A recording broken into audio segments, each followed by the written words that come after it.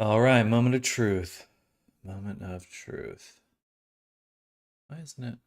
There we go. We're back. Hopefully we don't crash. I have reinstalled my graphics card drivers, so.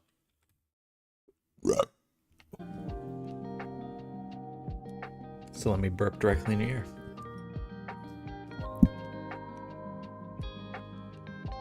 Allow me the privilege of burping into your ear hole. All right, we're gonna work on Reyes.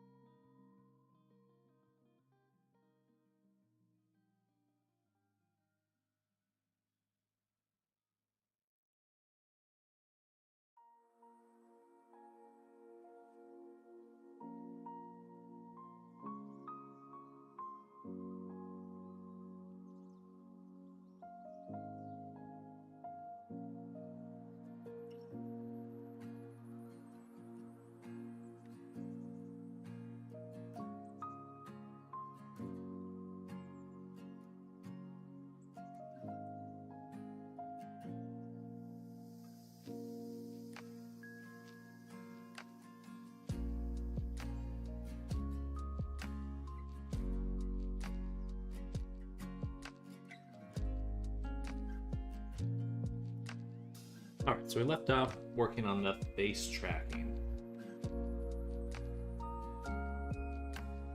Hello, Reyes. And good morning, Arctic.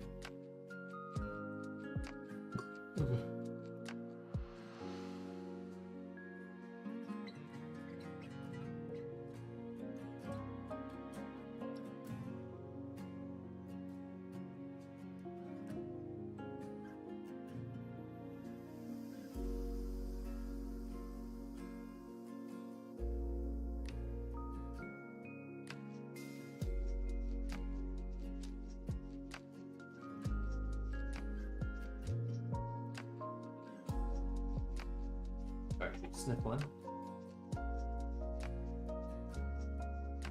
All right.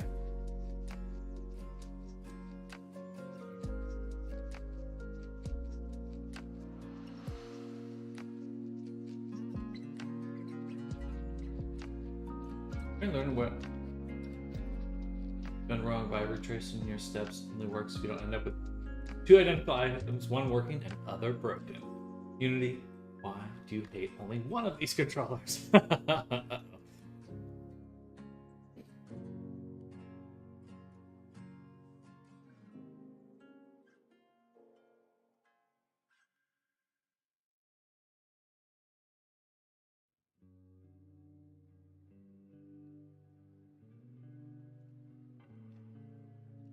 Don't let anyone else ruin your day. Ruin it yourself. Open Blender.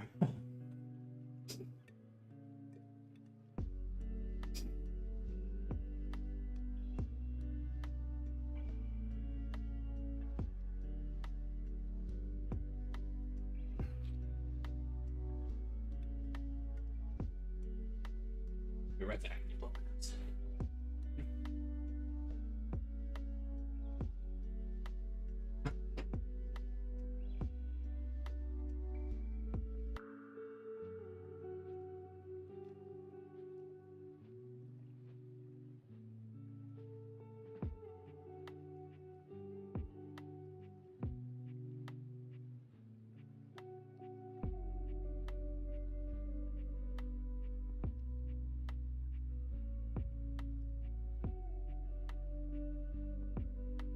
Time test new controllers in game. Wish me luck and no borked animations. Good luck, Arctic.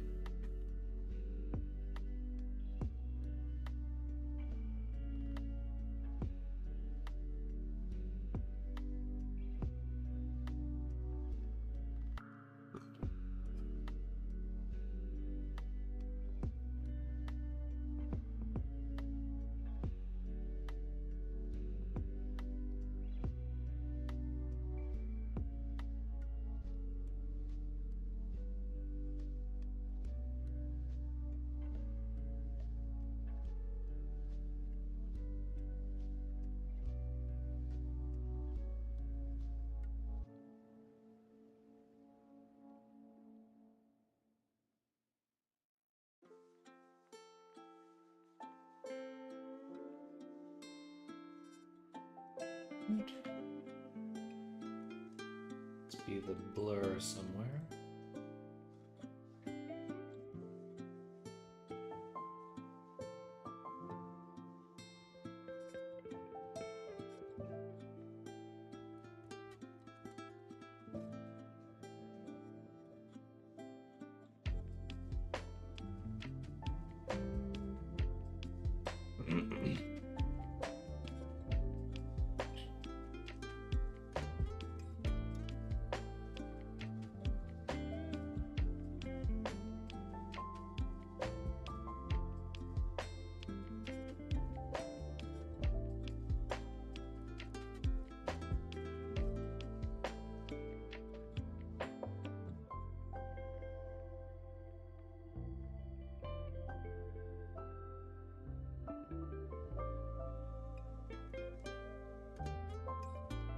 Alright, that should have gotten rid of any of the seams.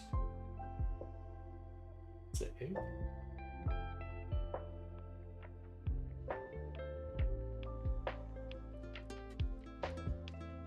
Let's double check any other texture things. Side of the muzzle.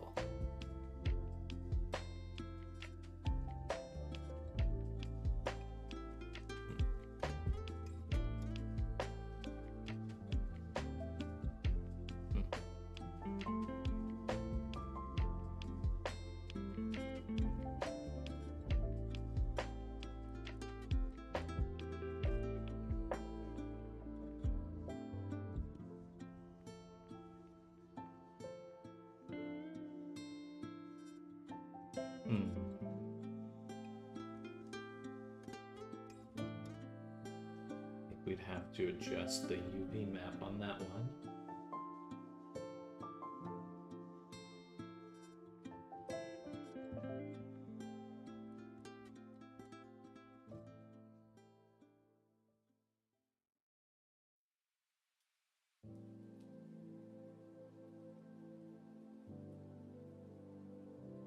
So let's also just review anything else.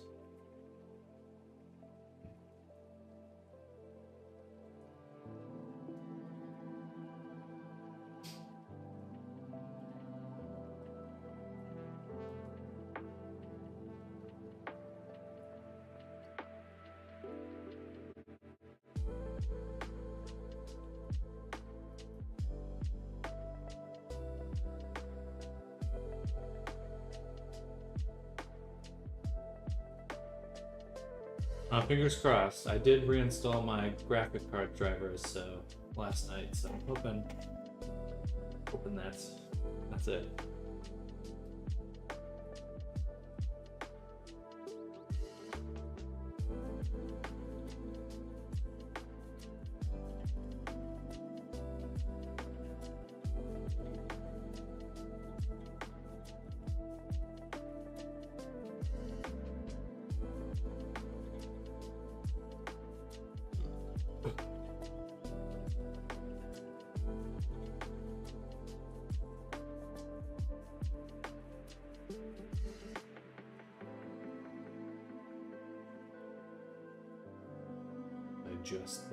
Adjusted the size of the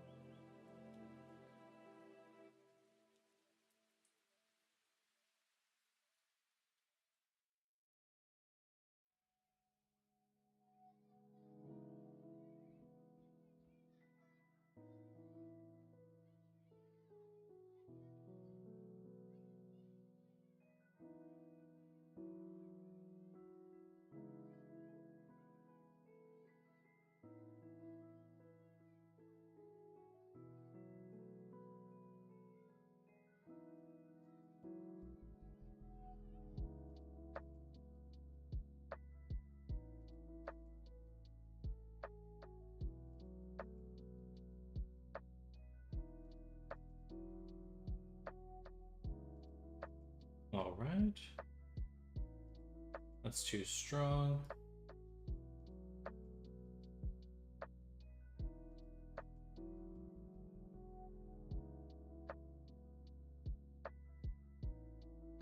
Excuse me. Just right on the edge.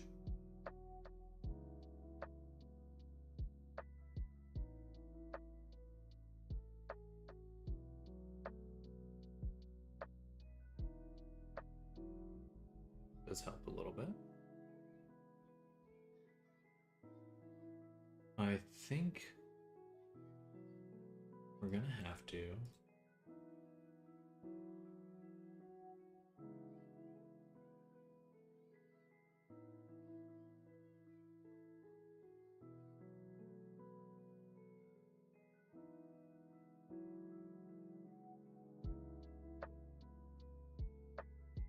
I could do a clean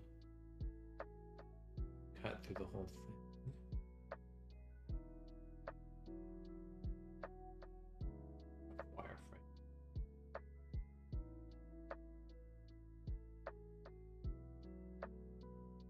Wireframe. Oh, that's strange. What happened to my display?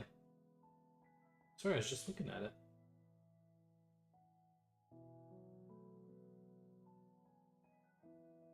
Weird. I didn't even change any assignment, I just double clicked it. Must have been, I was messing around with my monitor setup earlier, or the Windows settings, so that's probably what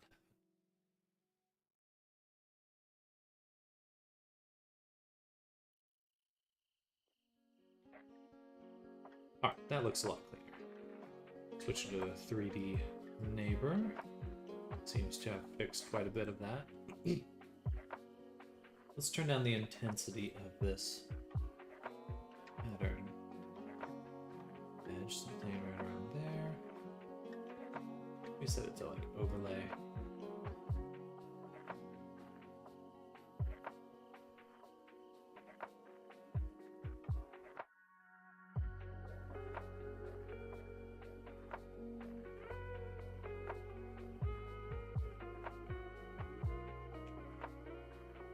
Oh, what the? Oh. And I totally spaced out that time. Capture method, display. Okay, there. Alright. And let's just verify. Okay, you can see both. There.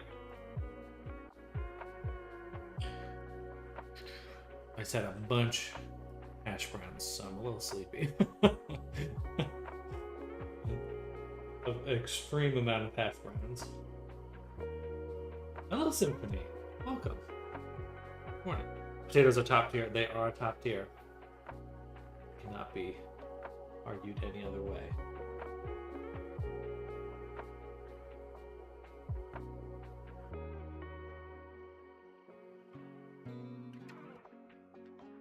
Maybe I don't do that there, but I do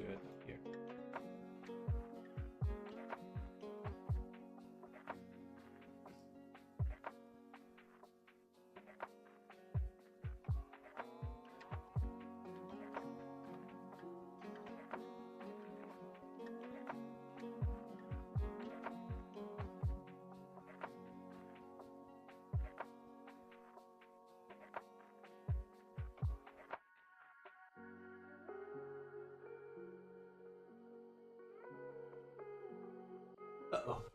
Let me sneeze.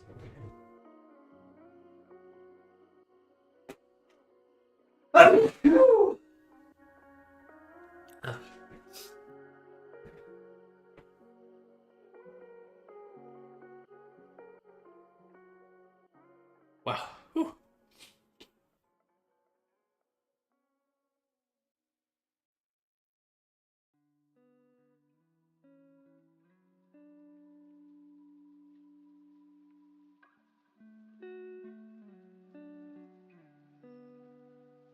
Oh, God, again. I'll be right back. It wasn't as again.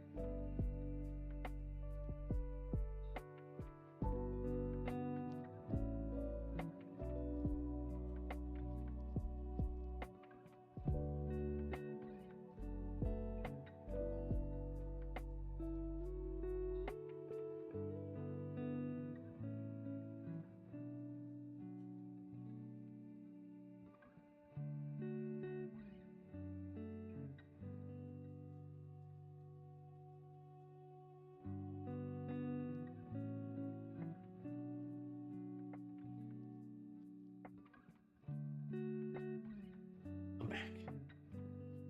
Should have popped this one out. Then put fix here.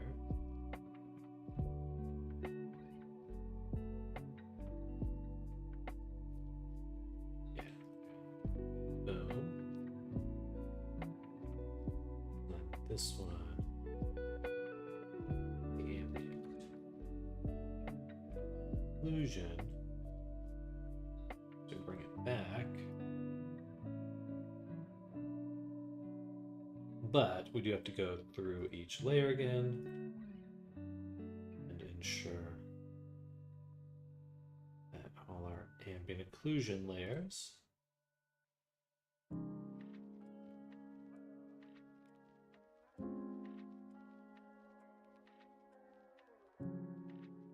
You know what I'll do next time? Oh, I can't do that, can I? Next time.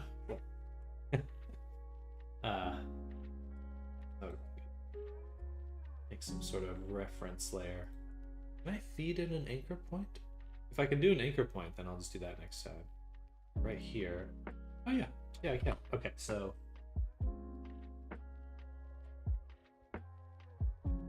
we'll just do here. Create anchor point. And then all these other layers. Hello, JM Toriente. Welcome. Hello, hello.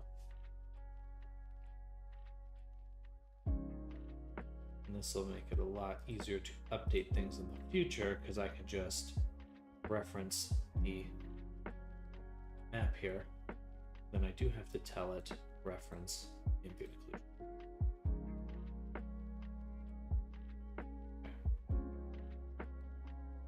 Keep alpha.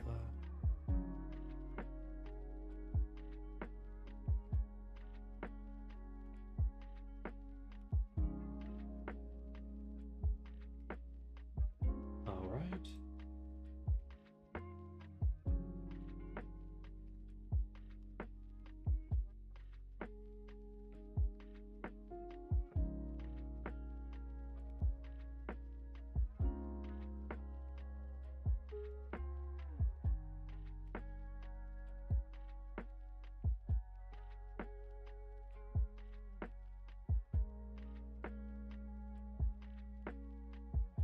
go.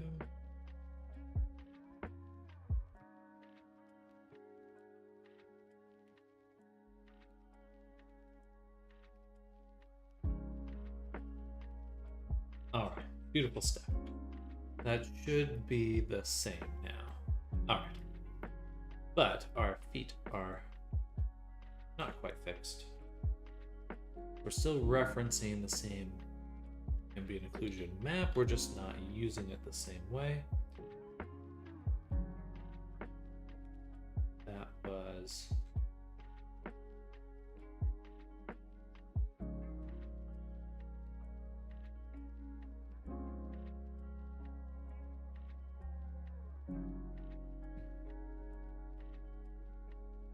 redo that if we're gonna do some other stuff. Right here, then paint, and then let's paint this.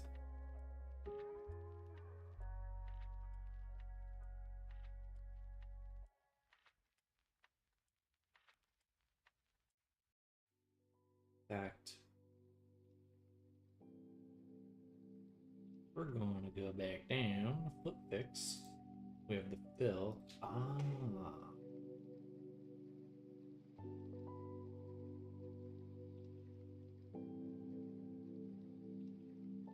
Yeah, no, that's right.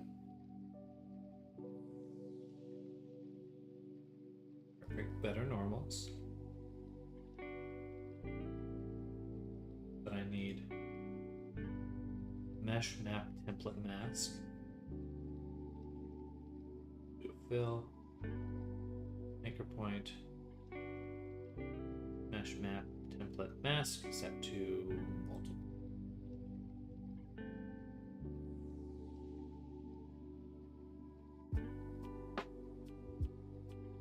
Looks better. Oops.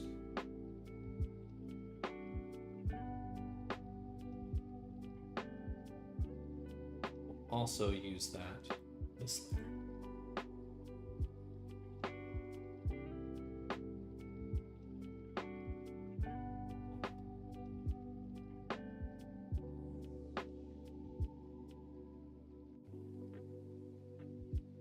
I mean, honestly, I just know it shouldn't be here.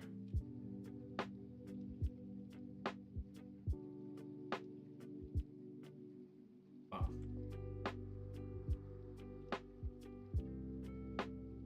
Okay, that should fix some of the crunchiness.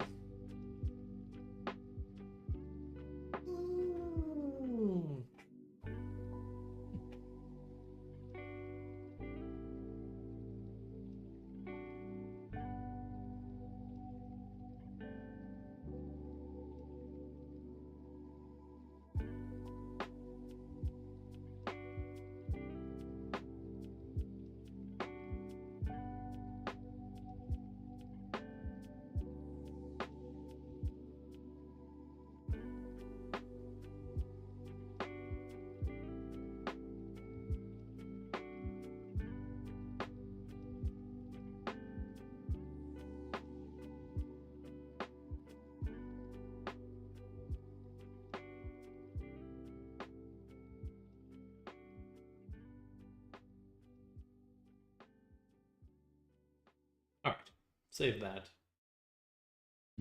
Review Discord once again.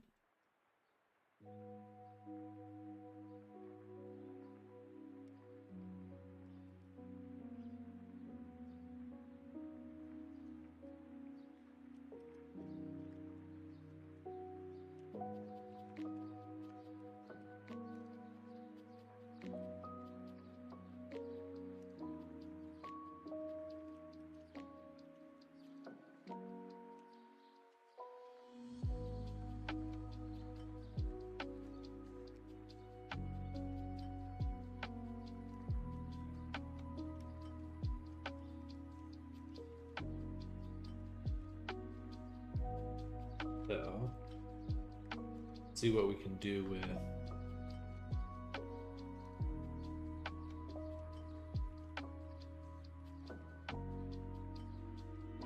one of these.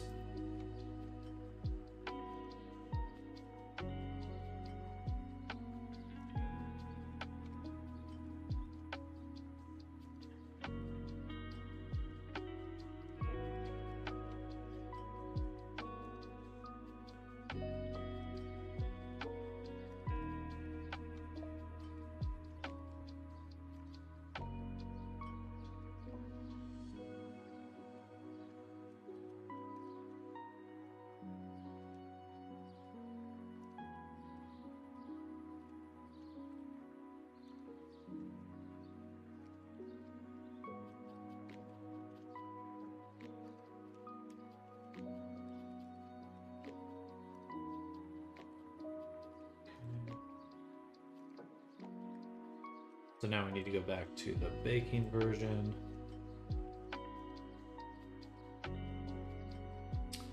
That's this one.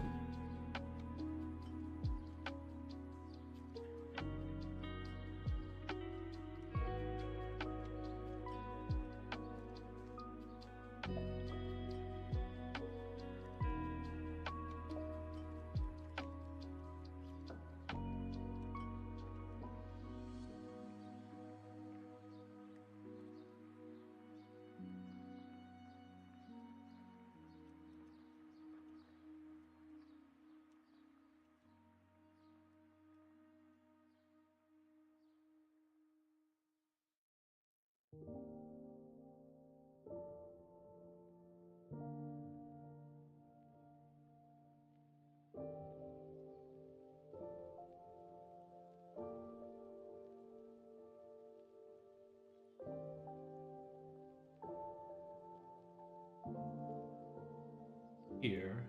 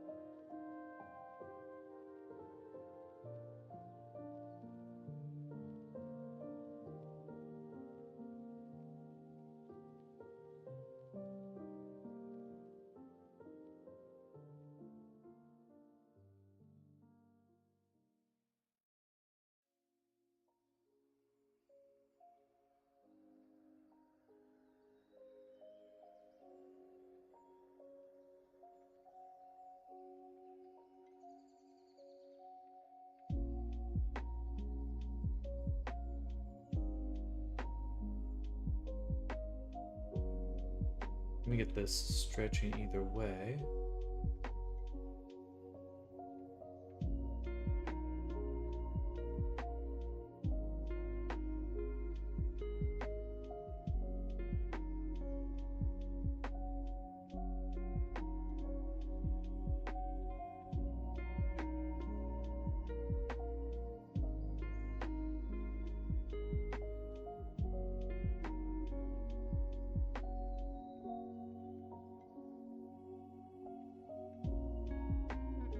Pop open Unity, take a look.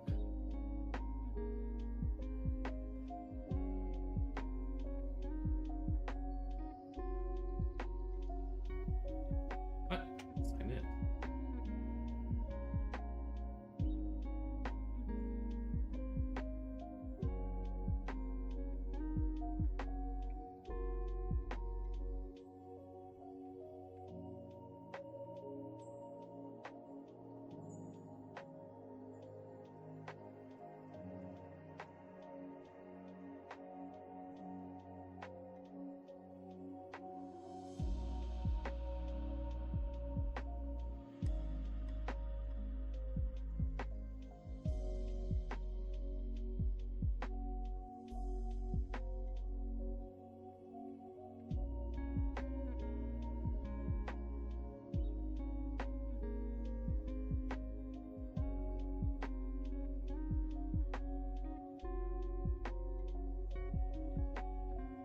Ooh.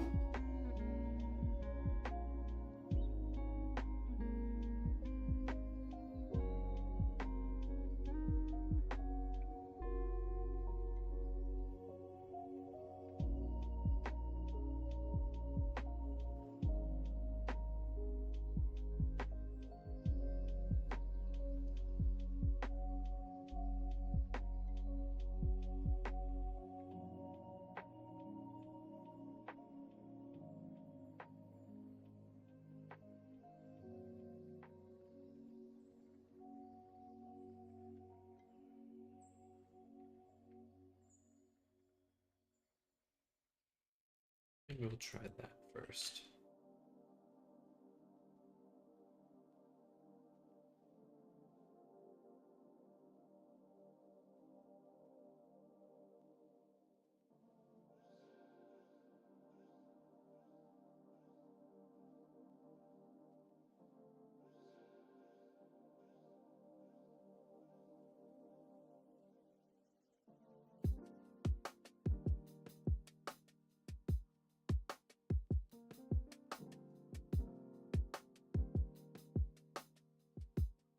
Wait for this to load.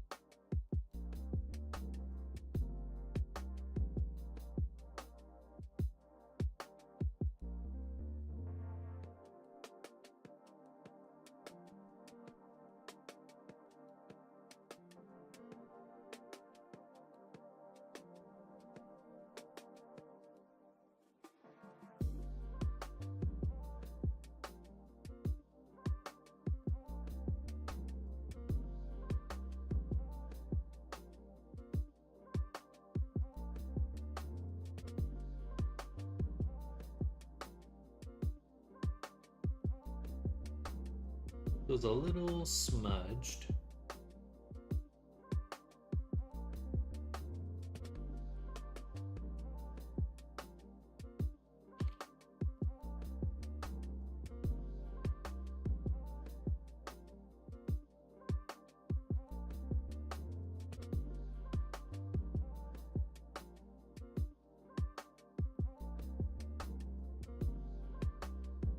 Yeah, let's fill that whole area in, and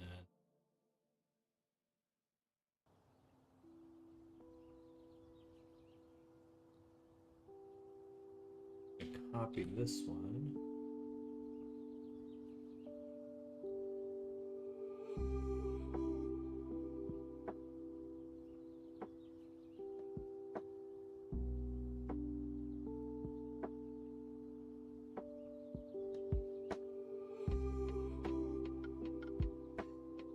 Oh, spacing out already. Okay, so we're gonna take this because we want to make a little gradient on the mouth. That's really our goal by grabbing this. We have a nice little shape right here.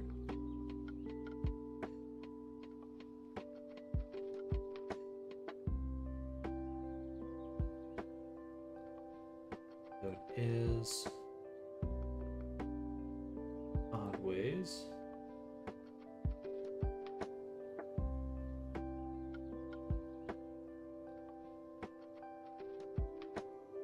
Okay.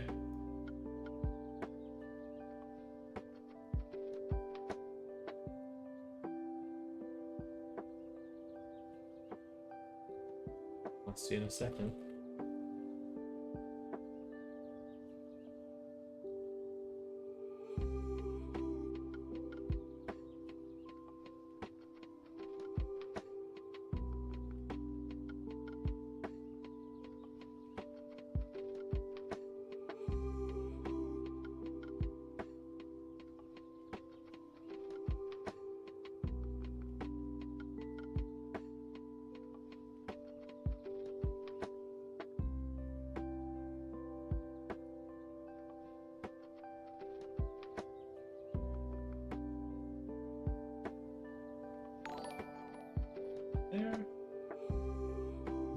Thank you. Appreciate it.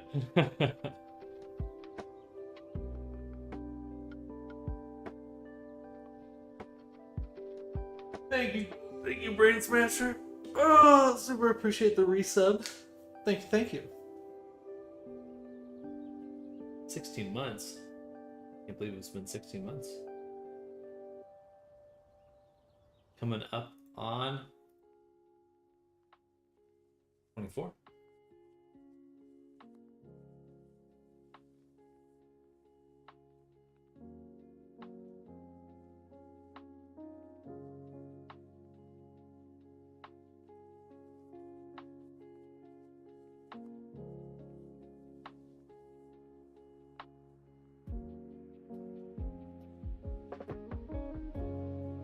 I think that's going to look a bit better.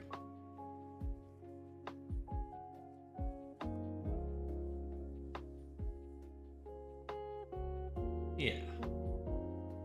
A lot cleaner. Less smudgy. Smudgy wedgy. I think we also need to pull the lips forward.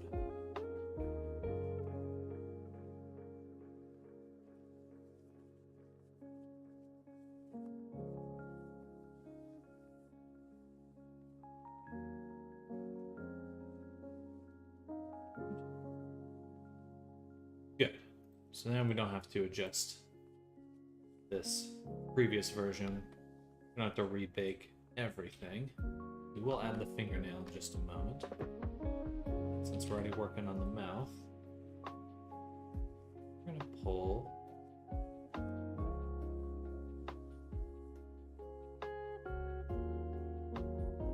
this part forward.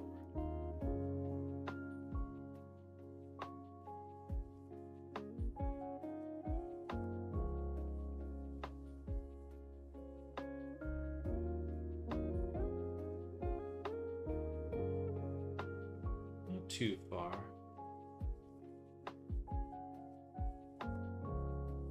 There we go. Just enough so it's not touching the teeth quite as much.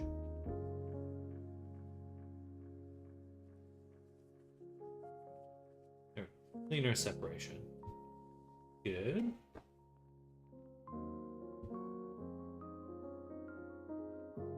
Then did that. You need to adjust the mouth outline. Actually, let's get this latest version into the game.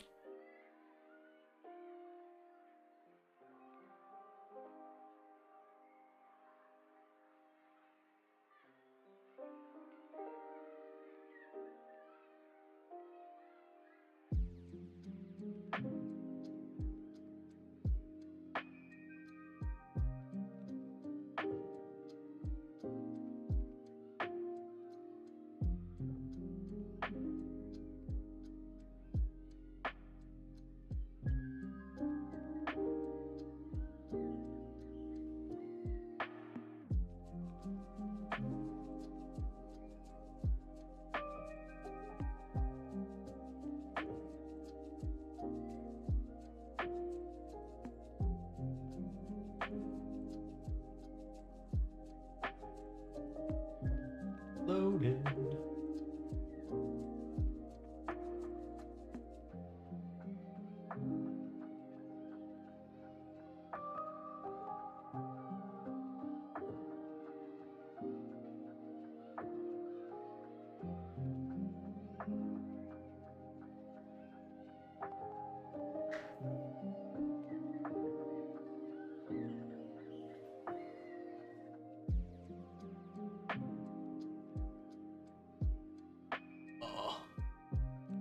Shouldn't be taking this long.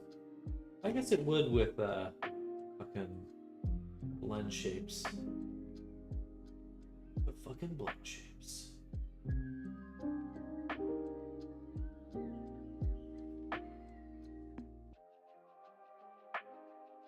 There we go. Bit better. Still got this clipping a little ways. Super close. think just a smidge more forward. A little smidge.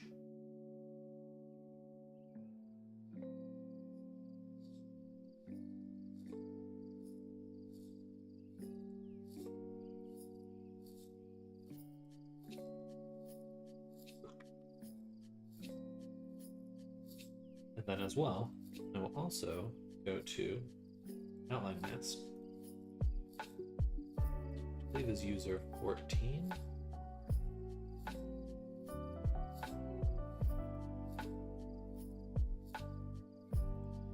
No, that's the glitter mask. User 9 is the outline mask.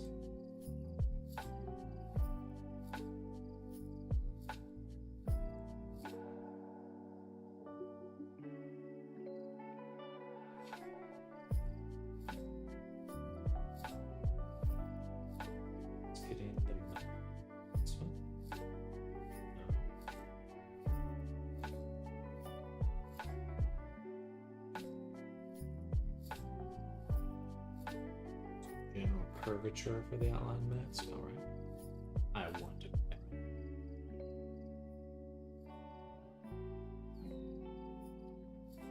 For the paint.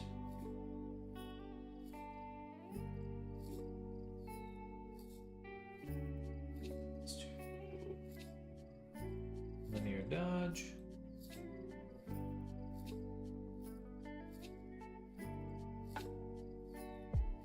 See how that goes.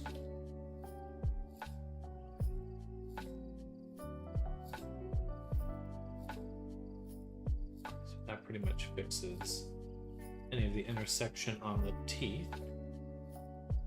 Beautiful.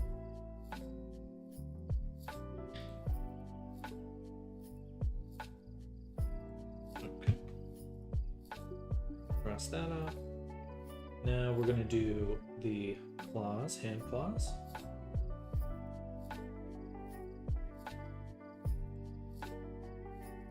Earrings.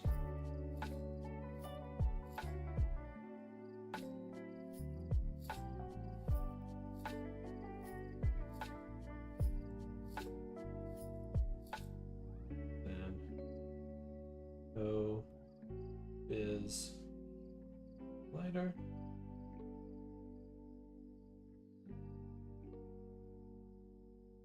And tail anims.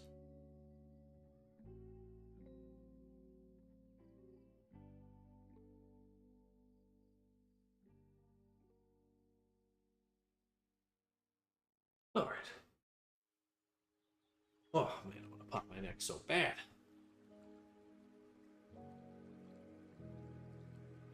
But I should not. No good. We'll go back to that baking version we just opened.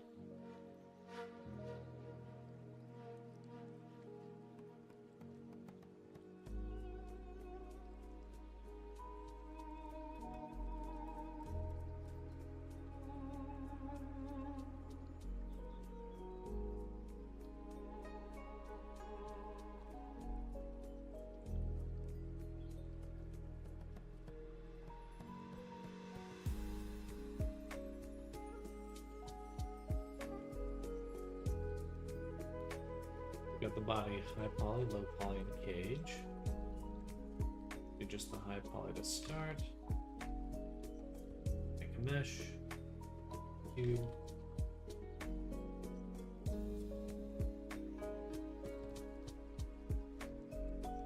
Oh, I guess we might as well use this since we already got a starting point.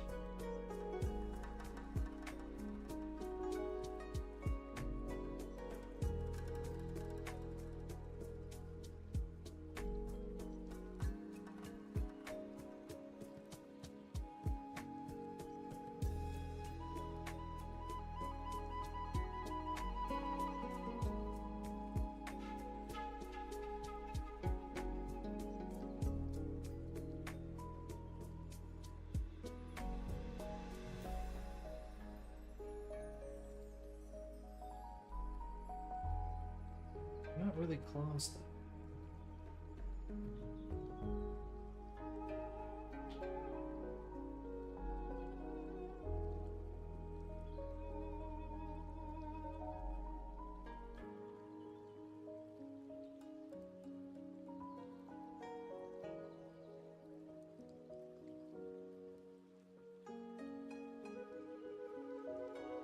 One more time. Plane. No.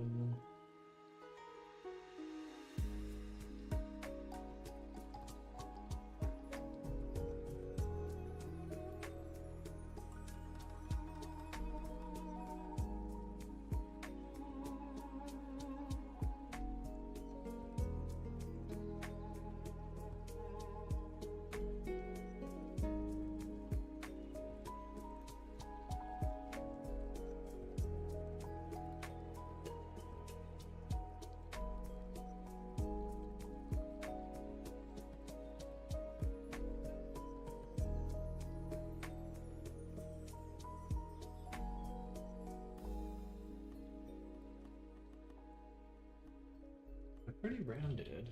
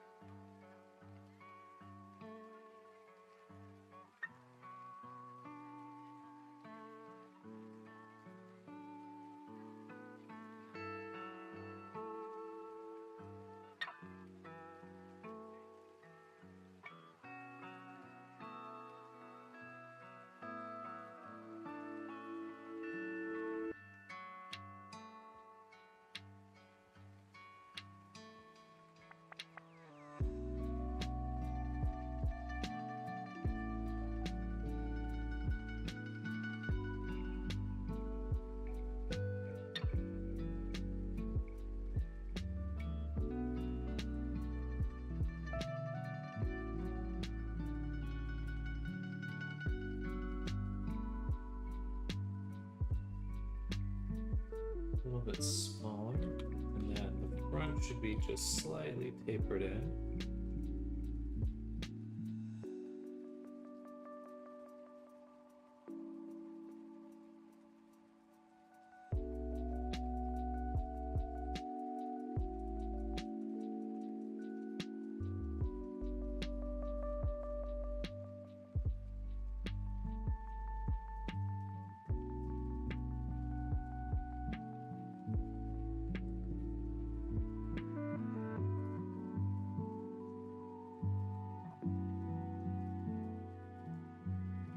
Ooh.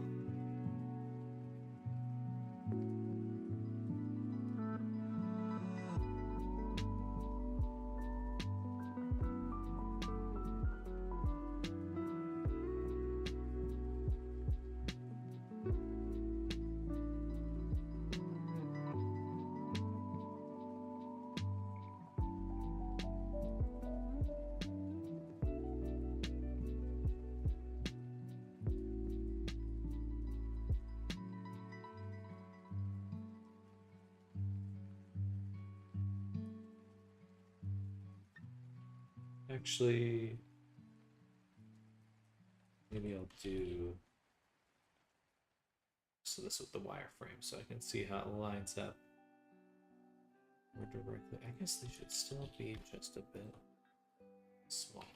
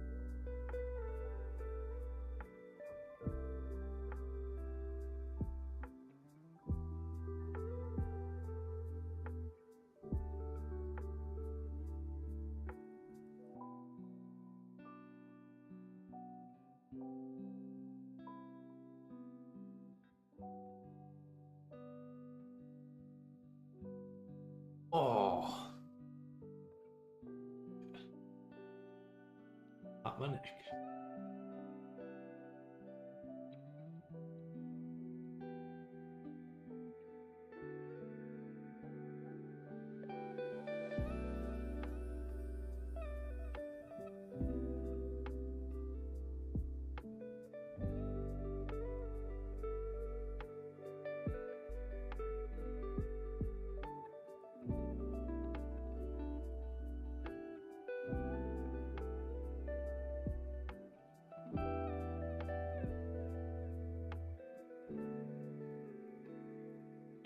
I think that looks good for these claws. First things first, add a mirror in the mirror, put them on main. Then we'll put these into the high poly mesh or collection.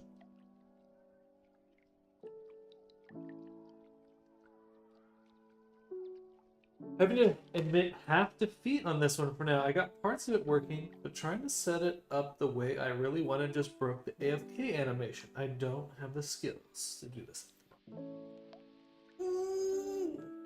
You're looking to do a custom locomotion or something?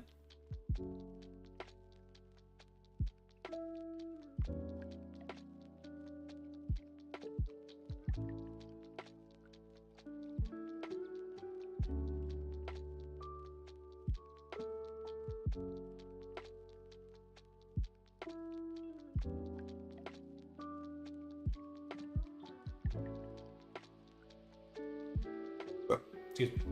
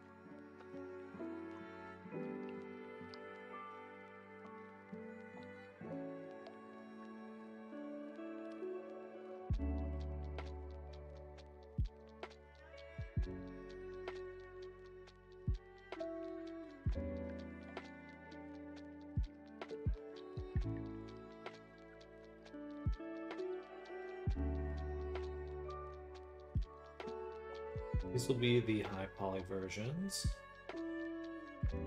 Then we'll duplicate. We'll just use the same thing for all of them.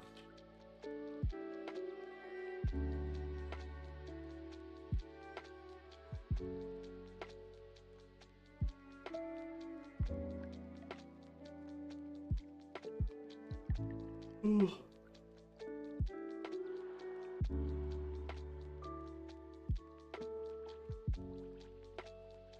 Trying to silence certain layers when using some expressions to stop them overlapping, but I also want to disable blink some of them to stop the eyes inverting, then re-enabling blink when not doing those specific expressions, but it forced the AFK to blink and it froze the AVI in AFK state. Interesting.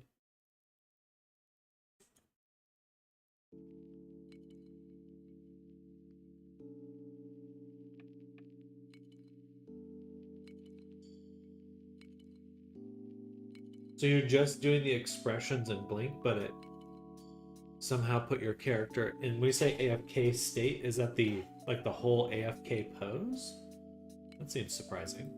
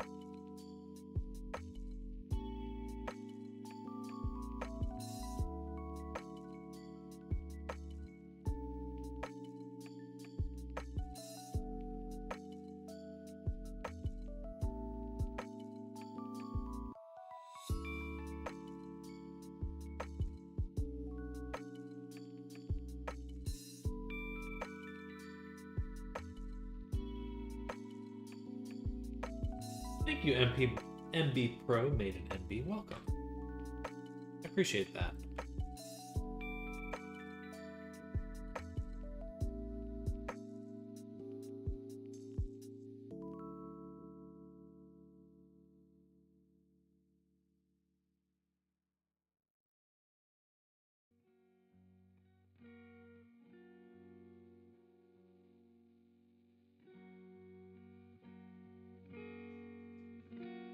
We've been working on this avatar for about a month now, so we're getting towards the tail end of our work here. But this is what the avatar currently looks like. Basically, expressions are on the hands, but also on a toggle. Animations can't transition to themselves, but there's nothing stopping them from overlapping with different expressions. And it makes the face look real scrunkly, which is what I was trying to fix.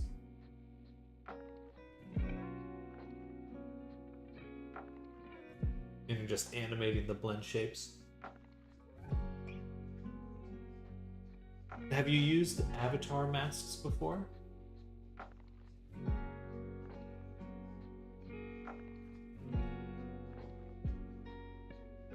Thank you.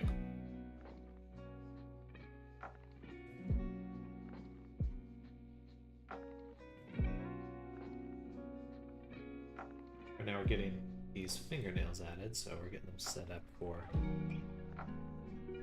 bacon. Making bacon.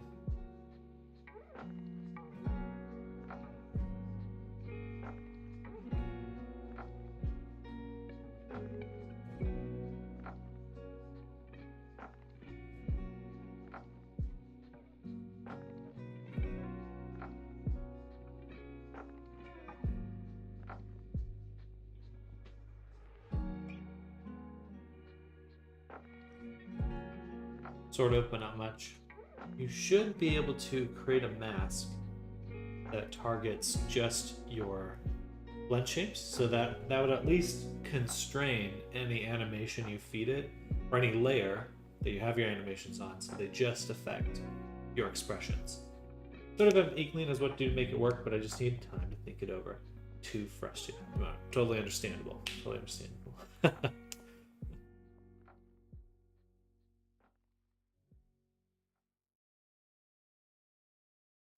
Well, if you're interested in me going over avatar masks, you let me know.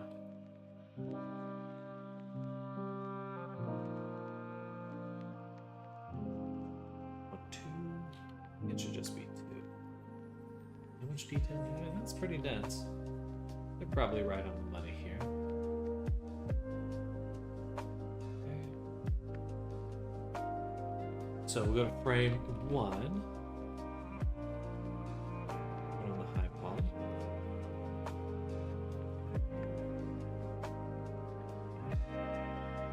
This cage.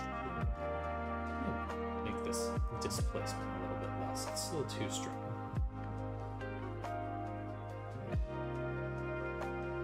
Paint it out completely.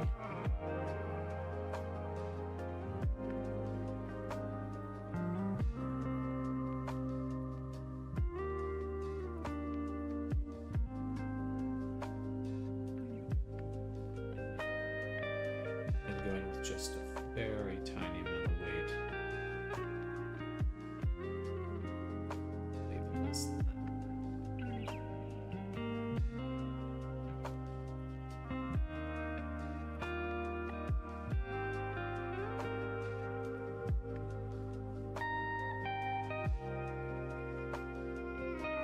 Get it just above the body.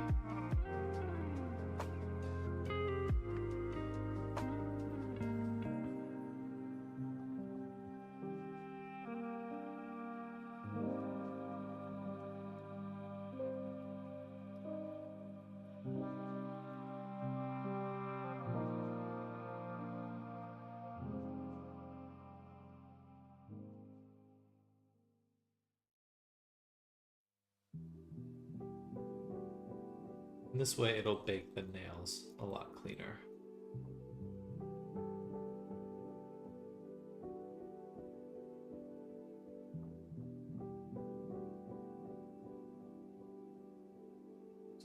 What's happening up there?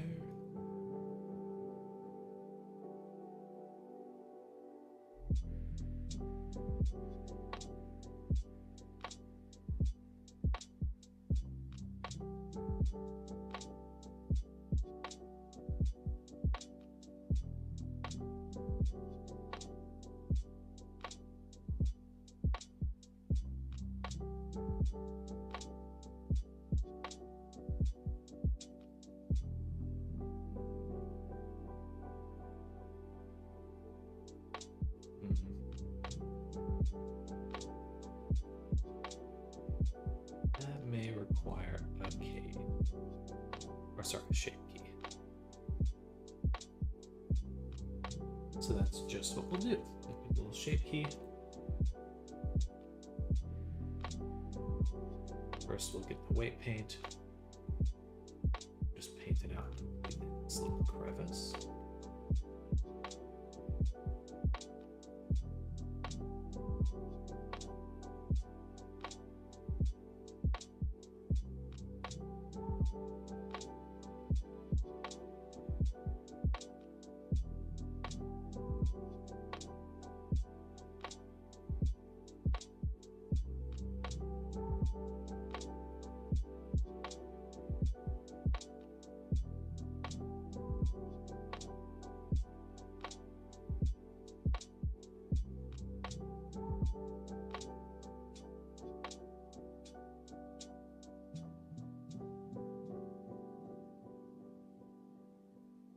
Beautiful. That should be on both sides.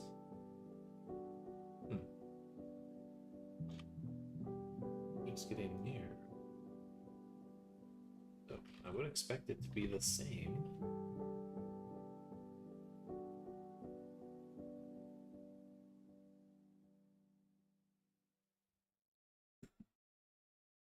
But it's not.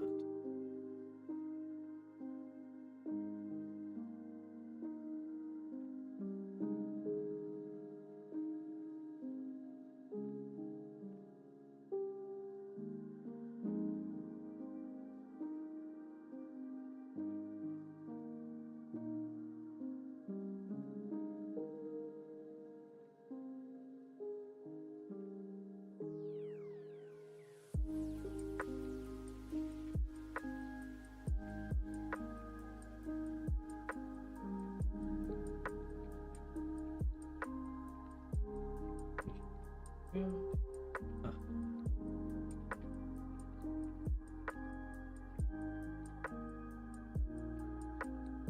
there always this many spots?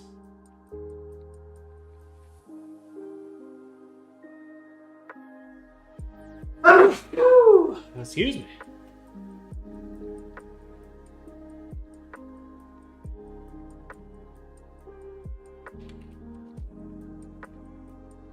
Thank you, guys. Very sneezy today.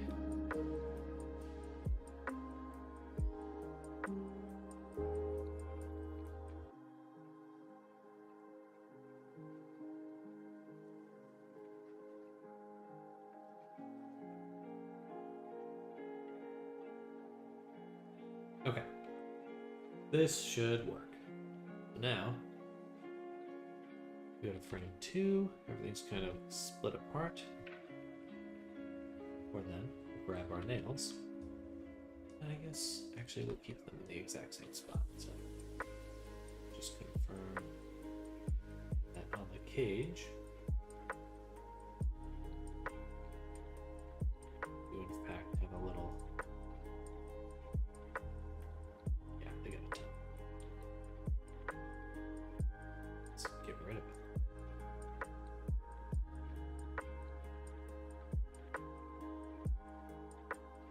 Make it very, very tiny.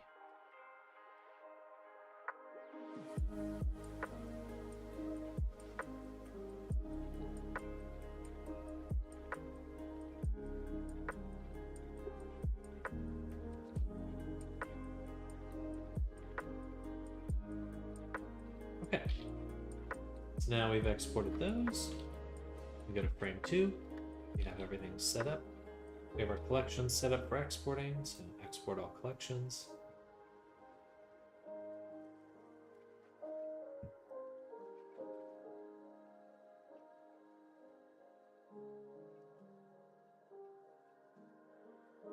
Then back to here, refresh.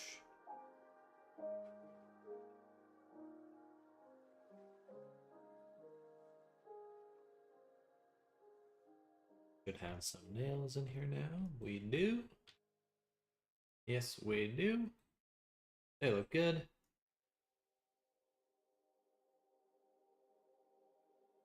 Go to mode, bake.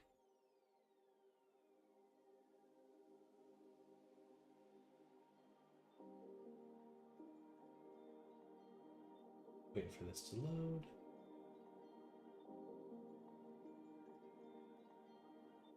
I don't see any red.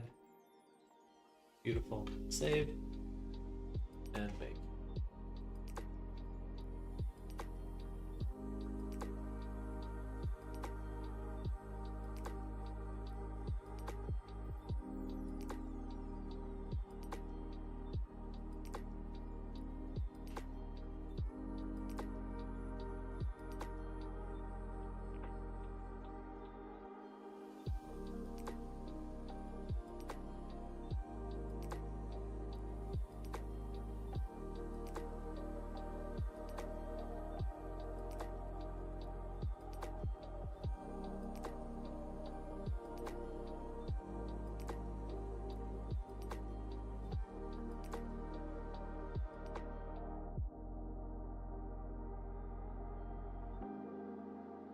Gorgeous. Gorgeous. Alright, now the reference image. They are very slight blue.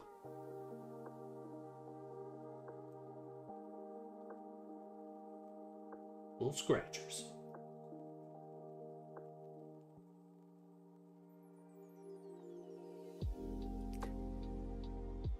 Blue or purple? That color, right there. Dark left.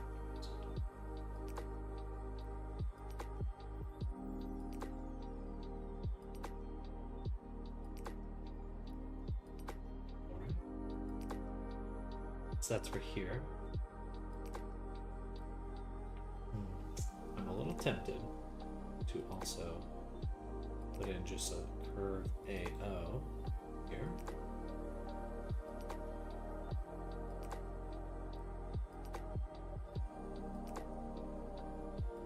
Especially for the roughness. Just a very slight change in roughness, but long way.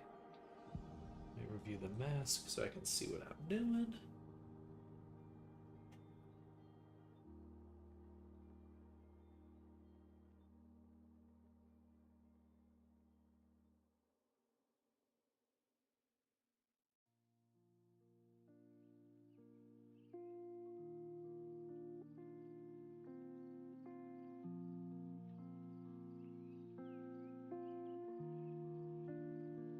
Let's do the ambient occlusion instead.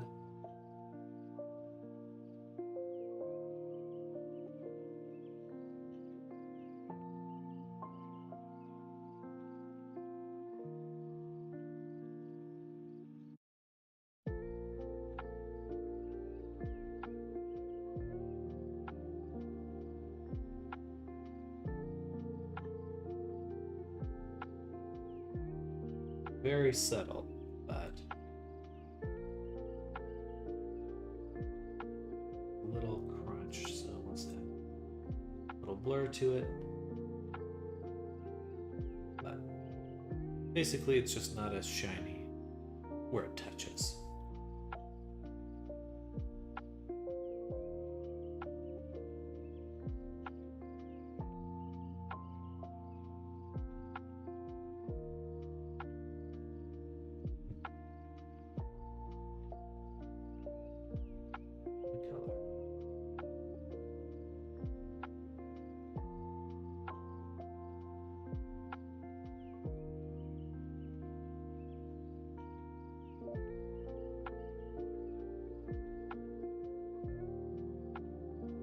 Beautiful. Now, we did rebake, which means we do need to, once again, unattach the normal and the ambient occlusion and reassign them in our edit layer down here.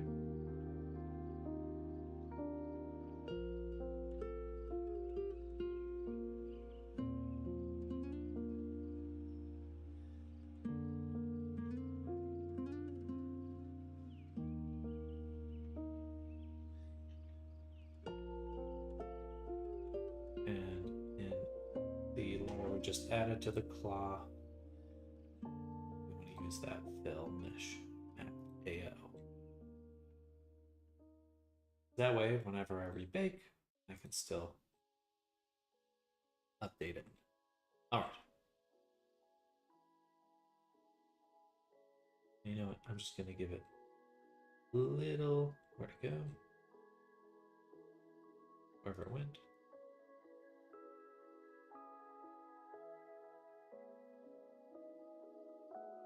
Boy, I need to sneeze again.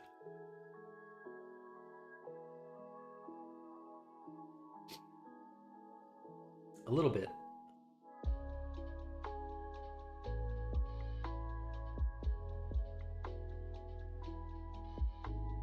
I should give him just a kind of an interesting luster.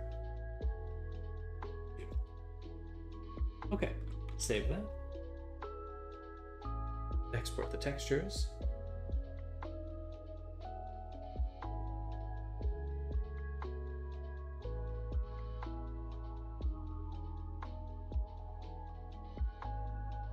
Go to Blender, the low poly collection.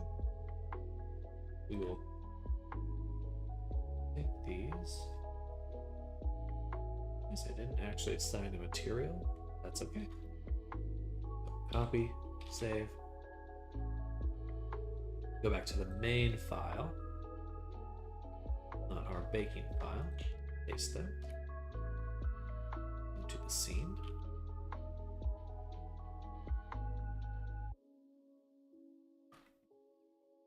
Here, here. First, copy the material over. Get rid of this empty slot. And then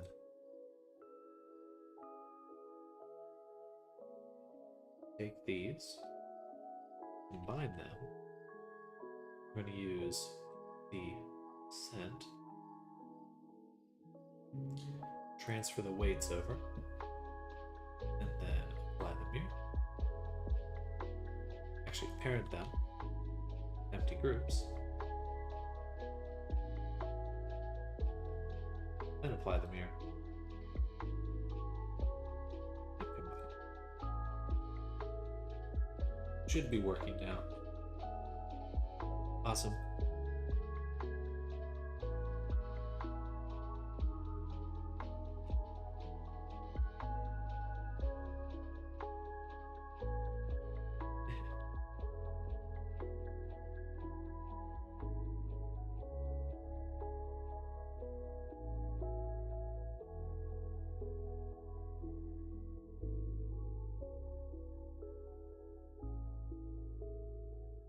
All right, let's see how that holds up.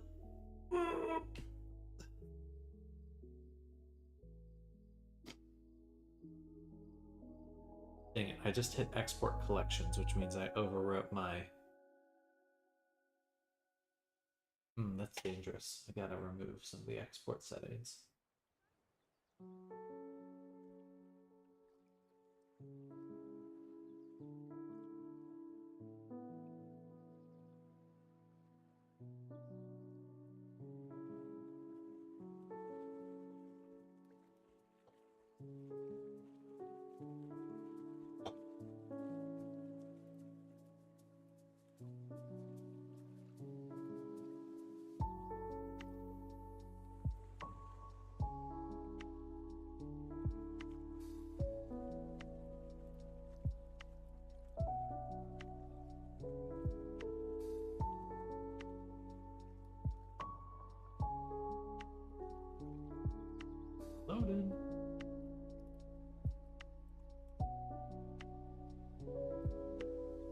exporting.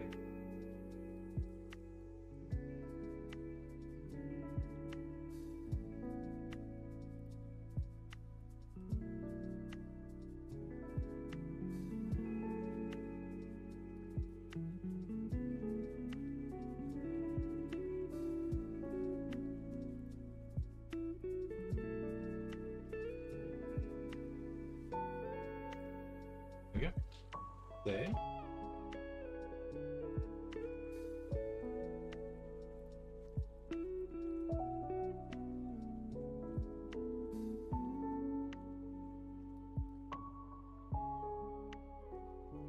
Looks like they need different outline intensity.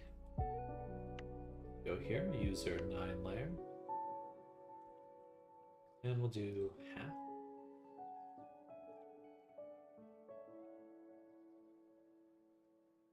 Still quite crunchy.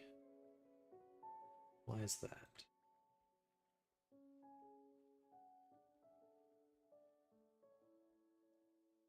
Does our ambient occlusion affecting the user 9 layer?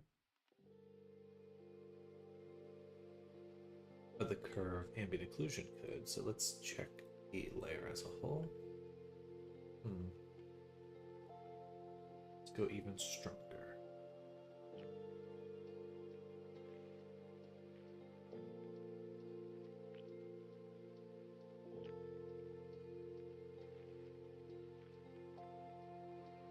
Oh, I see.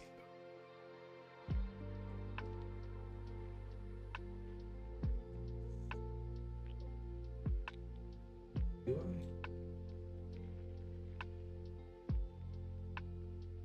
I? Yes, I do. Oh, one second.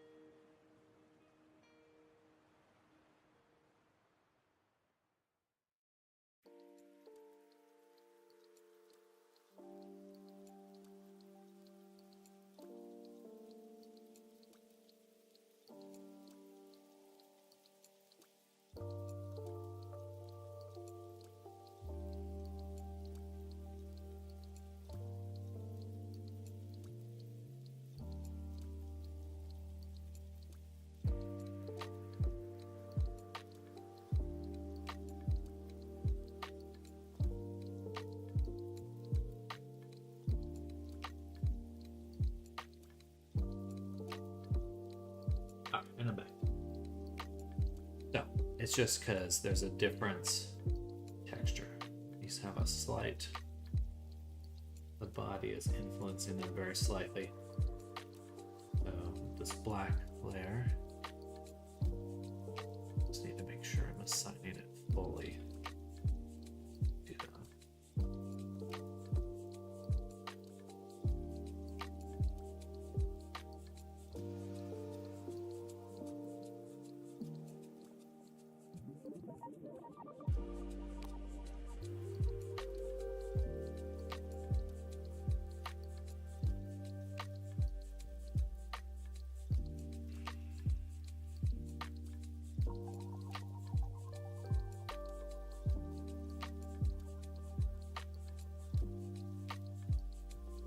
Now we can actually make the outline just a bit bigger. We'll go back to right here.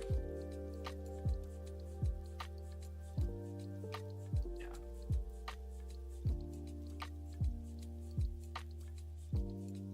Still kind of just disappears into the body there. So we do have that ambient occlusion layer, so perhaps this here we can add user 9 lower level. Not just be distinct enough. Distincty enough.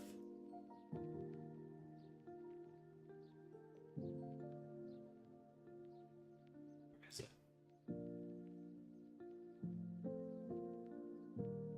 I can see it influencing, but then I don't feel like this isn't doing anything. There we go.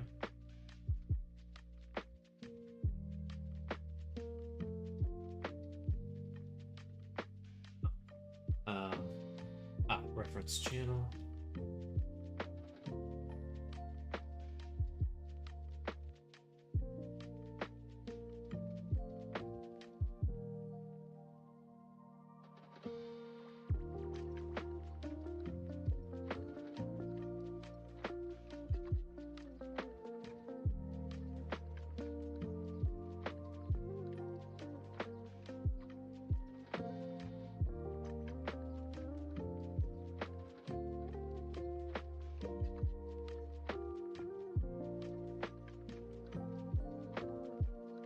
Oh, I see.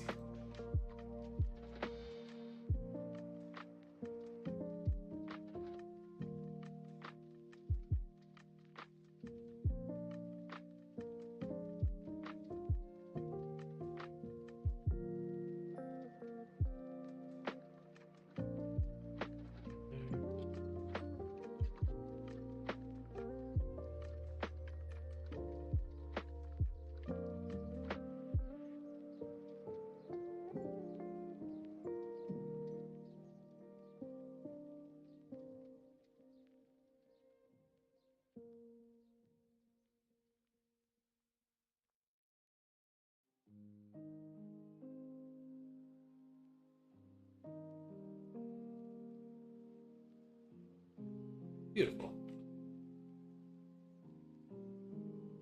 Those came out well.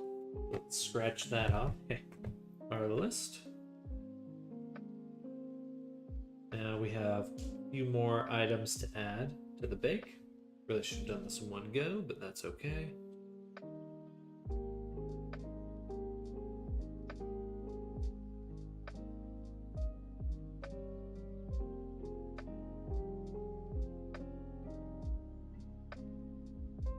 Earring.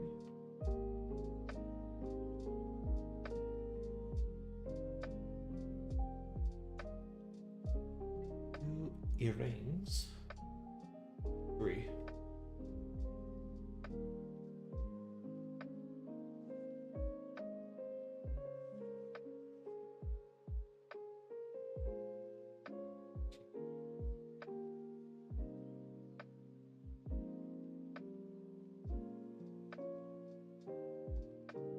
Yeah.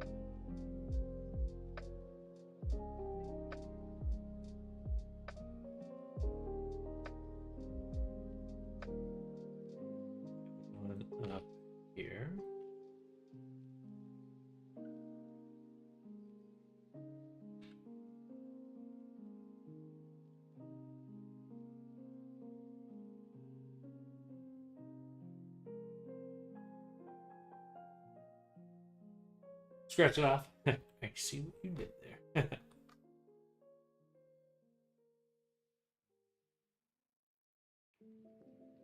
A little bit bigger.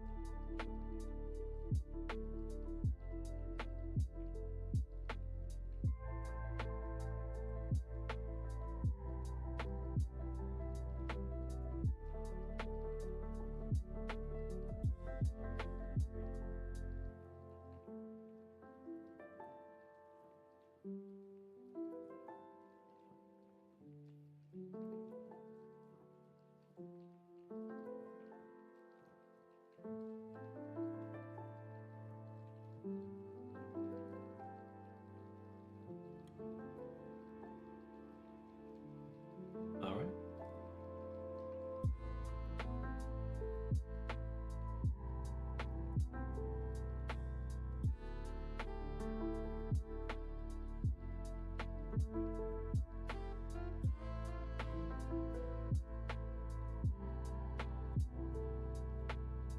Let's take the rep 100% earrings, whatever you think looks good. I think it looks pretty good. Just making sure they don't feel too thin.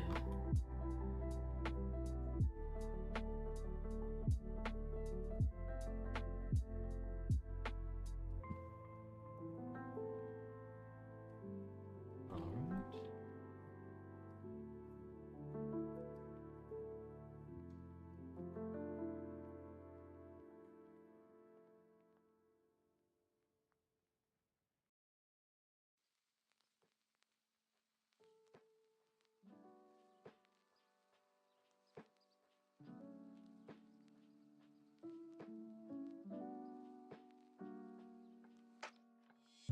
These are pretty small, so they really do not need to take up much space.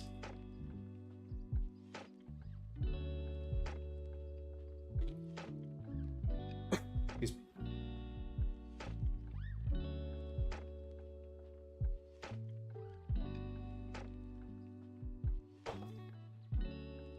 Okay.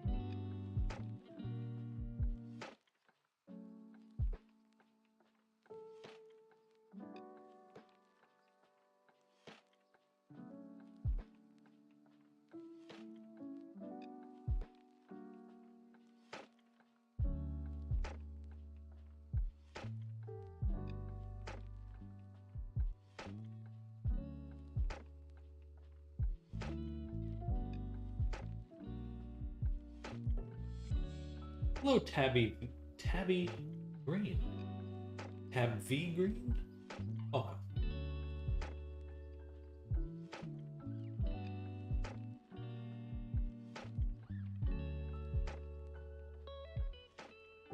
We're working on this character right here. We're adding some piercings right now.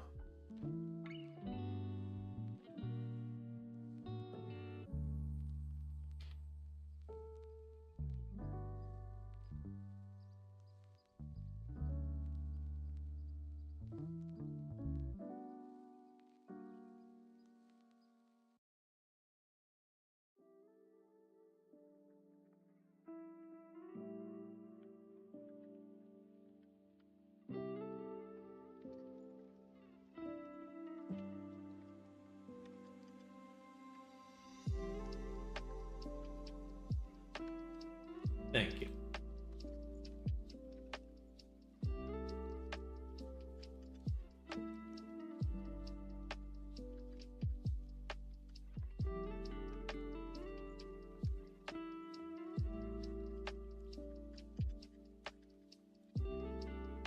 No, I actually cannot bake the rings onto the body. Then they can go back.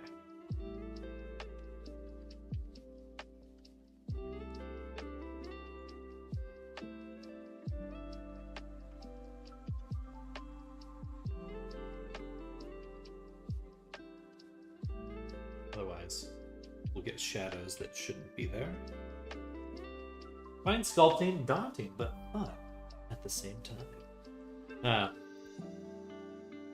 It certainly can be a bit of both. I've been really exploring multi-res sculpting recently.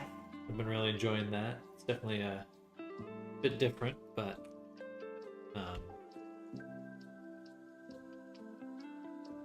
kind of get you some good results.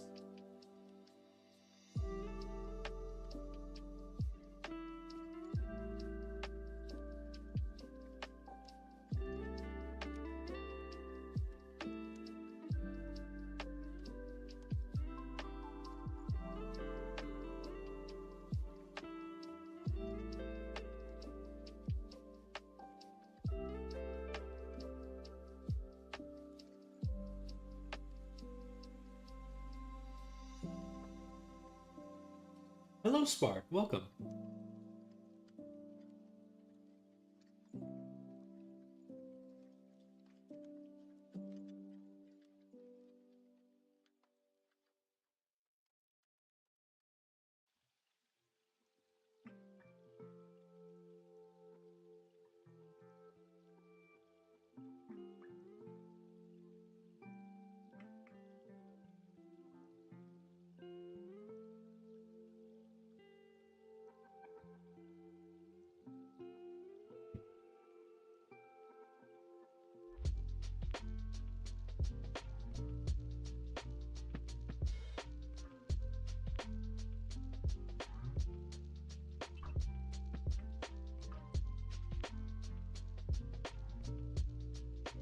Didn't expect to get such a edge there. That must be something else that's affecting it.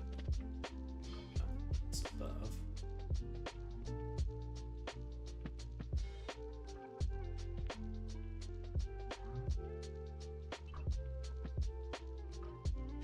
How long does it take to finish? This avatar we've been working on for about a month plus, so it does depend on the avatar, how much you're adding, things of that nature. But generally I give an estimate of about a month. That's the pace I prefer to work at. Because I do from scratch avatars.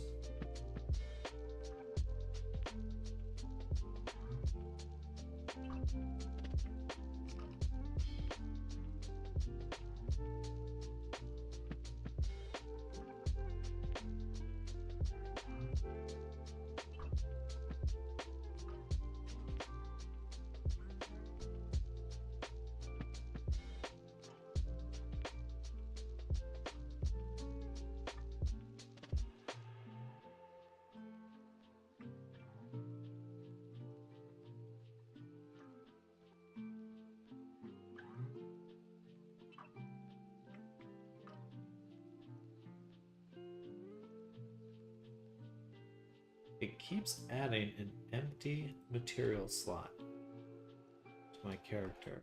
I don't know why. I guess that's just always there.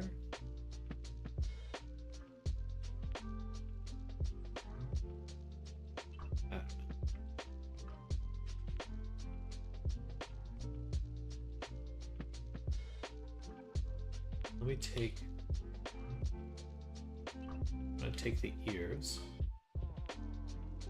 and separate them briefly so I can transfer the weights from the ears to my selection. That's right. And recombine.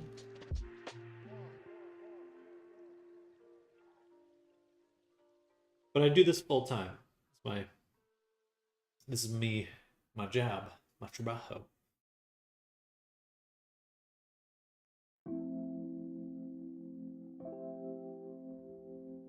Perfect. All right, piercings added.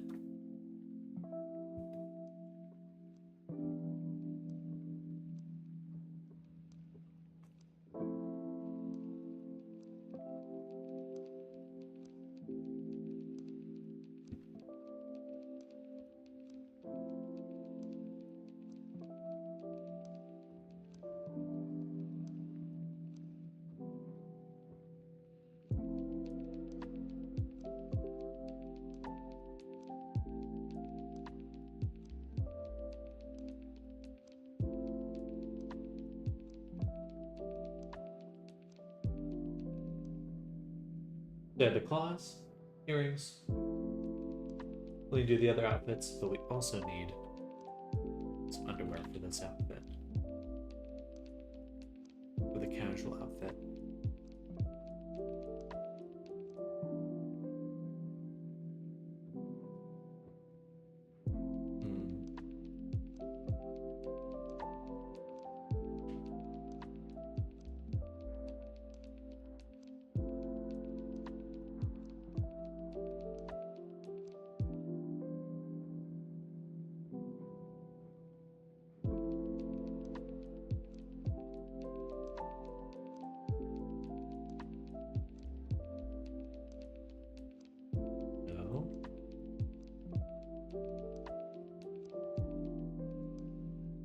Gonna get that much detail out of Marvelous Designer? Yeah, it's kind of worth figuring out because it's simple to make, and if it looks good, it's gonna look good.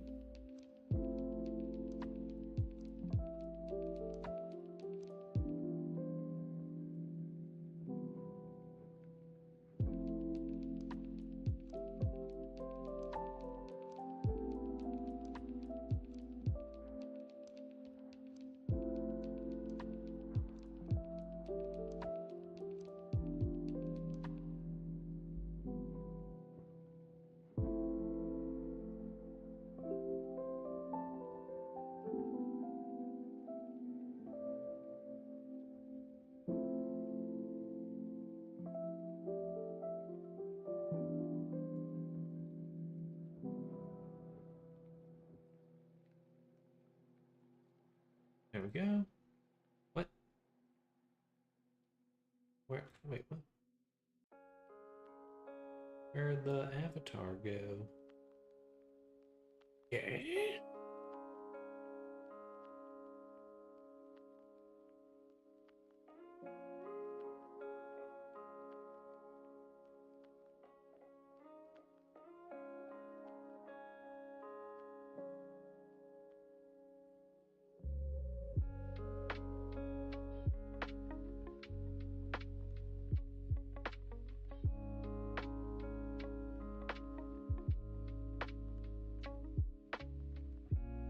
Has your project ever crashed and corrupted right before you finished someone's model? My files are spread out enough that I don't think I'd ever. It would be my hard drive.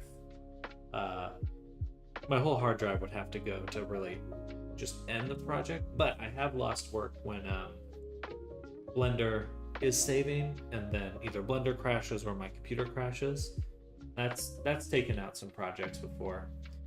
Nothing more than a day's worth of work, but even so, that was still painful.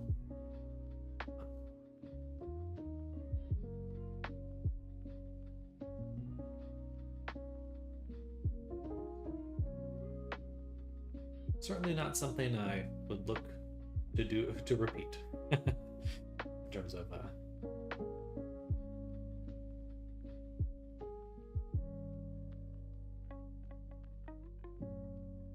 but it does happen. I think no matter what,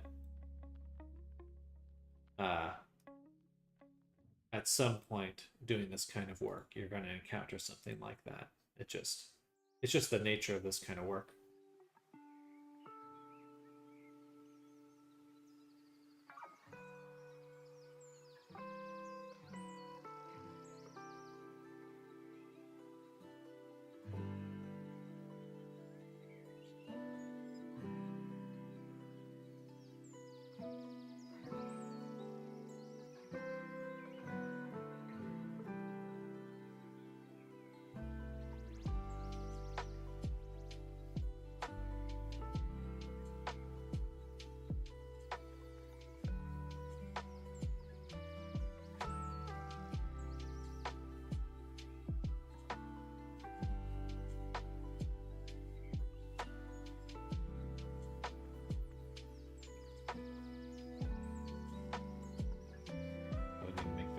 Longer.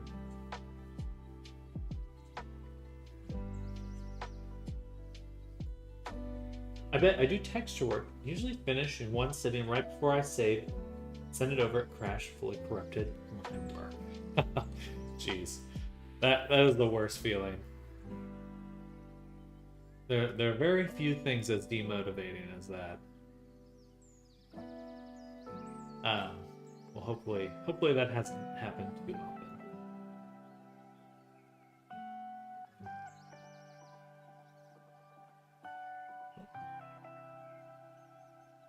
Did not like that.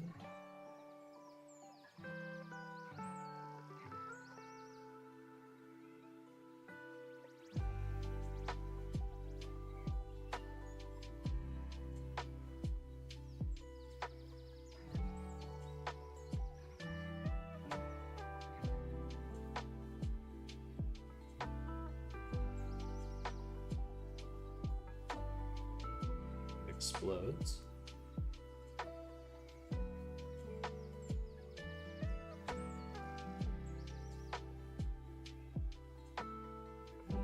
Definitely need more length in the crotch.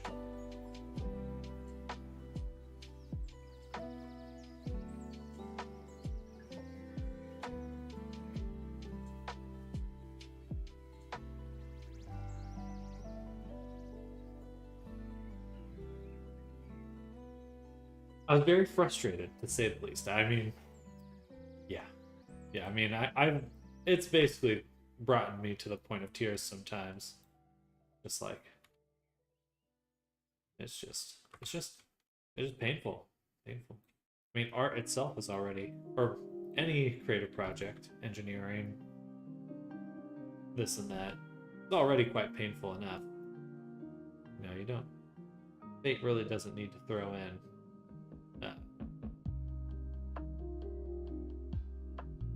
such additionally painful options.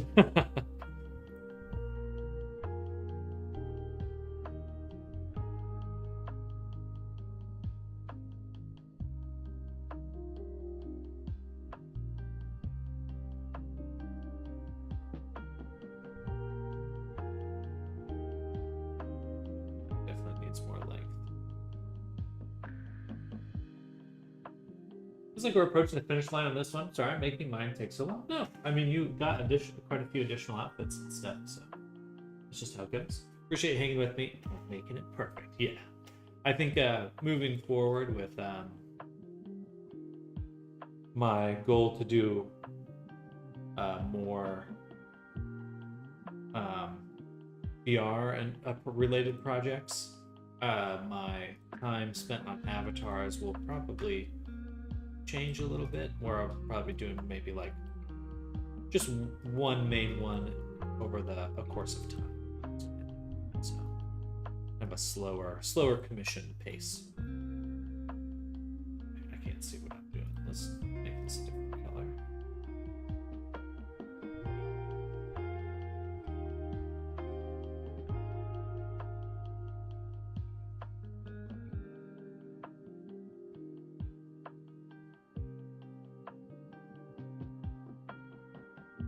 Yeah, definitely don't feel that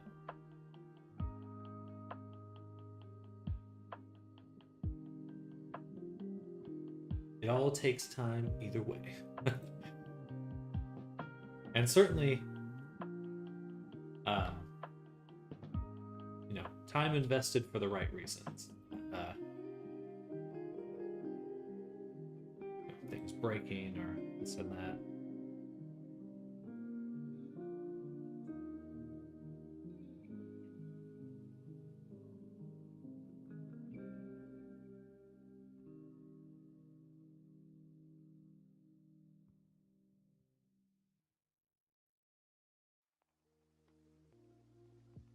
What do they call that?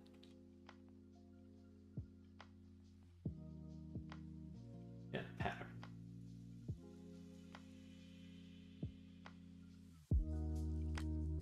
So usually the back section has a longer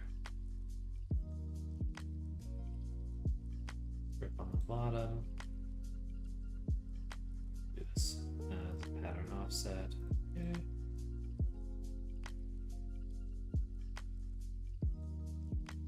Want kind of the Sigourney Weaver hip hugging look.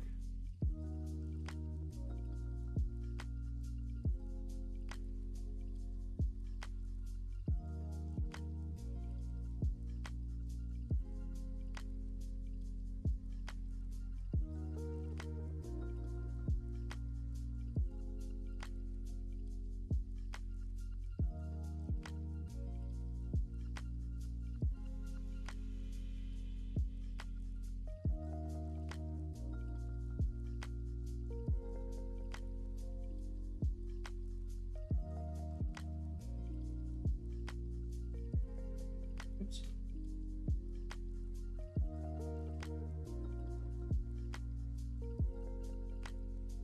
Yeah, it goes quite a ways down, actually.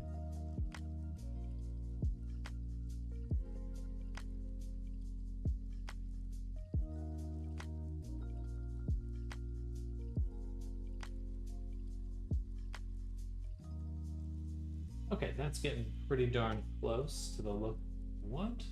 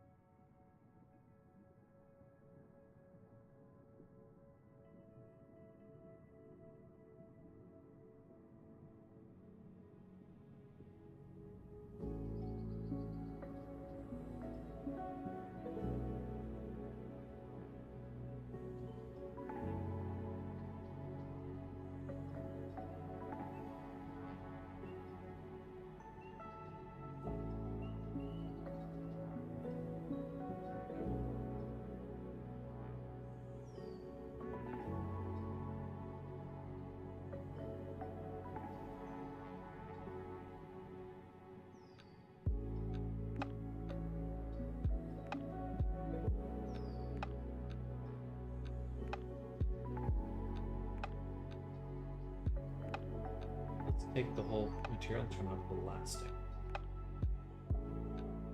Oh, didn't break. Why is this segment attaching anymore?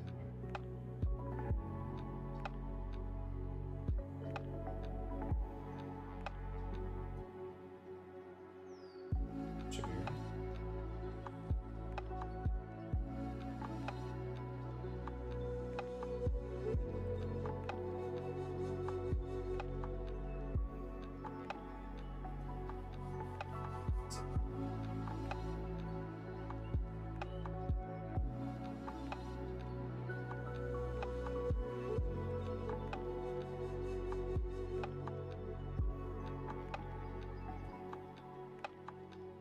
Point. I added a little point here, and that broke my segment sewing.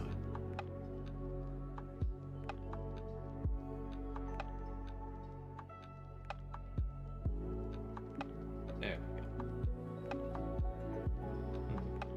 Different end.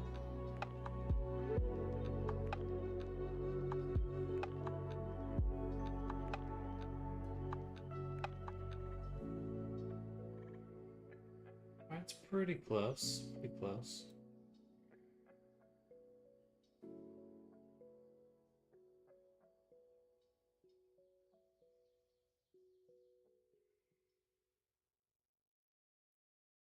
The elastic really made it kind of crunch here.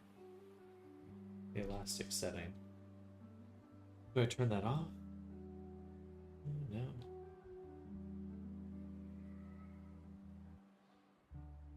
Just oh, I think I like that.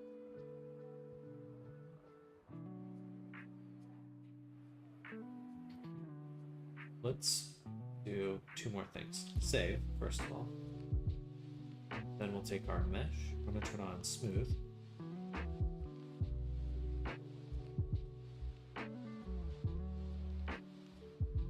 And then for the underwear itself, we're going to turn on more particles.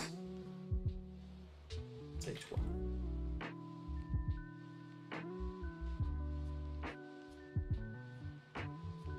Quite a few more particles, but it is... We're going to have to give her a wedgie. That's the only way. The only way.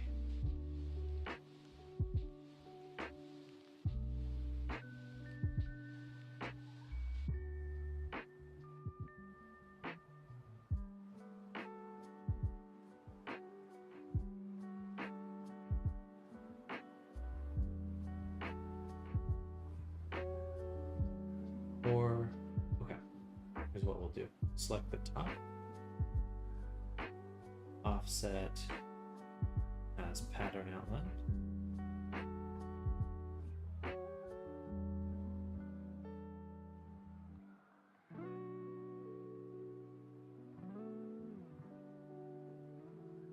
Yes, no, other way. Offset as internal line. Yeah.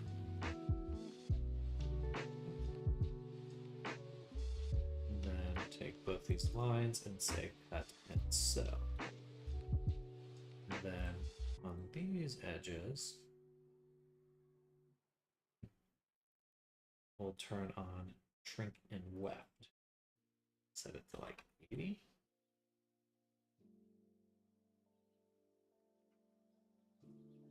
That's a little more realistic, because then we have like a band, as you would kind of expect from this. You can even do one on this internal edge.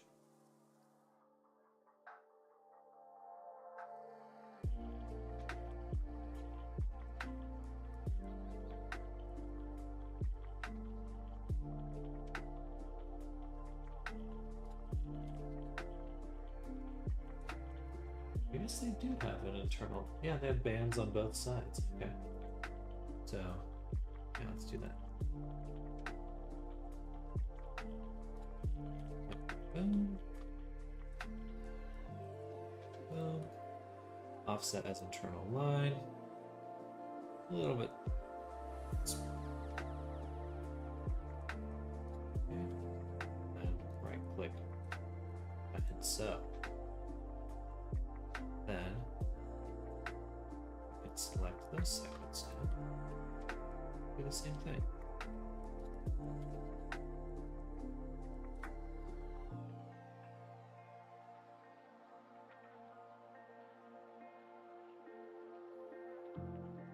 Yeah. Yeah. That should give us a lot more realistic clothing, I think.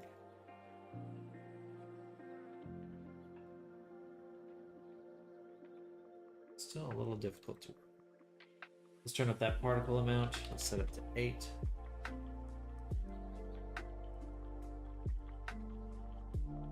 Too much extra fabric in the groin.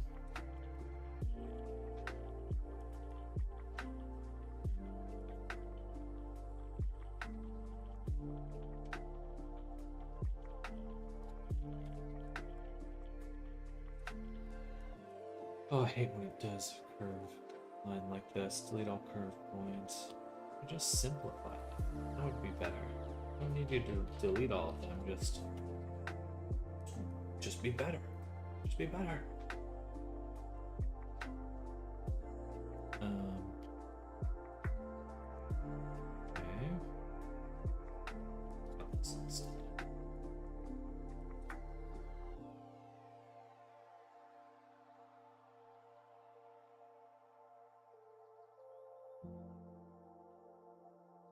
do that maybe this way instead.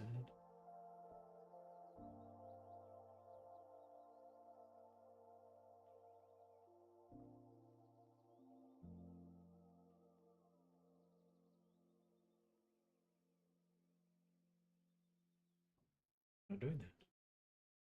I'm not doing that. Alright.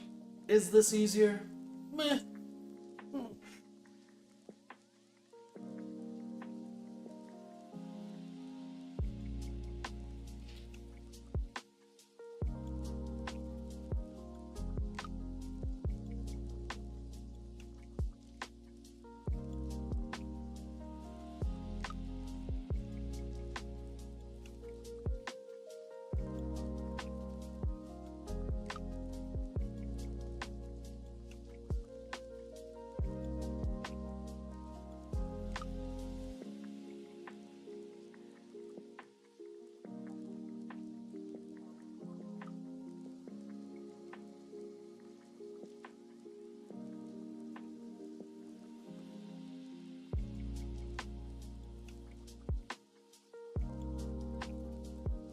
You're trying to decide if you want to continue going to Marvelous or just go all in with Geonodes in Blender.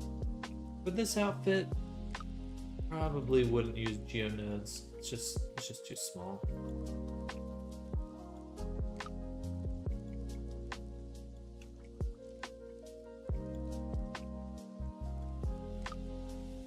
I wish they had a smooth tack. That would be nice.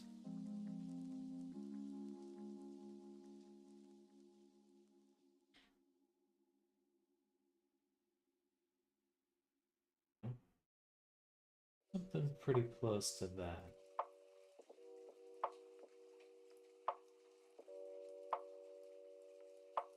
A little bit more effort.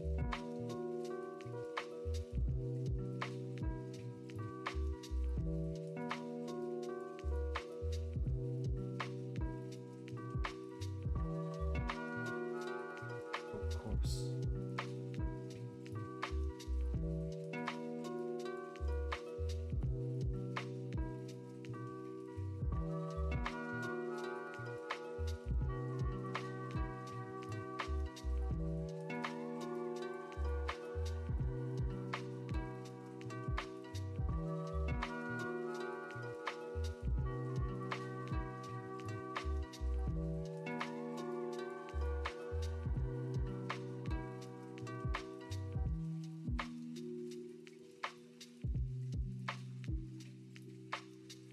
About there.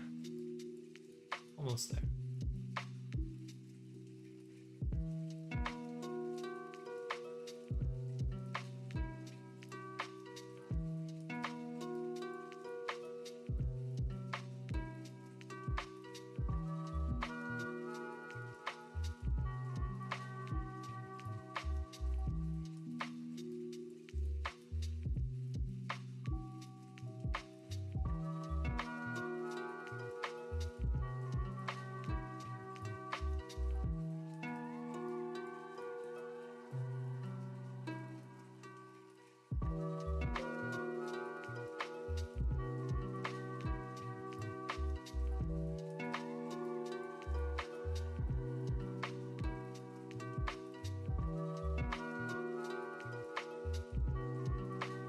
Oh, I see. This is what's breaking here. Oh, how did I not see that? Yeah, let me back up. And we don't have to adjust the bottom. We can just do this. Here. And here.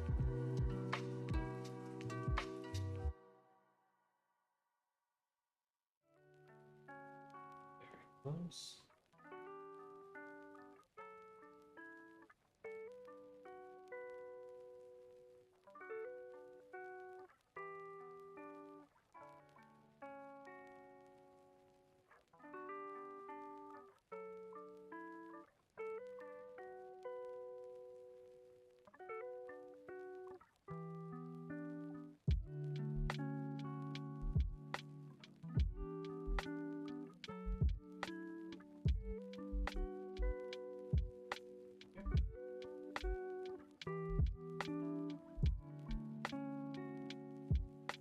Question.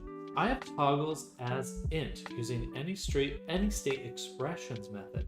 If I then disable blink on the animations I want and make an empty state with blink re-enable, can I just make a transition from the expression to blink state to idle, both transitions being parameter not equal?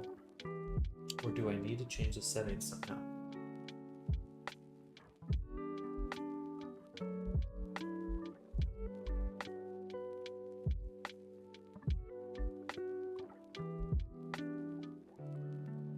Can you send me a screenshot of what you have? I think it's a little hard for me to visualize it. Using the any state. And then disable blink on the animations I want.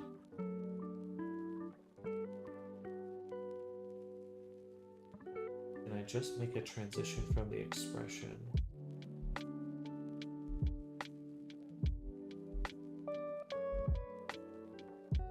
If you're looking to transition, transitions don't always need a condition. So if you're just looking, you're like trying to go into one state and then have it flow out of it nicely, you don't need to say parameter not equal. You could just have the arrows go down into that next state. If that is hard for me to know if that's kind of what I'm looking to do, but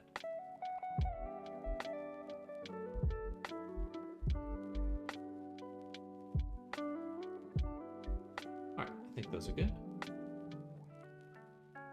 I had blink on idle, but it borked the AFK animation before.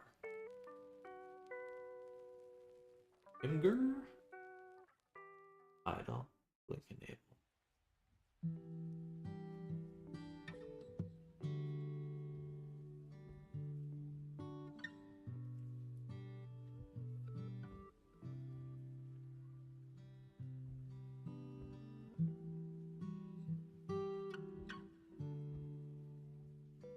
So what if I was to do not want? Is that the expression do not want, or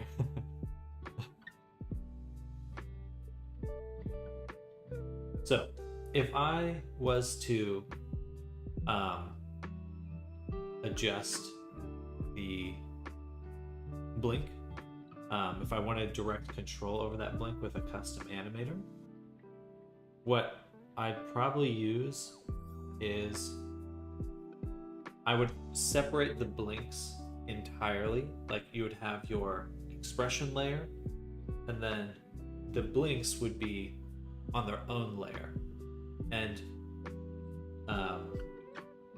like let's do an example animator really quick.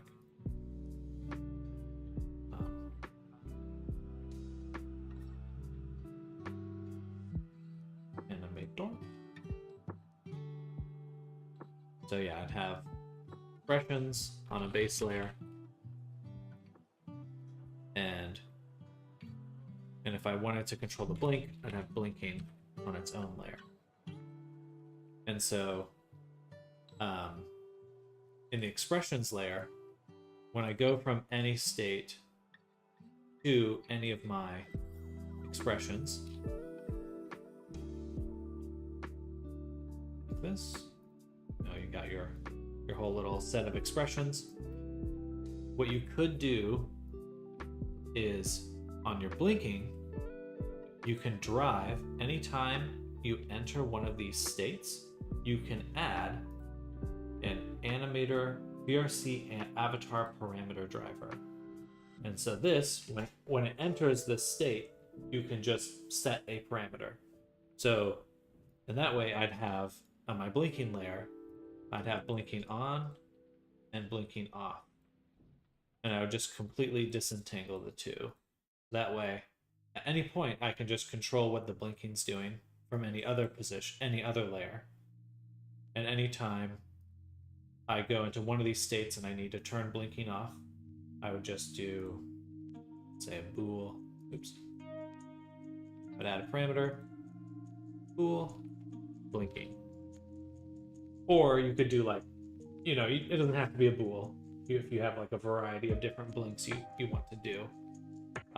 But in my expressions, we'll use this bool as an example. I can just add blinking and I can set it to whatever state I want. The key thing though is when it goes to any, using the animator tracking control to swap from auto blink to animation only. Animator tracking control. Right. Because you're going to use the VRC auto blinking. I've always had a bit of trouble with that. If you're up for it, you could just pull the blinking out and put it on its own animation track. Just make your own blink animation. But the tracking is set in the default layer. It overrides AFK animation and works it. Default layer. Animator tracking control.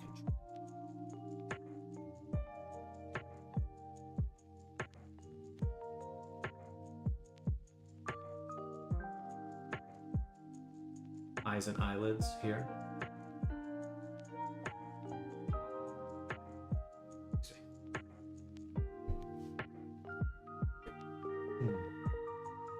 Are you using face tracking for your blinking?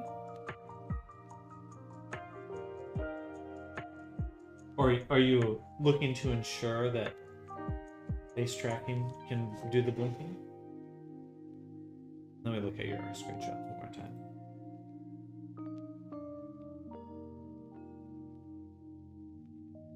Yeah, but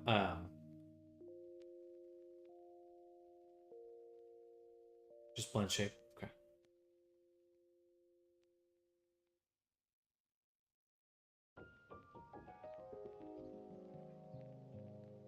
I think either way,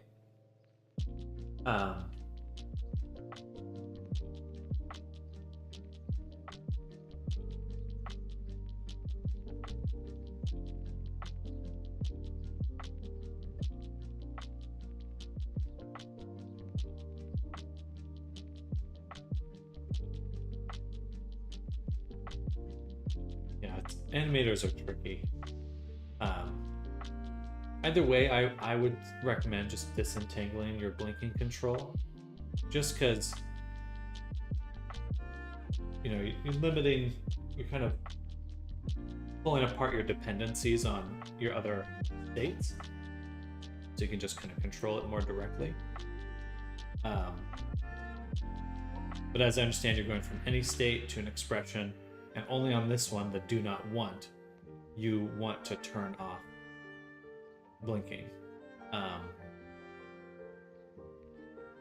I think instead of the tracking control, I would recommend that parameter driver and just have your blinking be on its other layer. It's hard for me to think of any other way to approach it, just because that's just how I would make it.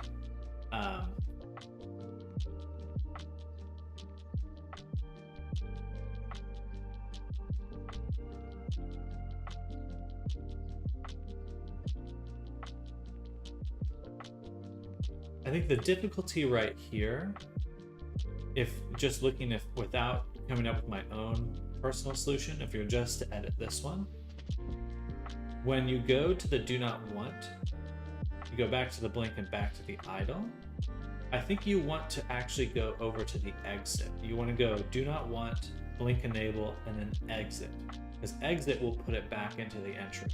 So exit goes back to entry.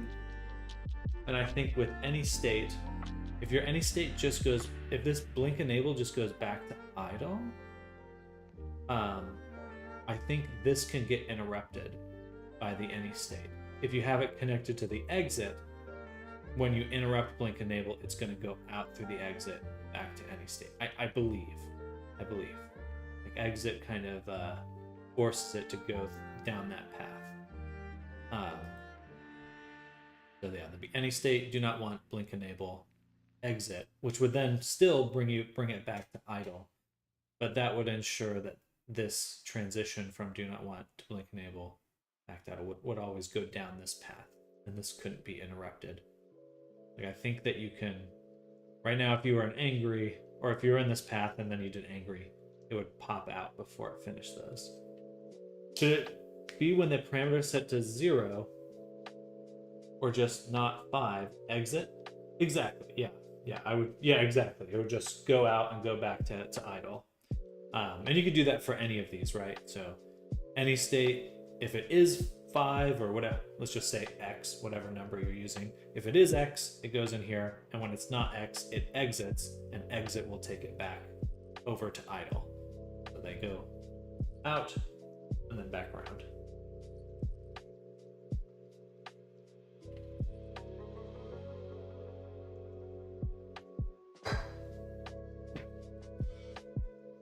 I think that would be with the most minimal changes to your current setup. That would probably do it. Excuse me. And then, you don't have to go from any state to idle. Everything, anytime it exits idle, it means it's in any state going down this path and then back out again.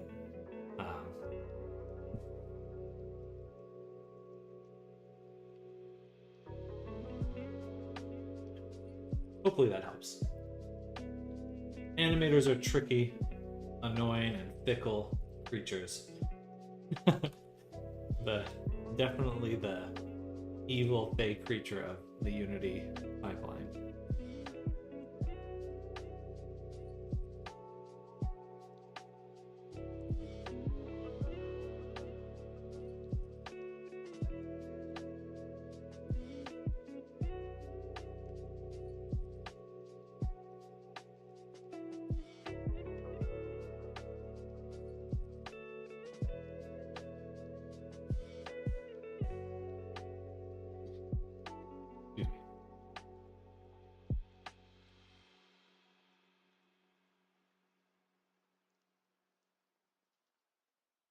So I'm going to be doing this on a copy of my FX controller so I can freely keep breaking it. Definitely a good call.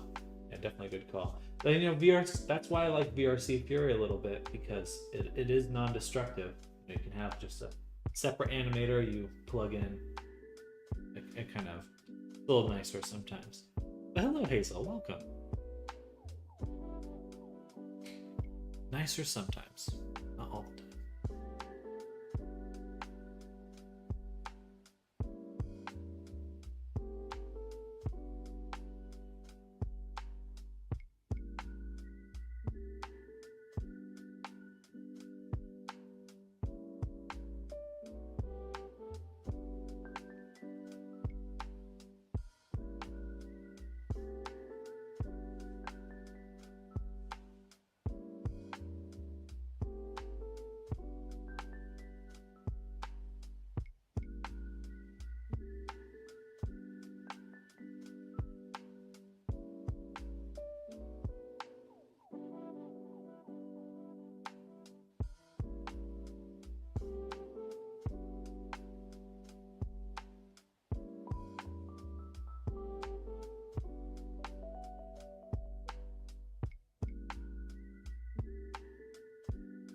Always just a little too high. I think Marvelous Designer must reposition my avatar. I bring it in.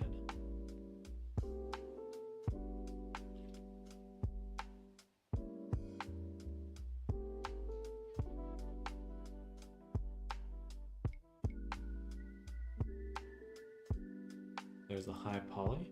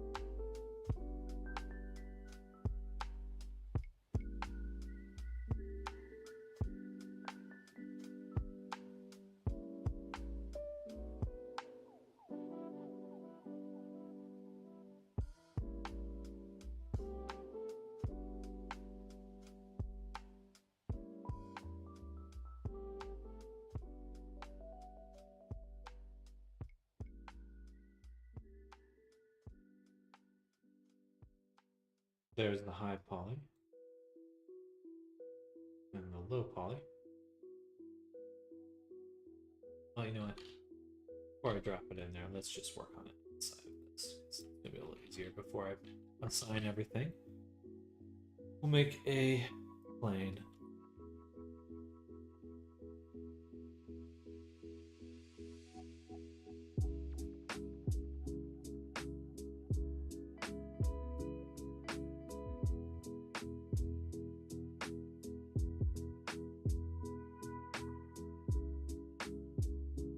Yeah, but let me know how that goes, Arctic. Hopefully I provided some. It was a little helpful. And animators are just fun.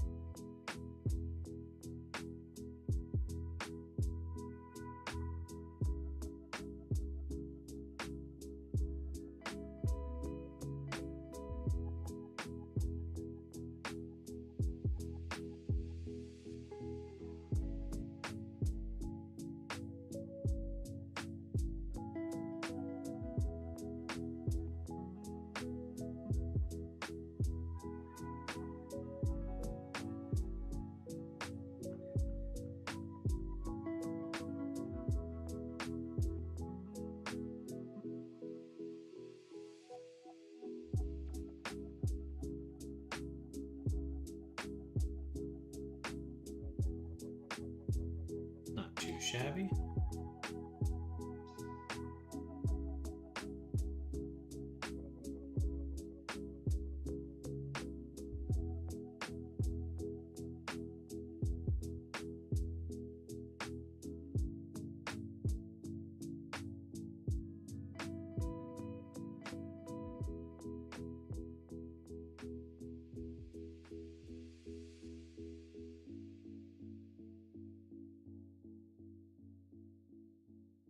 Okay. Go ahead and mesh this by applying the mirror, applying the subdivision, and duplicating and applying the shrink wrap. Now we can go into our favorite mode, sculpt mode, wireframe, turn on our slide relax. With the shift slide relax, we can ensure even spacing.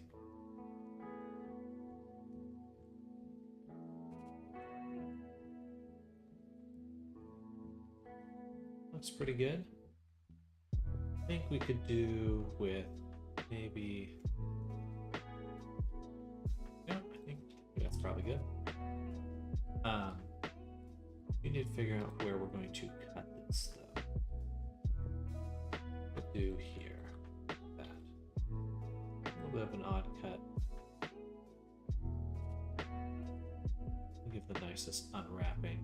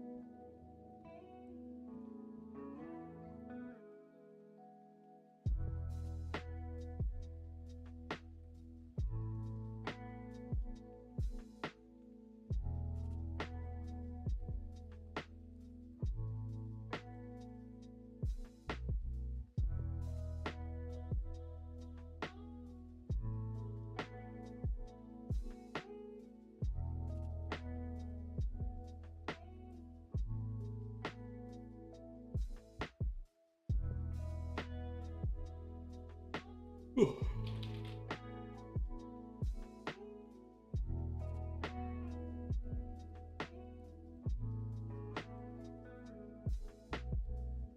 know what I really could have done?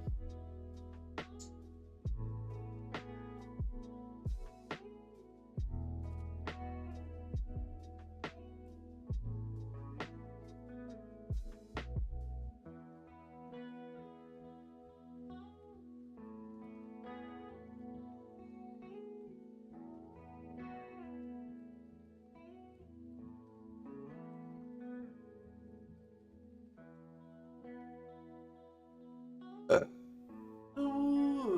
not too bad. Oh, it's undies, low poly. Undies, high poly. High poly goes here. Low poly, we'll start by adding. First, we'll mesh it. I'm gonna select this, select the border. Oh, it's already like that.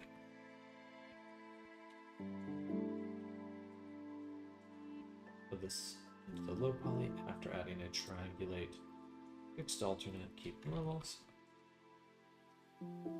Alt D, this duplicate goes into the cage. Goes here. In the cage. We'll also give it displace mod and the displace vertex group.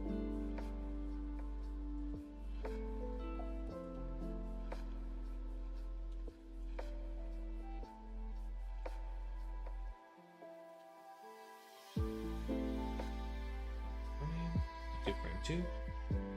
Select all these. Frame 1. Save their position. Frame 2. Just move them. Let's move them back. To give us room to work on them separately.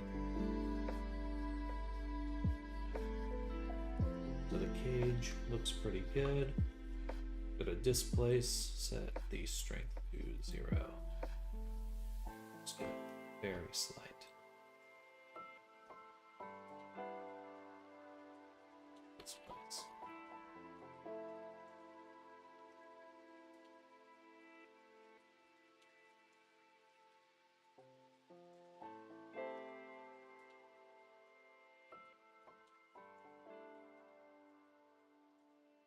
Perfect. Cage is done. Low poly's done. Now let's look at our high poly once again. We're going to select the boundary loops. And grow our selection to right about here.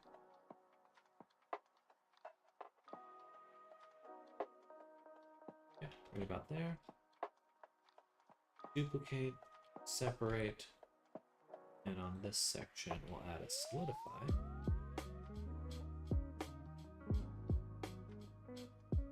Like so. That'll give us a nice little kind of waistband effect. That reference one more time. There's also like an edge. Manually.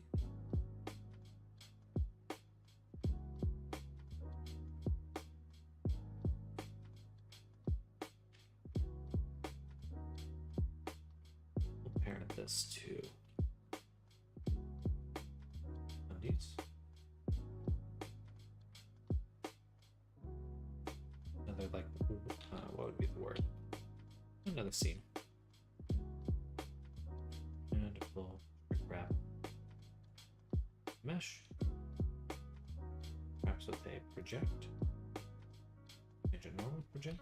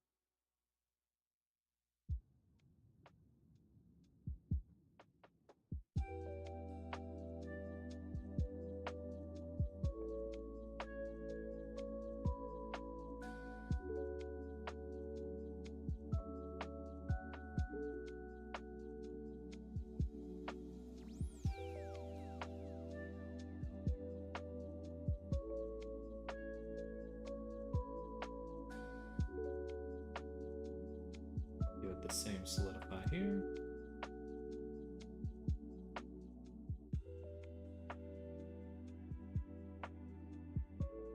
Crease.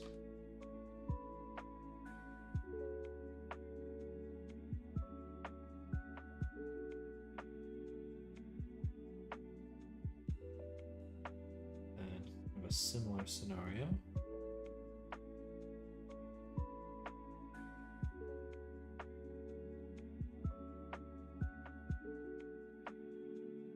Take this edge.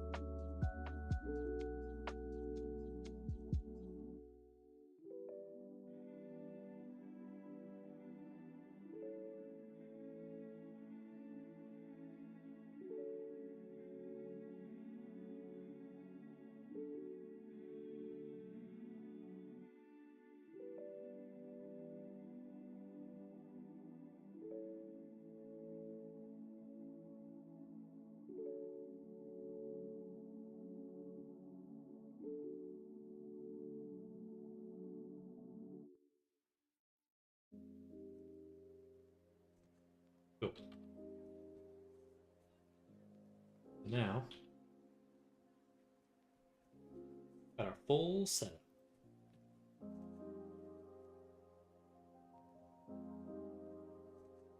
And thankfully, since our export collection is already set up, all we need to do is re-export. That's a lie.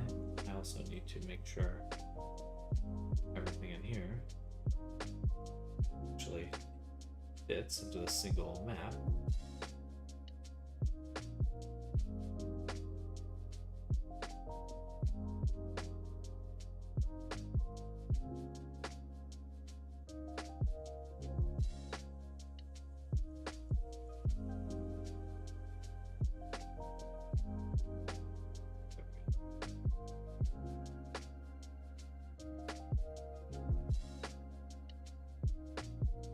This space is taken.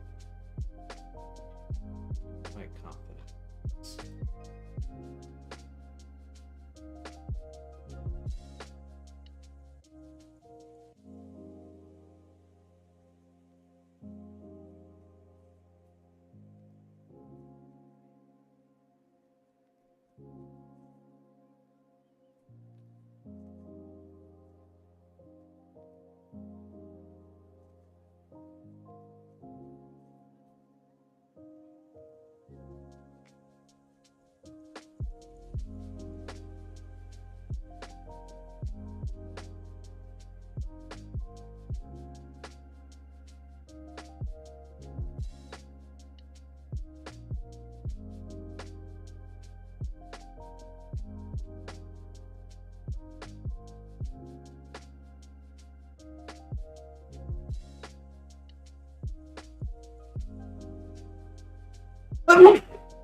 Excuse me. Goodness.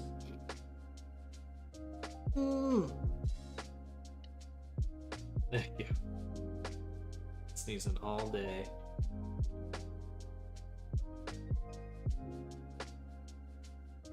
All right. A little bit of rearranging we can do.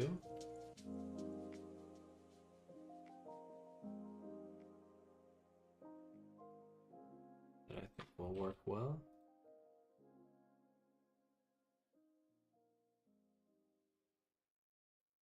There we go.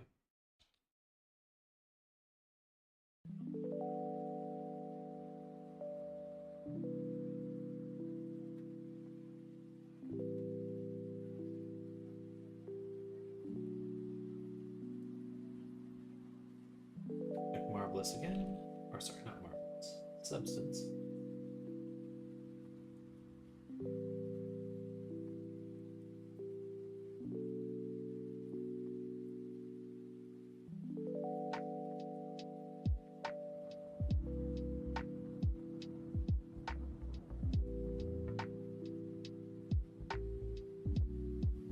Sending you new packages as we go has been efficient. I'm able to spend my time testing so you focus on other stuff.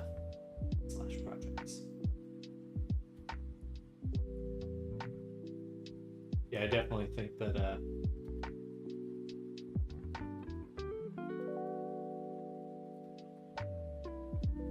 testing is vital. Oh, sorry, Neon.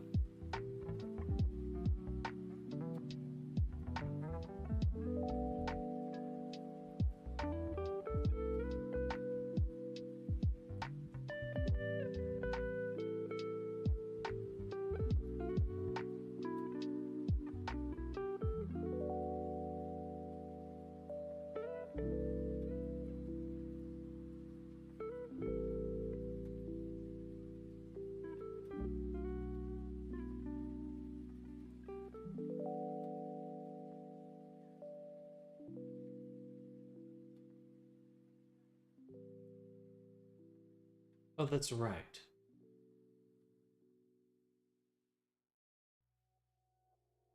I actually did not blow them apart, did I? I definitely did.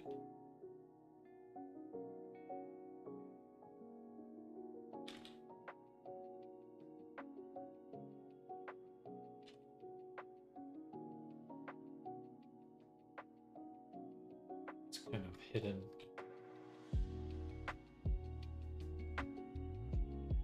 Keeps moving it back for some reason.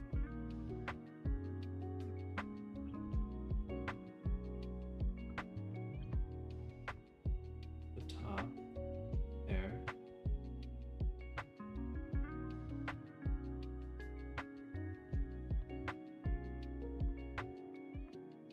There we go.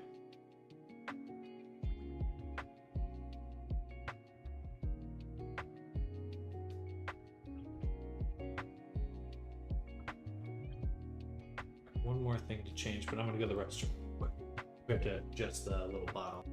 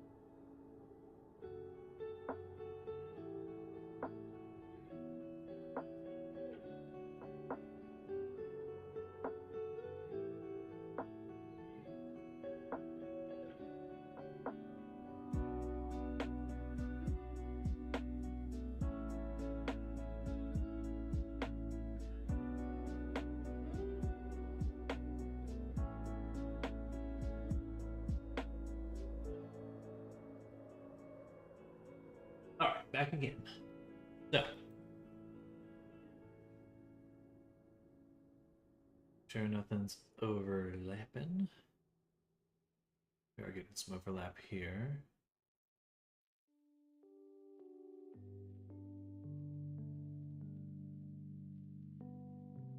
Yeah, it must be there somewhere.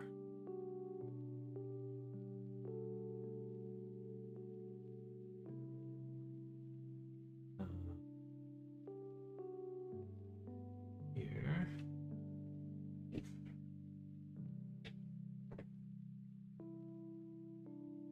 Or UV map. Oops.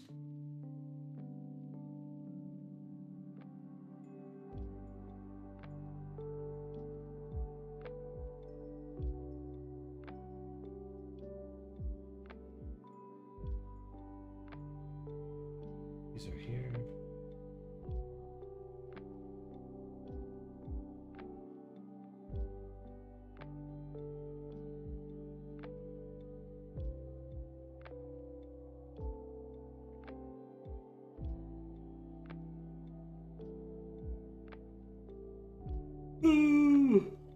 Excuse me.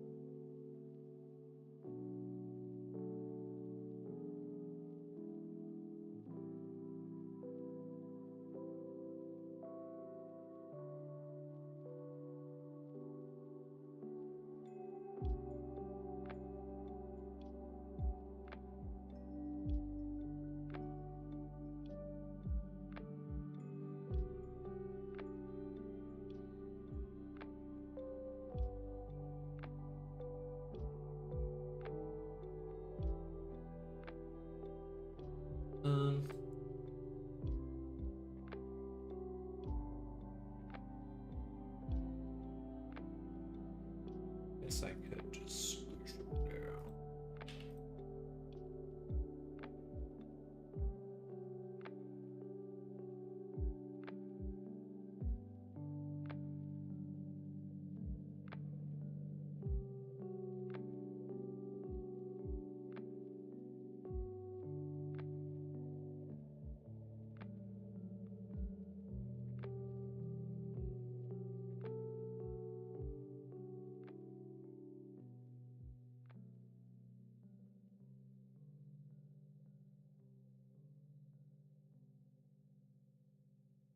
Tetris, pretty much.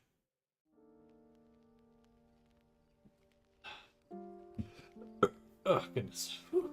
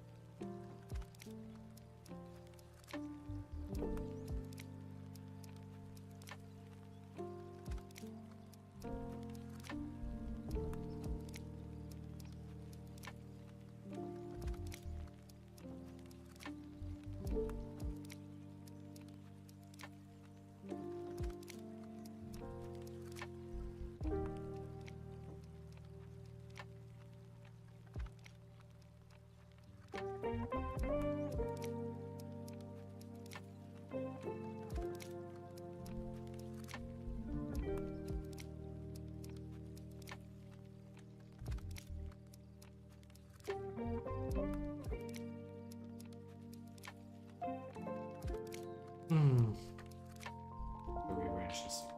One has to be vertical.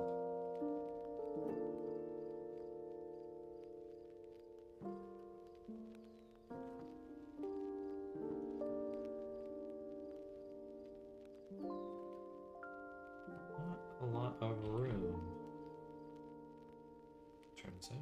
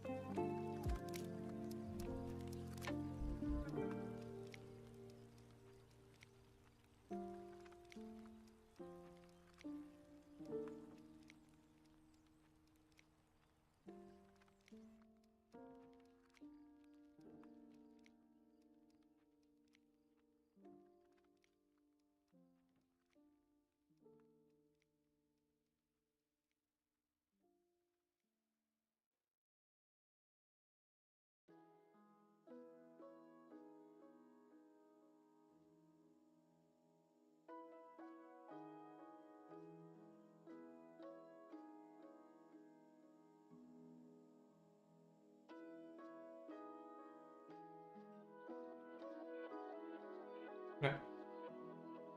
That should work.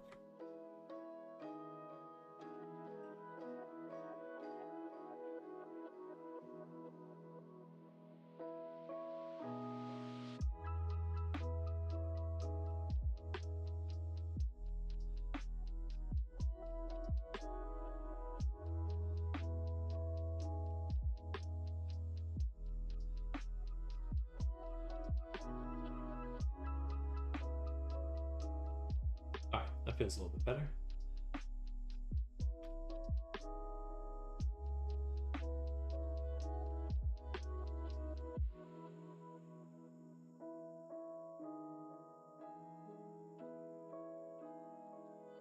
Good.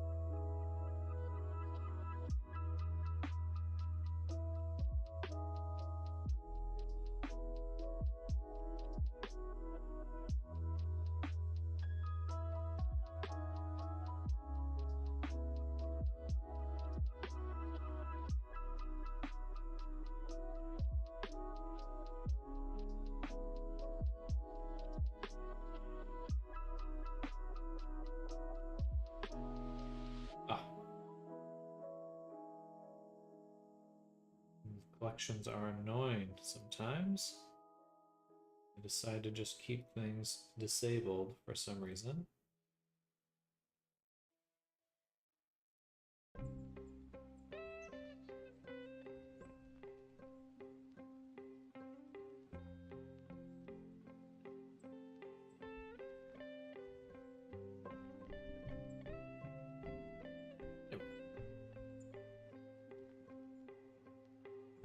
Use a little bit more spacing on our belts here. So poly. Poly.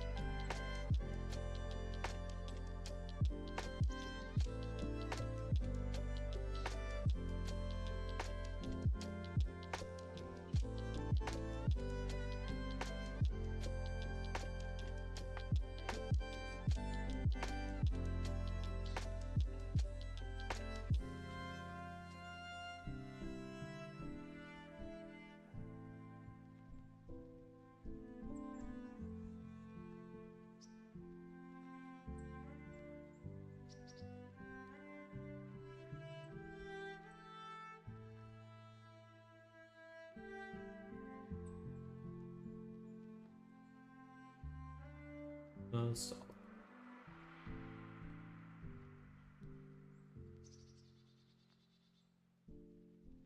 Metal undies.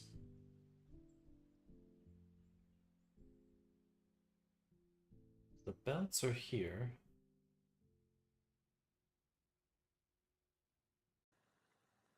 I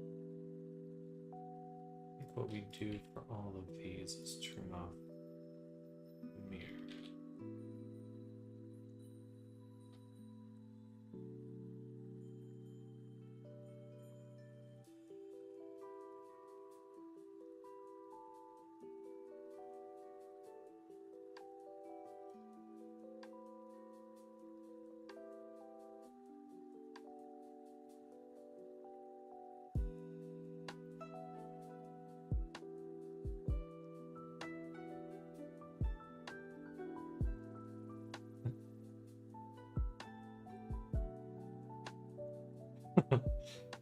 There's some potentially bad or good jokes there.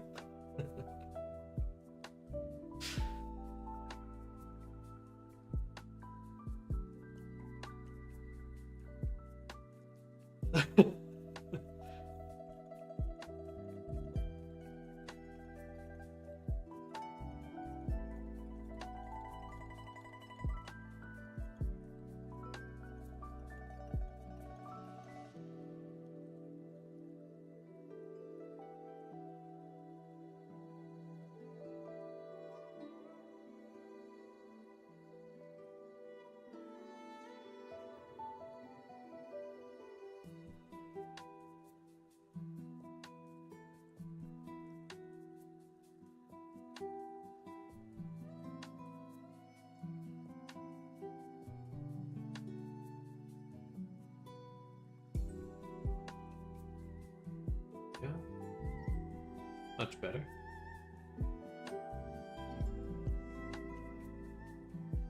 Okay.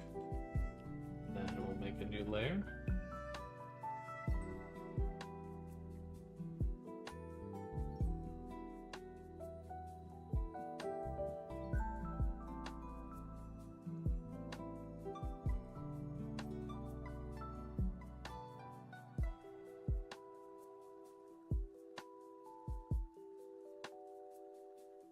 A little bit of these little dots here.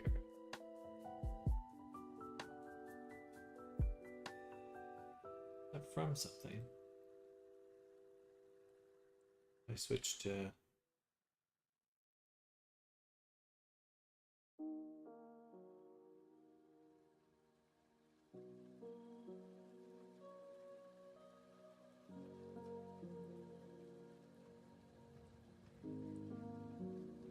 reason the normal.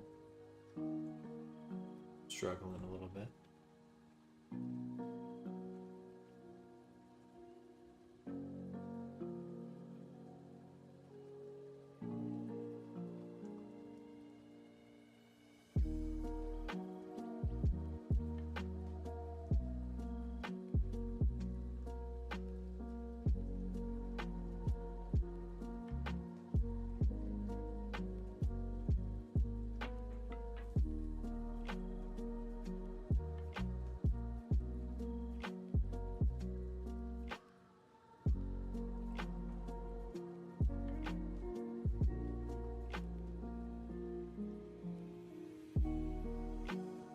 Remember to load.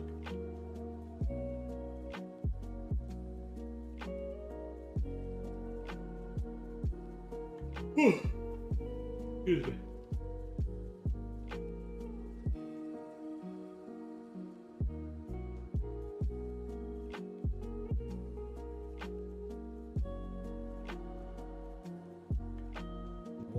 Continue to breathe.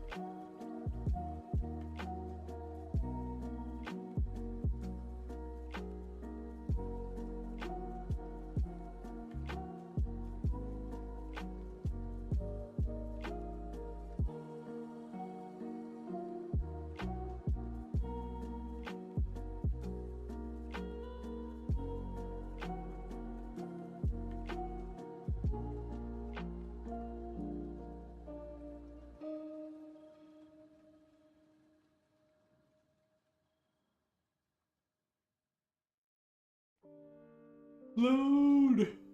Oh, right open there. Open with Critter.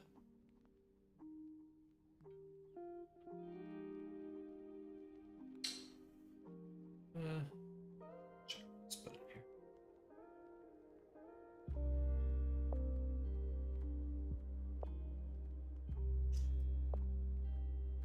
Do a new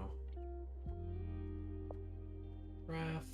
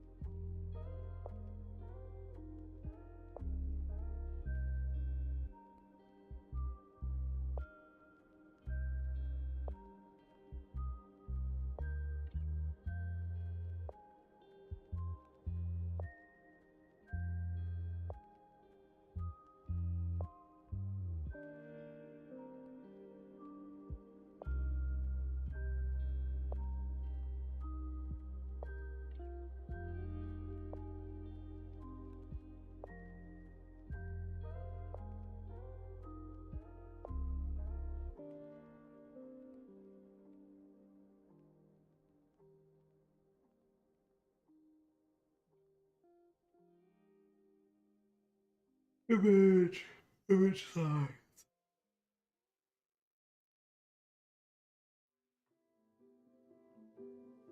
Resize canvas, we'll do 2048.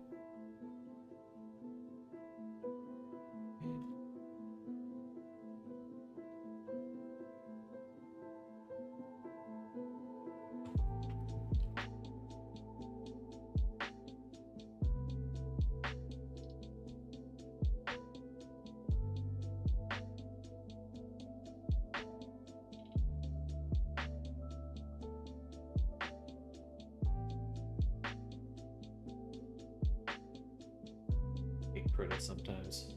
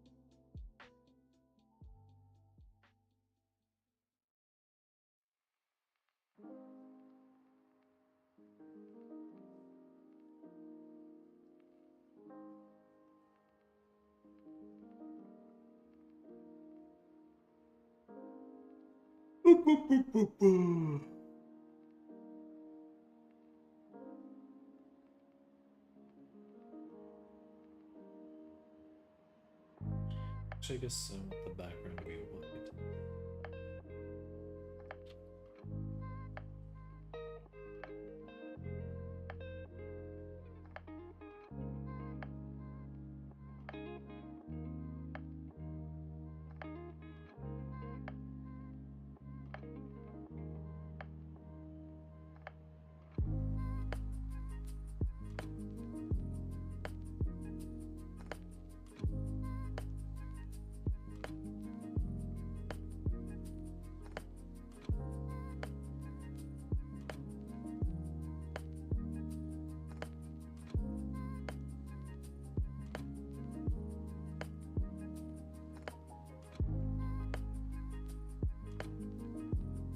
Make the pattern just a little simpler looking. It should be brown, orange, yeah.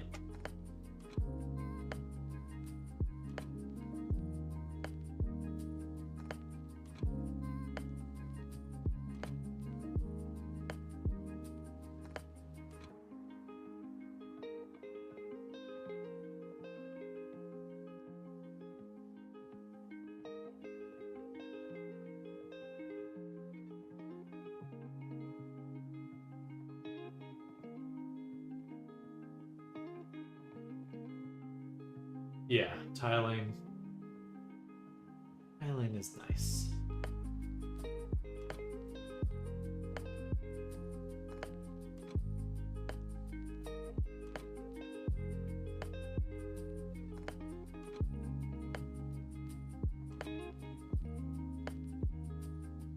One of those things where it's like, it's hard to realize how challenging it is to tile something perfectly until you use something that does it automatically. You're like, oh, right. And that's what it should be like.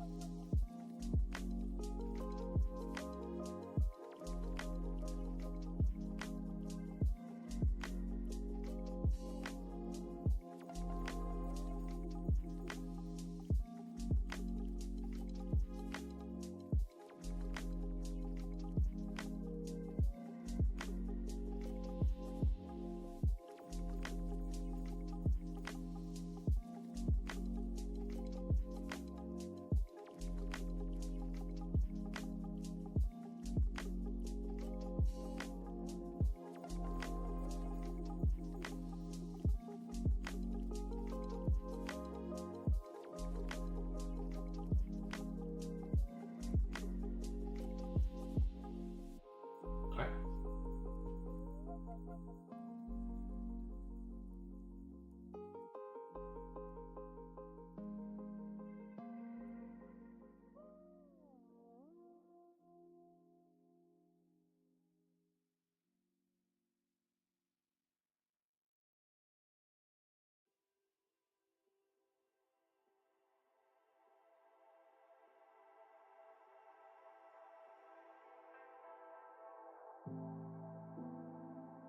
Or, yeah. And what are we missing?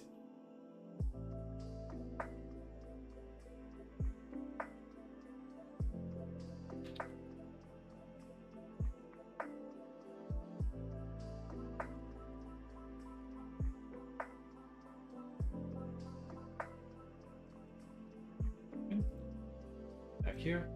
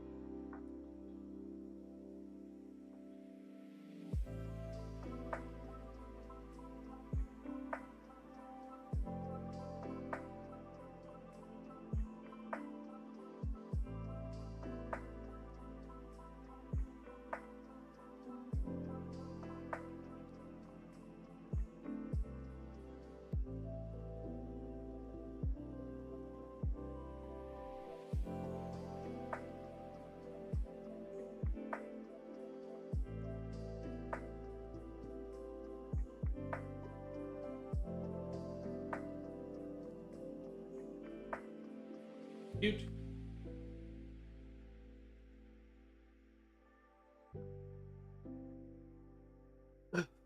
Pretty close. Pretty close.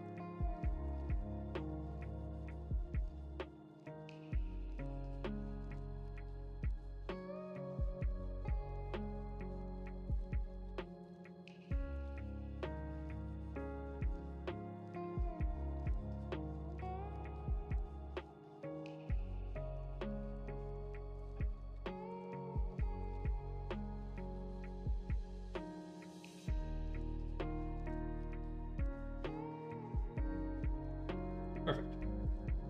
There's a D&D video, by the way. Resonite looks interesting. Looks like folks had a good time. Session. They did. They definitely did. It's funny though. I think yesterday I did come to the realization that we will have to switch to VR chat for D&D stuff. So as excited as I am about Resonite, unfortunately, it's time to switch.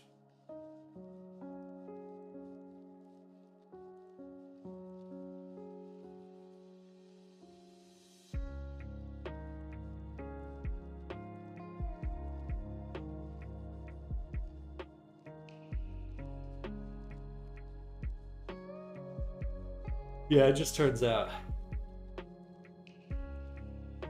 two major things. First was simply just being able to export things into Resonite and like update things easily. Like unless you have a finished project, you really can't iterate in Resonite if you want to use any external tool. If you want to just work directly in Resonite, you could, but you're just limited.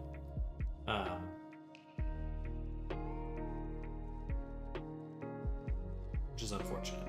But that's just kind of what it is. You know, there's not really any other way to approach that. It's just that is just what it is. All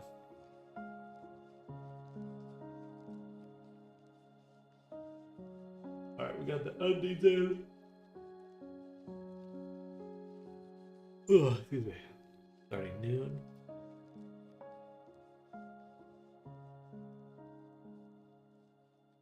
Yay! Let's go!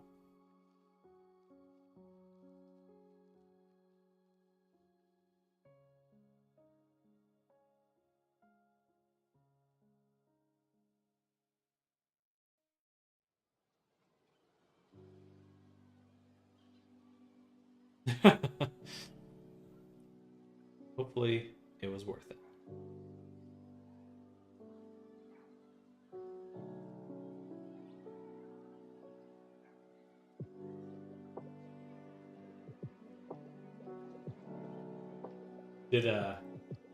Hopefully the information I provided was helpful in some way.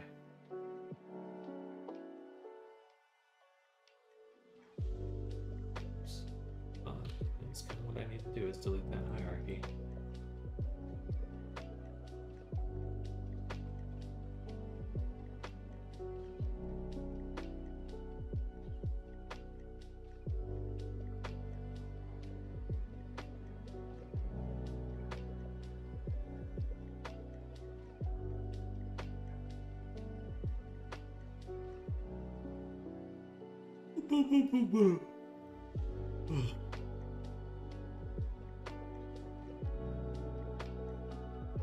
Good.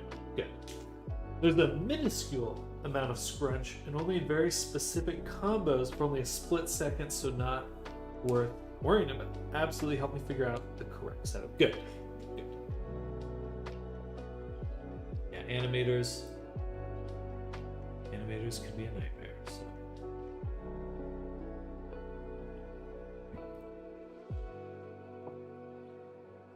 Glad it helped.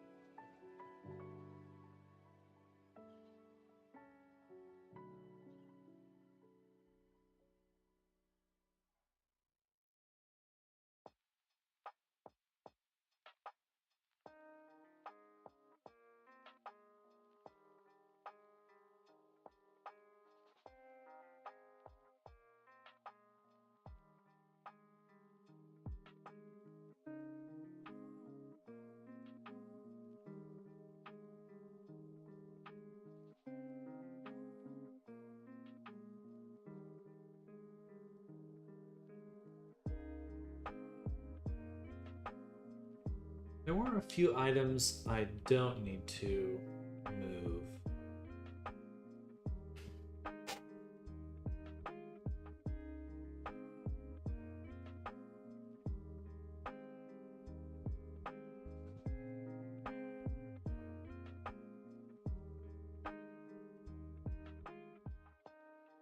So the bracer, I don't.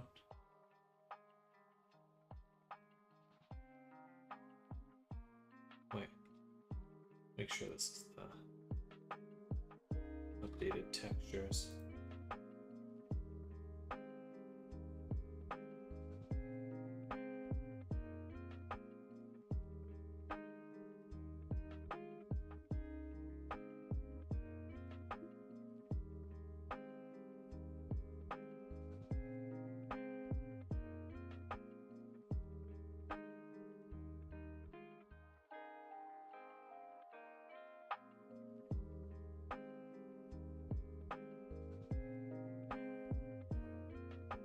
Shoes gotta go.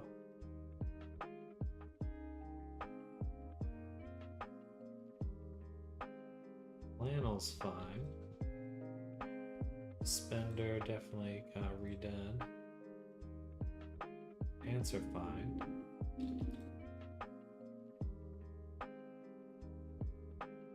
These got redone. This got redone.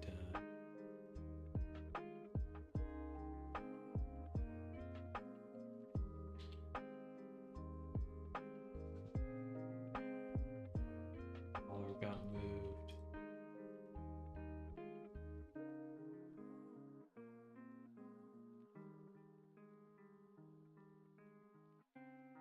I'm glad the flannel worked out.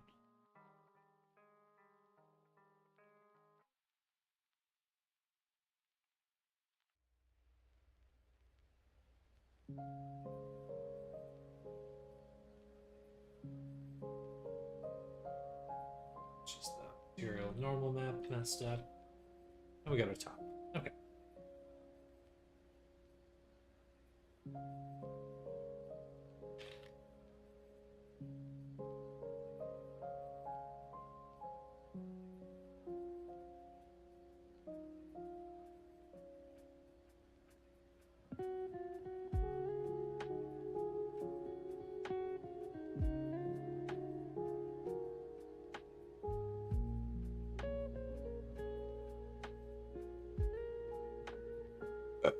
Excuse me.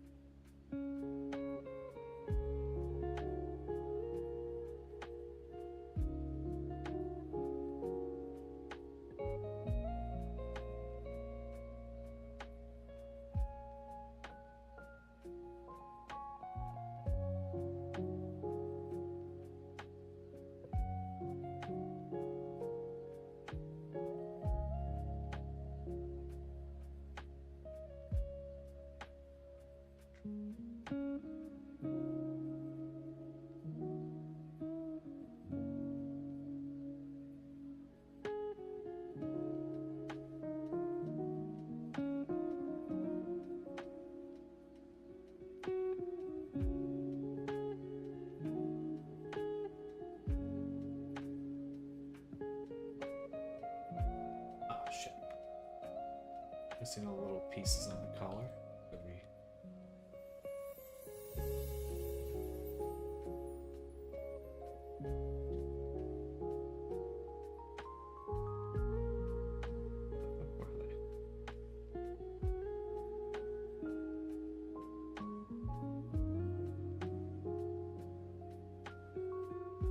Interesting.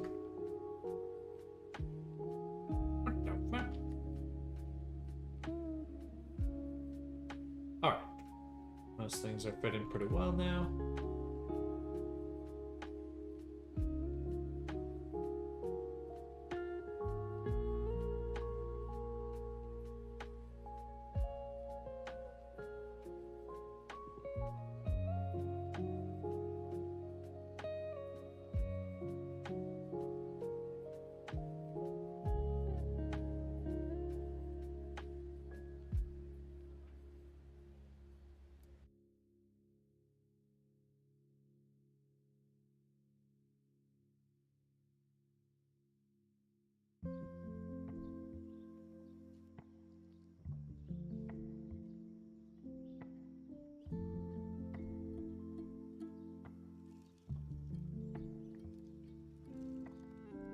Alright. Okay, the undies. Well, might as well make it as close as I can.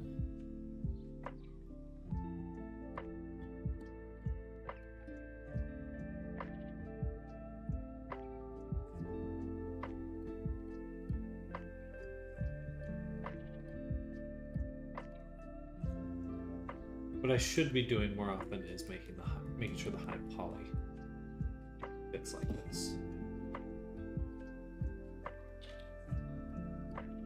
I'm not making those changes down the line. Okay. Now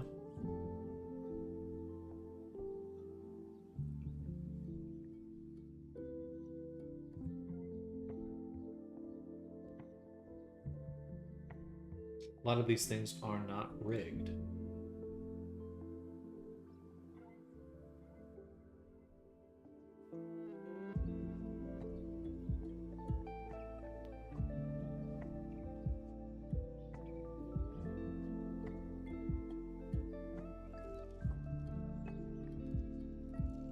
Noon now.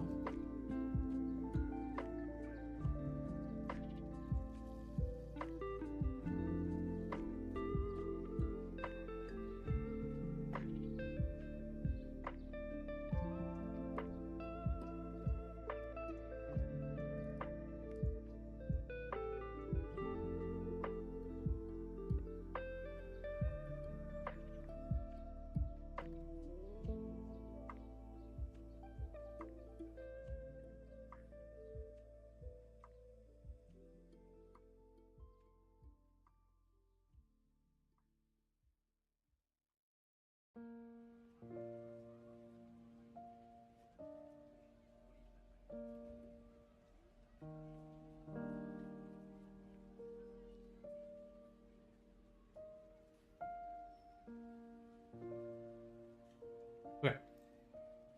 So, what is not rigged?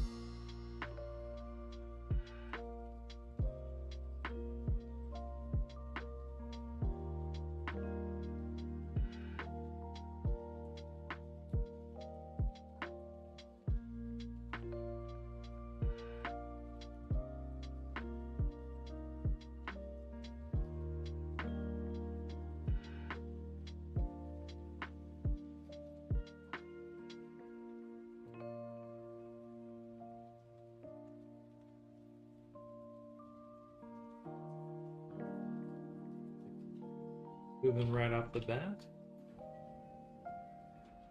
And we just have these items here, which I did not rig.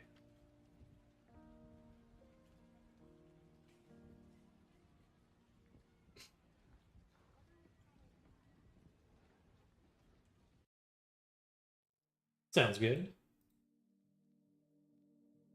Enjoy Doggo Wacko.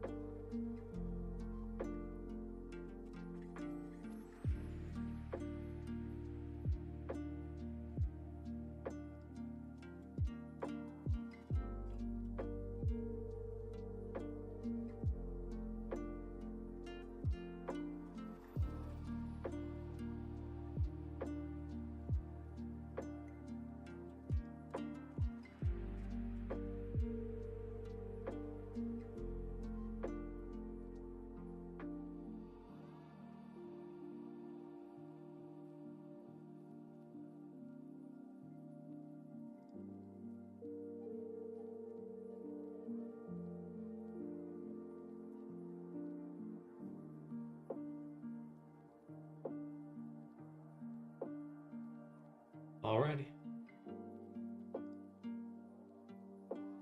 That should be pretty much everything.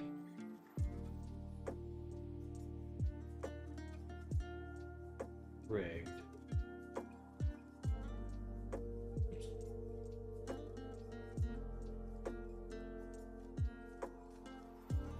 I think we've basically recovered from adding the undos back in. Now what we'd like to do is rename things so we have matching this collection. So I'm gonna put this over here. That one's good. That's good.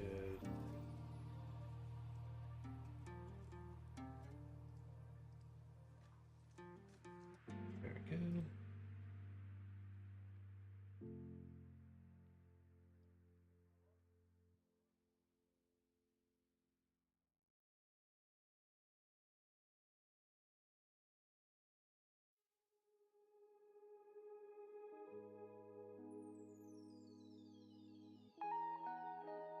Spenders need to be added.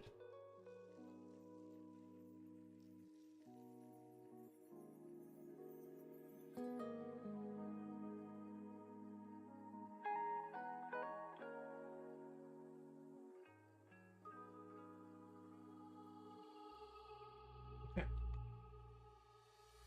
That should be good.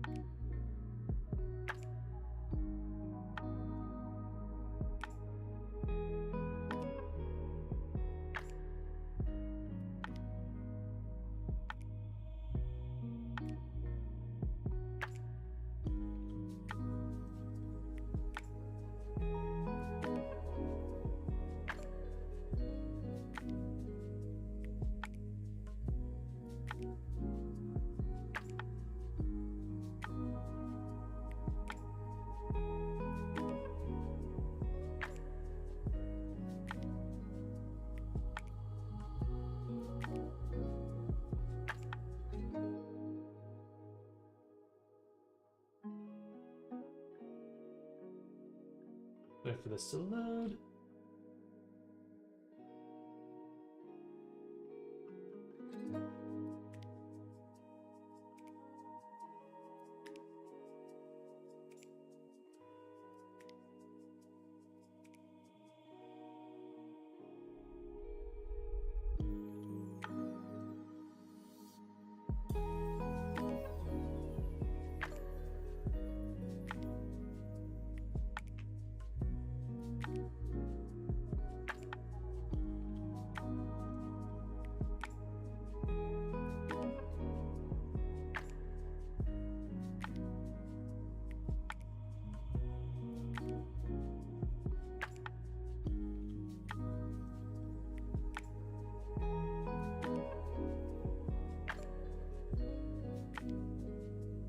Still loading.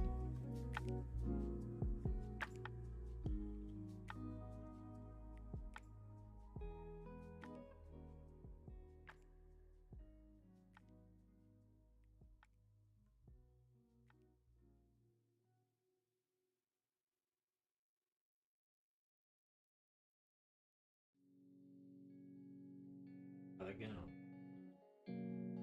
By the gown.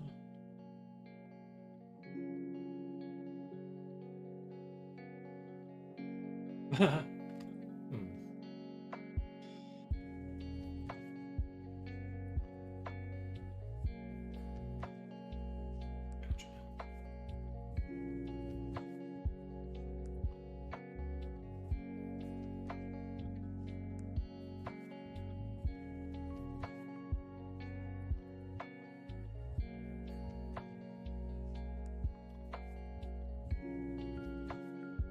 What's this I see? No breaks or just 5 more minutes? Hello, Snardum. Welcome. We've switched our schedule around, so we're going to be doing longer days with, when doing my running at the end of my day. So, that way I can still end at a reasonable time and put in a bit more time.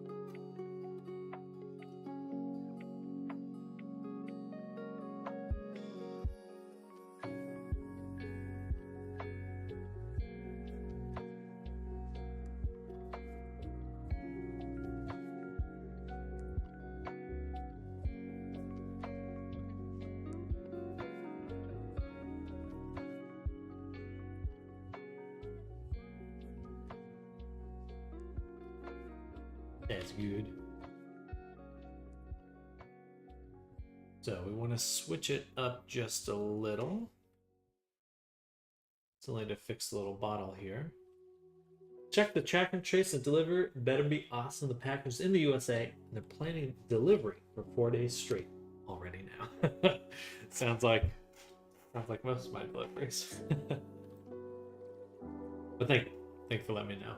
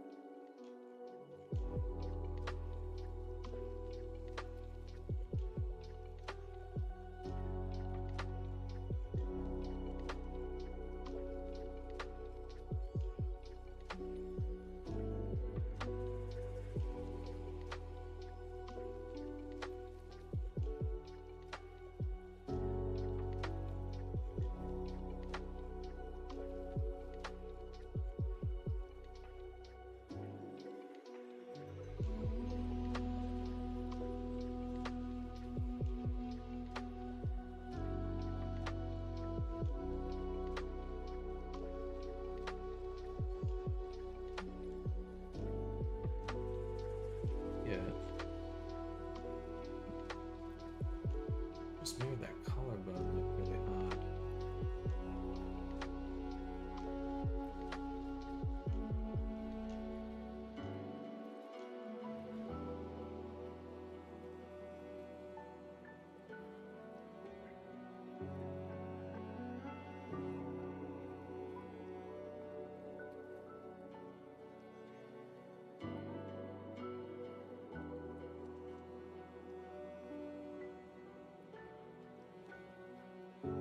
Alright, cute.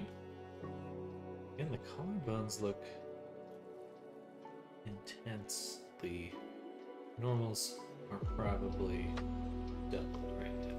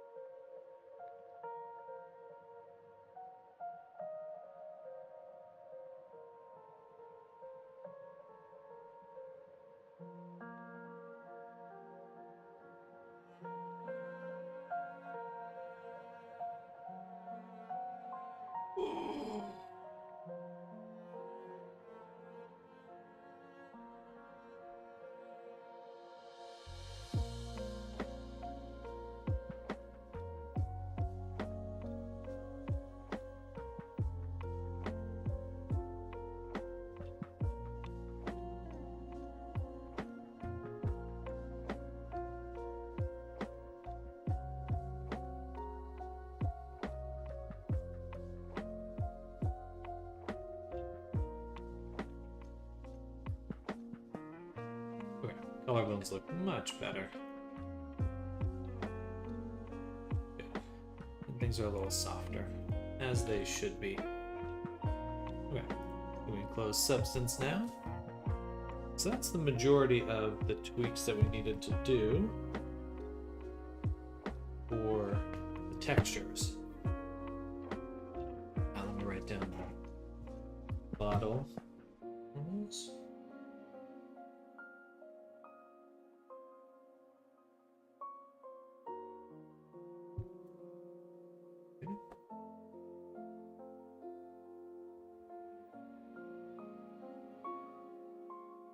Huh.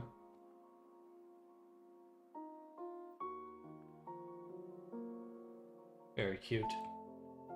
I should check that the Andes are working.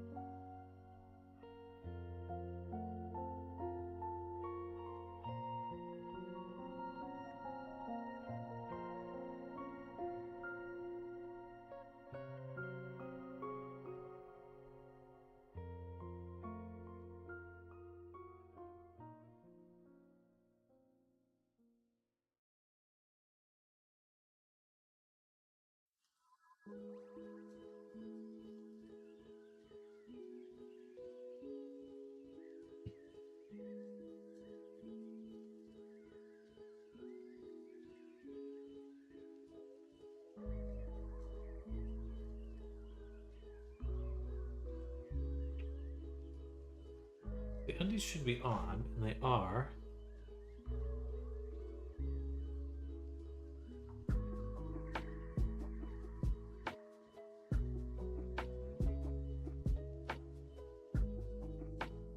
I guess it's an exclusive off state. That's what it would be. And then I'm going to switch it to the pants, the bottoms.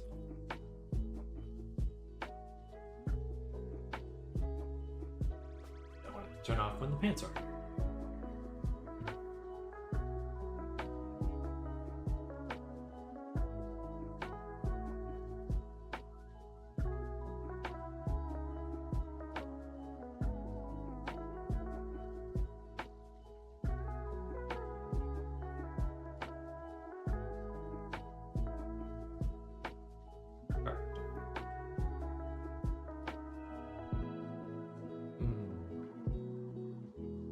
Then that prevents it from being its own toggle. Stupid. No, not an exclusive off state. But I do want it to be on.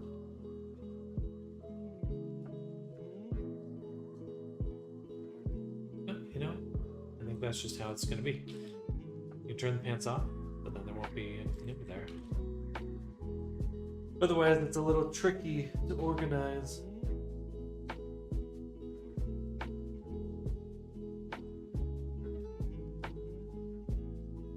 Alrighty. So.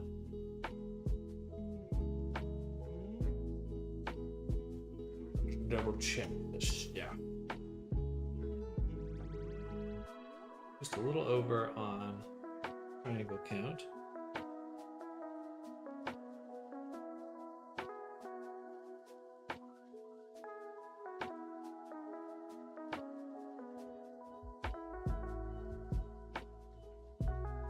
Hello, Nina's heart.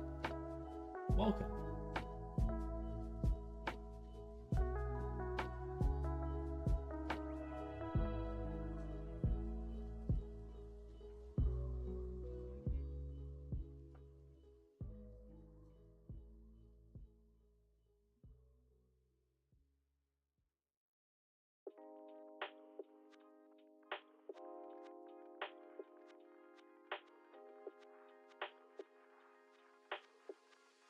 Thank you, Snowden. Did you change the hair? In my mind, the strands were bigger at first. Could be just my imagination, of course. Most likely now I think of it.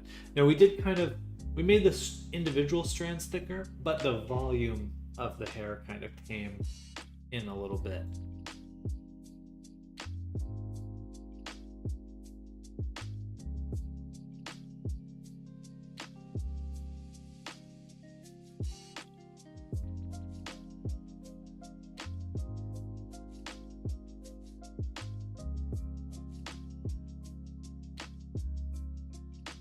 Welcome back.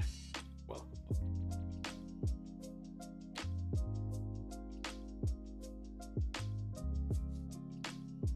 I want a lighter. What?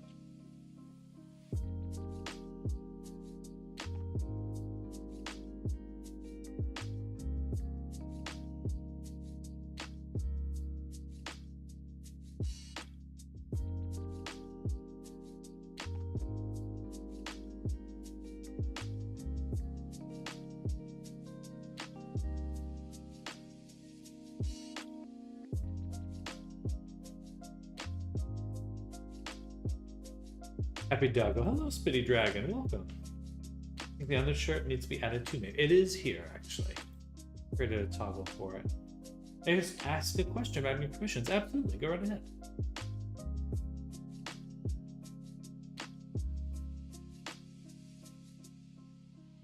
Hello, hello. The toes.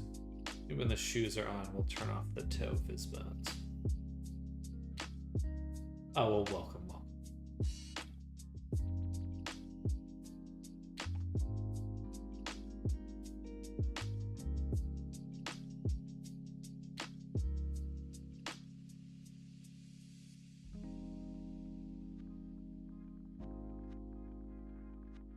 When the shoes are on, I would like to toggle off the toe fizz bones. Oops.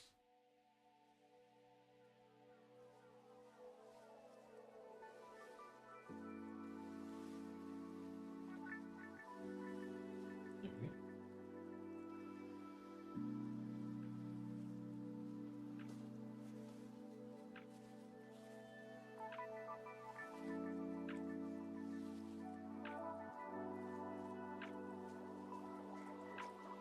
So the floor platter is a little bit high. That's what I thought. Just a little bit lower. Right there. Okay. Now, should be able to touch the ground, at least the ground immediately beneath. Do you only commission abbeys, or do you offer clothing commissions too? I'd be happy to offer a clothing commission. Is there a... Yeah, I'd be happy to. The price for clothing is usually a little bit variable. Generally, somewhere between like $150 to $200 for like a normal outfit. If you're looking for something more complicated, then obviously the price would increase as well. So, or if it's very simple underwear, you know, you just want like, you know, you just want a single hat, then we would adjust the price accordingly.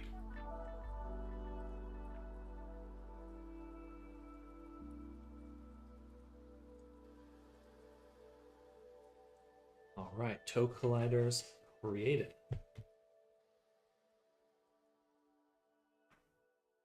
Oh.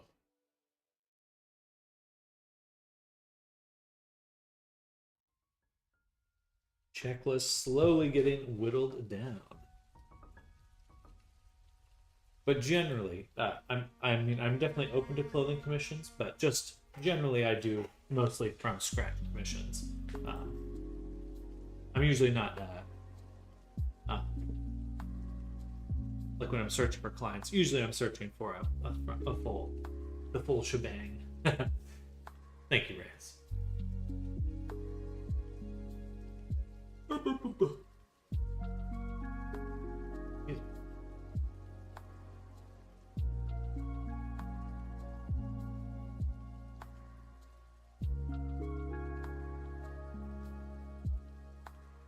Okay.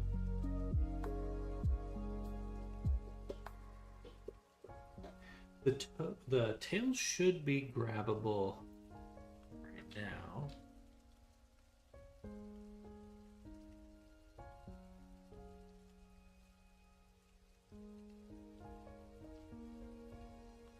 Oh, but it does need better colliders. That's probably why it was difficult to grab. That's the colliders. Not enabled.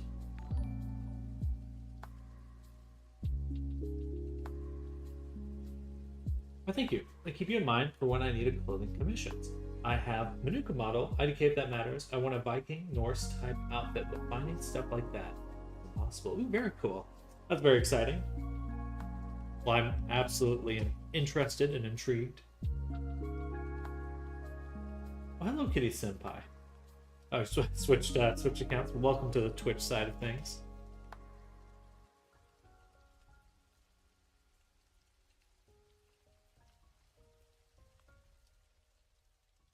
But yeah, I'd be happy to discuss getting you an outfit.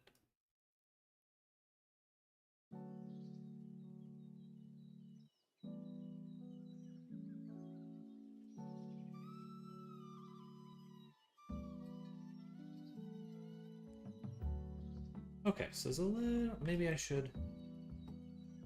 Yeah, I think I'll make the collider go all the way out to the table.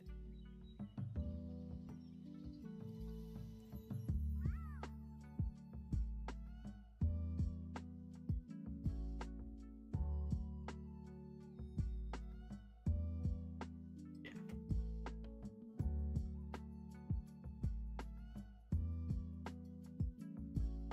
Beautiful. Okay, so that'll give the whole thing a lot more collision, and now should be grabbable. Usable. And is animated, should be enabled. I'll give it a max stretch of woman.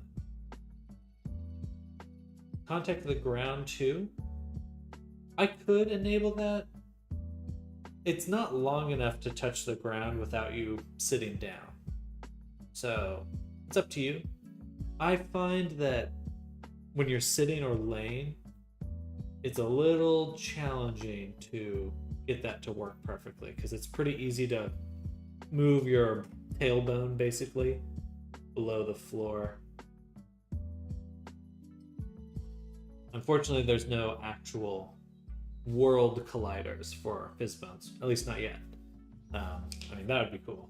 That would be super cool, but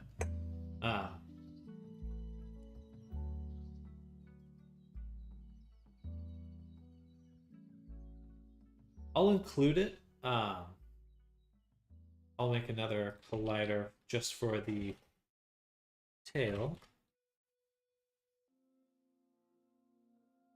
And you can always just turn it back off.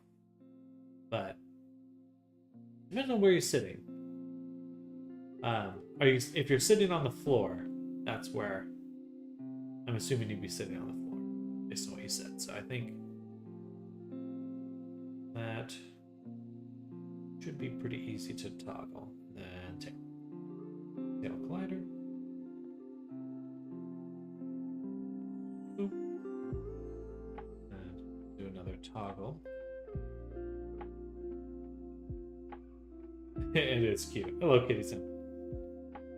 Oh, I forgot you switched accounts. But yeah, I'll have to show you the character in motion. We've got most of the character moving so far. I do another. All this floor collider. Those. Copy. Paste as new.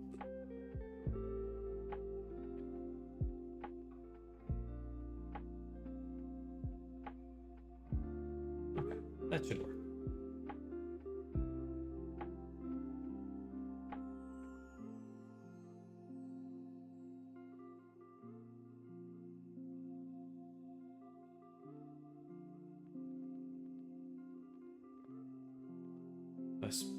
Yeah, that's fine. Luffy. And we've got quite a few expressions.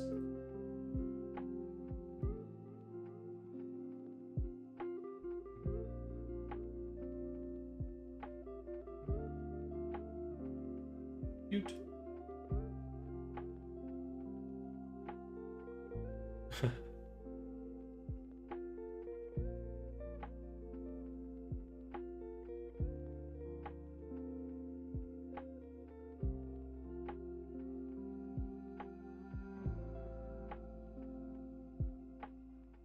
Good.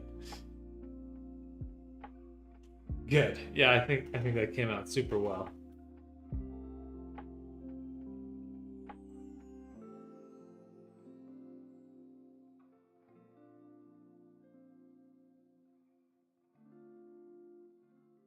I can't believe it's 12:43 already.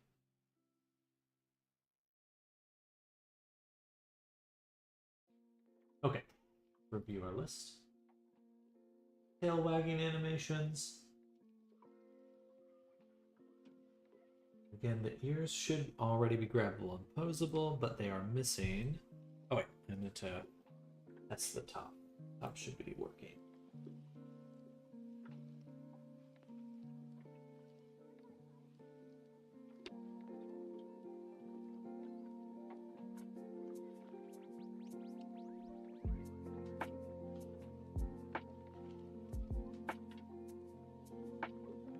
So I turn on top.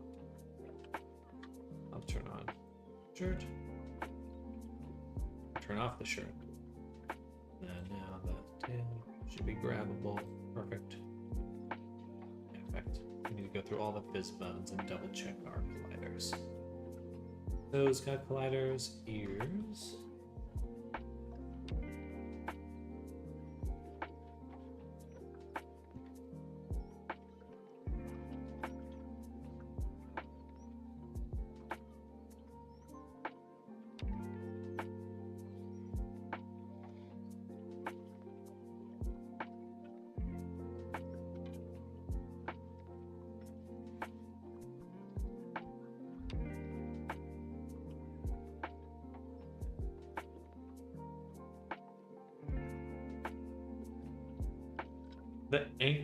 Time for food and rest. Again, good stuff, Sam. Happy. Everyone. Same to you, Snartum. Get some good rest. Good luck with your work. Hope everything's going well. Catch you later.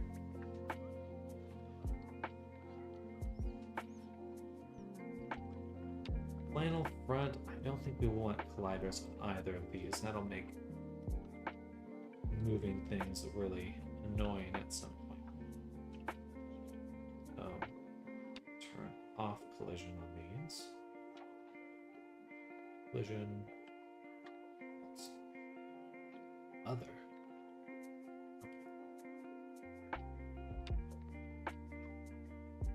But needs colliders.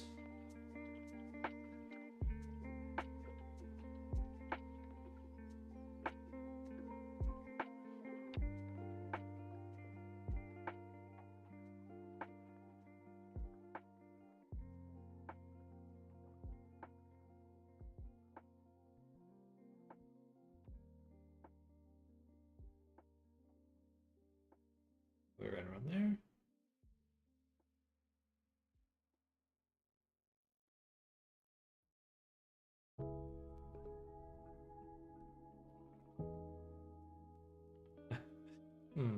Probably not.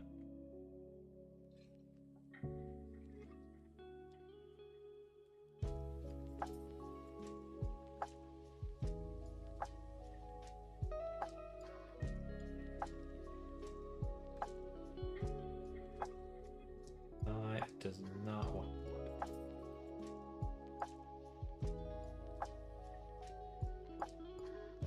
Necklace.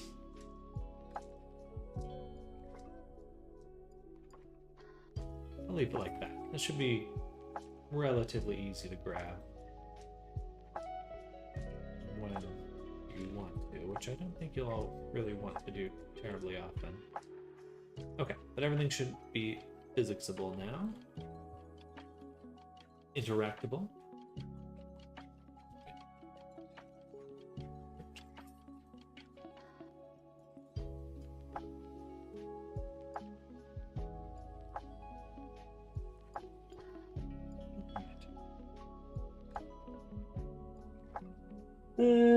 So, there's one thing I want to add, because this gives a lot to the expressions. We're going to go for another hour, and then we'll stop. We'll be at pretty much the body and casual outfit will basically be done at that point.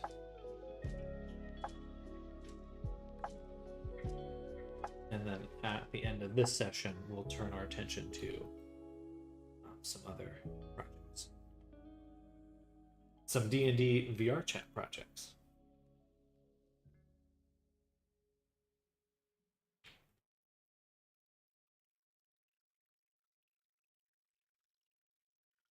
All right, what does that do? Oh, it's going to go to the body. And select the body. Unlock that shader. We're going to go to the decal. The decal has a very fun property called scale, which I would like to animate. Get back in. What does this allow us to do? We can actually create very anime or cartoon effect, which is make the pupil size big or small. If you mad, properties for Unity and Blender work. I mess with some Unity for my own personal avid, and it's not easy. Blender gives me trouble too. Well, thank you. I appreciate that. I've been doing this for a decent amount of time now. They still give me a lot of trouble every now and then. Mostly Unity. Blender, I feel, is a little bit nicer to me most of the time.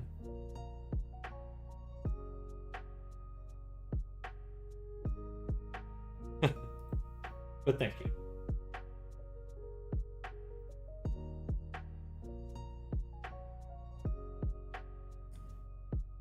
Perfect. We've got our expressions, so we'll go to neutral, hit record, grab the decal body, pupil size, and just hit XP. Now we have that property. So for angry, paste this here. For angry, we'll want the pupils to be very teeny tiny.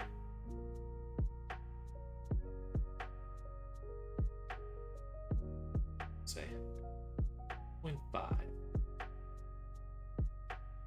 Then blep. We'll make them a little bit bigger.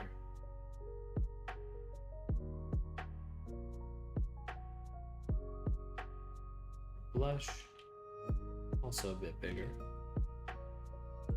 Blep. For confusion, a little bit smaller, not super small. For happy, we'll do big again. And sad, it'll be big as well, actually. Kind of like puppy dog kind of expression. Shock, very small. And tongue out, also.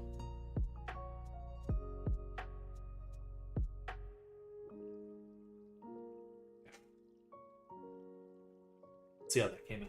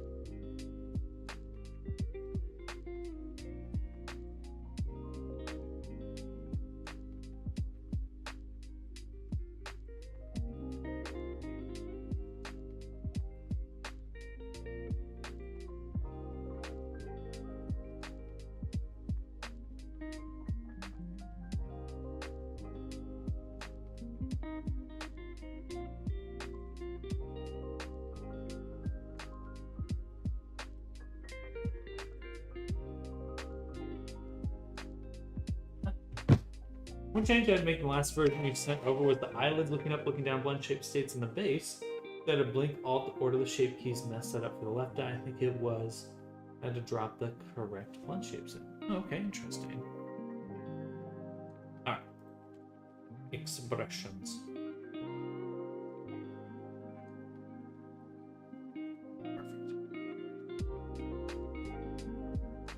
I think the flirty one will make that's a little too much. Okay, maybe like 1.2.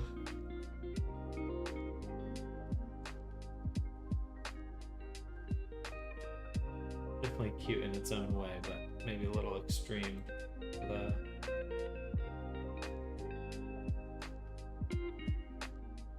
yeah, 1.1 or something.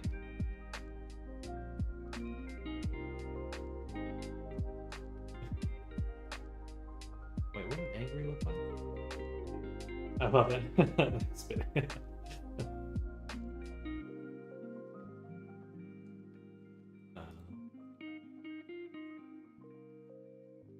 One. Yeah, that definitely feels a little angrier. I think I kind of want them to be a little bit more vertical. So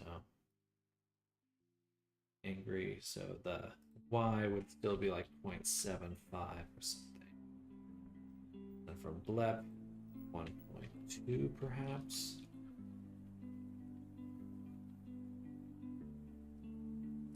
Blush was way too strong.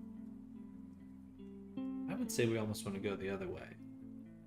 Like 8, 1. Happy, again, way too strong.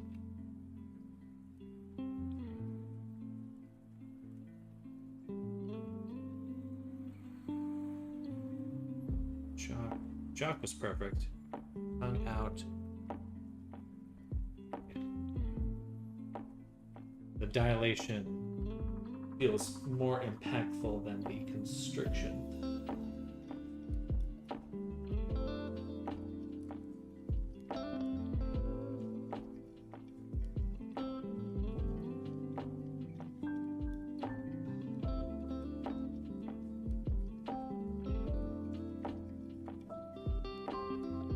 It's this horn look. So we'll shrink him the same. Oh, interesting. Ah, I know it's doing that.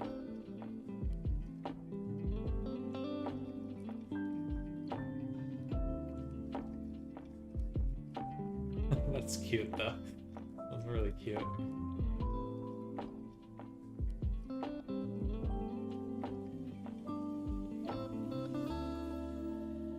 I wonder if I could, instead of doing a decal scaling, we do have modifiers for the UVs.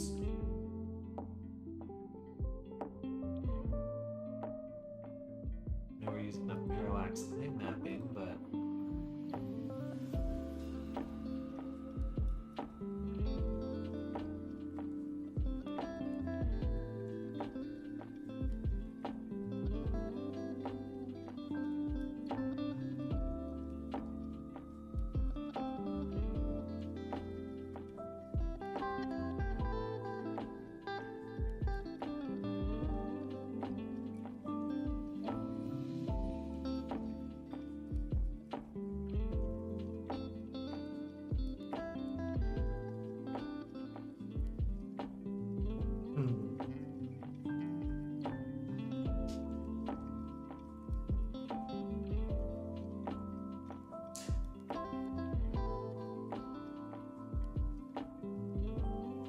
let's just try it with higher steps minimum. Let me try.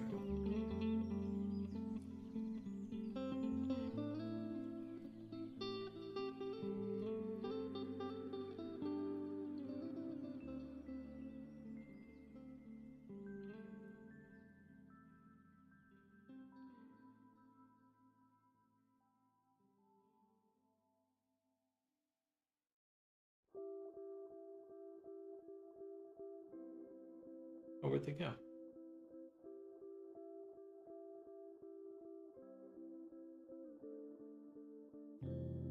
Oh, I didn't lock it in. I thought hitting play mode would lock it in. Strange.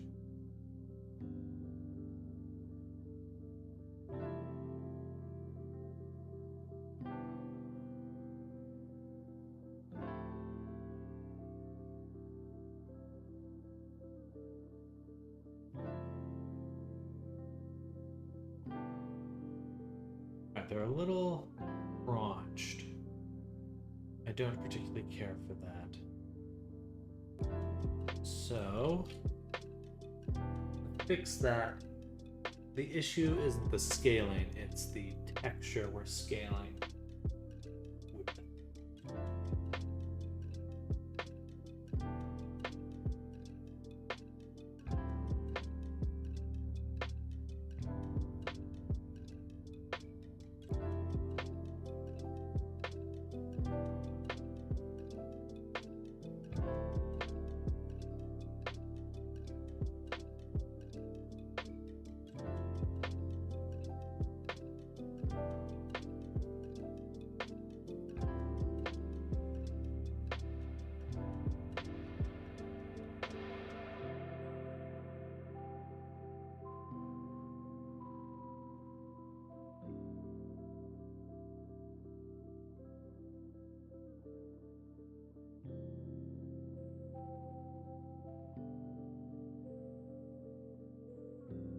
And then, of course, this stupid Instamat thing where I have to hunt down the file again because it doesn't save exports per project. Silly Willy.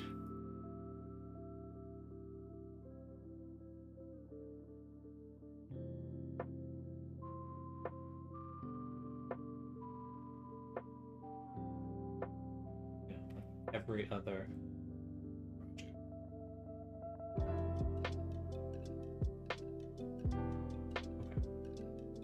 Now that should have smoothed out this texture. It did not, because I need to change the output eyes. There we go.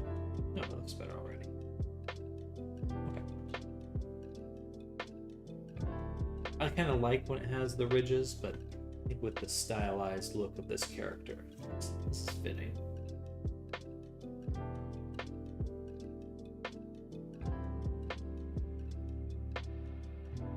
Just a little strong.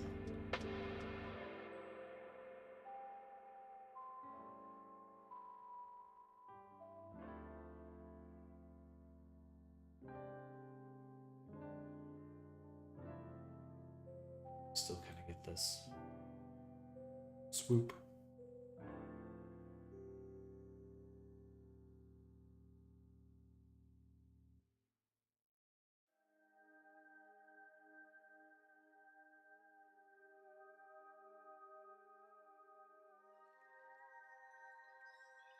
The other option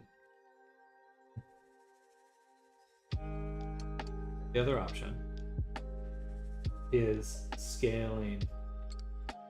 No, that's too much.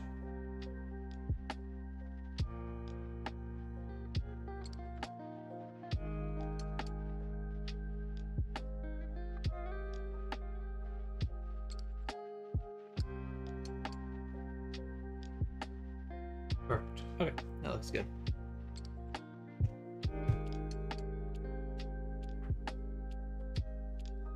All right. Now, the tail. Let's make some animations for that tail.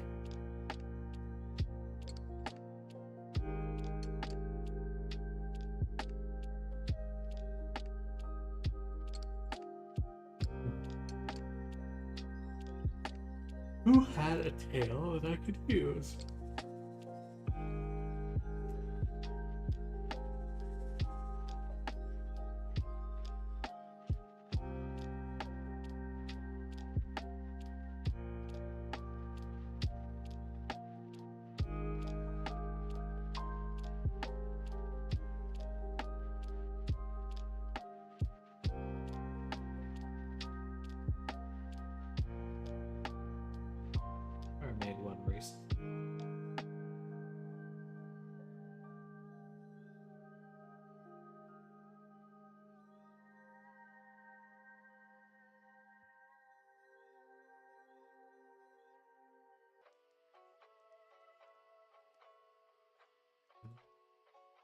This has tail, puppet, and sway.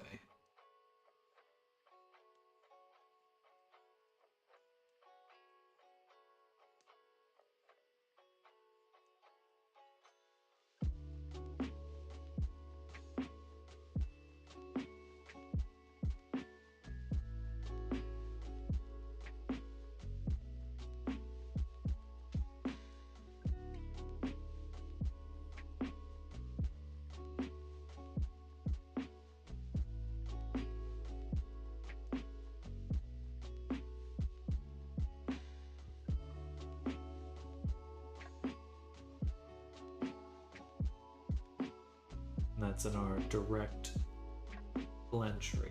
Okay. So we're going to take a direct blend tree, tail puppet, and tail sway. Copy these. That's just the. There. We also need the animation. We'll copy these to start with.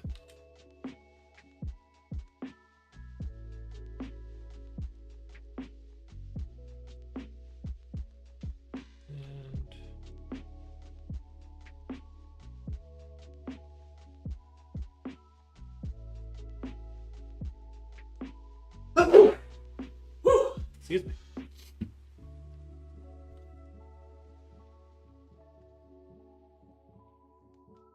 Thank you. Whew.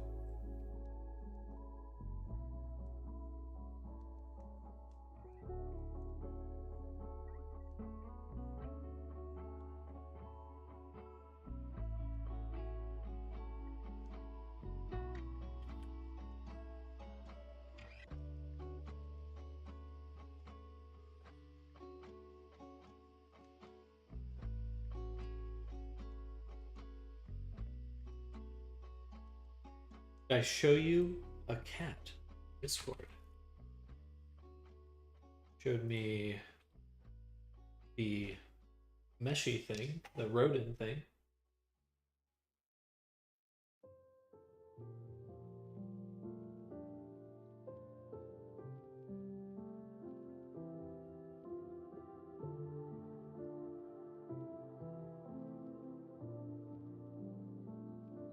Rebus.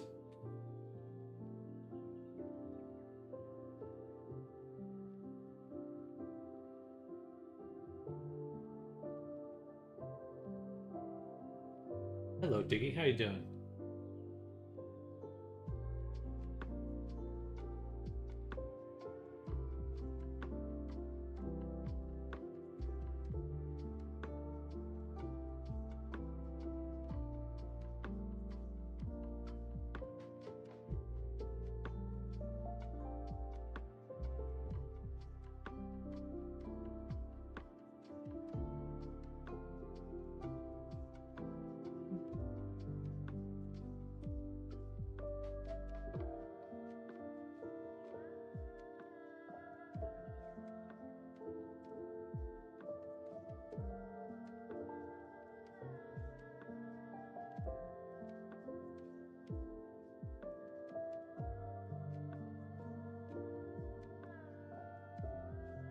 "3D model."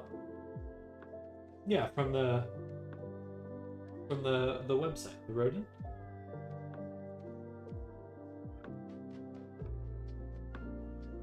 Or is the cat your own model? Oh.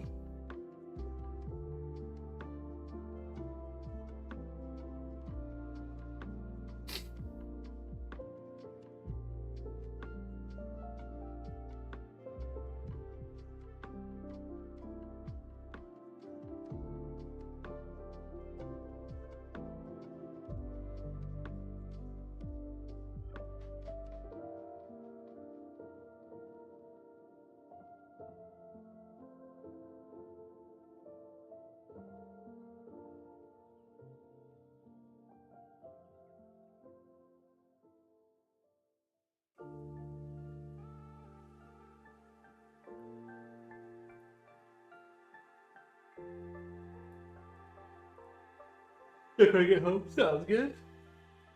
Whew, I need to stand up.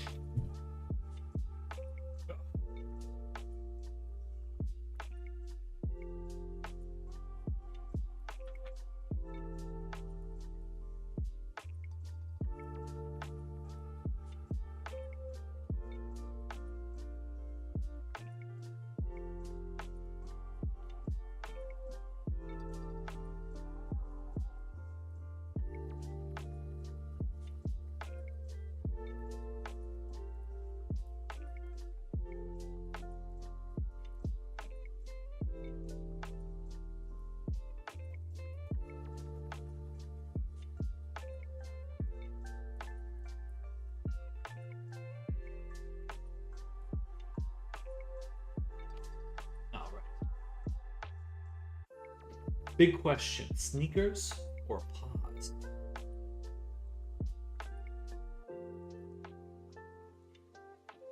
I like clothes. I think sneakers.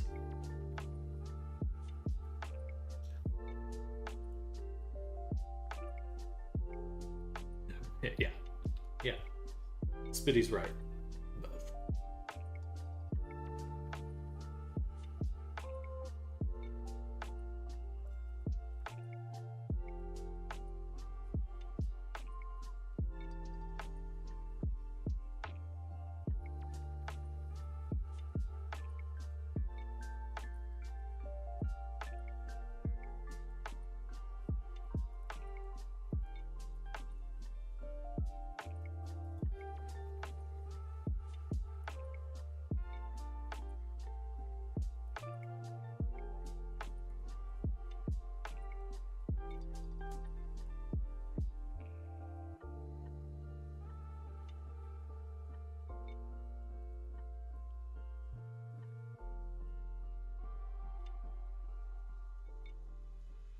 Both.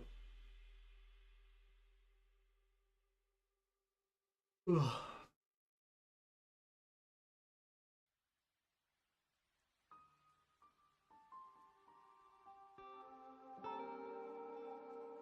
Okay, everything should be good now. So I've got my direct blend tree. This is the Reyes gesture layer, so we can go to play all the layers, gesture, drop Reyes gesture layer right here. I'm hoping, praying, wishing, waiting that this will just. If not, we've got a good basis to start. Still save myself a lot of work from just making all those.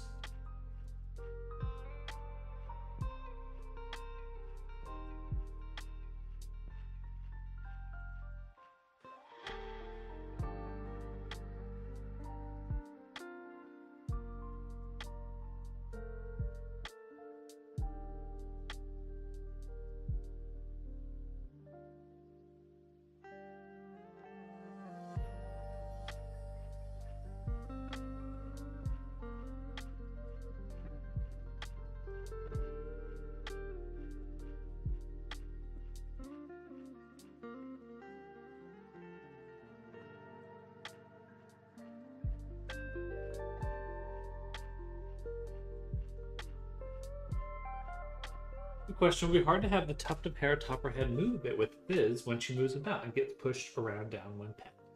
No, I think fizz bones for the hair is something that still needs to be done because I like having fizz bones in the hair. So that's on my to-do list here.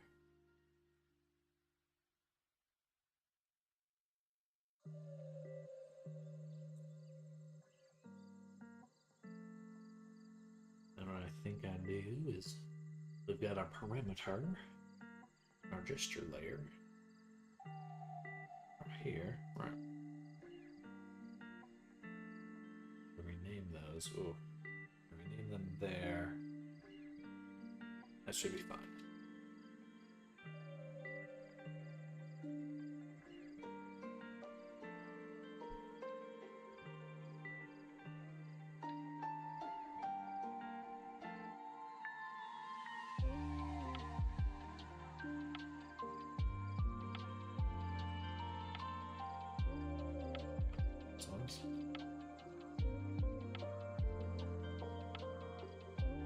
These.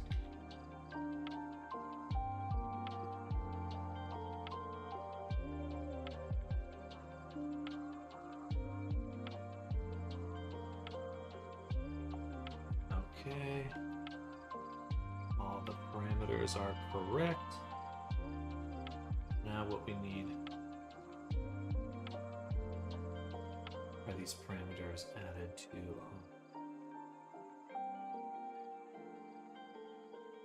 here's list. Right here, expressions, parameters. We have parameters. We've already got a few. I don't need these.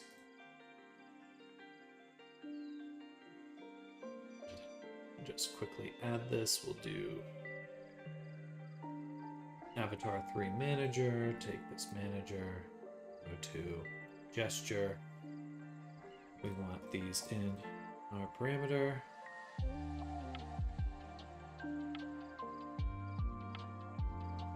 Take that back, we don't want weight. The other ones should be synced, but weight should just be set in one, not all of them. It should be local.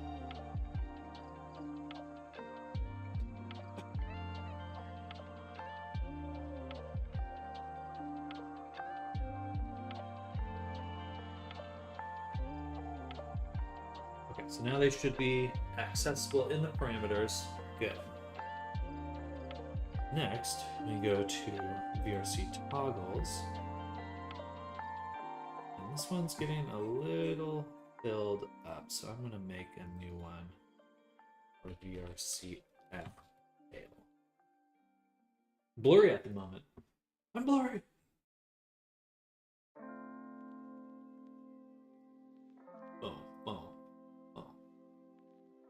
Zoop.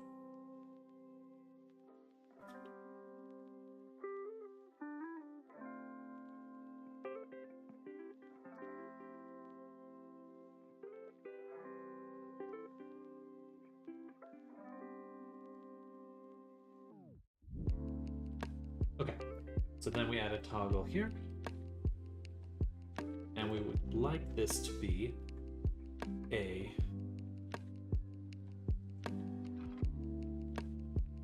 set an FX float.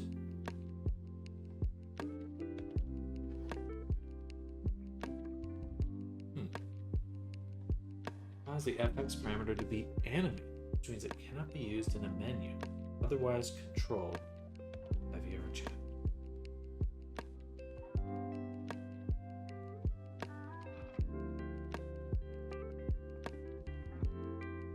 I think that's what I want, though.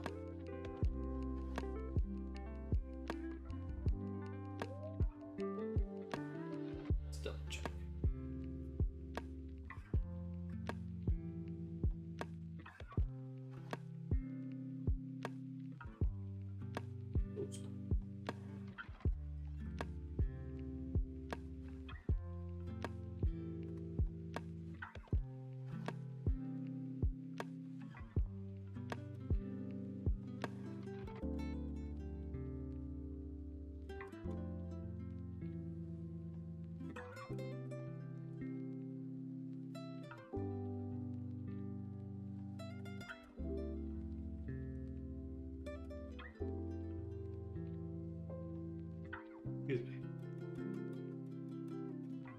Drive a global parameter. I think that's what I mean.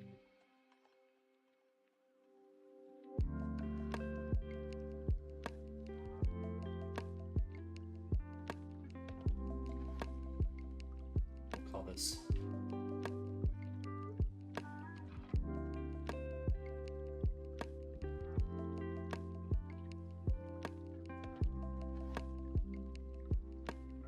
/sway, which does Reyes /sway, and there's no action. It's simply a radial 0 to 1. Default will be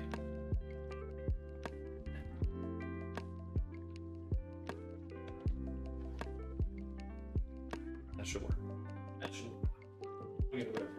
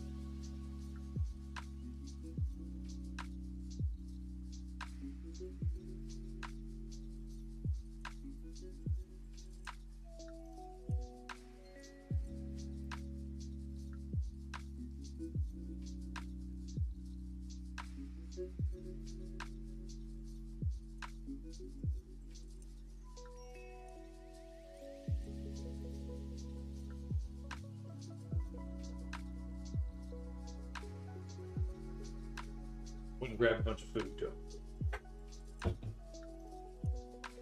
Alright, looks like 10% is too strong.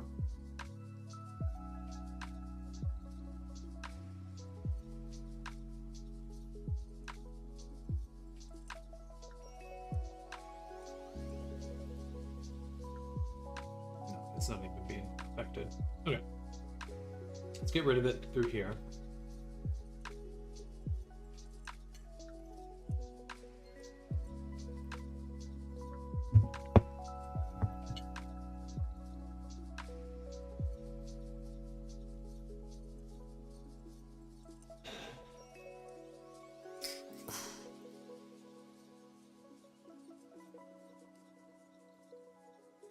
All right, here's what we'll do.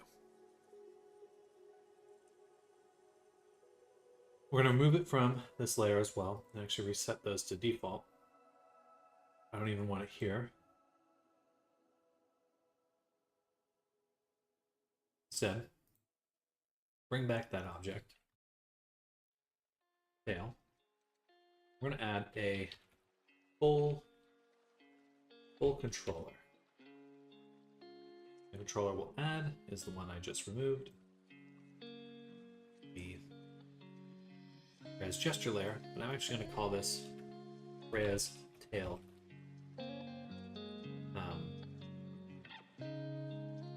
FX layer. Because I do tails all the time. If I make it a VRC Fury component, this should mean that I can just drag and drop a lot of this moving forward.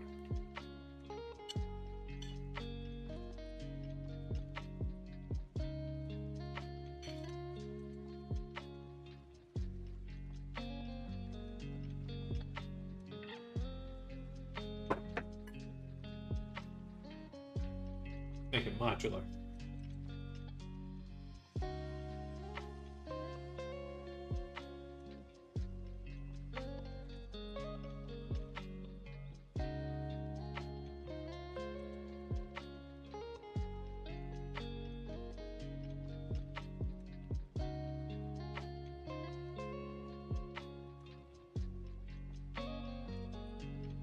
Because here, you can see we have this sub-menu body for the Seren. That's what we used in the past. What we're going to retrofit for our character now. And we'll call this Res tail expression menu. Get rid of the wings because we don't need those in this one. Should be able to now add it.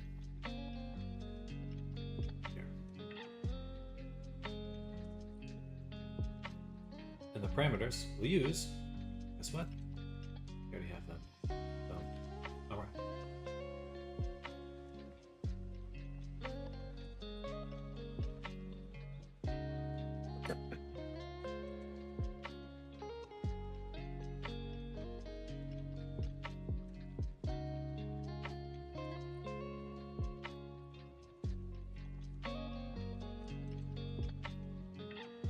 I'm eating on camera a little bit. Oh, apologies, stepping away for a moment.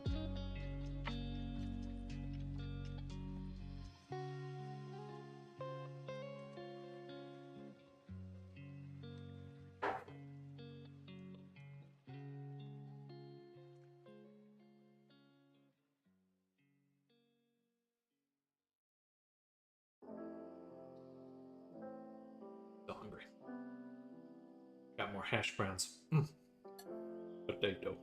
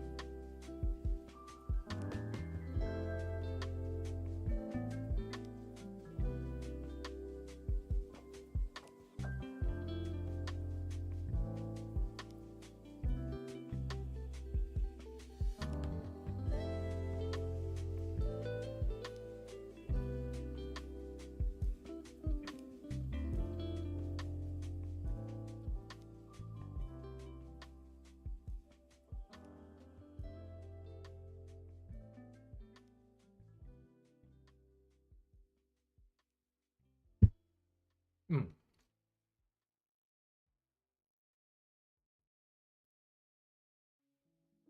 Gotcha.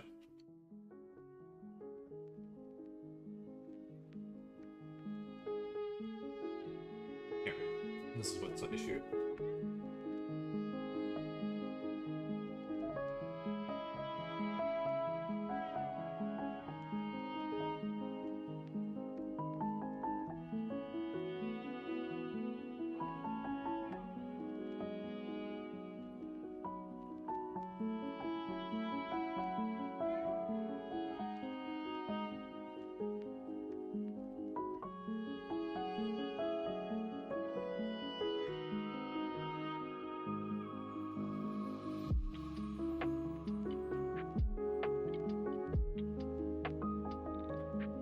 Probably could have read that a little bit closer. Wait, but do I need to rename them still? Probably not.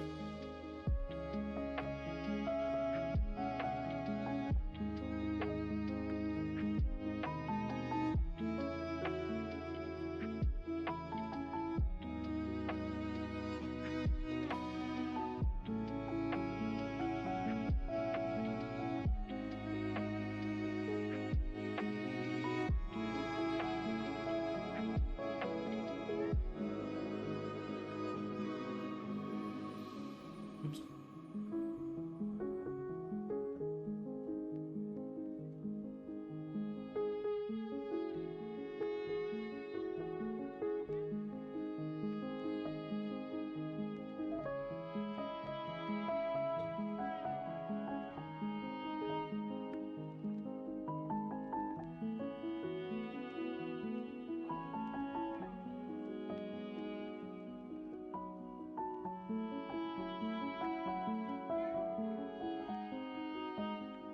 Okay, perfect. So now you have control over the tail. Good stuff.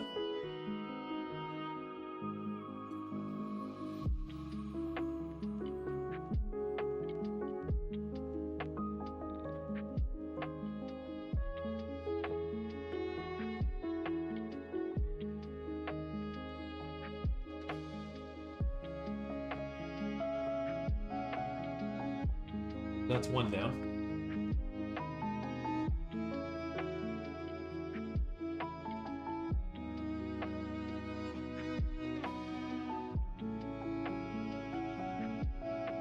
Now let's start that hair physics. I'm just going to take a moment to eat, though.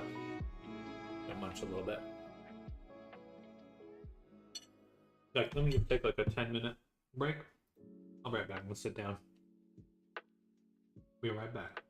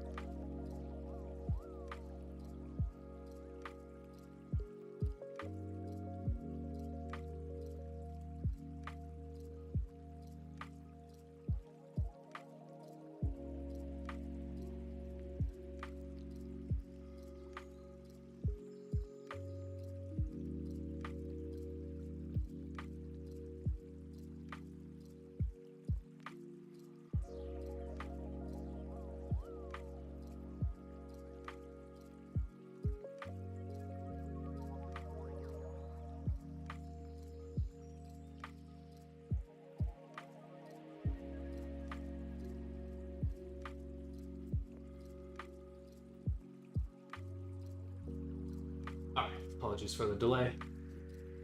Sit down and finish my food real quick. All right. Oh, thank you. So, hair. We're going to about another 20 minutes on this character, and then we're going to switch over to some other tasks.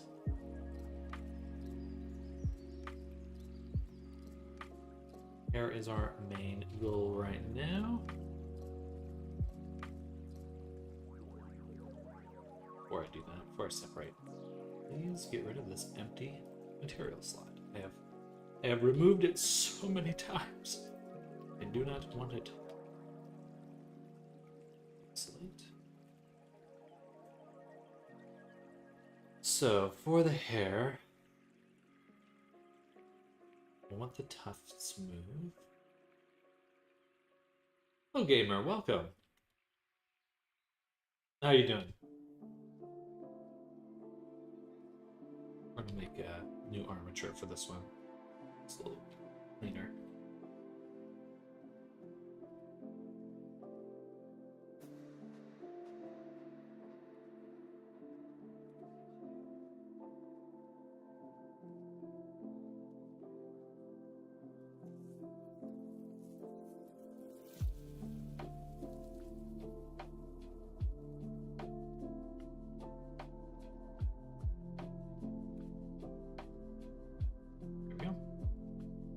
But I'm doing well, gamer. Thank you for asking. I hope you're doing well yourself. What do you normally put fizz on hair? The top, the back, the bangs? Never seen someone actually do this part. So pretty much anything that could pull away from the face and head without breaking. So I'll probably do one for each of these little strands, or at least one for each little clump.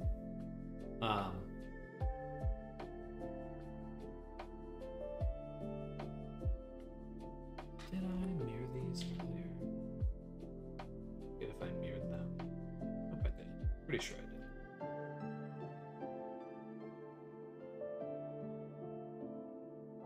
No, I didn't. Okay.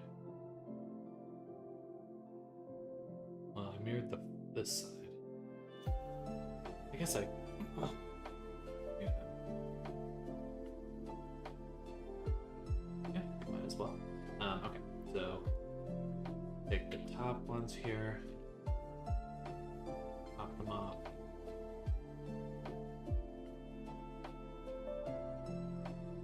Yeah, should be a good effect.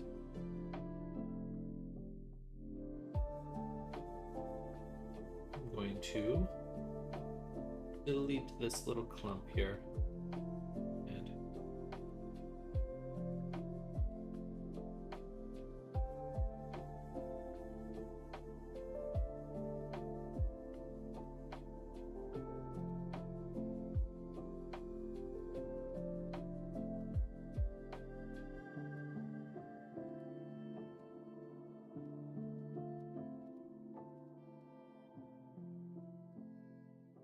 And we'll call this one CC underscore hair.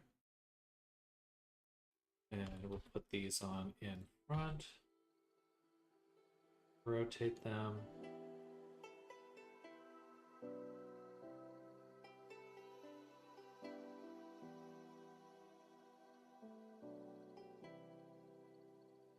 Probably we can't pull up this section, the part that's touching the forehead.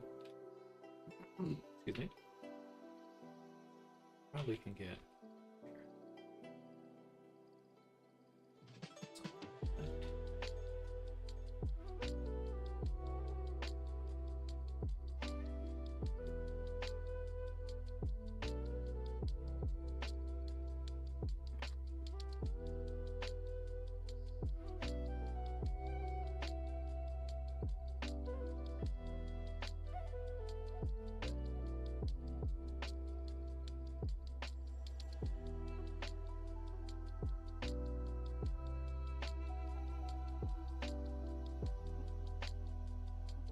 good. And we'll do another here.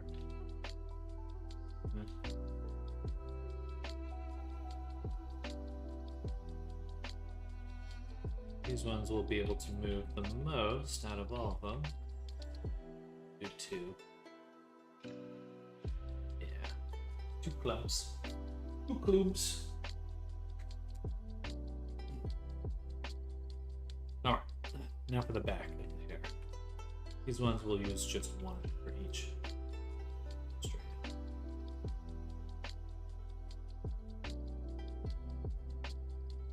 Maybe not each strand.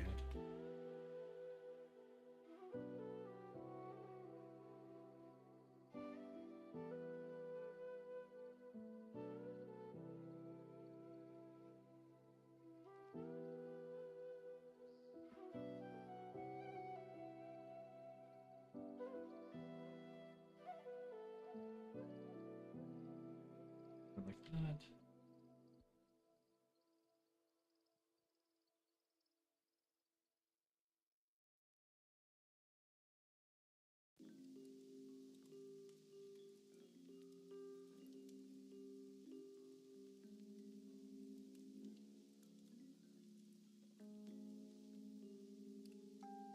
Goated stuff as always. Thank you, Amazing Torch. Welcome, welcome, welcome.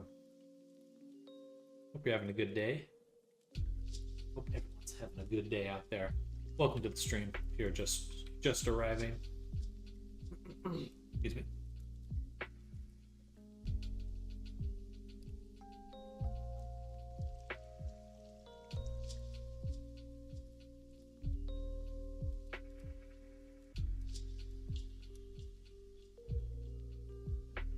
Oops.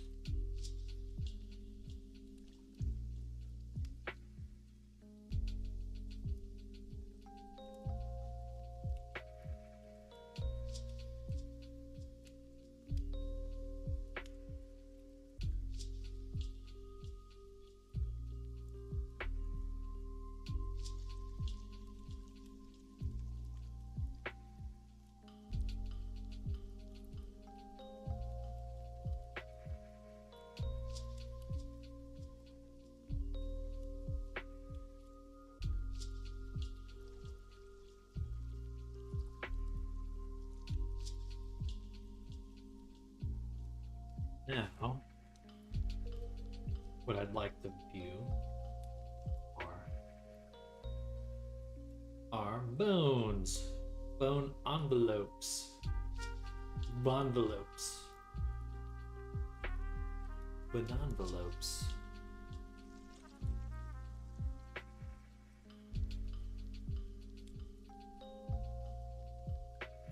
And that should be okay.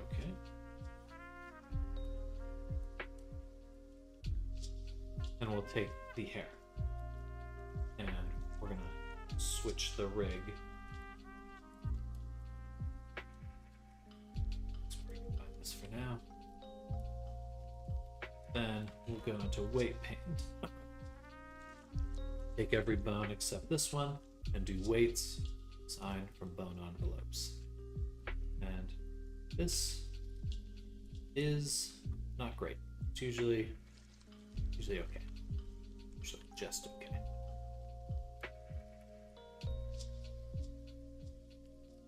Let's try one more time with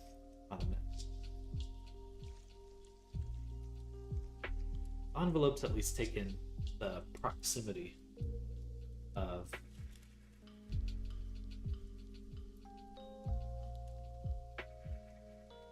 the bones. I don't know what automatic weights does, but I don't like it. I don't like it.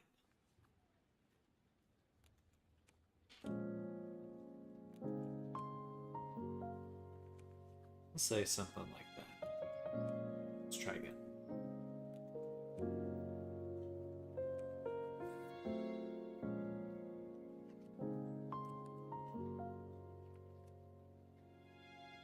Now we just need to go in and clean up parts that don't work very well. Using stuff like auto normalize, and let's turn off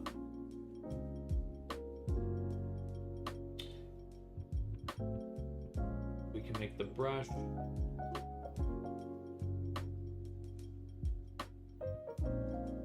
projected. I just need to get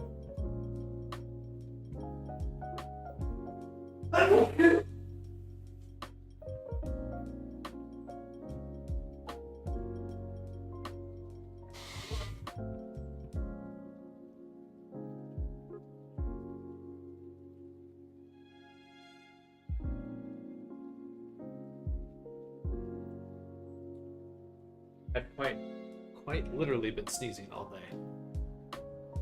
Alright. Front faces only. Now let's turn that off.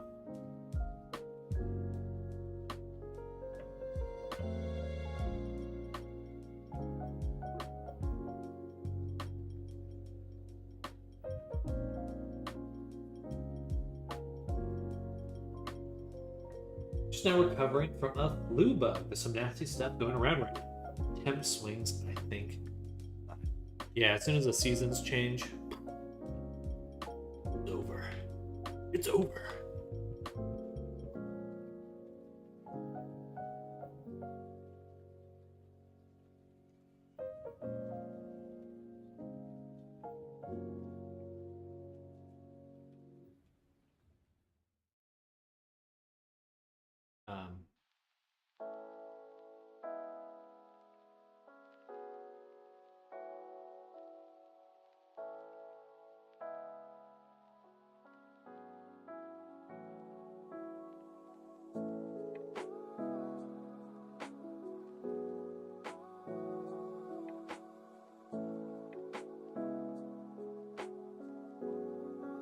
Now this isn't hooked up to the other rig, so what we'll do, take this, we'll combine, or actually before we combine, we'll rename our bone collection to custom, then combine it, then go to custom and deform, go to edit mode, take our bone here, parent to the head.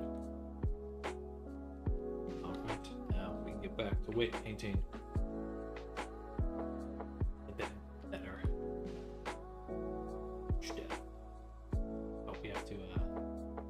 Reassign the rig again. Boom, boom.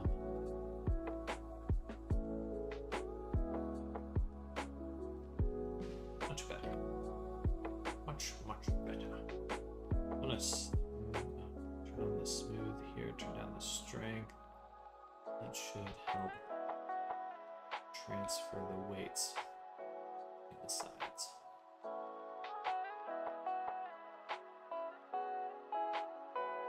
I wonder if there's a way to do like the opposite of auto normalize. Maybe I can do go in here. Cool. Item.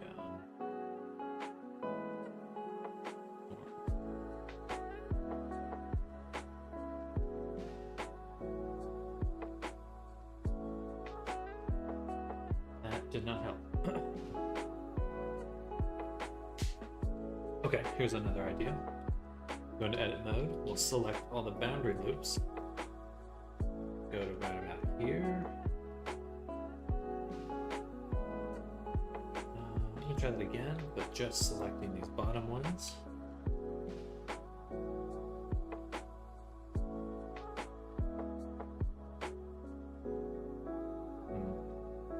Okay, so just these one thing.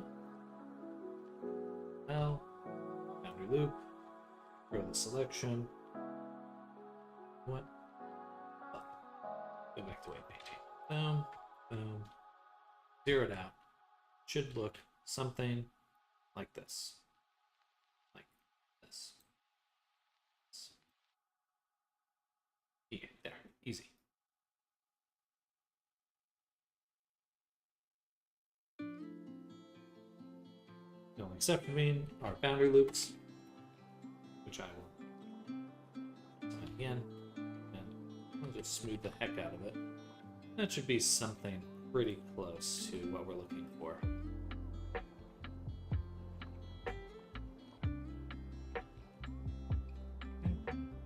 I'm going to take that hair, recombine it with the body, re-export, and this will be our last thing to just look at before we switch to making environments.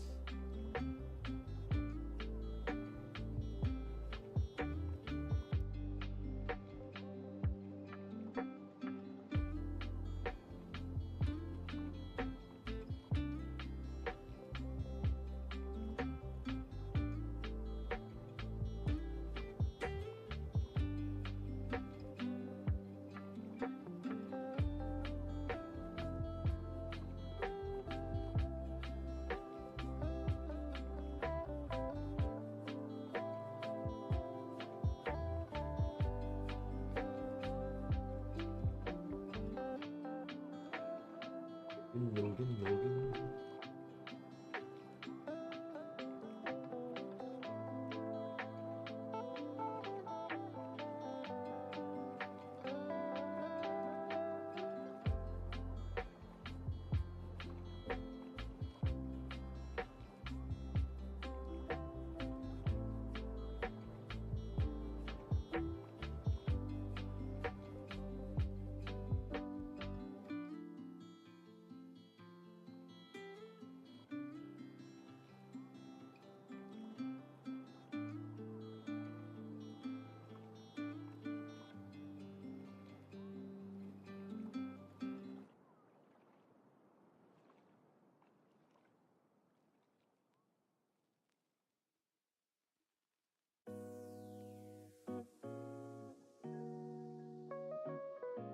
Then one more fizzbone add. We're now definitely and firmly in very poor territory.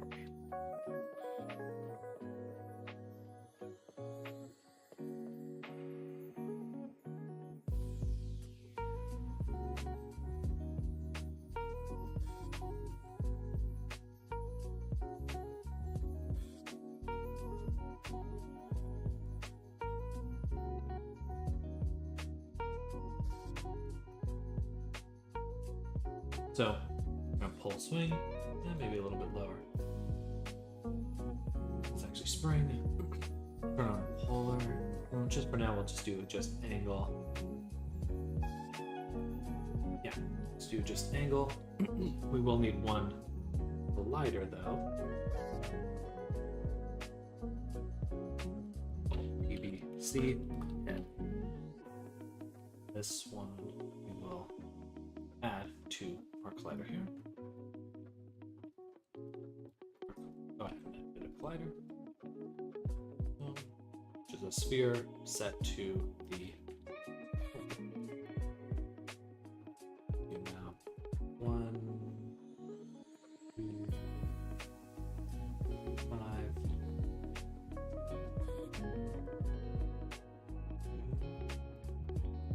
A little bit up.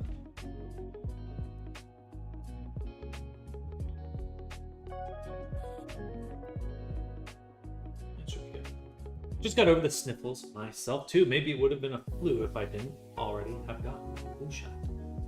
5G enabled.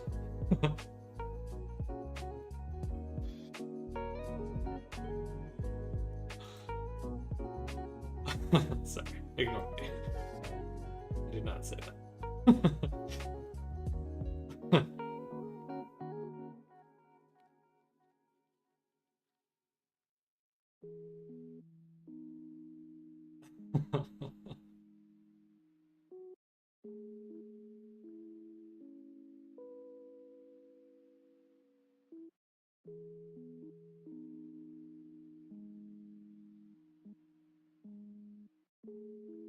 Yeah, I should really consider getting my flu shot at some point. I don't think I've ever gotten, honestly.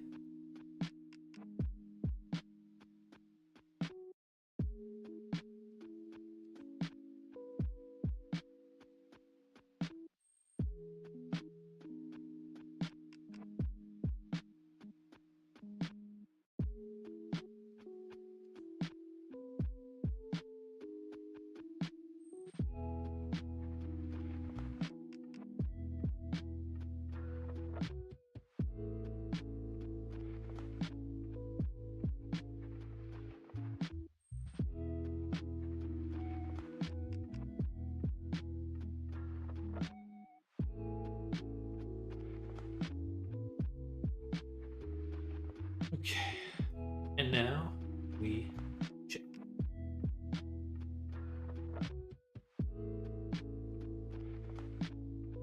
Not bad.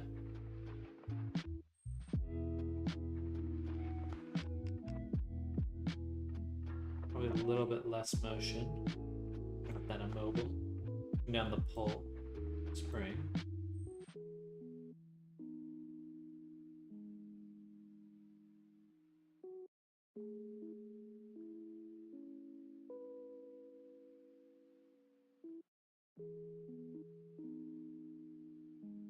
feel like that looks pretty good.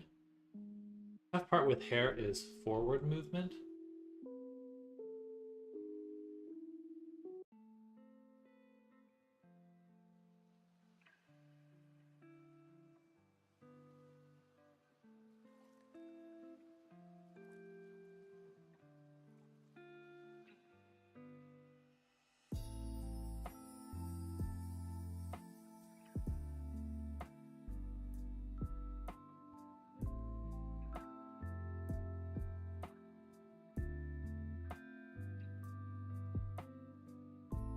What I'm going to do is take the camera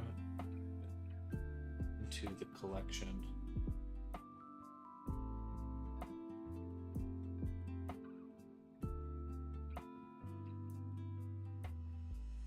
I get a better idea of how it's actually looking.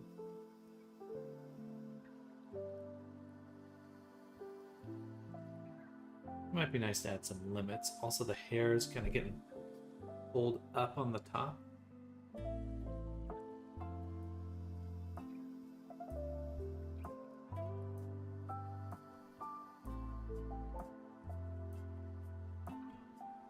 But overall, good. I should remember to put settings back. Good.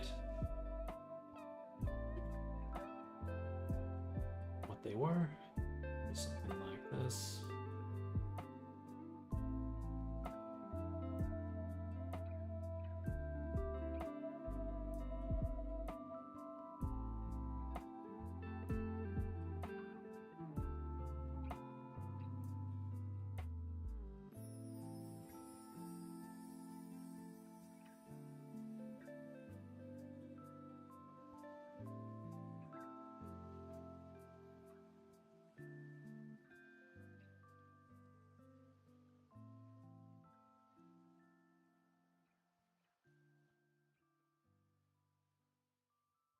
All right, we're gonna call it there for our work on Reyes for today. We're gonna switch over to doing VR environment stuff. More environment work. Ooh. Ooh.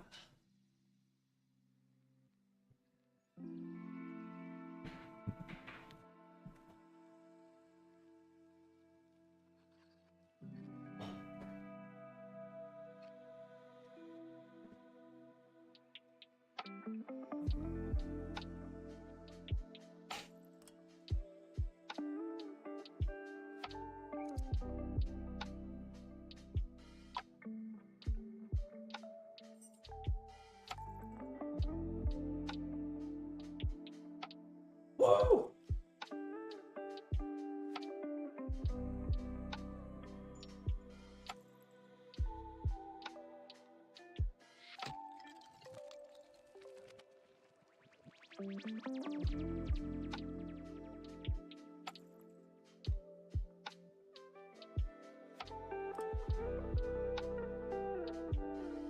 Okay. So here's a little set we made the other day. And we're going to close this Unity project. We should have a VRC Worlds, which is probably very up to date. So update that.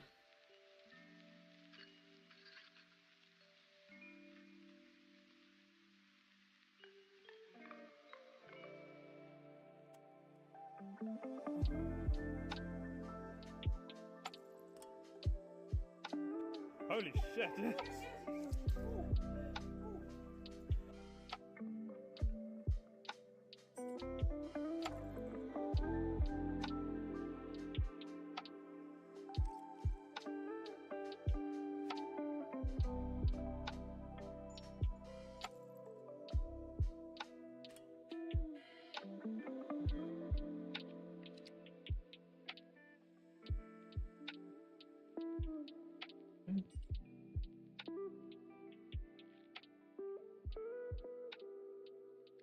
VRC Worlds to manage that project.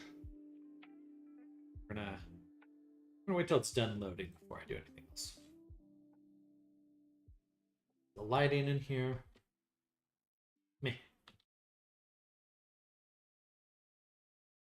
gives a bit more of like a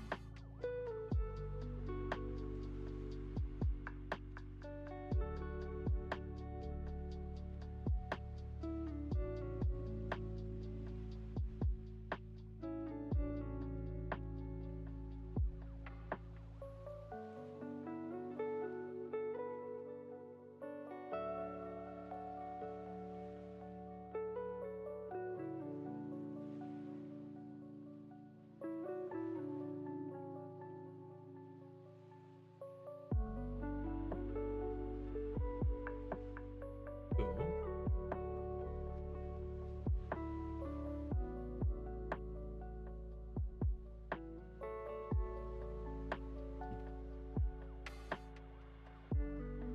Acid River. Acid River. Secret tunnel.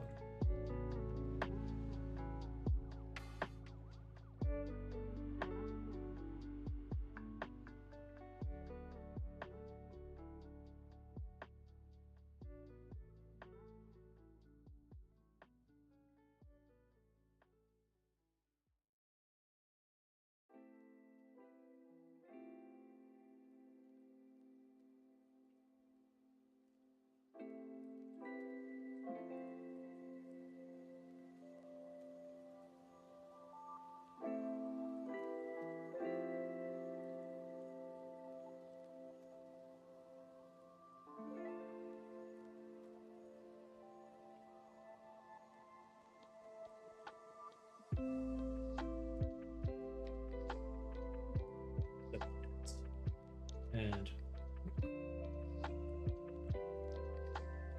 get a folder for the FBXs. Should probably do it per scene. So let's, yeah.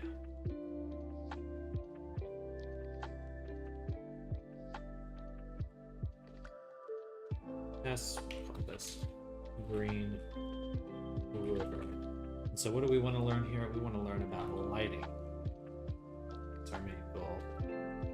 Here, take this, export. So export as FBX. Go to this folder. Copy this. Here. VR chat with mods. Should just be everything in this.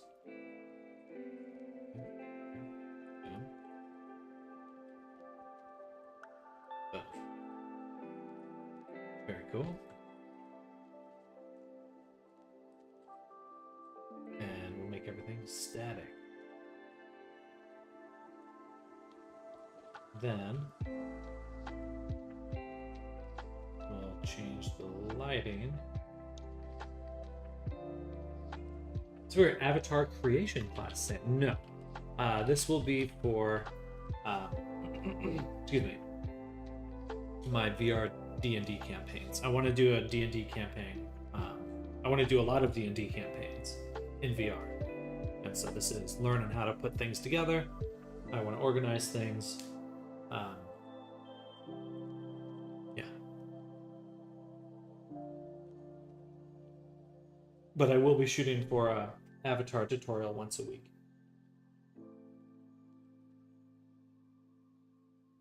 One new episode a week.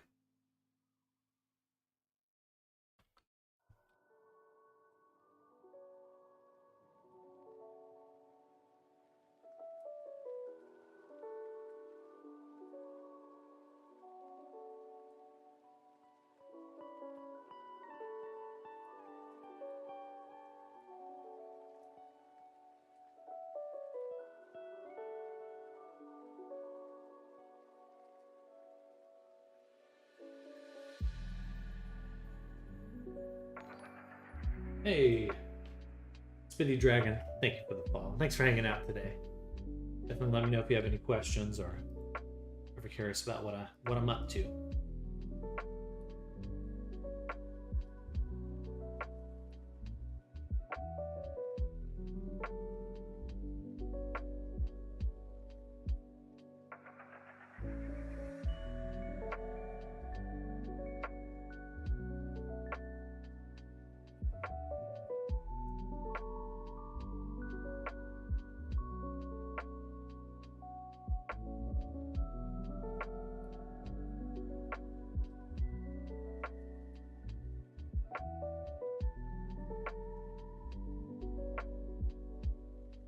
Include the width on the area lights.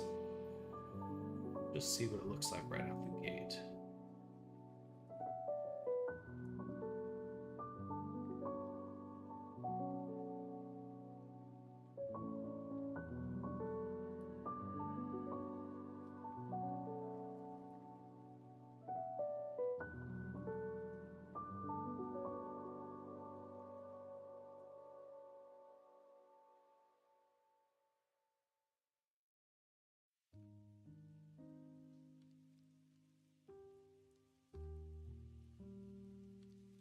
I think the game window is probably the most useless window in Unity. Usually the one I want to look at the least. Bakery! Yeah, it's kind of a custom light mapper. Well, not one I made. You can find it on the asset store.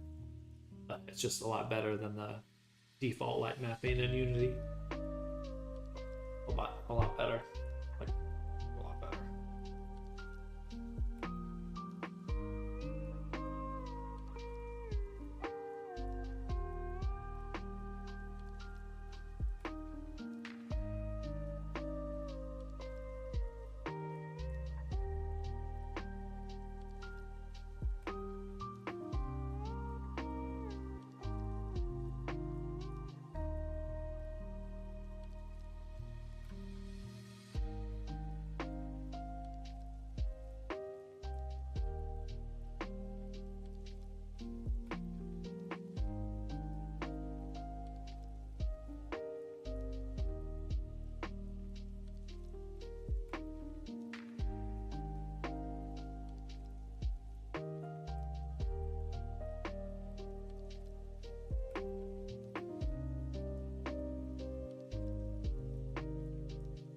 Definitely taking a little while. Interested to see what this comes out like.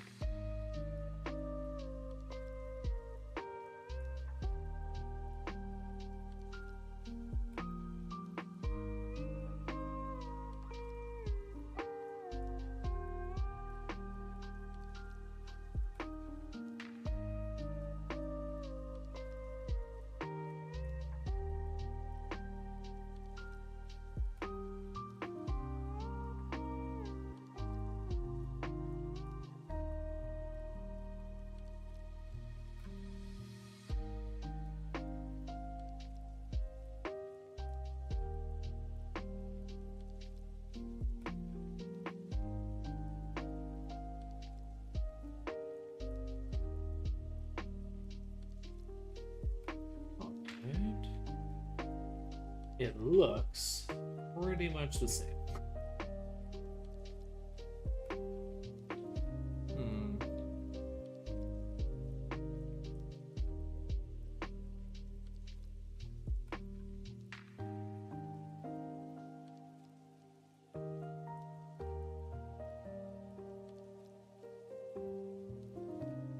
I'm hoping this would be brighter.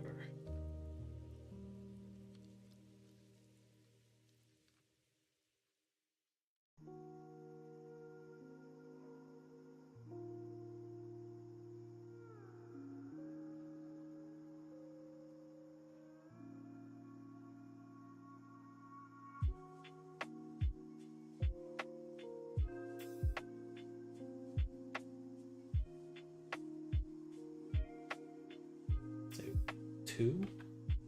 And that looks too bright. Say 1. 1 point. I'll try again. bake faster though. This is max resolution, let's say 1024.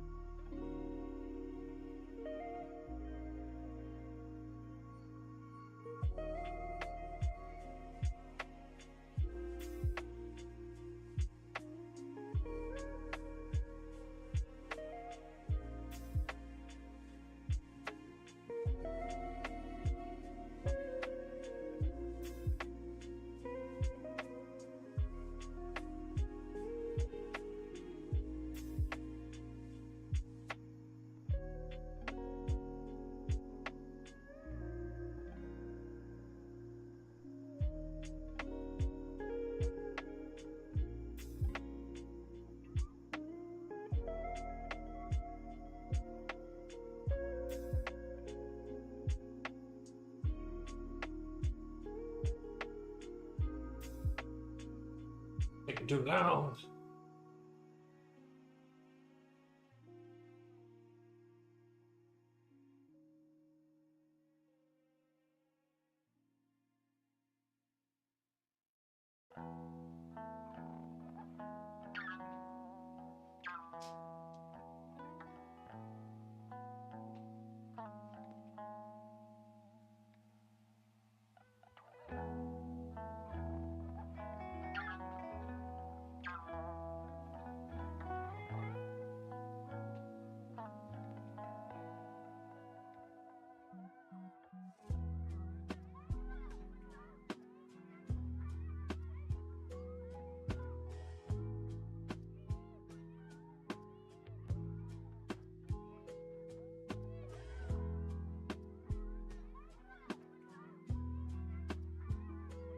It looks the same. Okay, anything I need faster testing or to understand if there's something else that's missing.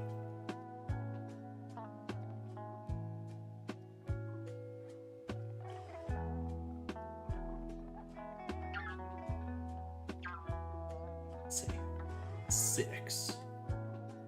And we'll do a very, very tiny resolution.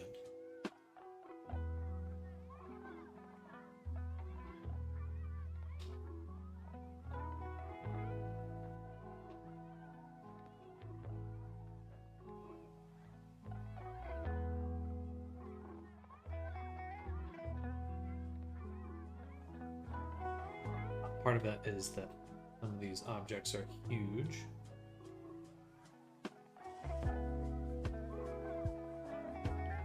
And do not need to be light mapped in the same way.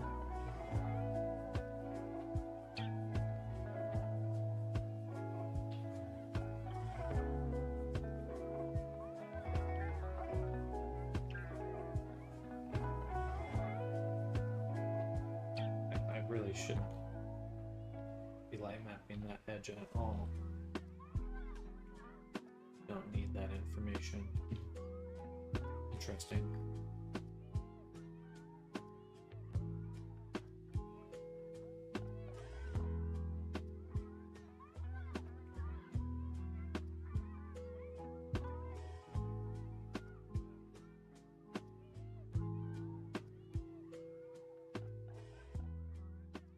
Leave that one alone for now, but be pretty aggressive in optimizing my scenes. All right, one more time.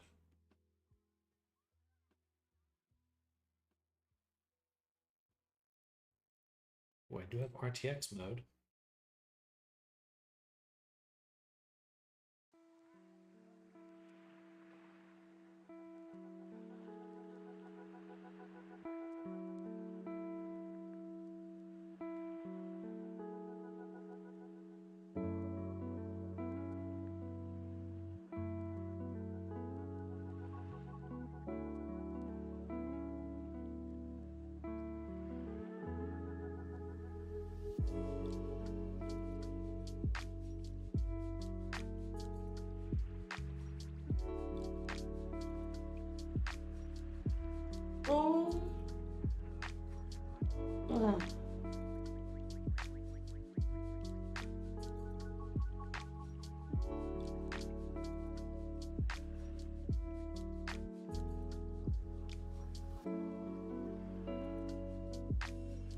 How large is a typical VRC world? Or is that a primitive question? Two variable, maybe. There is no size limit. I would say most worlds are like 500 megabytes or less, but you can go much bigger. I would say, maybe like 100 to 300 megabytes. That's kind of the range of most worlds. But it's whatever you're loading into when you first join a world. So you can, that's just what I'm thinking of, is that loading screen when you're loading into worlds. I think it's usually right in that range.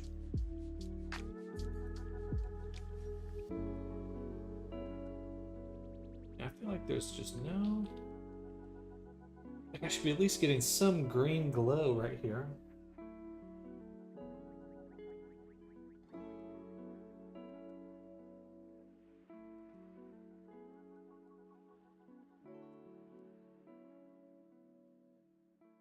Something. Give me something.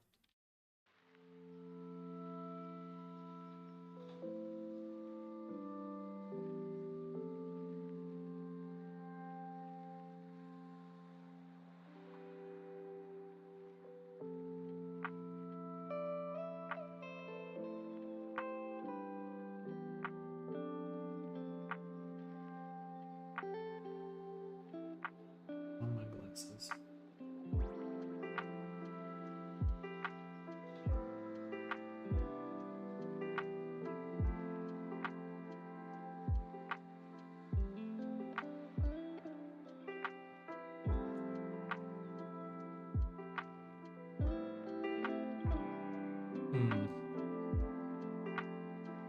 I was kind of hoping...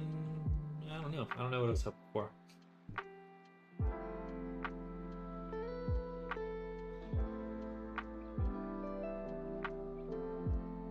Better.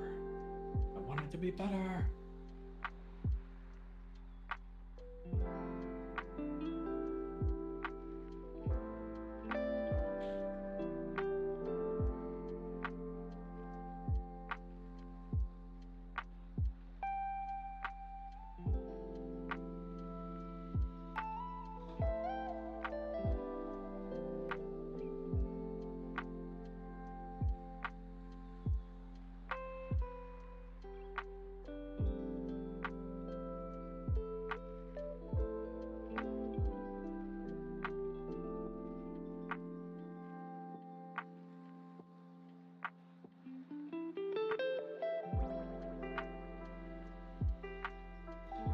Like I should. Oh. Oh. I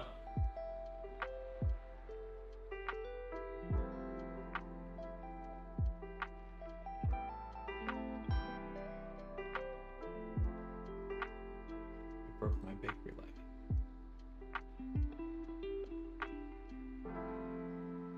Oh, that's right.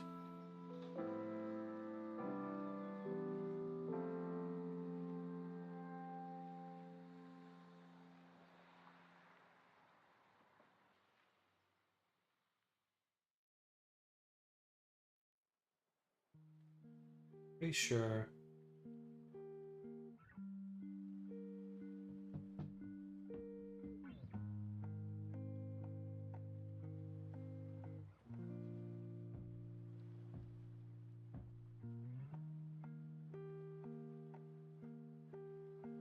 Right.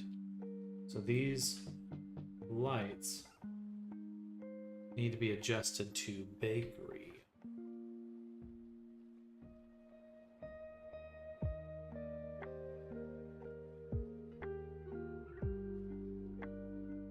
Wish there was just a little script for that. Guess I could make one.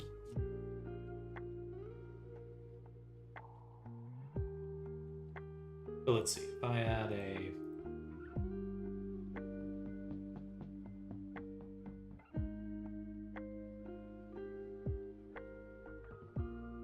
Let me watch just a bakery tutorial.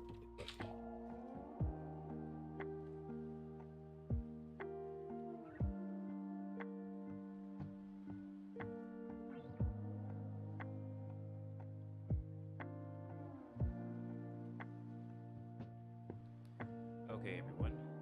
I'm going to show you guys how to use the bakery, which is here. Next, you want to go to Window. You want to go to Package Manager.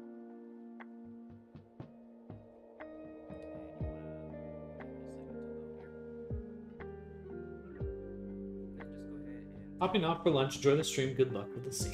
Thank you, Spinny.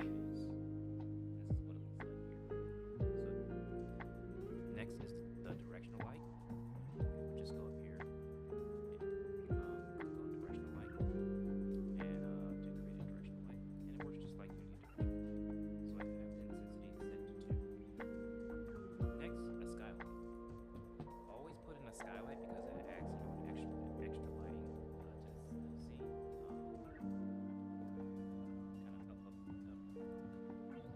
And then we're just gonna go ahead and this is how you do it. Get that creepy look. We have the contrast here. I'm just gonna bump up the contrast just a little bit here. So that long feet have a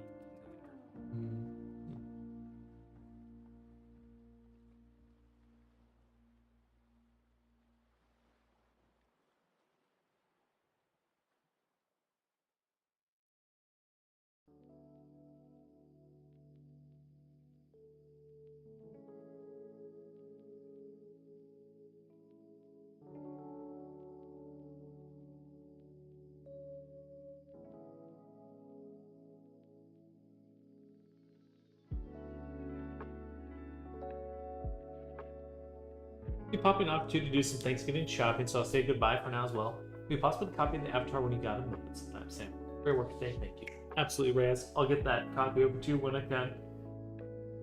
I will not be streaming Thursday, so just a heads up, because it's Thanksgiving, so.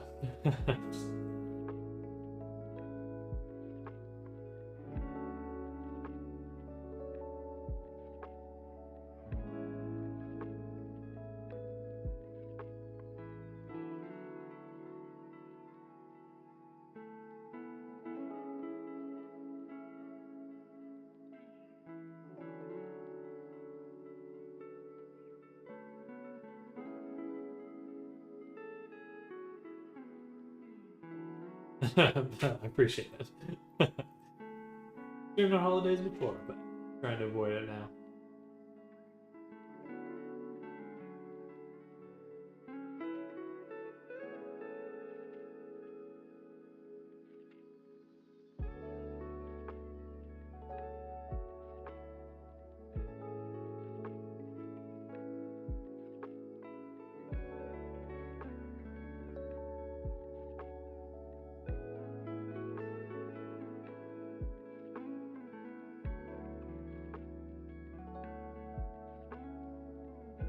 Ooh.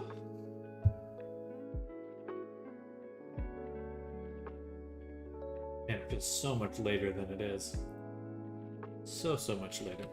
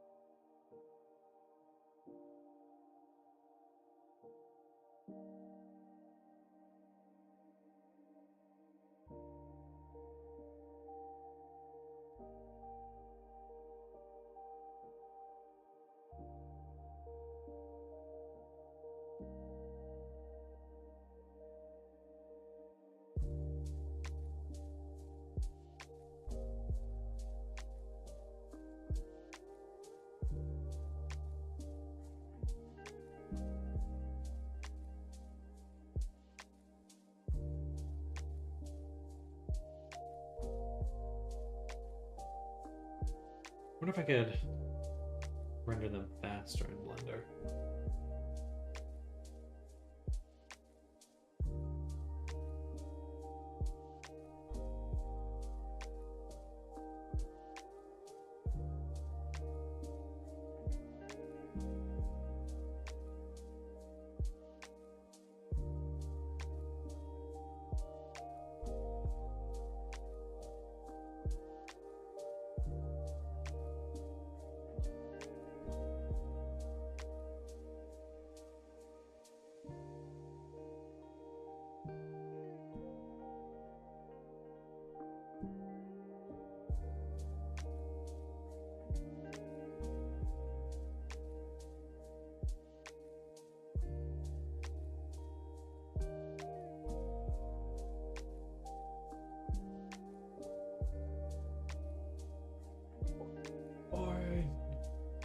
Or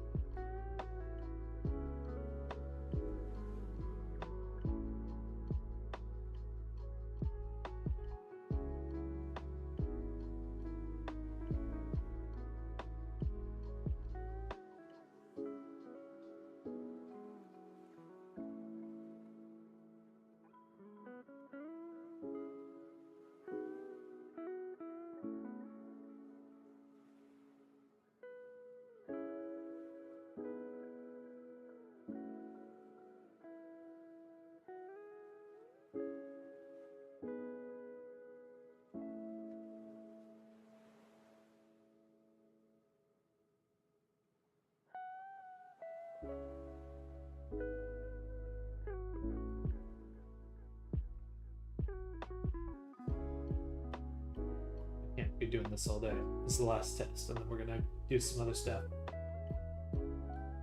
I didn't expect it to just take so long. Usually, I felt like light mapping with Baker was a lot faster, so there's something about this that's really slowing down. Maybe my light maps are bad. Like my actual unwraps.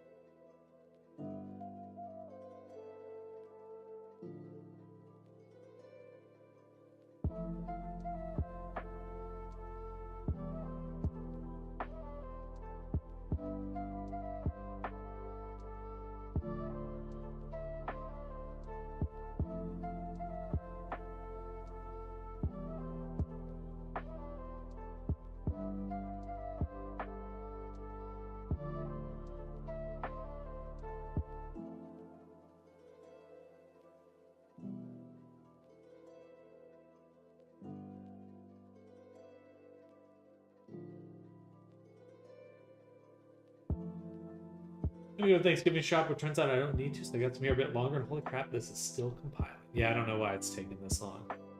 It really should not be. It's kind of irritating me. Light maps do take a long time, though. A very, very long time.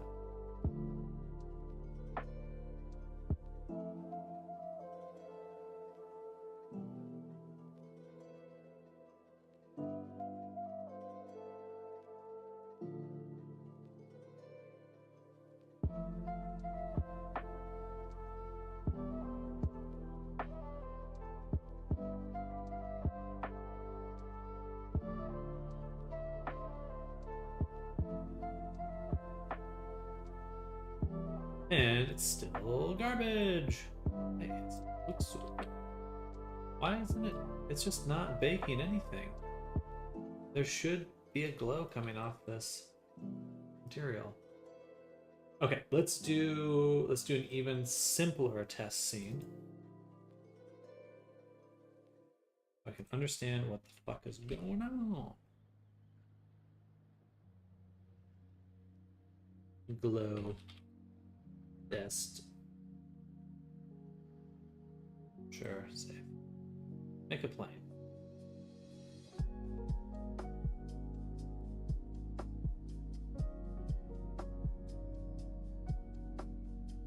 Make it static. Make the lighting.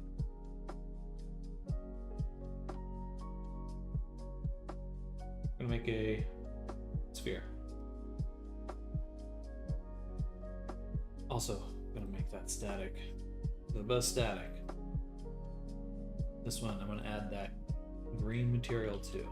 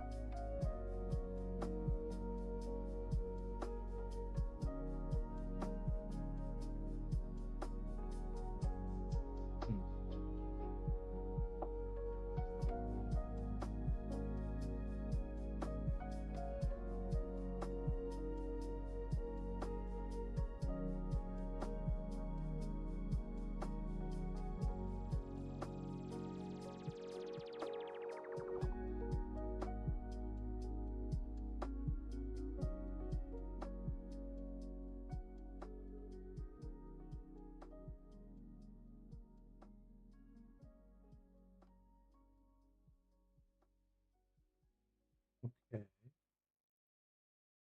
I have a skybox though.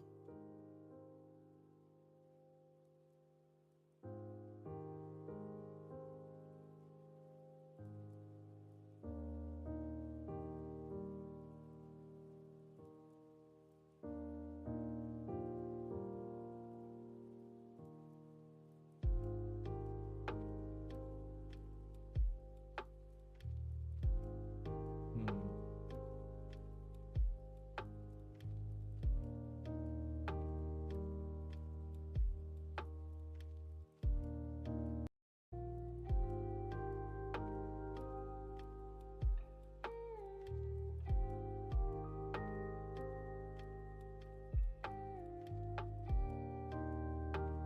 The denoising takes a really long time, so let me turn that off in the next version.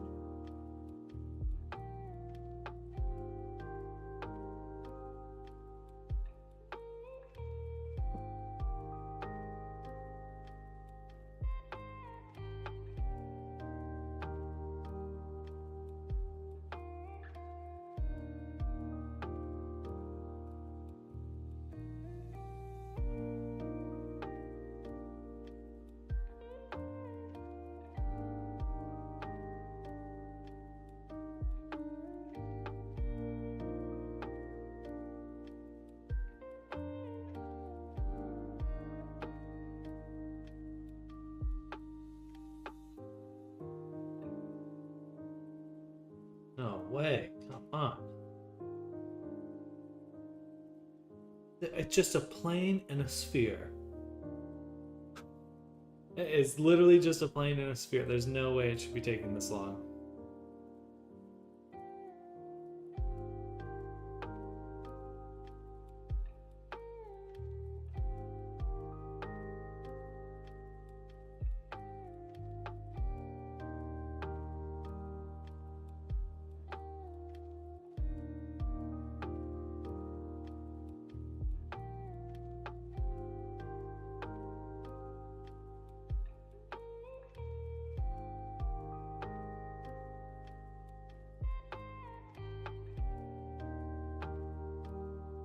And it's still garbage. Okay, so. And we can see, look how many light maps I've made. Now that's for the Green River. But still, just for this little glow test, it's making these, and all these light maps are completely black. So yeah, I'm definitely missing something regarding bakery. So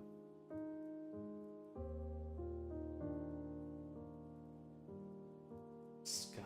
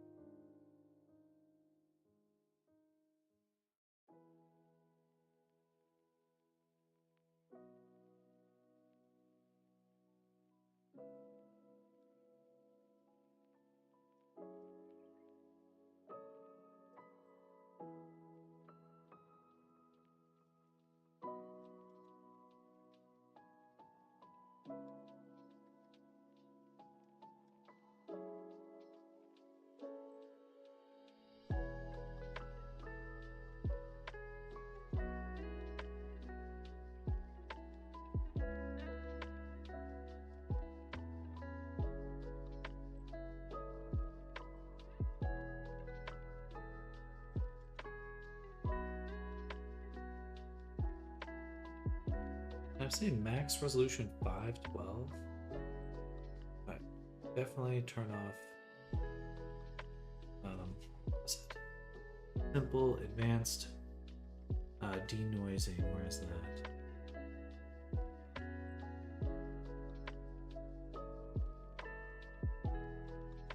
I don't want to denoise.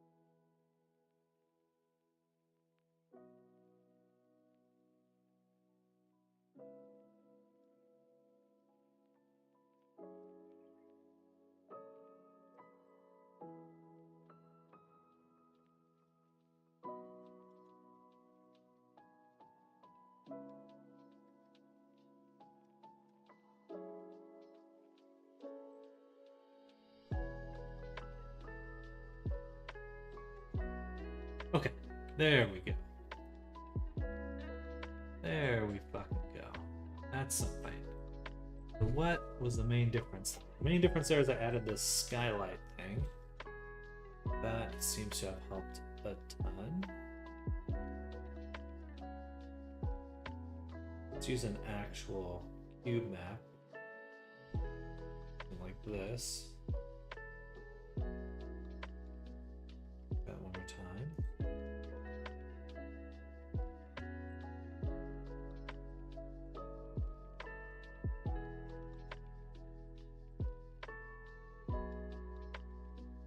Yeah, look, we got this nice shadow. That's what we're looking for. Look for those kinds of shadows right there.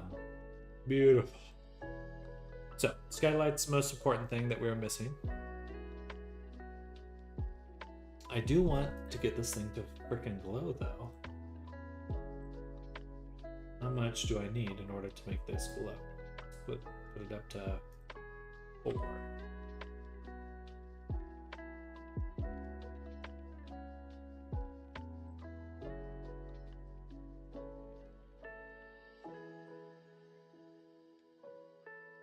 don't see it casting any light.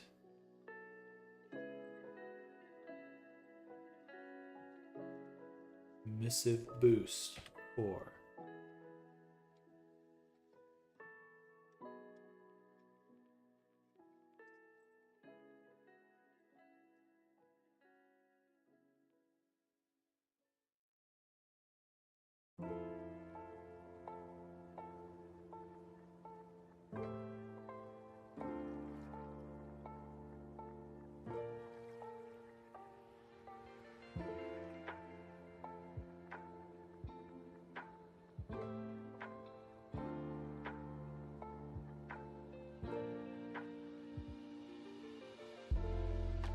Okay, that's not it.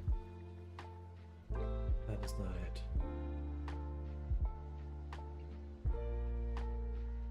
Must be the type of rendering here. What is bakery render?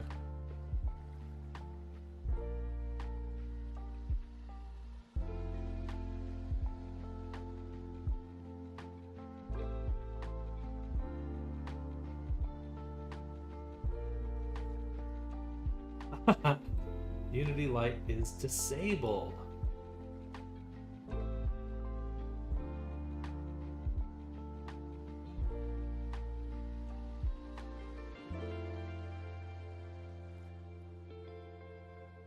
Distance shadow mask is really what I'm looking for.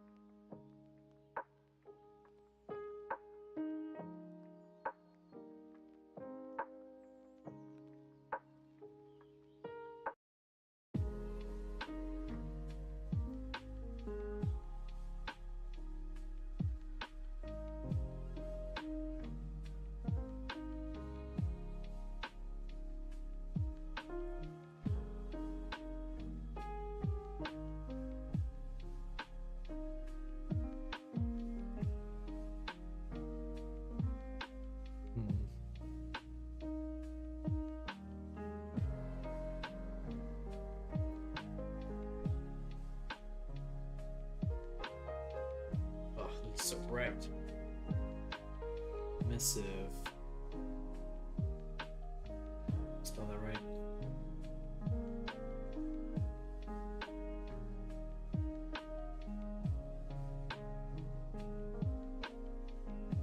Ah. That's it.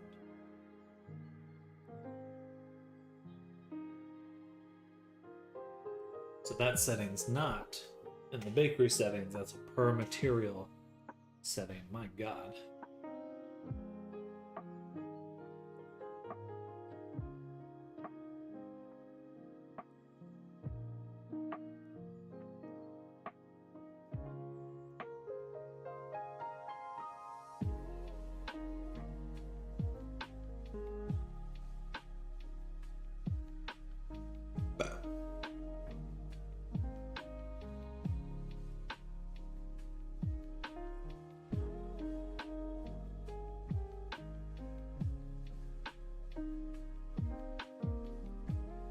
Okay. We have a better idea what's going on. It's good. wish I could save these settings in between scenes. There's a way for me to do that. You know, a simple.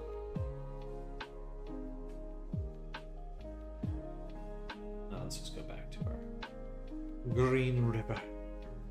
We'll do actually flow test. I did subtractive test.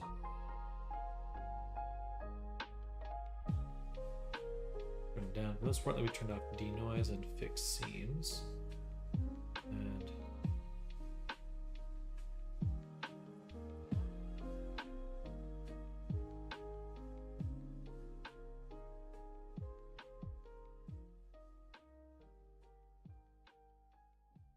so good. Okay, so part of it is just the size of the scene.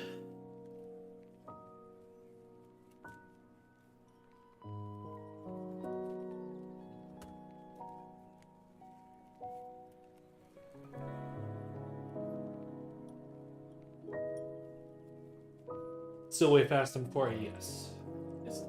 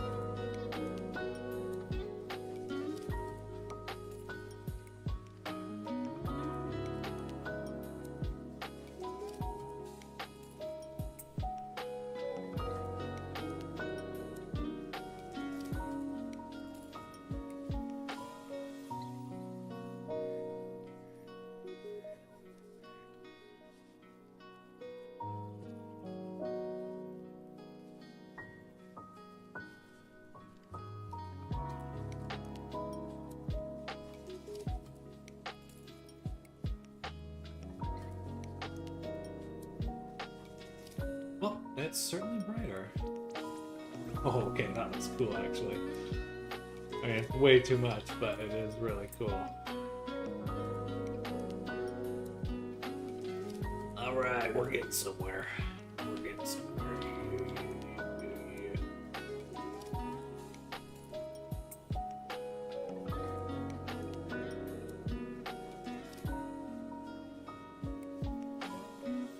Right, so now we need to turn down how fucking bright it is. This is still the same material. It is. I just have it set to 1 and it's that intense, so we'll do 0.25. Oh, can I change it on the fly? Well, of course I can change it on the material, but say 0.2.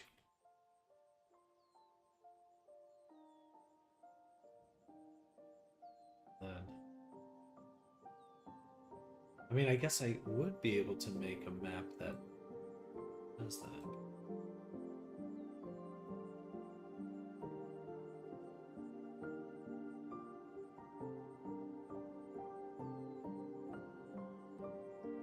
Pretty cool. Again, just ungodly intense.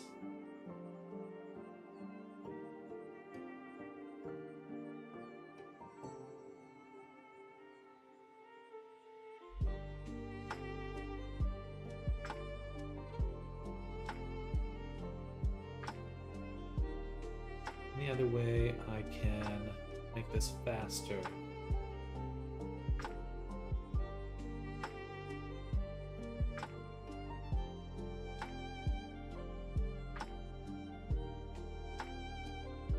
No, that was faster.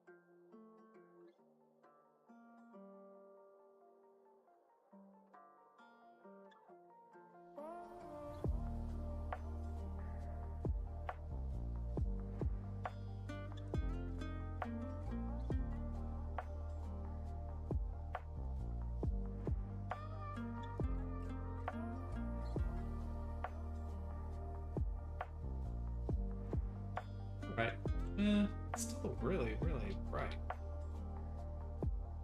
Any way for me to... Ugh. Unfortunate, it's such a balance. How can I test that faster? Hey, I don't want it to be so bright I can't see.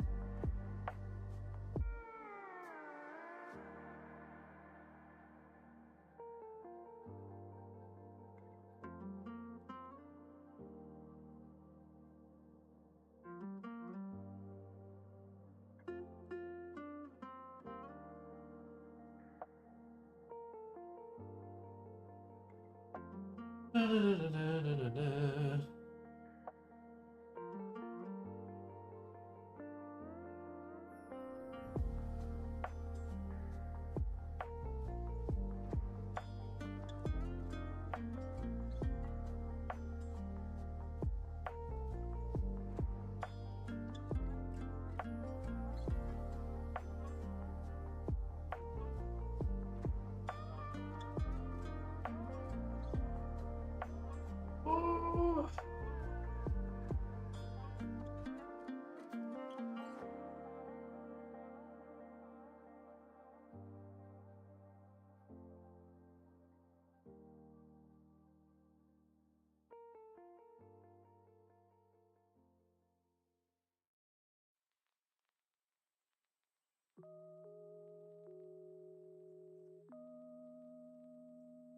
Okay, this will be my last little light mapping test, and we'll move on to other stuff.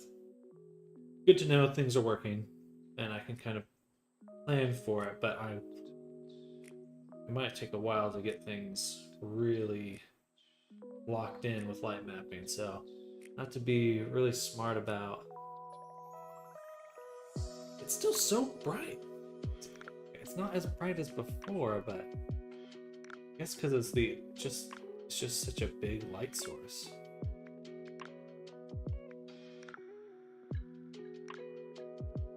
And I guess, yeah, it's the only light source in an empty room.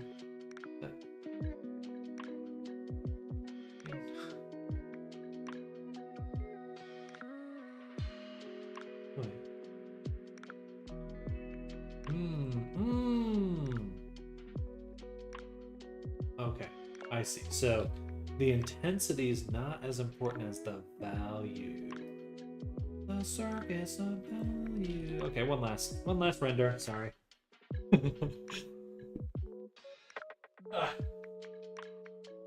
can't help it. Yeah.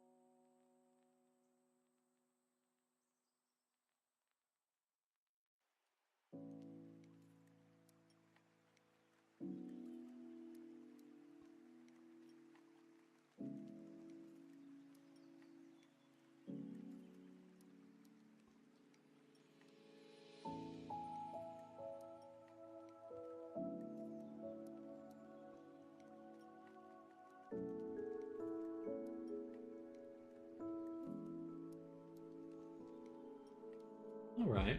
All right.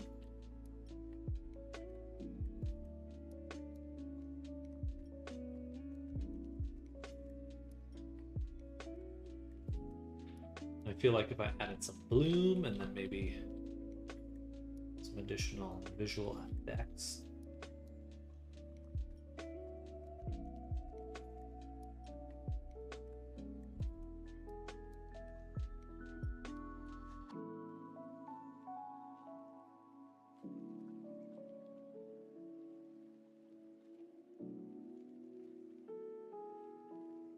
Okay. We're getting somewhere. So. Oh, hard to brainstorm things after working all day. But I need more spaces. More places of visual interest.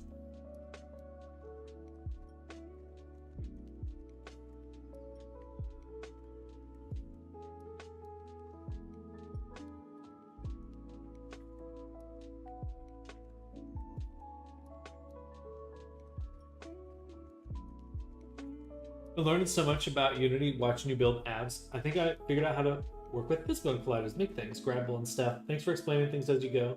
I watched you do it with the tail ears today, and it's helped me with other apps now. Good, good.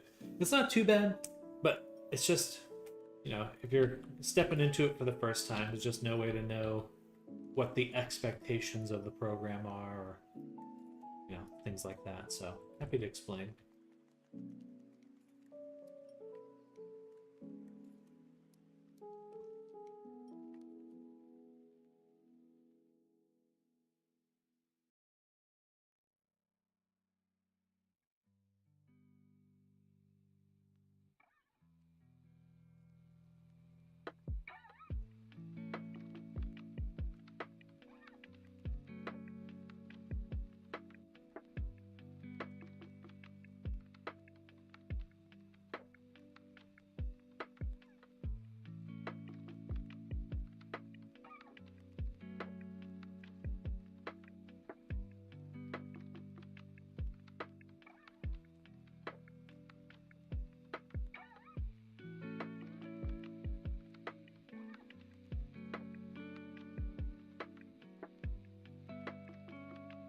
Did it, 'cause I'm reaching for my sketchbook right now.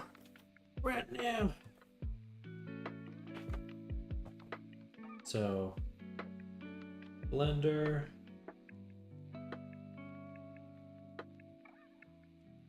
To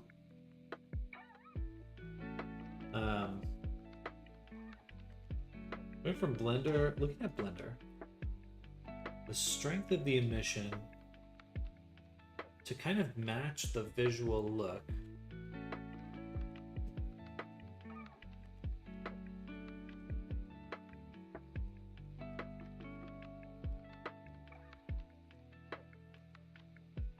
So right here, this is a somewhat similar amount of effect that the light is having on the ceiling.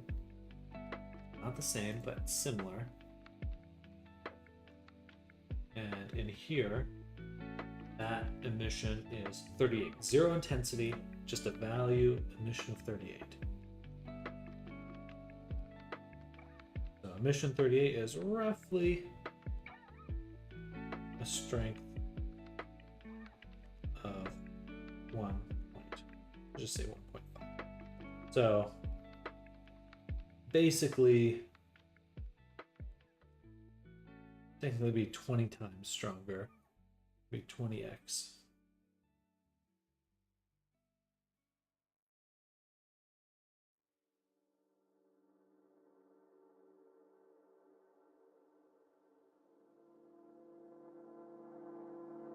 Not a direct conversion, it's just this. This value here is 38. This value here is 1.4.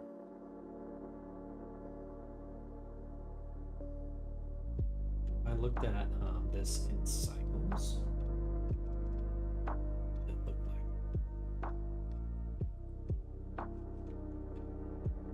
pretty similar, actually. So that's good to know.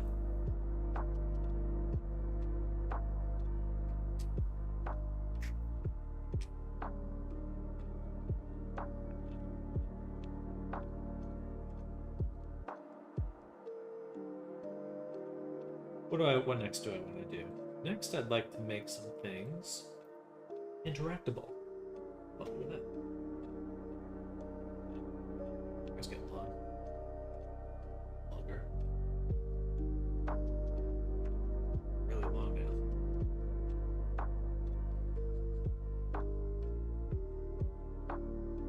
Camera is.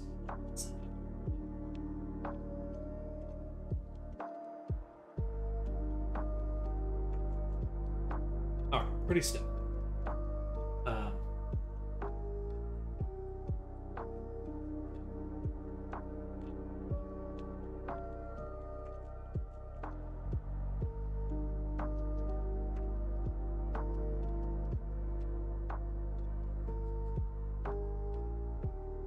Really love this shadowing here.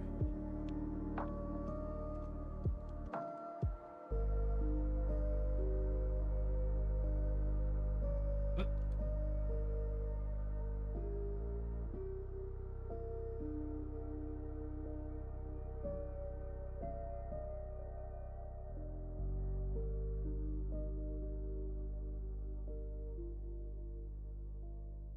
The light is leaking out to here as well. We'll have to watch that. Okay, so first things first.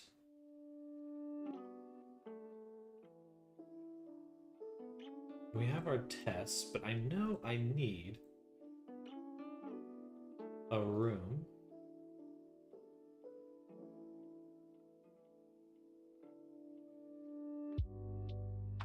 for the well, the hearth.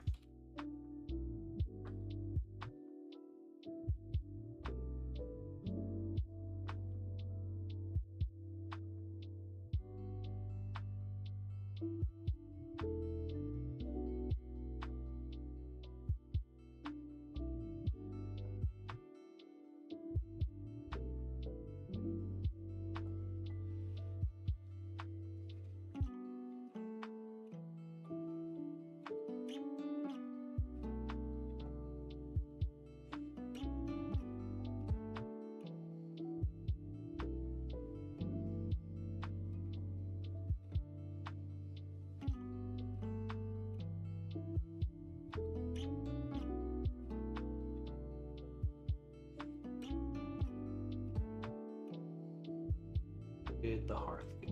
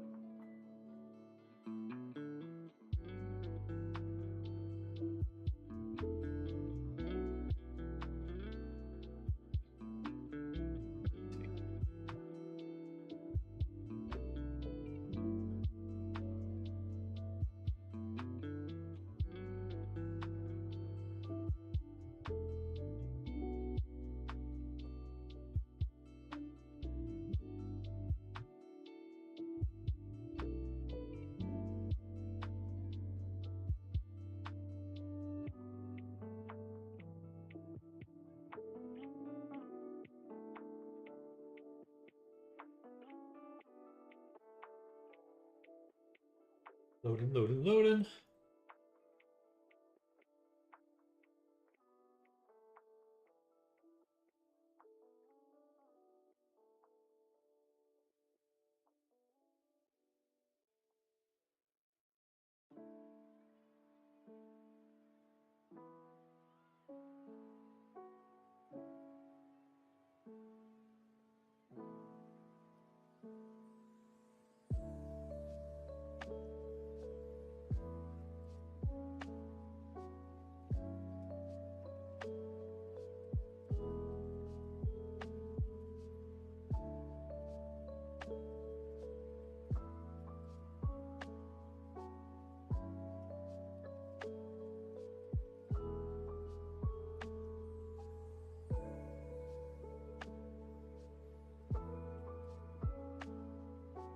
So I did export everything.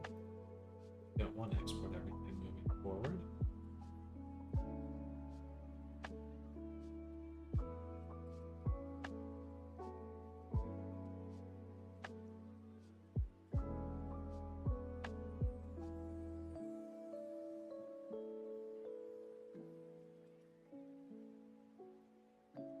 do this. Mesh, cube.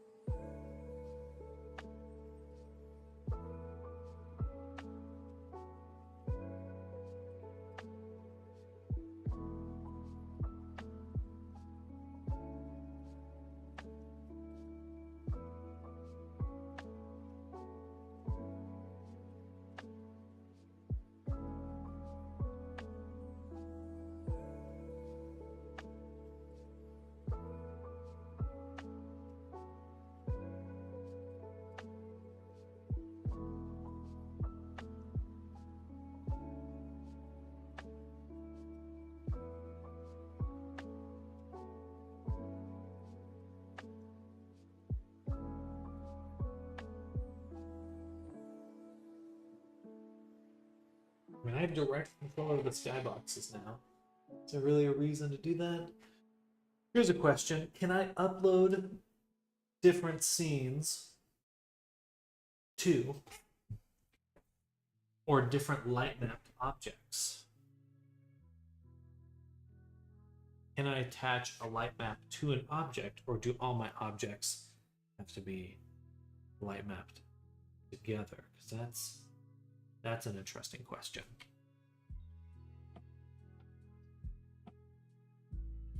Light map together.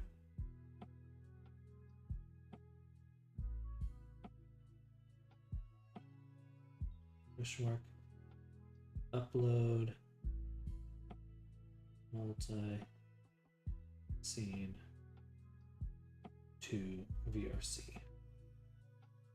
Okay, so if we go here, we got this thing, and I know that I want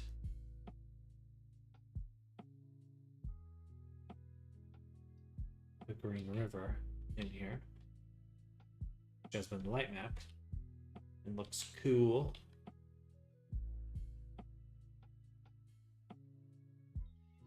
Interesting, yeah.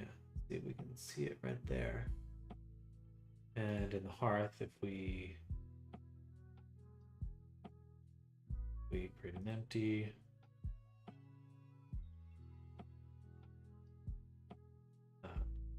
spawn, set it to 0. Scene, VRC scene descriptor.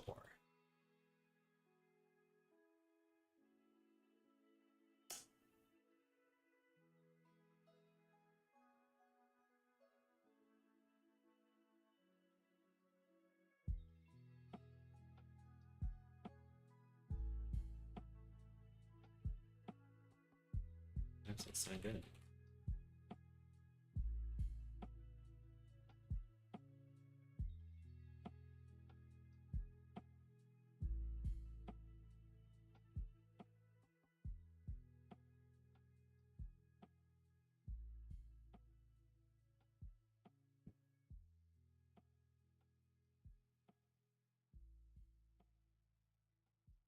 Okay. Now, if I went to go and upload this world, it's not giving me an error.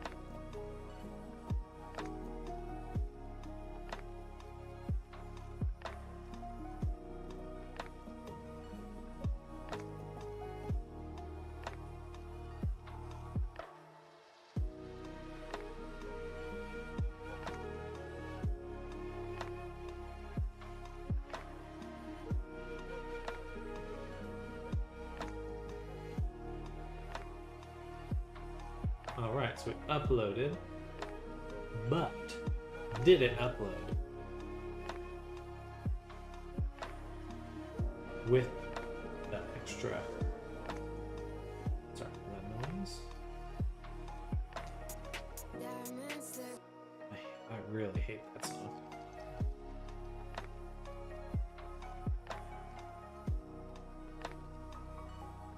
The hearth sounds like a heart. Hello, guests.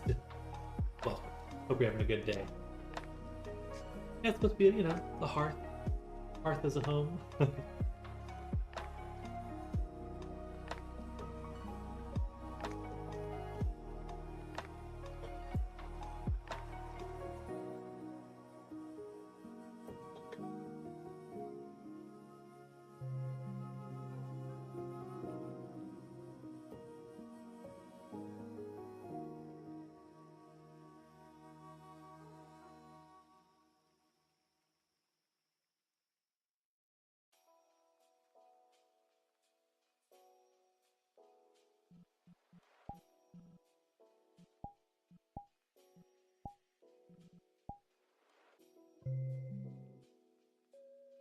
That was too fast for it to be.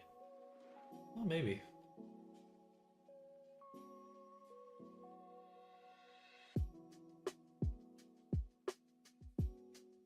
Well. Nope. Okay, so that's an interest. I should have added gliders to things. So we cannot inject scenes into the upload. Hi Sam, hope you're doing great there. I've been watching you since yesterday. You work so hard. Thank you. Thank you. I do like what I do, so. But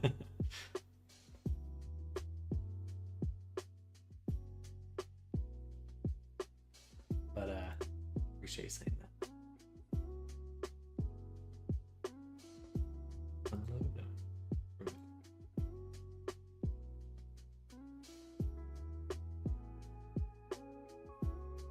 So here's the question. How do I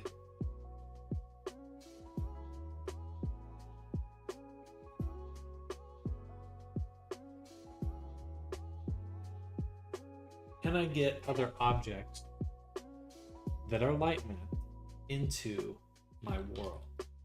Into my world. So if we go to test Green River and I prefab this, go back to the hearth. If I drop this in, I'm assuming it won't be light mapped. Oh. That's the wrong thing. This one. Correct, it's not light mapped. So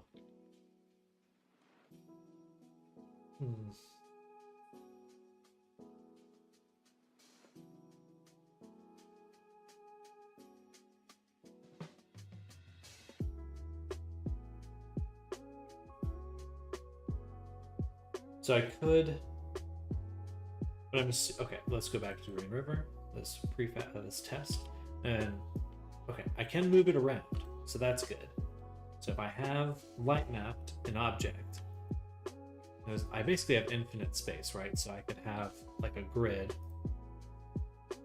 of different sets. I have one here, here, here, here, here, and here, and here, and then I just load them and I position them where I want them. I can create like an array of sets. That would be good. That would work.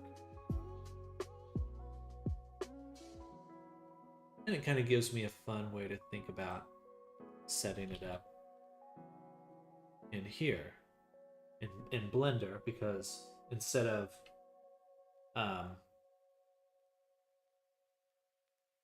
yeah, I like that. I think that's good. Now, with bakery, can I light map?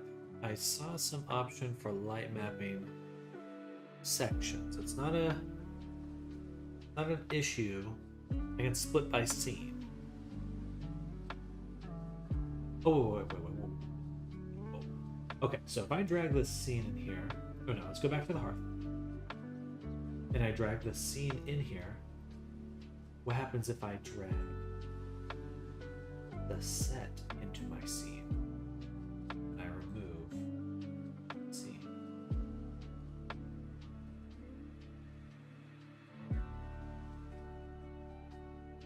It looks light mapped to me. Okay, so we can bring in light mapped asset. Awesome.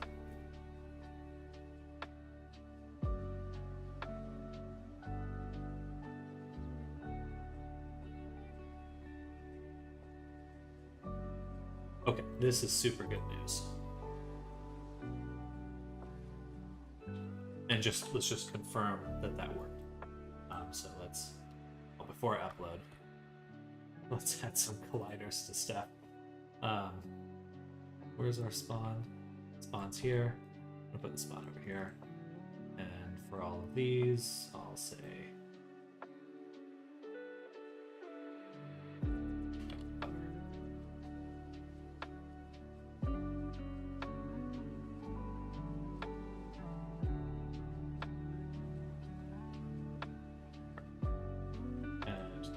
upload.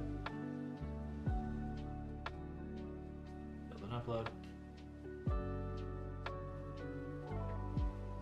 I should probably leave VR chat just open. So I can just keep reloading into the world. I probably need to set this scene as my home.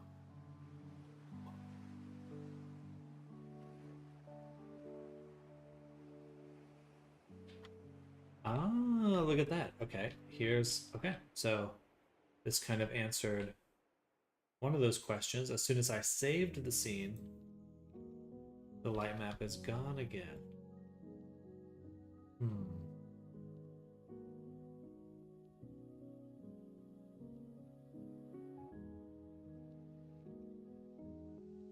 And I think I know the answer already, but I mean, we got to assume that it's gone. All right, time for some food in the movie. Have a nice rest of the day. Same to you, Arctic. Good work. Good job on getting that animator working. And enjoy your rest. You earned it.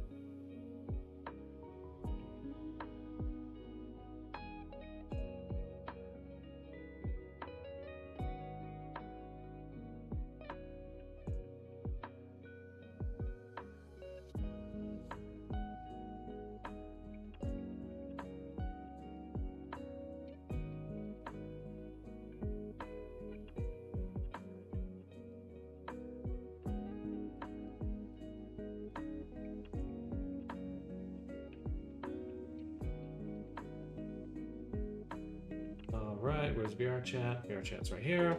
Bam. Let's go to worlds. Go to my worlds. Uploaded. Let's go to the hearth. First, make home. Yes. And we'll add to favorites. It's already in my stuff. Join the world.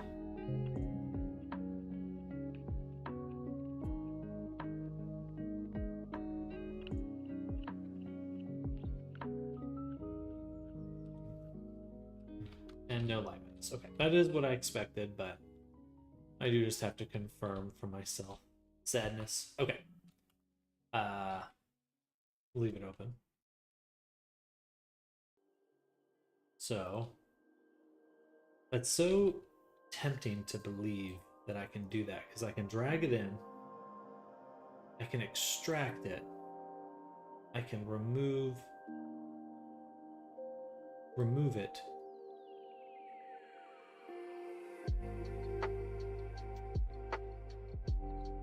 But as soon as I save,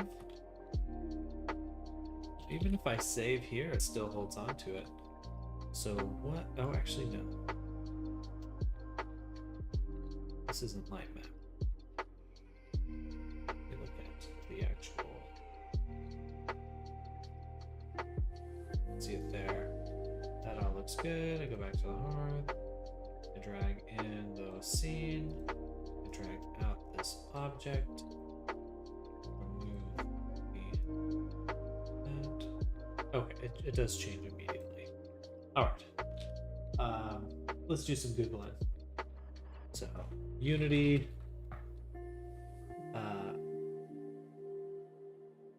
Use asset from another scene, or use light mapped prefix. Let's say that.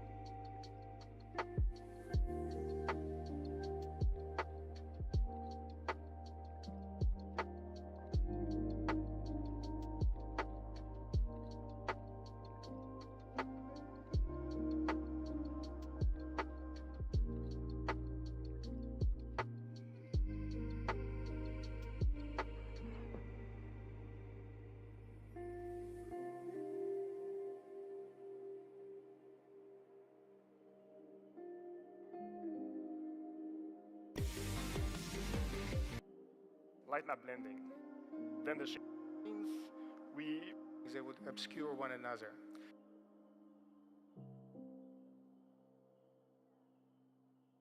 As like you can see way more, but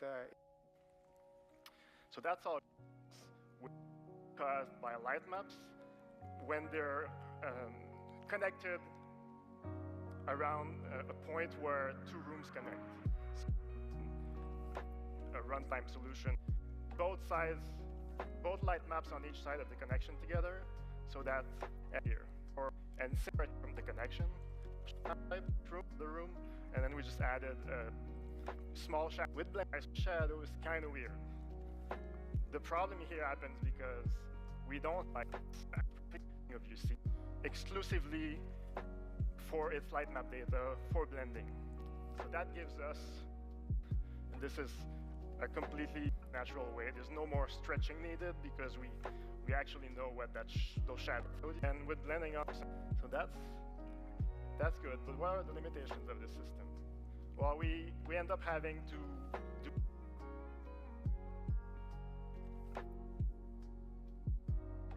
All right, so I could make a custom solution.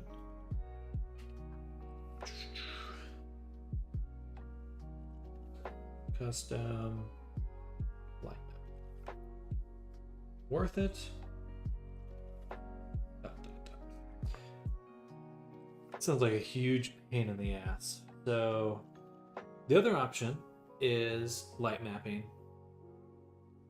in Blender, which is, I know is possible.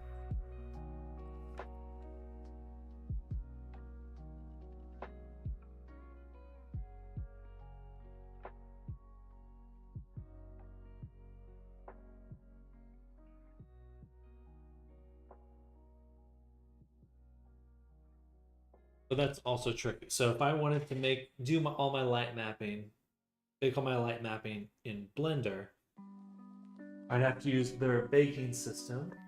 So I'd have to do a few things. First is, but it's not too bad actually, because I can just combine objects.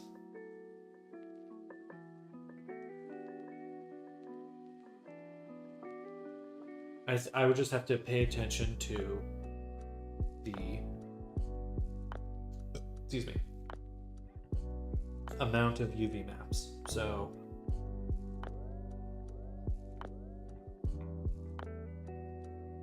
I can either do custom light mapping script in Unity.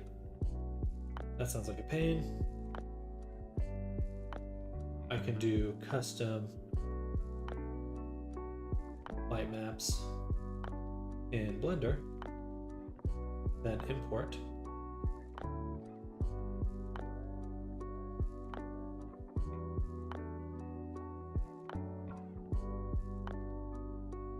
that's not too bad because I can just create custom materials. I would only need to create one custom material, right? For the most part. And then I just sample it like normal for ambient occlusion and other properties.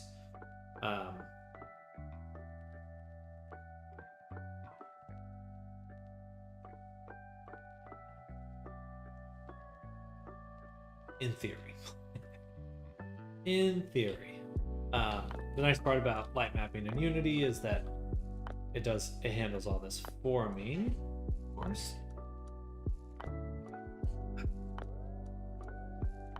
But I could make a script which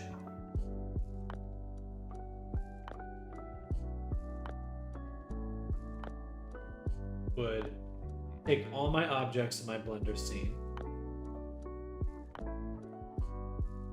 use the second UV slot, second or third, whatever slot I want, the target UV slot, pack all of my selected objects into that specified UV map,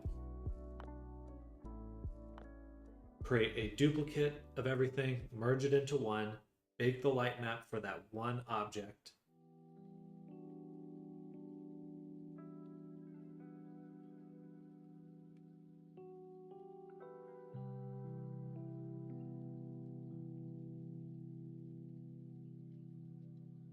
now when I say bake light map, but that's just another custom solution, because I would have to make some sort of script, because I would need to bake multiple maps. I would need ambient occlusion, just a linear map. That's it really. Or just shadows, light and dark. That'd be a really simple way to do it.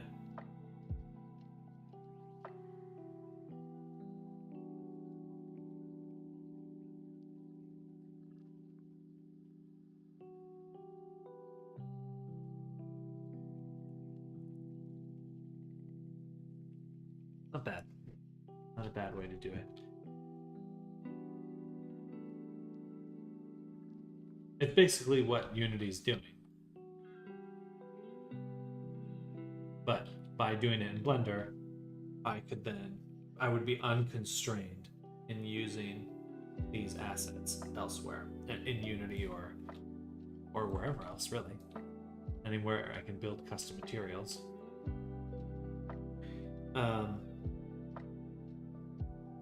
What other options do I have? The other option is and this is probably the one I'm going to do first no matter what, an array of objects or sets in a Unity scene.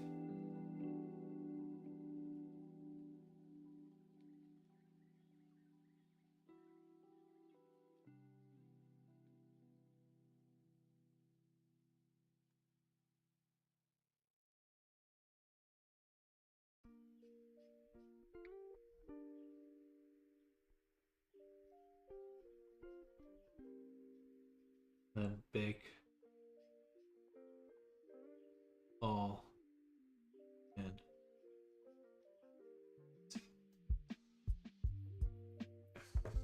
Not too bad.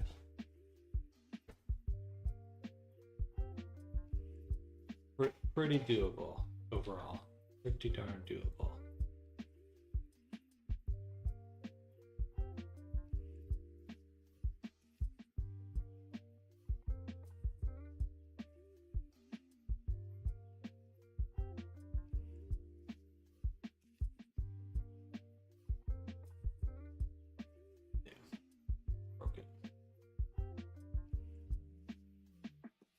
I have to remember I can't bake anything from Unity's default stuff.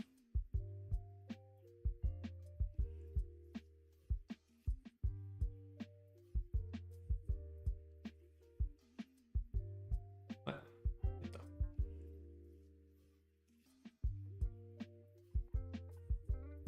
Okay, I like this. Good to know.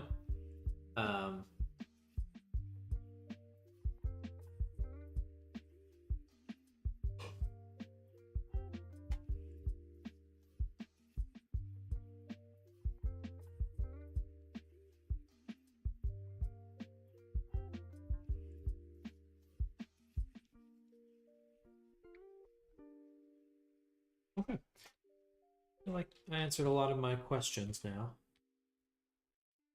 We're gonna make a new scene.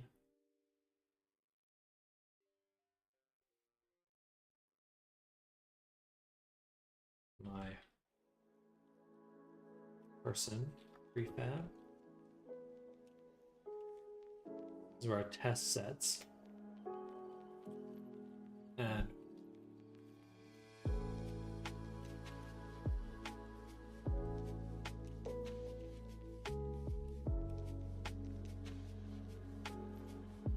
call this chapter. We'll do chapters. Chapter 1. So in chapter 1, we'll of course have sets.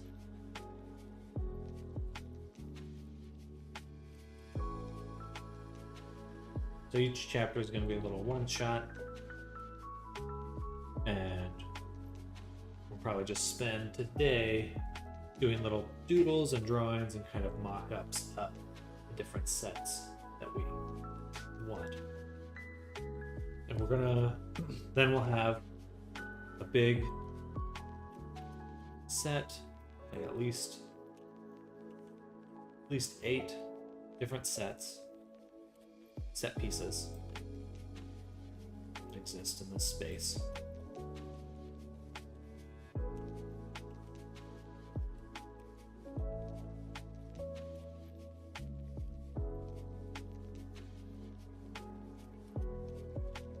We have set 1, and let's call this reference. This will be our person cube. It's about the size of a person. Must be, or a 6-foot person.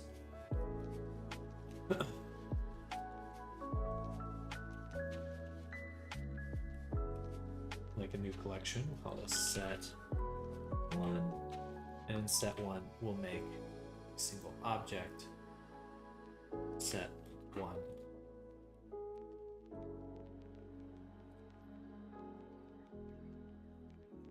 Why don't I take that back? Call this parent objects. Move this up here. And that's where we'll make our empty set 1. This will let me move them around. I guess I need to change the position in and stuff. And rather than doing an annotation to figure out where I want to put stuff, we will make a grease pencil object. And we will parent it to the set. Okay, and the grease pencil, go into draw mode.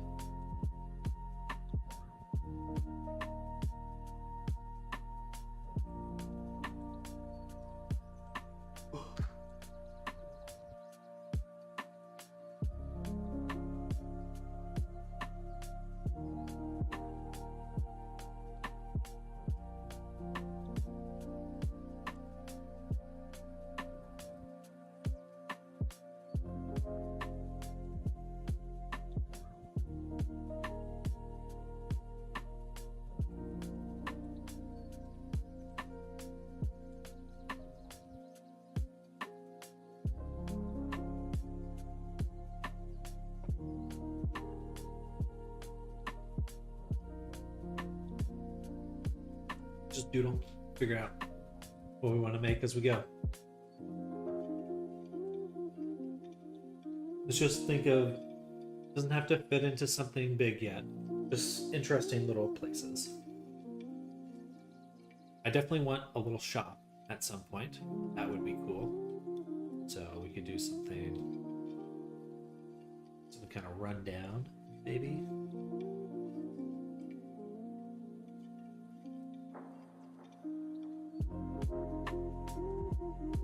Kind of ramshackle rundown.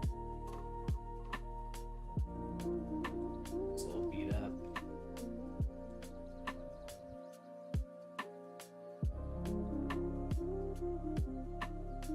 Maybe there's some trash over here or something.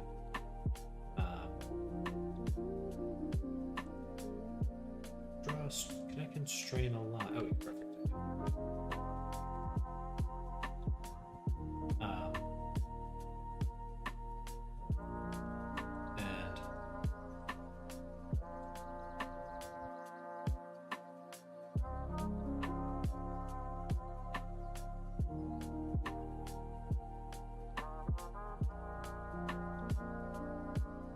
windows are too big.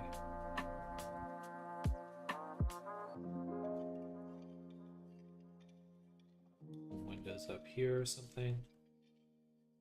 Yeah, this is all just really doesn't matter. We're just blocking things out and trying to get a vibe check.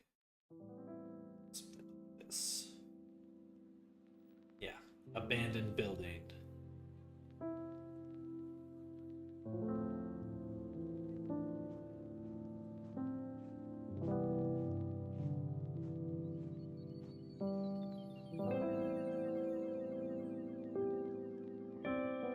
Everyone's doing that.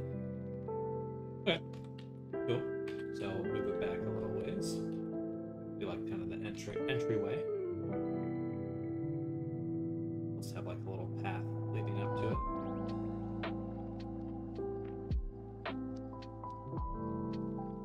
Cool. From the side, we'll say about yay long.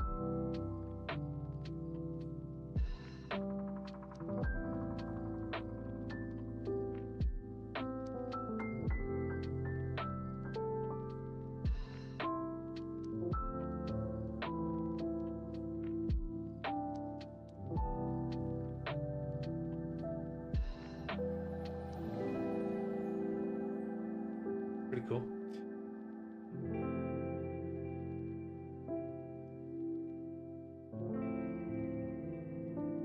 Then I can get a little bit more specific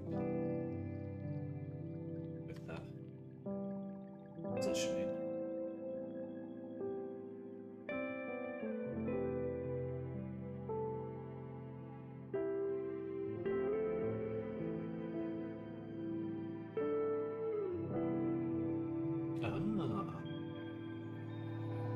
Side Y X. So that's what I want.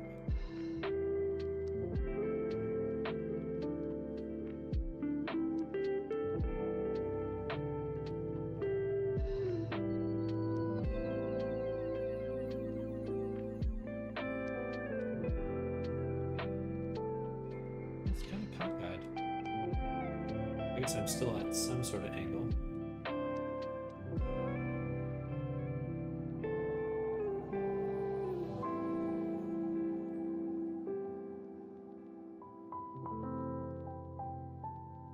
I don't know how useful it is to even be sketching it out like this. Oh well, I'm having fun. But would I want something like this? You know, we have a little entrance. Do I need to make a whole room? Probably not. Let's be super minimal. Super minimal. So I'm gonna move this over here. I'm gonna make a new set. Set 2. And we'll make a collection. Set 2. Okay. Like I like the front. I like having the entryway.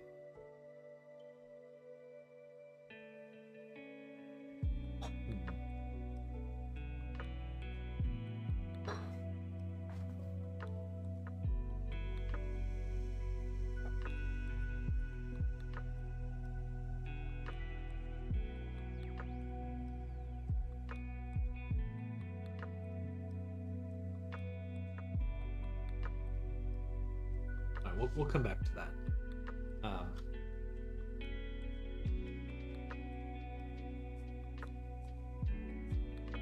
For set 2, we'll make another response object and parent it to set 2. And on here, now I can do stroke.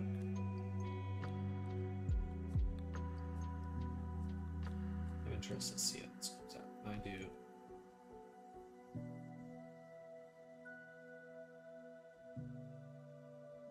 make a path.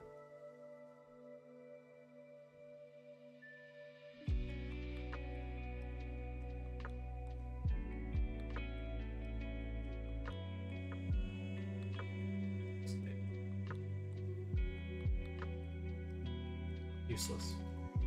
I mean, I could also just be sculpting things if I wanted to block things out fast.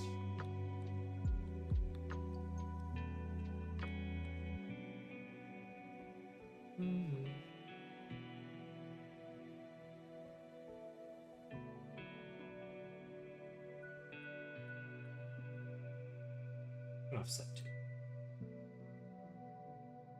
Alright. I wasn't liking. I think I don't like this.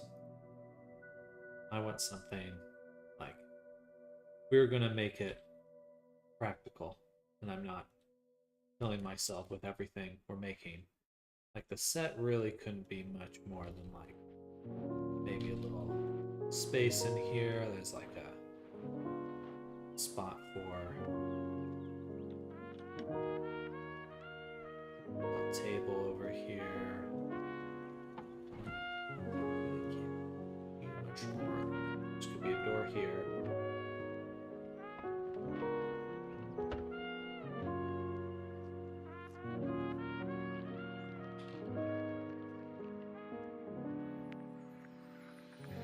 And that's pretty big.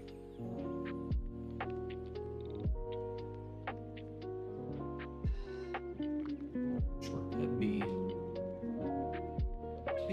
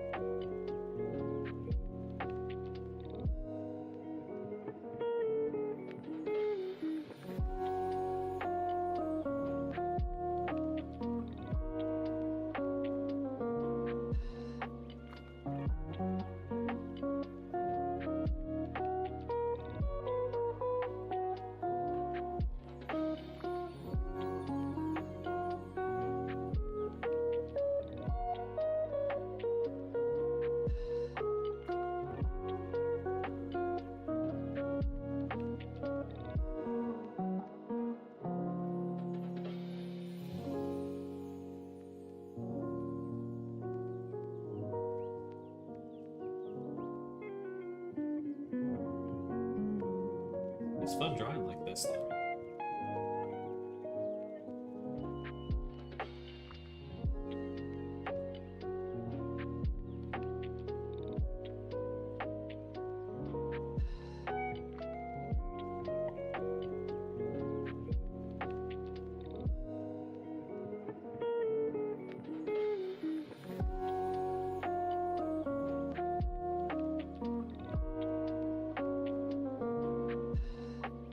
Okay.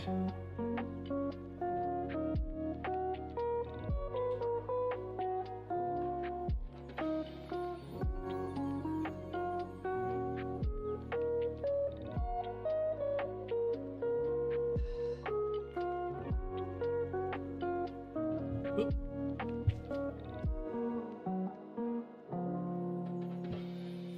So let's think of more. Like there's gonna be an encounter. Say they get ambushed on an alley.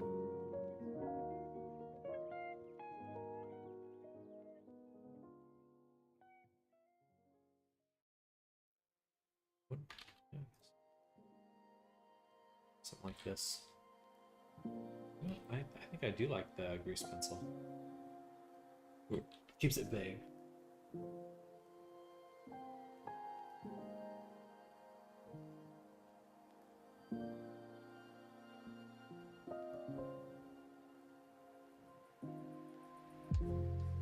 Sort of alleyway that they could go down.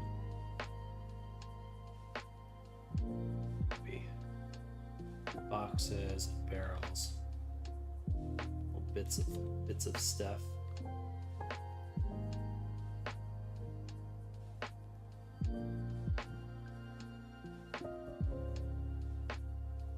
Buildings. Pipes and stuff.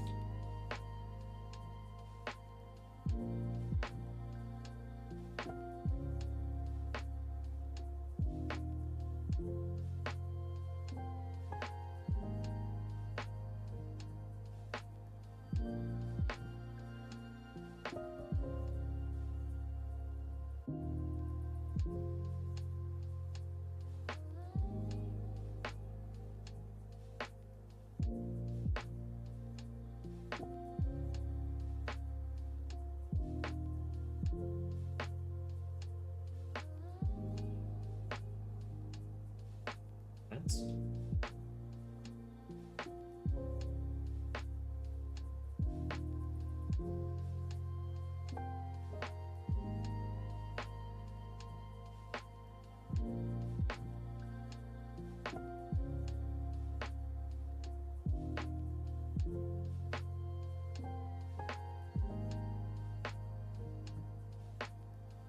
Should upgrade. I know that there's some newer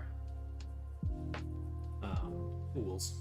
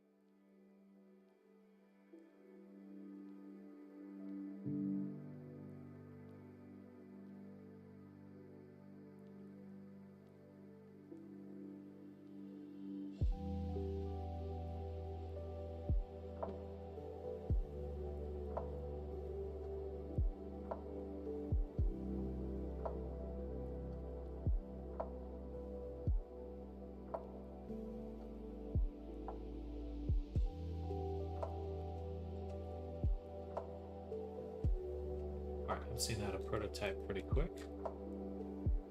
Okay. Amazing how much of working is just a good process.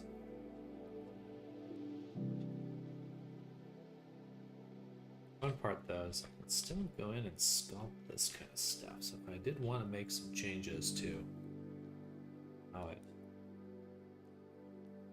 looks, too difficult to do.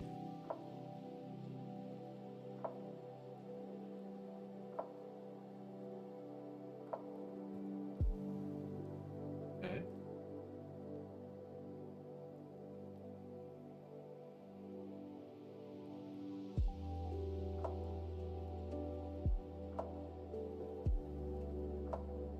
But that'd be fun, like a little alley that you could go into and get like ambushed in.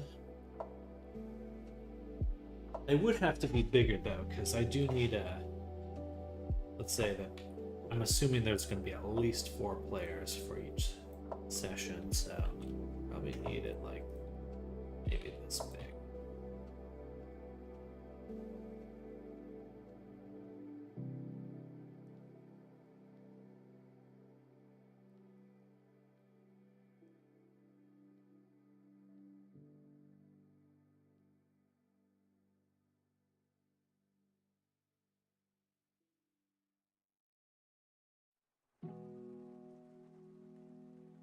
Cool.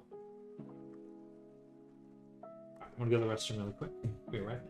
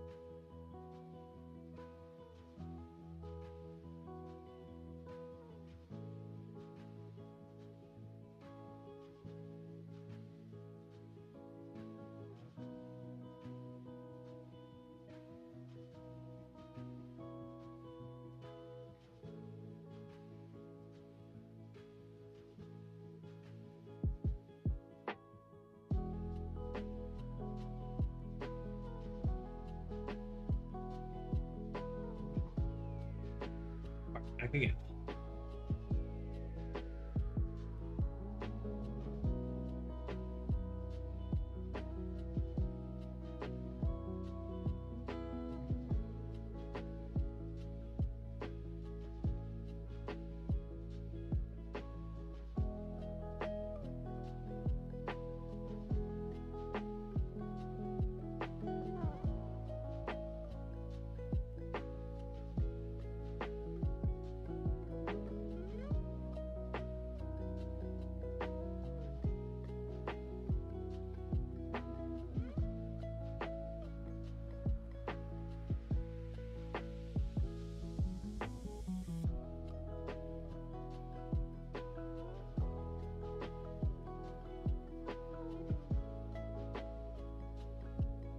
I'm just thinking right now.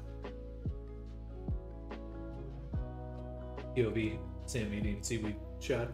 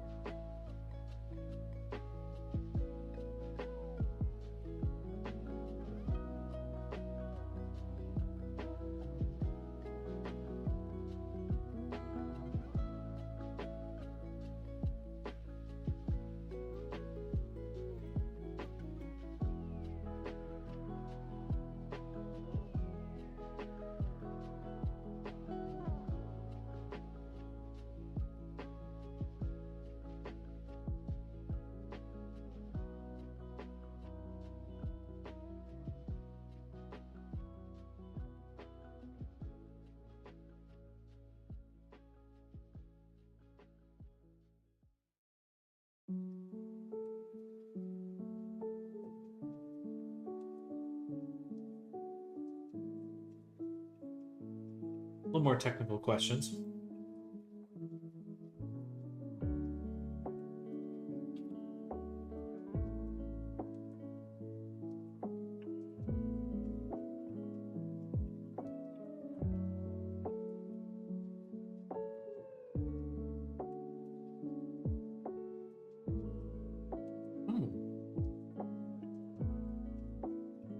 Well, snap.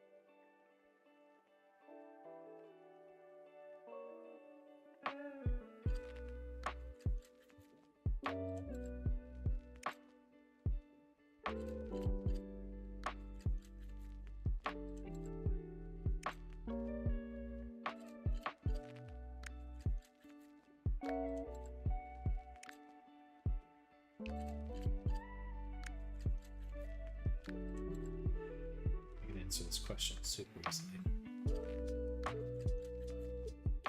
Light map prefab.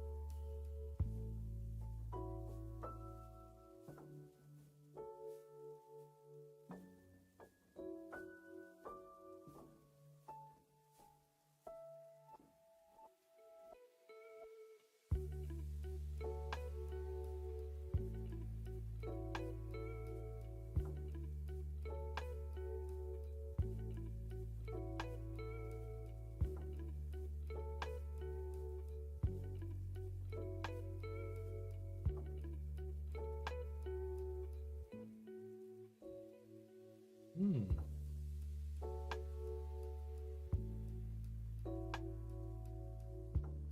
Bakery volumes. That's good to know.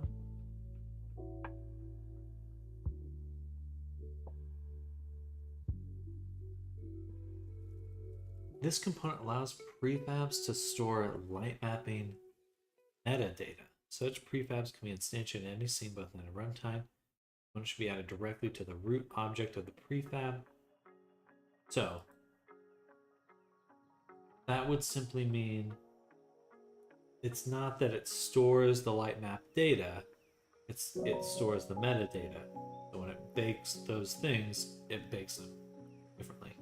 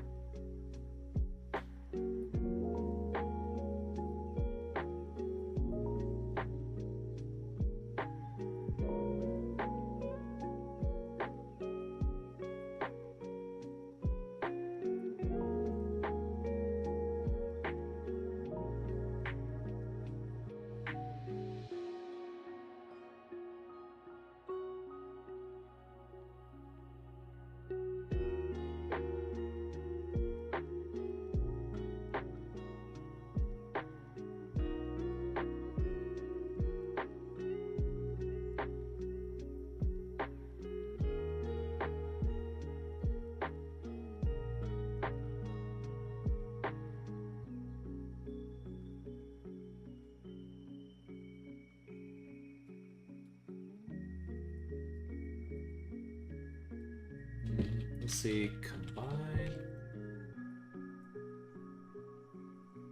scene. Combine.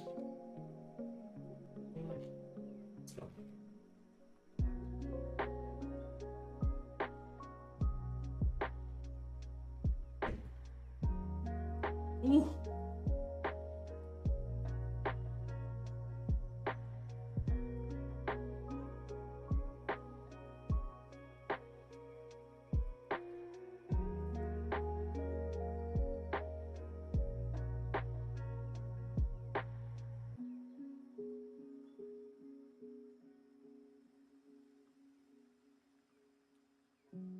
Sector system. A collection of objects can be baked separately, similar to light map groups. Adding bakery sector component to a root object of a hierarchy marks all objects in the hierarchy as belonging to this sector.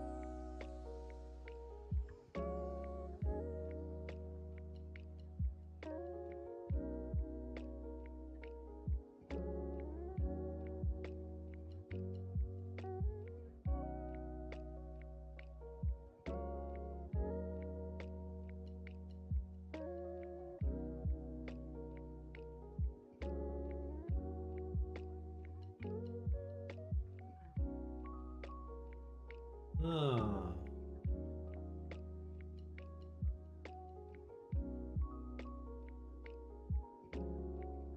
Fascinating. Okay. Wow, light mapping is painful. Okay. This is gonna be a whole thing to learn.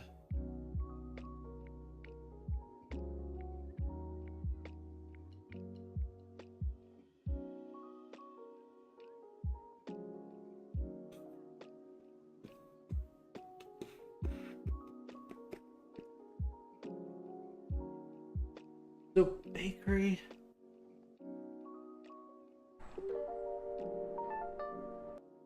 And requires an RTX GPU.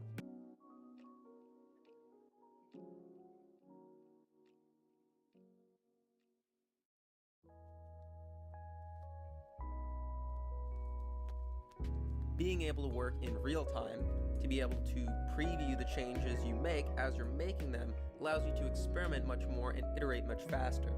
Spending money on things that can make you do that are some of the greatest value purchases you can make as a 3D artist. At the end of the day, it allows you to make more creative decisions and ultimately be more creative, which is why I recommend the real-time preview so much. As for a detailed and technical rundown of the features Bakery brings to the table, is higher quality for stylization, cube map and IES lights, directional vision, and baked normal map in the lighting window. It generates a single extra light map, but normal mapping can look faint and quite different compared to using real-time lighting. Based on how global illumination supports it, such as Bakery, which properly darkens surfaces and removes the Fresnel effect from places where it shouldn't be visible, which you can see in many Unity games if you look for it. Bakery packages these additional light maps with a script on build. However, simple issue still hasn't been fixed. All these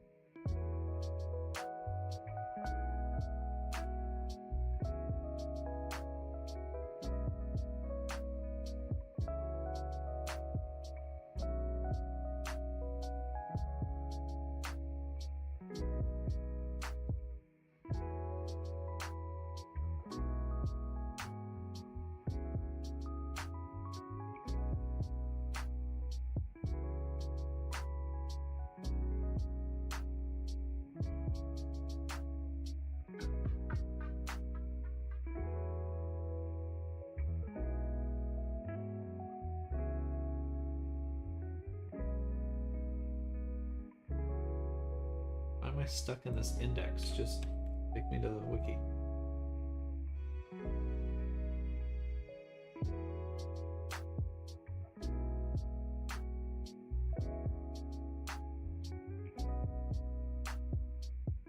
Oh, community extension.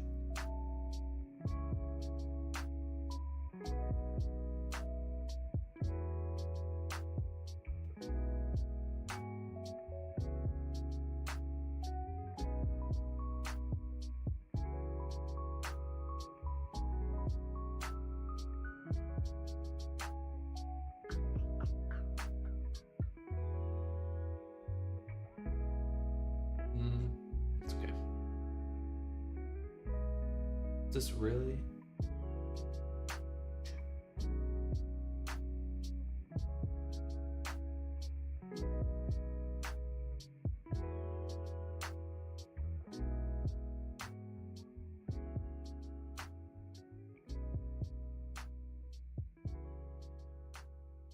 All right, so we're learning some stuff.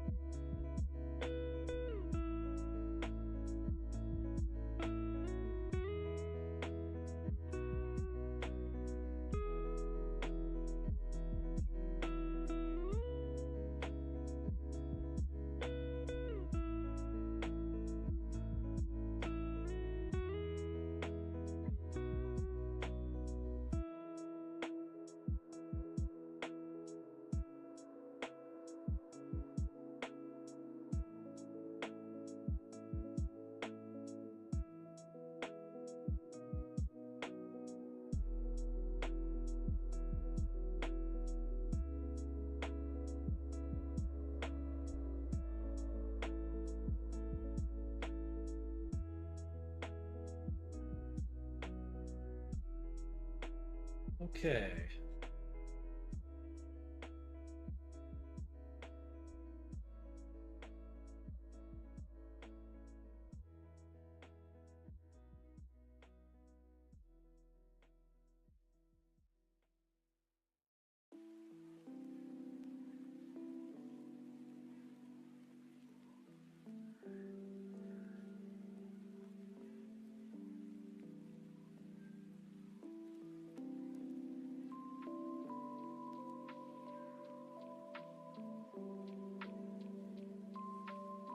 Okay.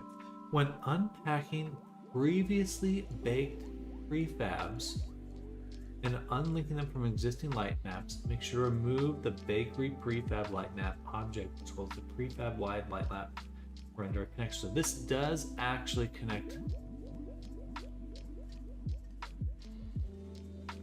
Perfect. Okay, so we can bake per object. Good. That is very good. So, as an example, this guy right here. Prefab contents will be patch baking. Okay, so we bake this one.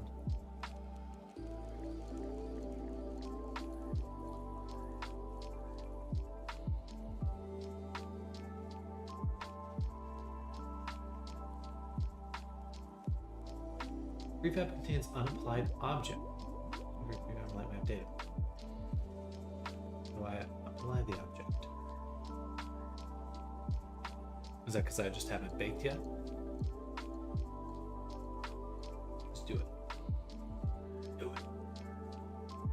Wait. Okay.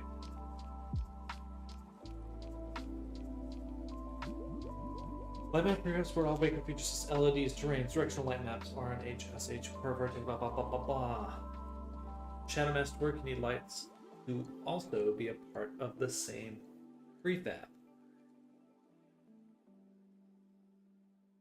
After baking an object, bakery prefab light map data will be added to the prefab. This object, blah blah blah. Random settings, blah blah blah blah blah blah blah blah blah blah blah blah blah. Oh, I should have just hit apply. That's all I was saying.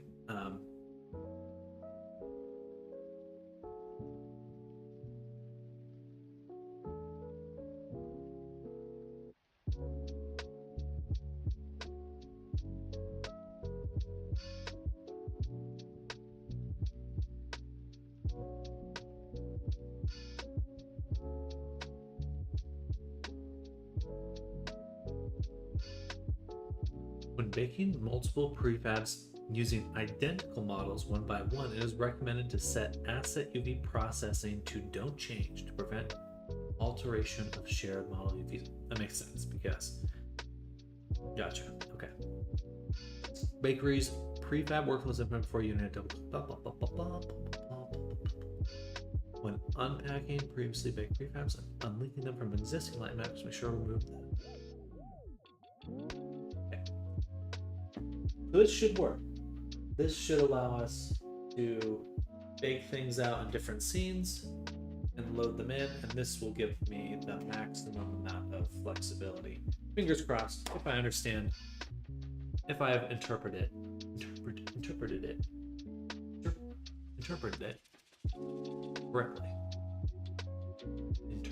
it.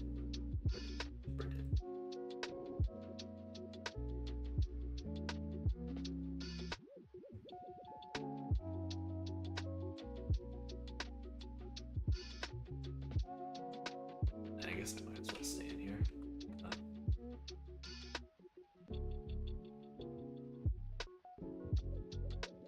Okay.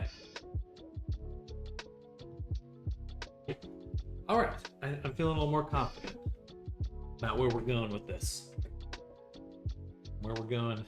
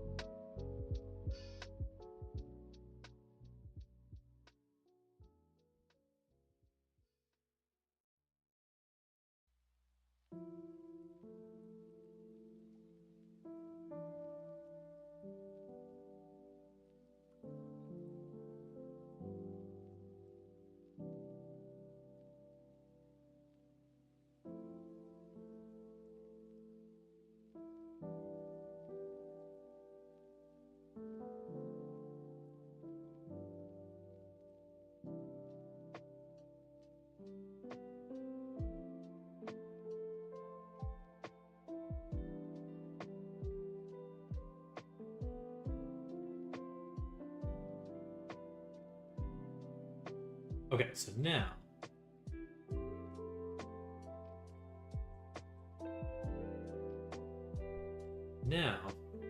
it is baked.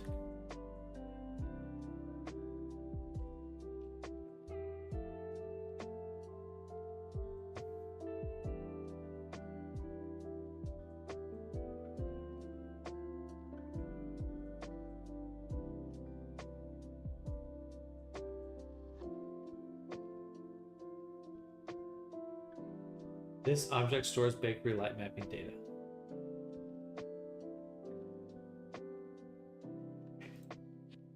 So, we go to the hearth, and I drag this in.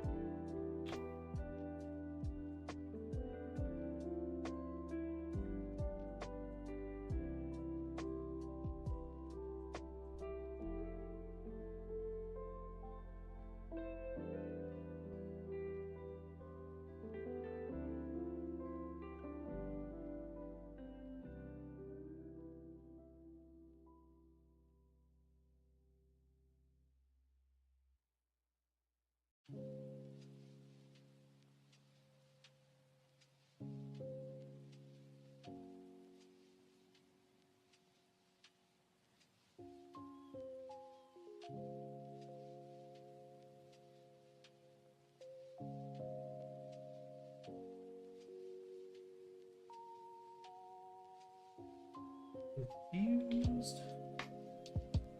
I feel like this should work.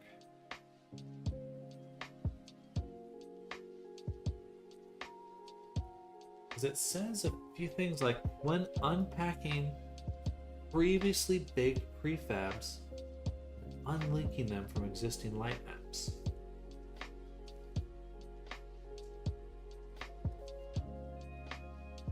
That doesn't mean they're being used in other scenes, I suppose.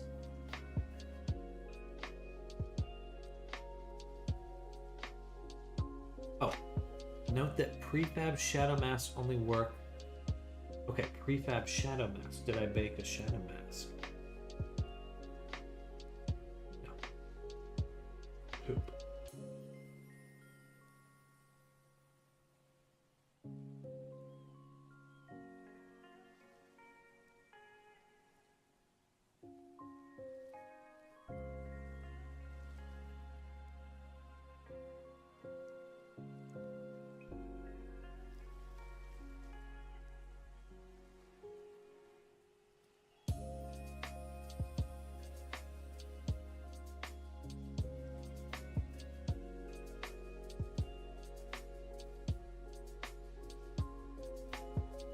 But that doesn't mean some of these other scripts won't work.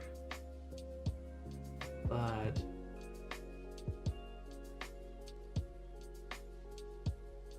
I still want to use something that would be compatible with bakery.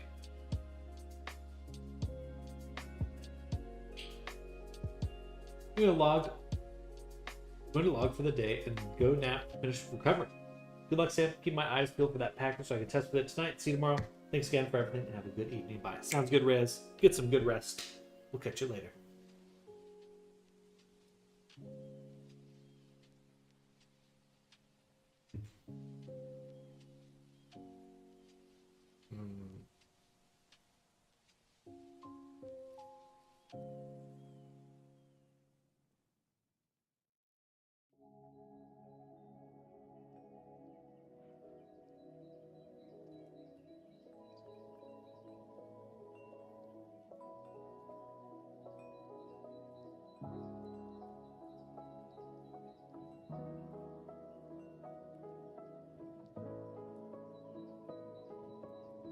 Switch light maps at runtime.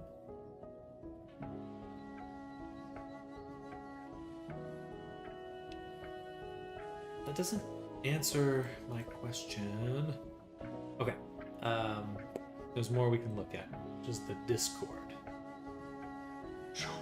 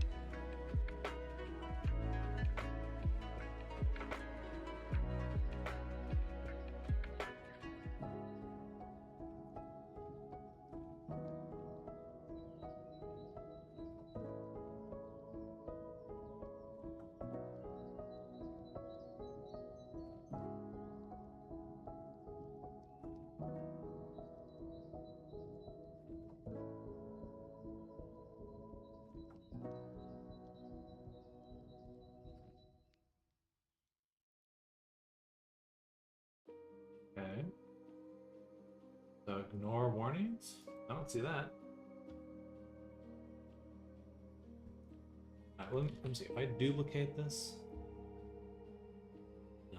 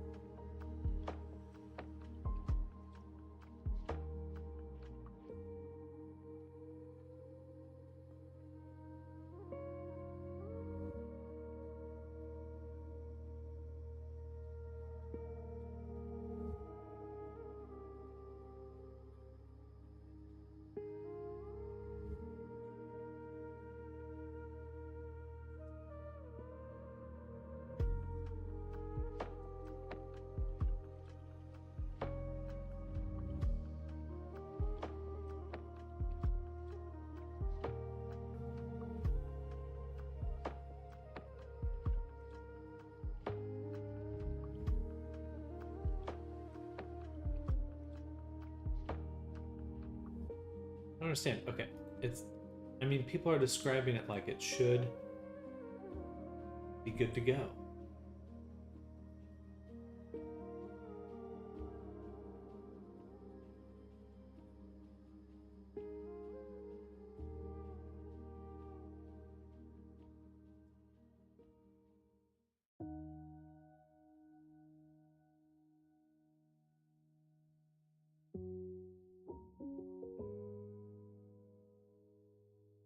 Clearly, that's not the case.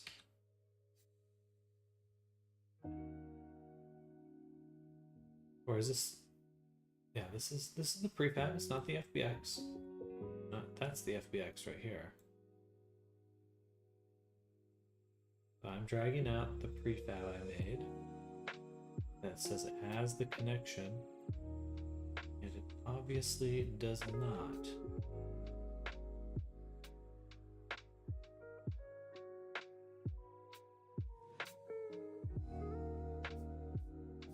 So I tried just baking one more time.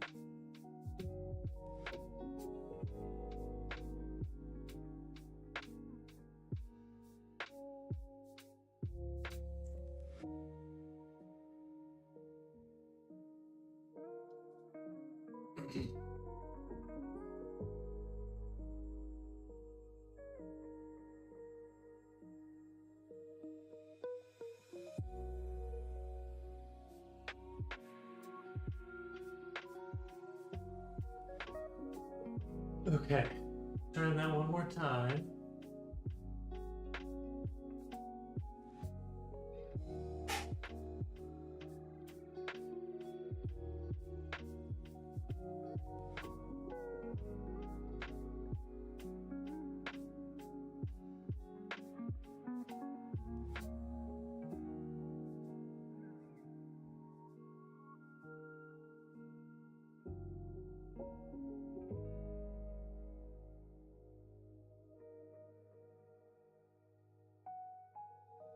Well, that sounds like my issue. The baking a light map on a light on a prefab, the light is not properly stored the first time.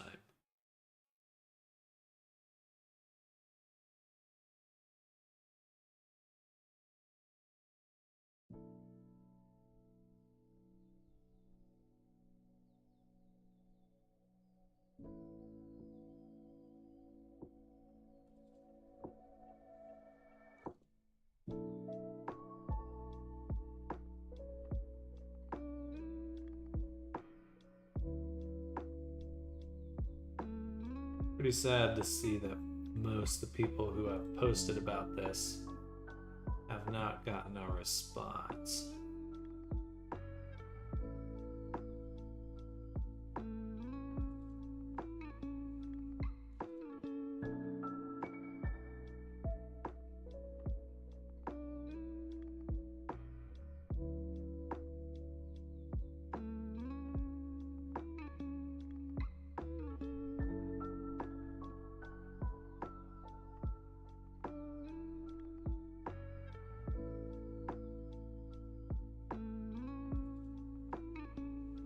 This guy's using 50 light map prefabs, so.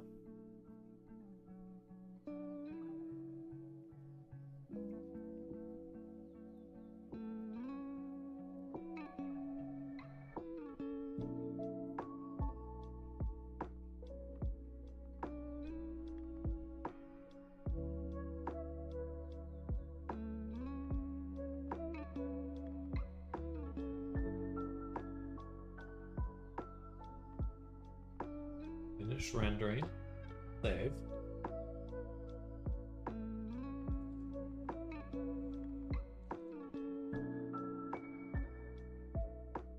Oh, that's good to see.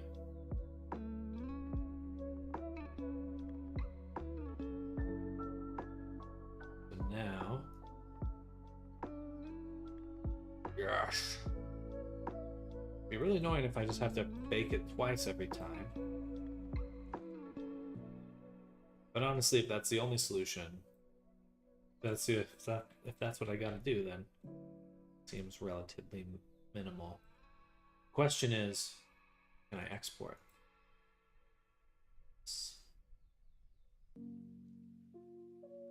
Will it retain the light map in VR chat? Fingers crossed.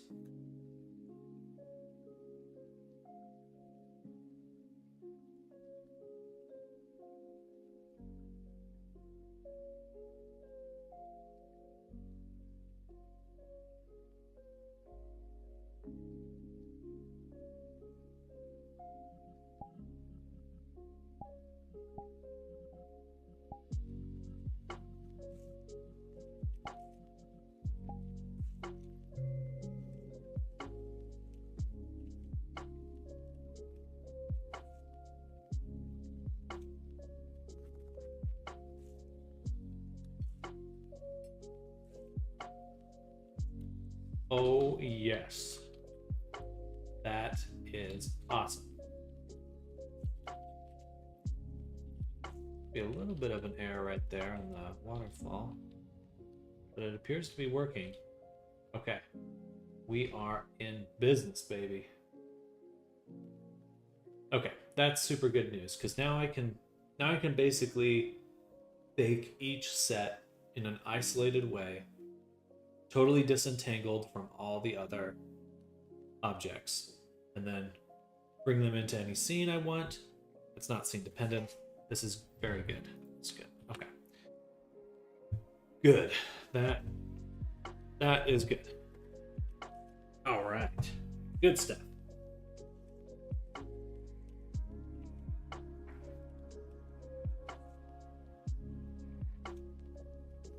Okay.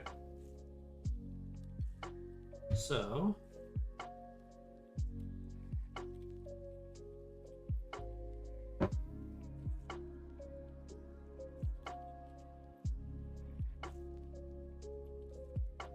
we can exit Unity for now.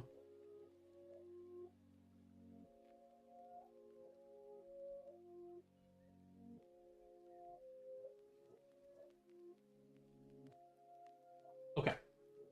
I have some general ideas of what I want here, but what I really want to do at this moment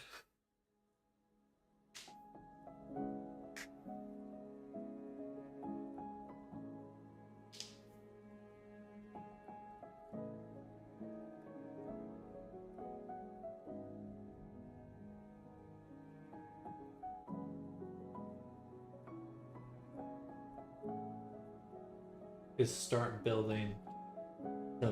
start getting together some buildings I know I want.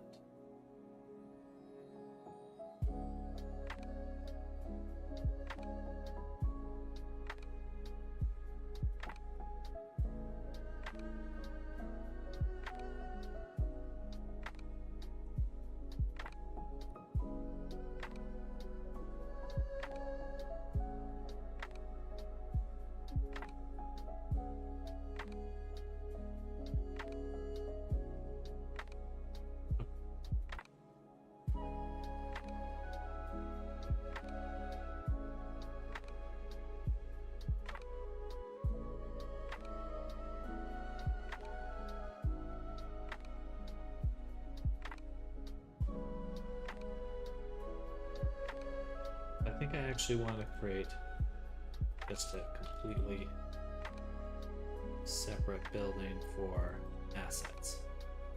That's why I started here. And I started using quick shape. I'm not a fan of that.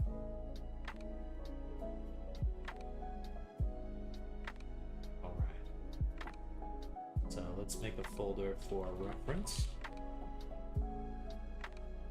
And we're going to start with, I guess, like a warehouse or city. Yeah, I already know that I'm making city assets. So 2024, no. Forage company reference. Perfect. Boom, boom, boom.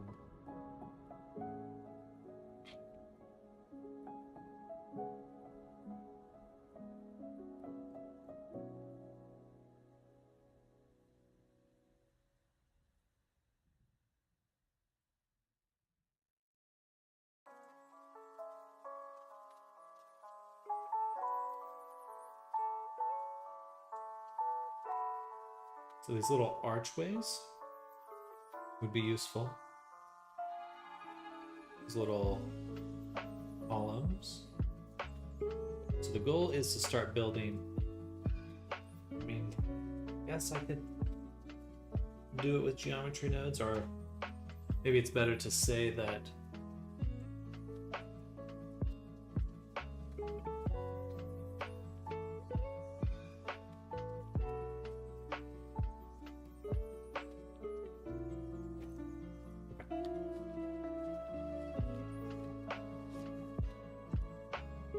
this is 6 feet tall. We'll do 4. Sorry, double that. This is one wall, so we're going to start building some walls about this big.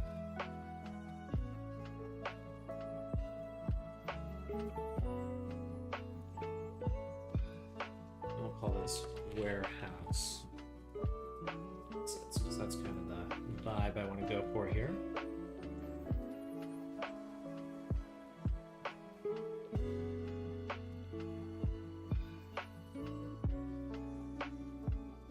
It's tough because some of the stuff,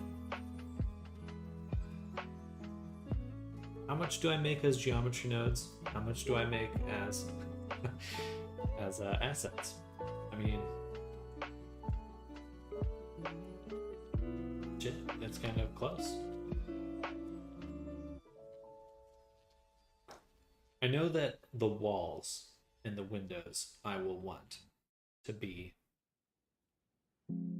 individual assets. So let's focus on making some walls and windows.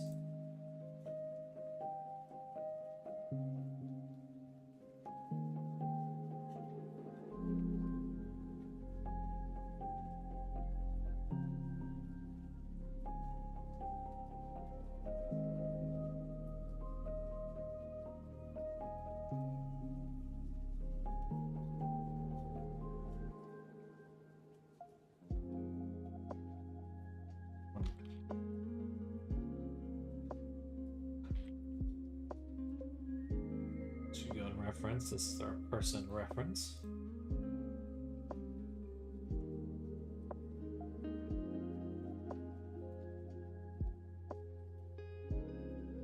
Basically, how big would this be next to a person?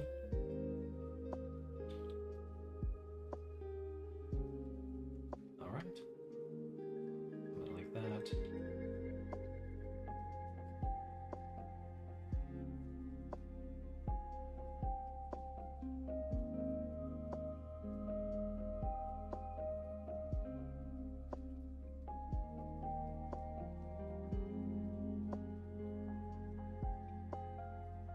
Big frame.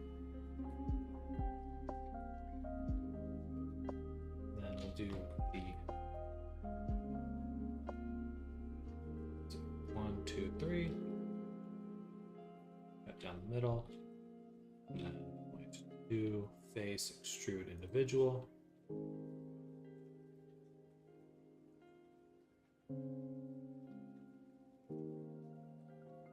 Then we'll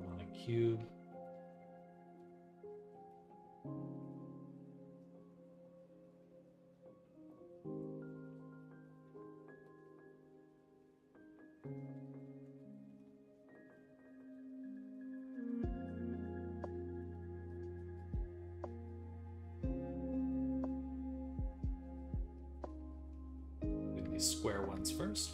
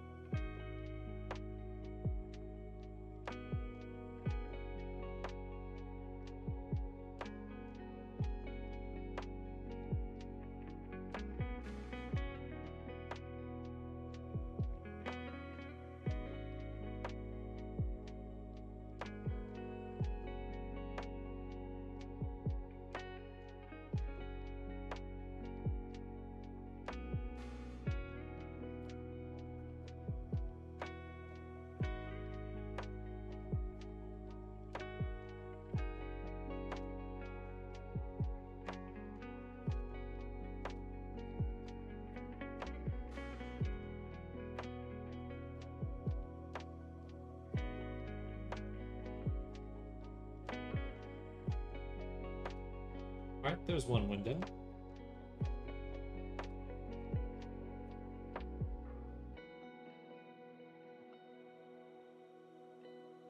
I'll just warehouse window. One.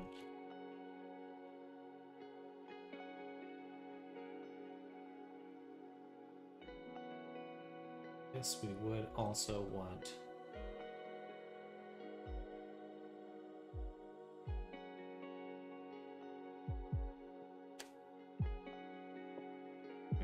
really, we do want this kind of brick look here.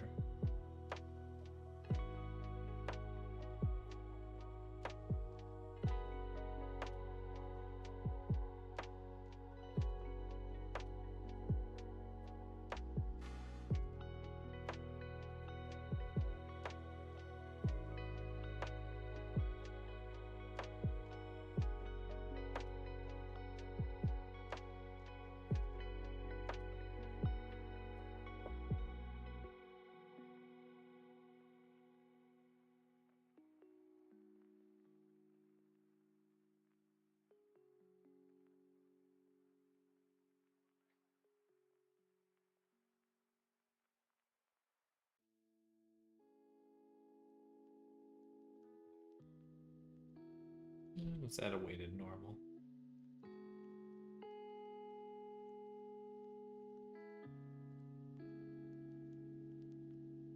I regret that.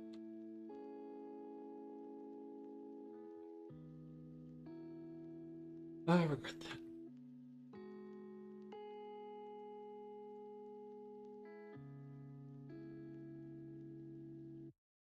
All right. Window one done. Ugh. Doesn't feel good. Okay, how about this? Instead of working on them like one asset at a time, let's just make the building, and we'll make assets for each piece as we go. Yeah, that'll work a lot better. So do this. Except for this guy.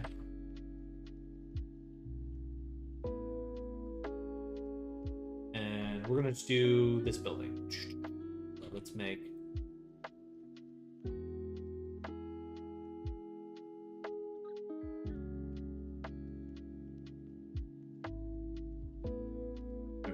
there. or so.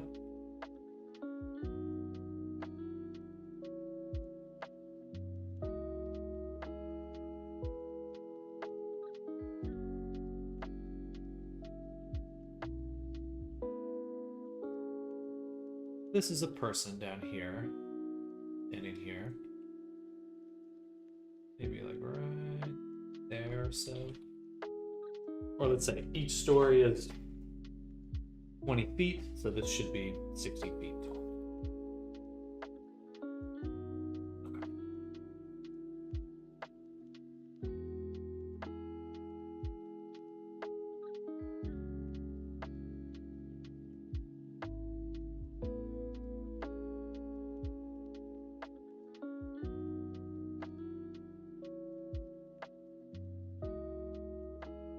And looking at it, it seems a lot thinner. This is the side. Right? Boom. Maybe a little bit square. Does have... Oh, sorry. This.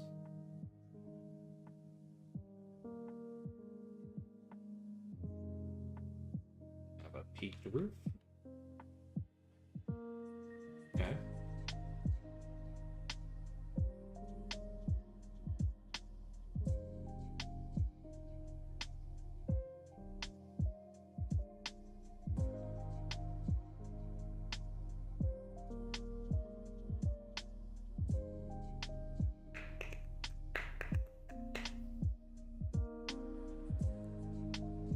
Yeah, basically, yeah, okay, this is how I think about it. I don't want to make specific assets. I want to make a system. And I want to make a system, this warehouse style building system for that. Because then I can make as many of these buildings as I want. Now, one difficulty I'm going to have is referencing the assets I want to use.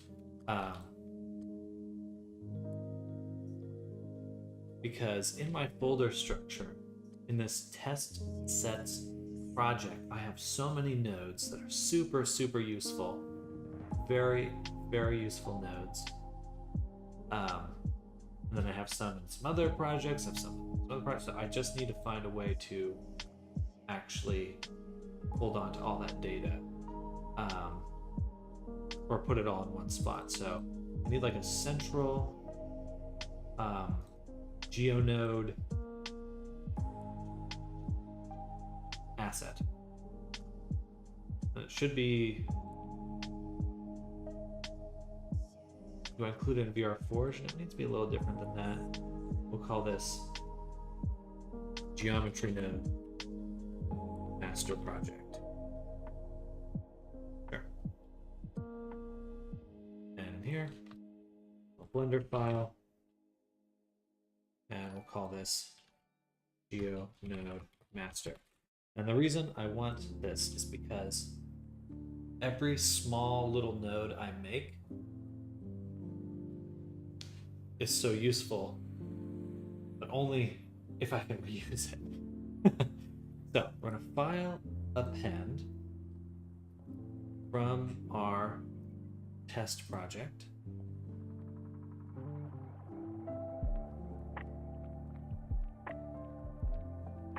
Our nodes.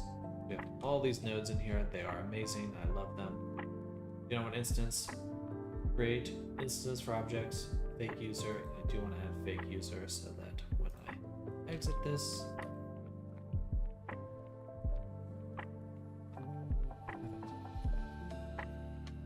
I don't need window A right now. Now I should have all of my nodes. Let's do sort of a different layout here. This we want data.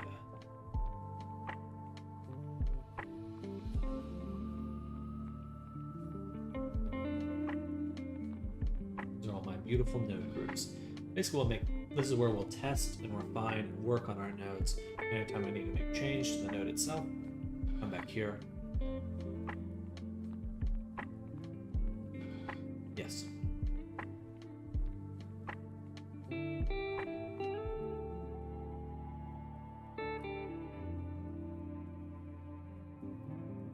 There's going to be a little bit of this meta layer where I have all the useful nodes, all the nodes that really are doing the hard work are in this file. And then I'll have a application specific set of nodes. For example, making this particular type of building, that's going to be in the other project. Okay, so in here, I'm going to do file, link.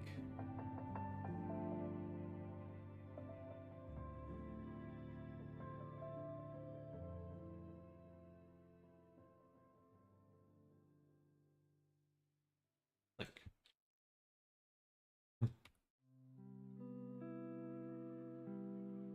All right.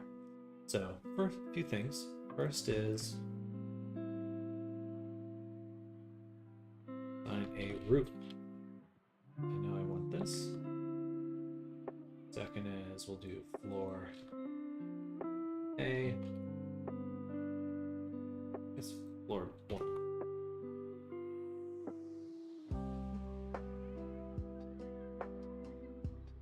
Floor 2. And floor 3 I have not assigned to yet because I'm actually going to do that.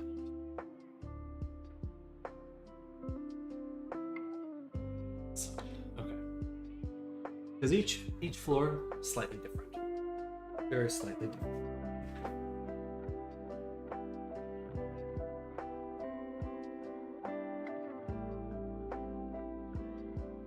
And I know right off the bat that I'll want to make a geonode.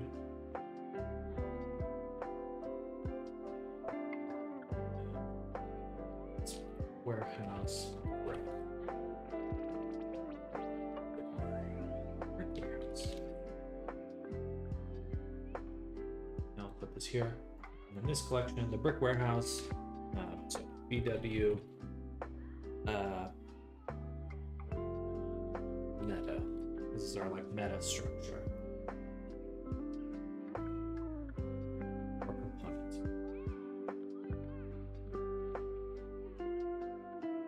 And then in here,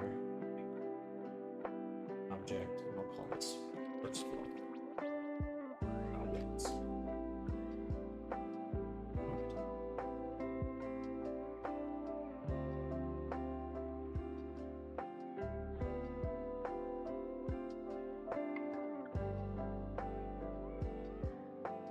There we go. It's my base instancer.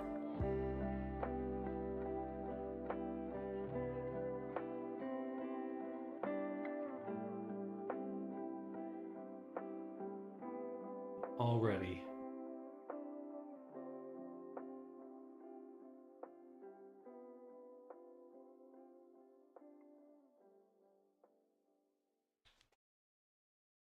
I know that that's the wrong one, so instance on faces v2. Because I want to be able to feed in geometry, not also. Let's add a group, not a group input, object info. This will be our building.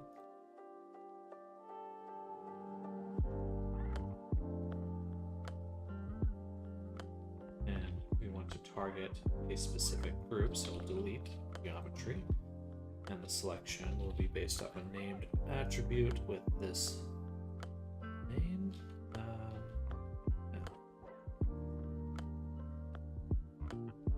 There, equals, and we want it to equal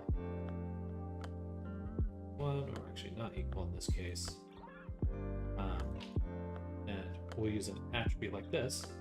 So target attribute.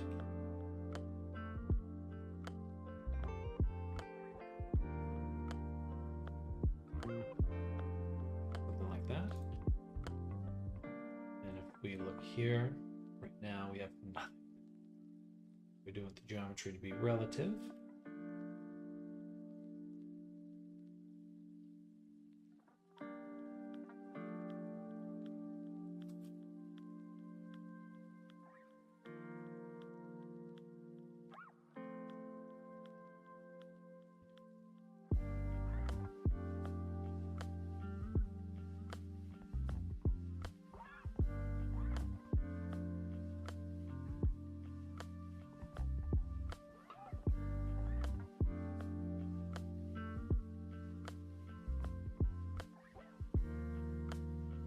see it there.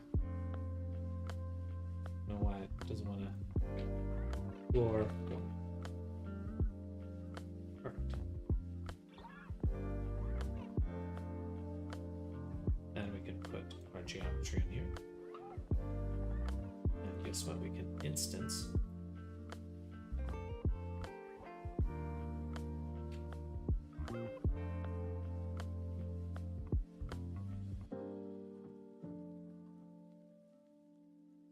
oh no, that's just goes straight into the input, yeah. This will be our instance. There we go. Easy peasy. What are we instancing?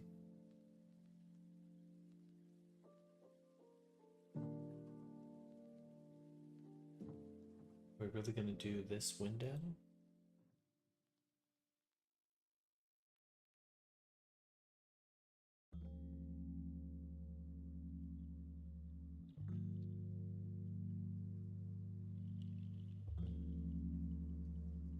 Look at that reference one.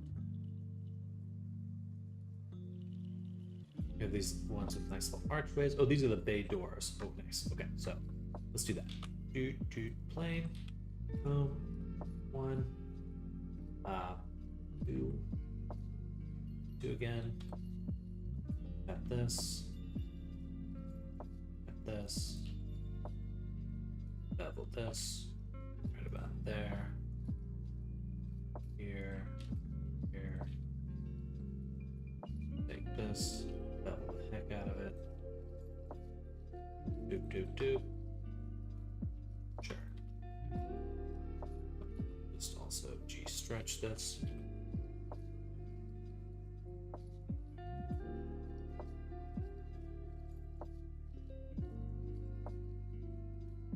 Just because I'm anal retentive, we'll do that.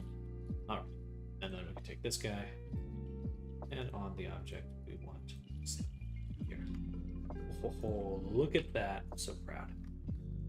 Such a proud papa.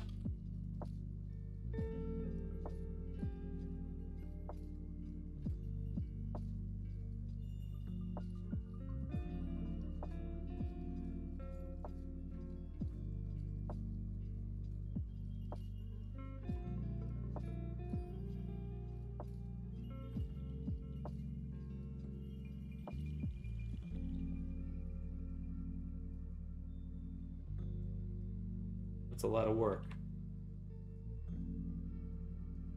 It was a lot of work to get that. It really was.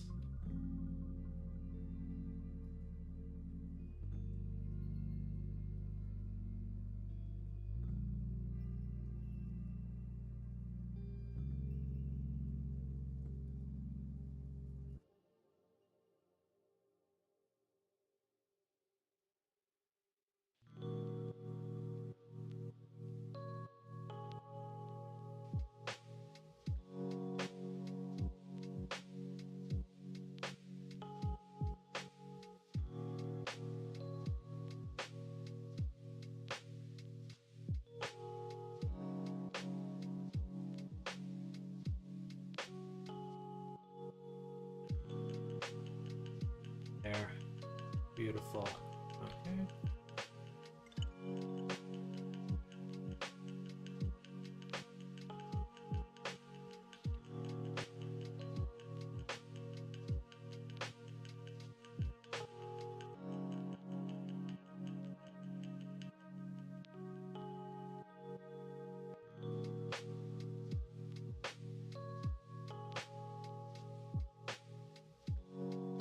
Pretty cool.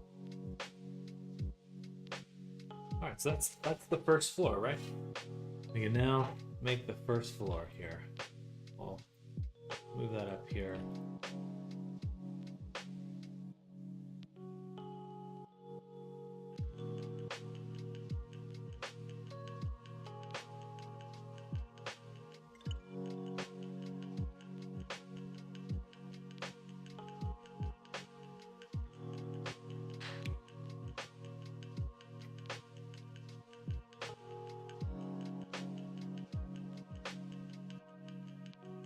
Oh, oof.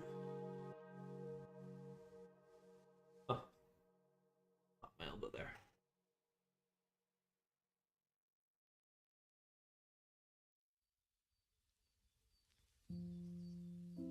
And the funny part is, I could also instance some closed ones in there too. Because all I would need to do... I guess I could use a collection next time as well.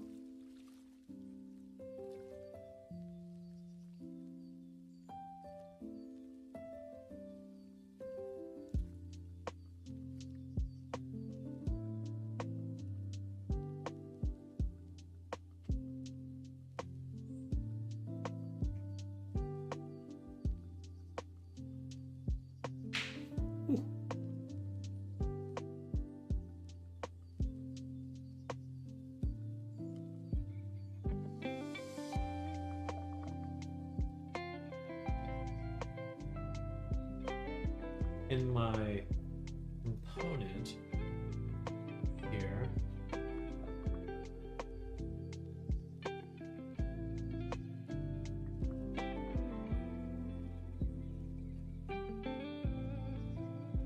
I know for sure I would like a roof.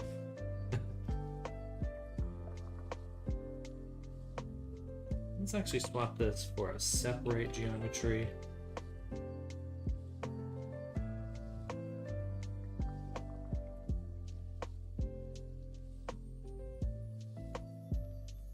Also extremely cool, to be honest. I'm very proud of this node setup. That's going to save me just so much fucking time. That's not what I want.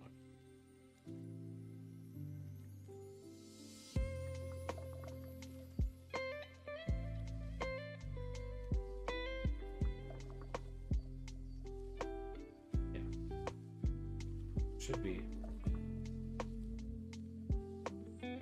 floor. This is just the first floor here.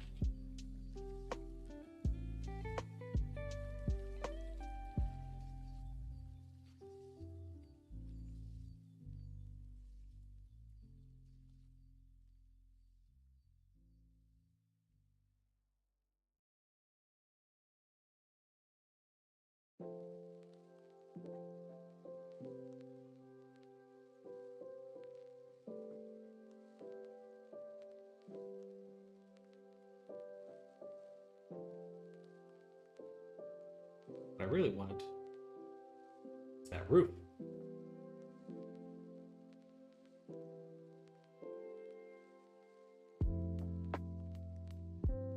Now I say target attribute, this should be actually first floor attribute. And it should be a float.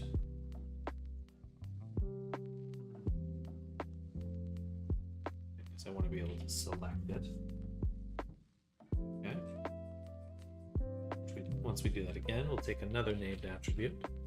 And then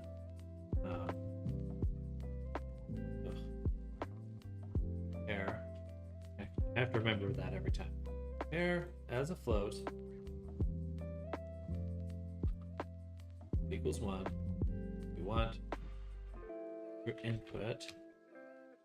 This will be the roof attribute, which I guess we'll put in order.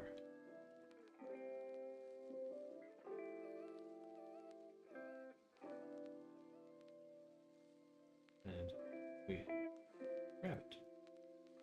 Roof. That's what I want.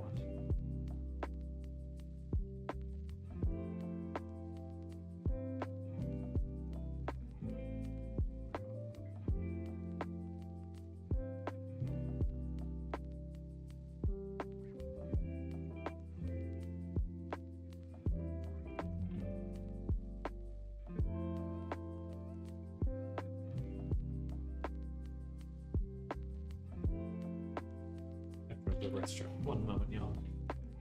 Be right back.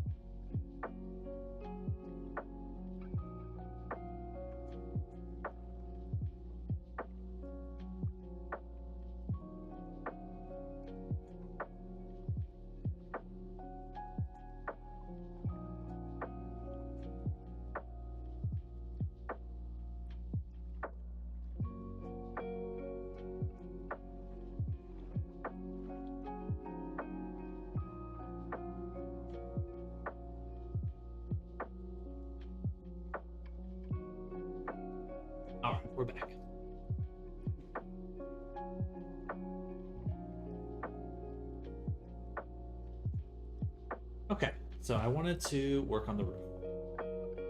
The question is this roof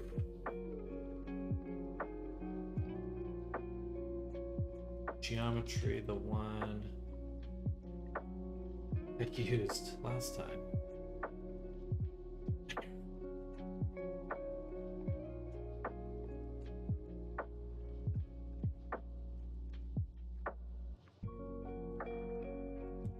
I made one project.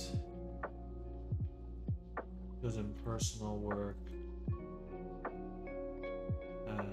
Yeah, the cutout test. Yes, okay. So roof extrusion. So this is new. We'll call this, yeah.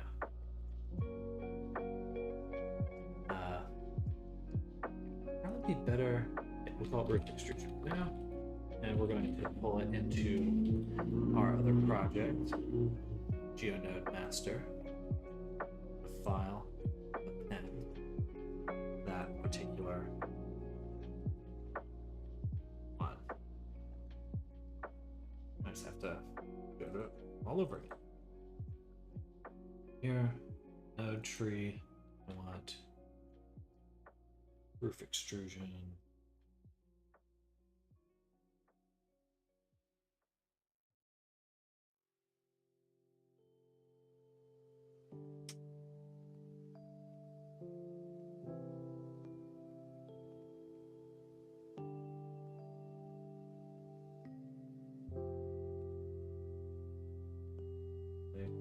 Backups.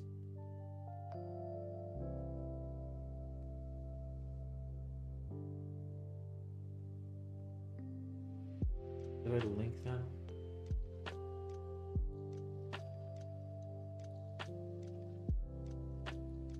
I want to file and them. Make these.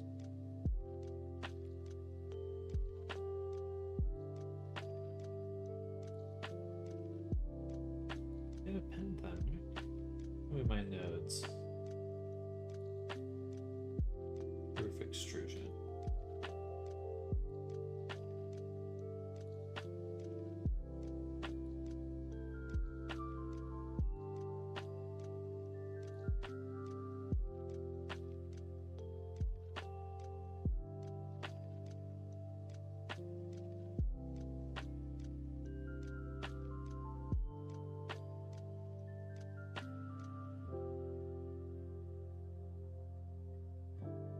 Roof extrusion 0.001.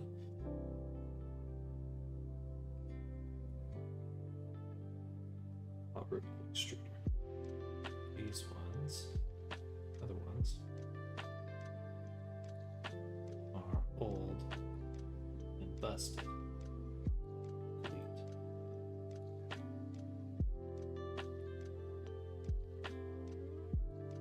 It's not even a thing. Yeah, roof extruder. What this one?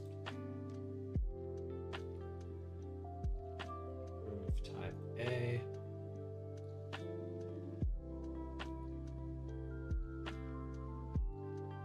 Also garbage.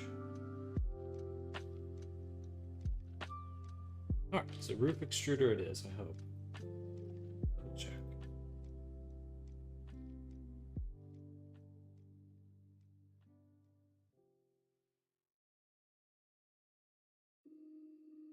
Double check nothing was contained in groups that I deleted. Not seem to be the case. So back to city assets. We're going to take a look at the roof. Extruder, which I need to now link file. Link.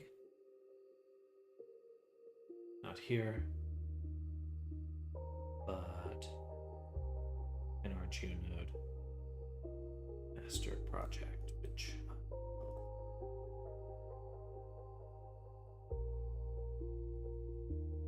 save.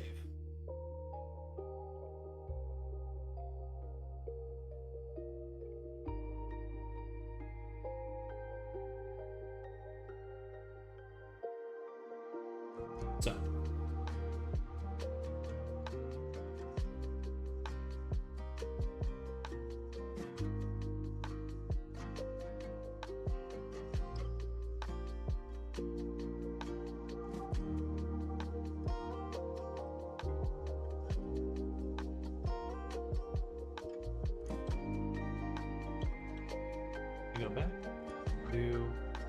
do Node Master. Look at this one more time because I don't need to solidify this. That's not my goal here.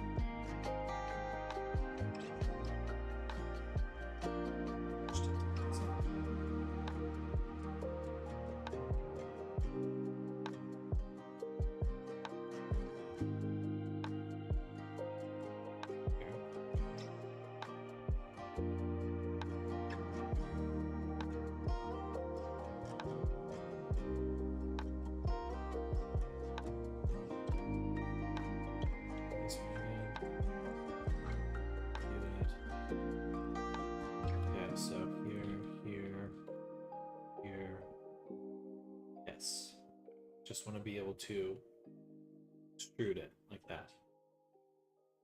And it really shouldn't be called roof extruder. It should be edge, tangent, offset. Really what's going on. Edge, tangent, offset.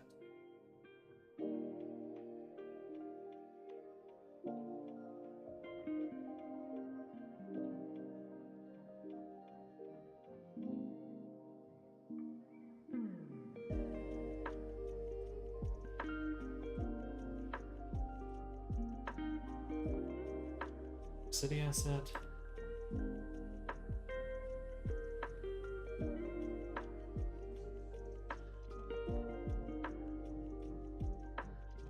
Okay. Testing something, making something is so different from making it useful. Very different. So, we'll take our selection.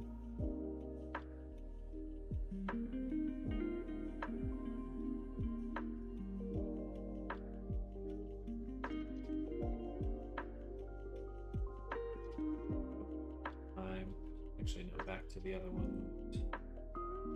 Hello, Riz, welcome back. Feeling better? You're still going? Gosh, yeah, we're gonna have another 30, 45 minutes, then we'll call it.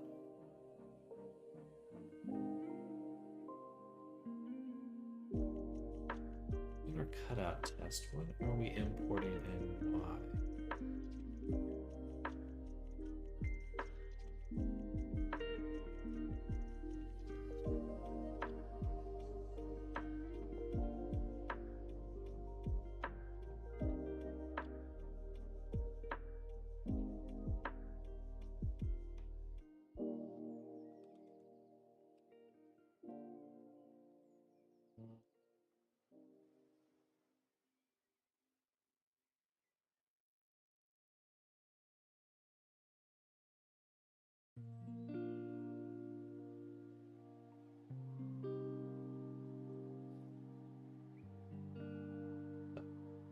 That should be good.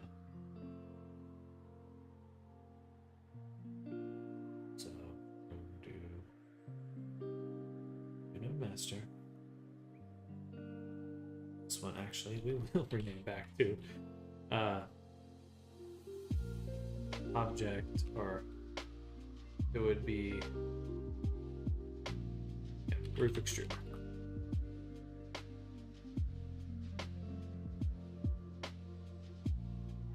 This here.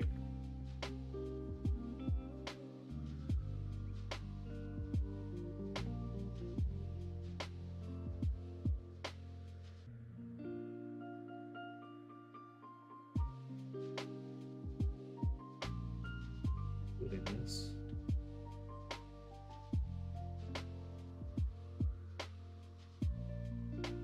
Why does it still want to include these as inputs?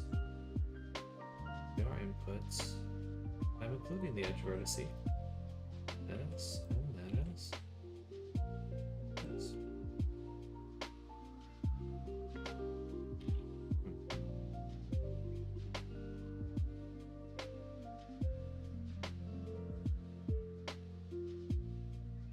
Gotcha. Position. What? I'm including that. You son of a bitch. Maybe this is what's confusing.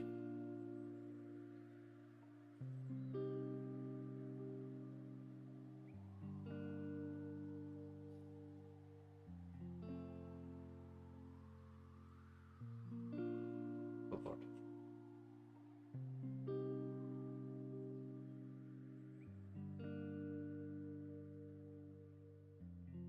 Giving it the geometry.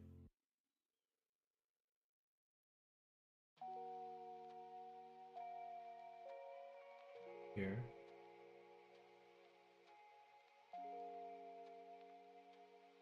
I have given it position.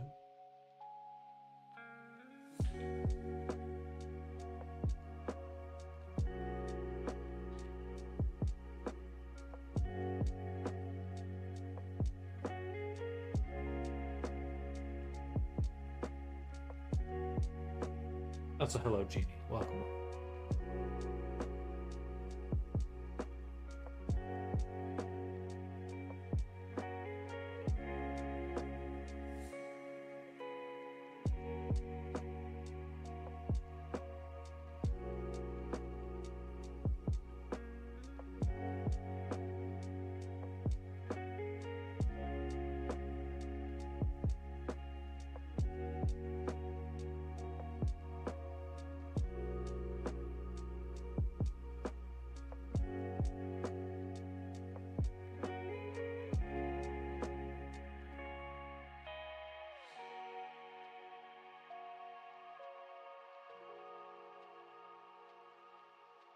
That's what it should be doing.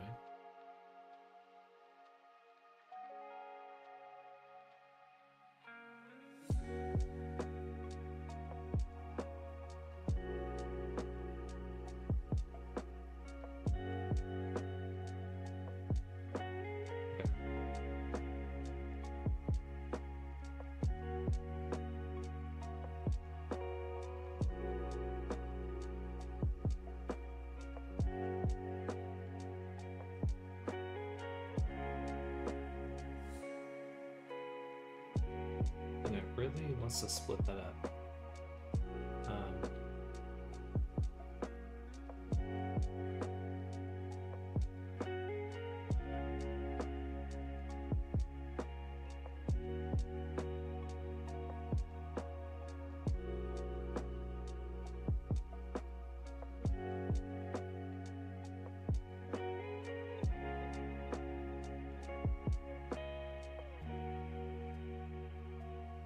There we go. Now, this is the actual offset, edge, by tangent.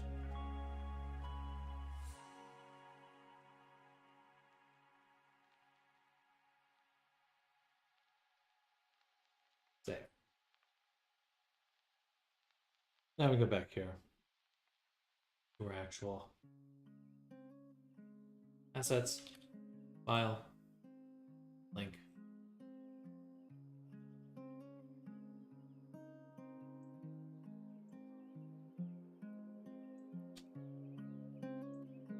And I want offset edge by tangents. Okay.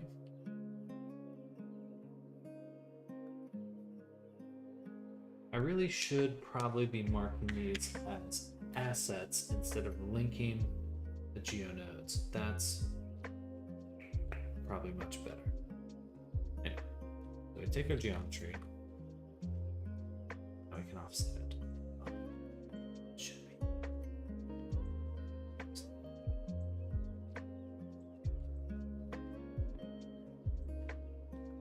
Damn it.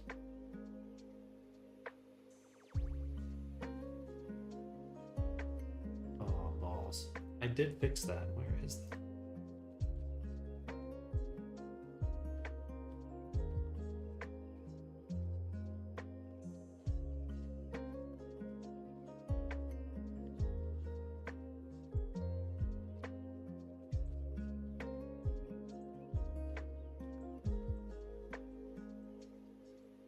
Maybe not.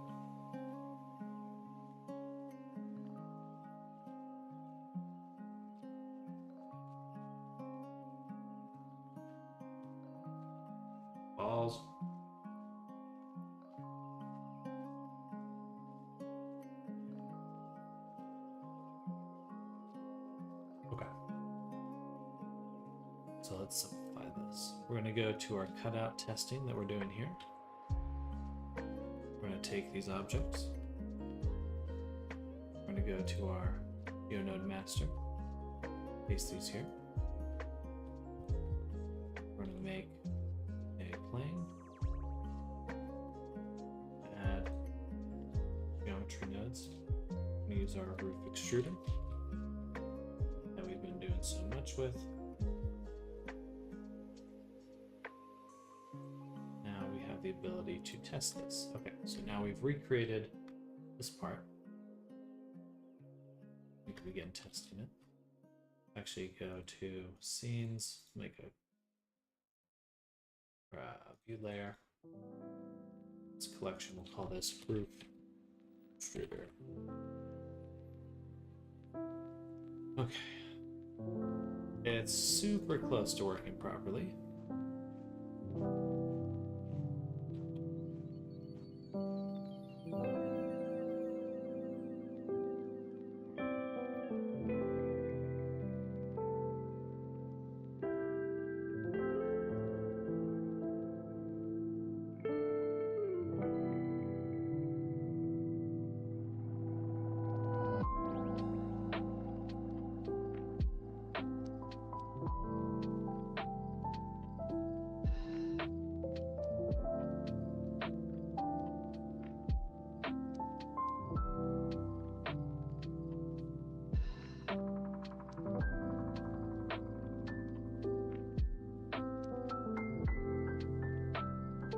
This sets the corners. Corner offset.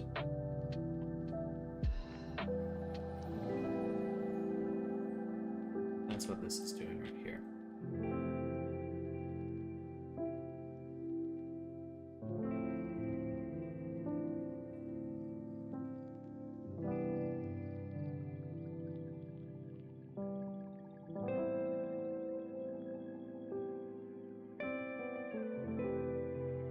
Really, it should be corner vertex offset.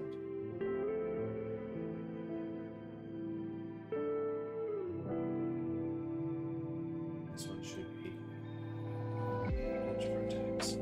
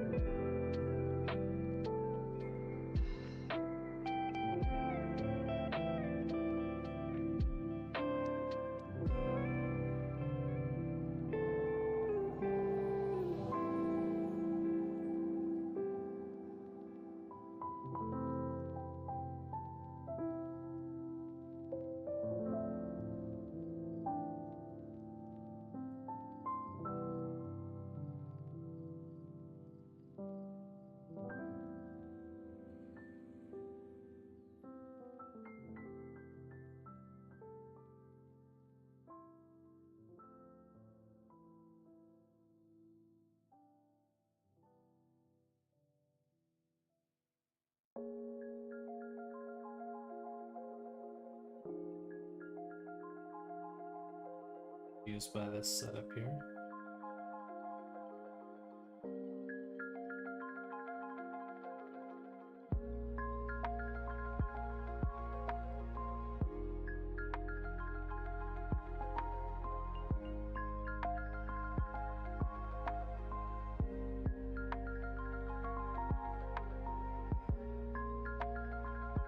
They would just keep going forever. It looks super stable to me, but I do notice here that's a bit incorrect.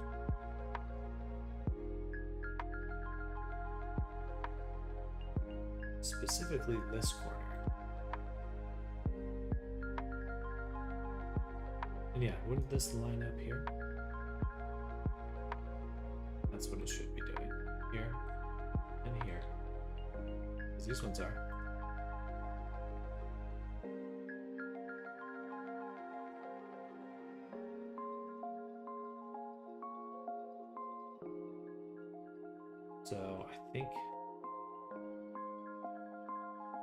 we sample.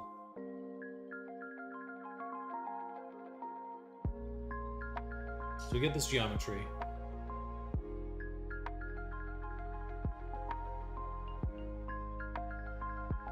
Ah.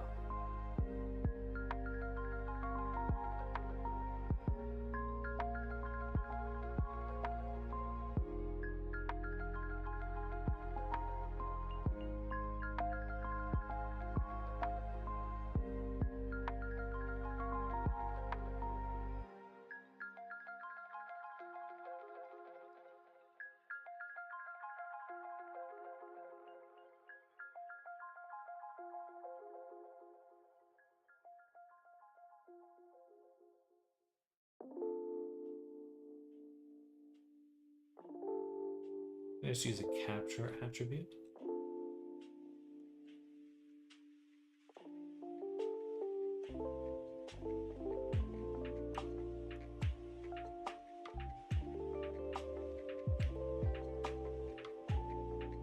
No, because I only want to store it for a few of them.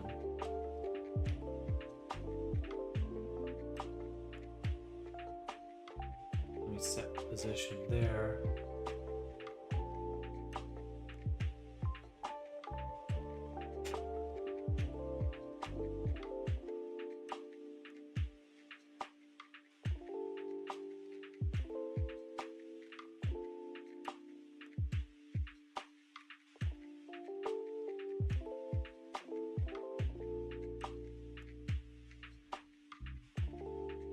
Here we take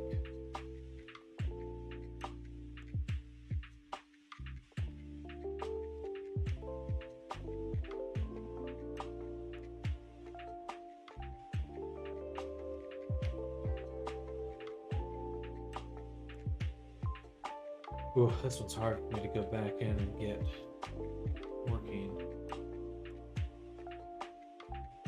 But perhaps I could just redo it.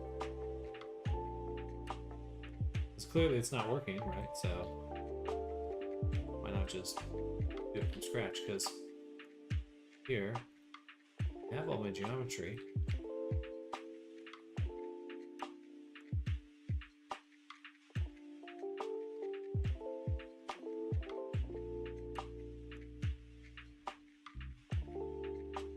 So the issue, I think, is that we're setting the position after it's already moved.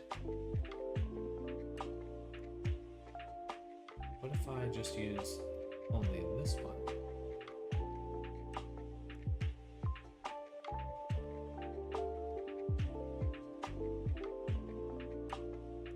My viewer's still here. So that system you made weeks ago, or were you trying to make it like auto-gen roofing? Exactly.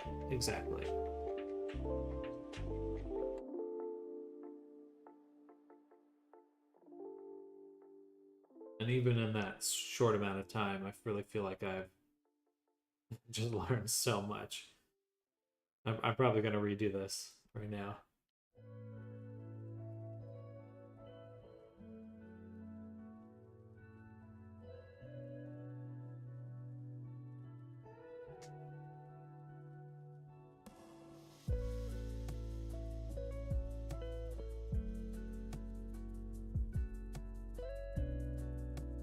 I think the corner vertex offset's working fine, but our edge,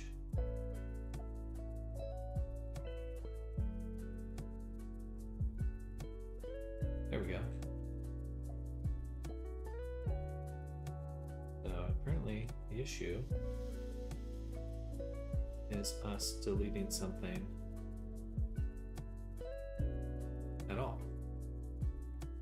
We shouldn't need to delete it. Now we just want to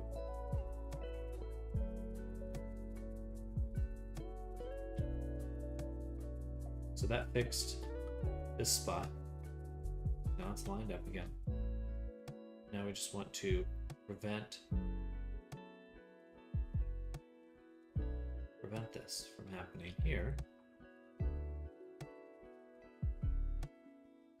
And basically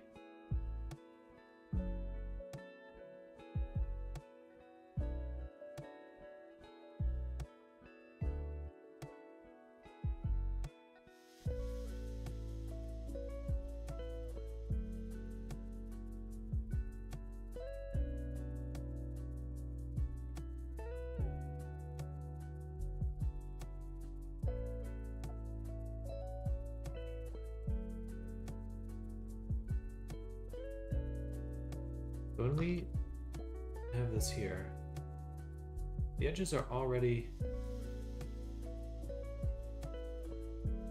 No, we only move the corners, so...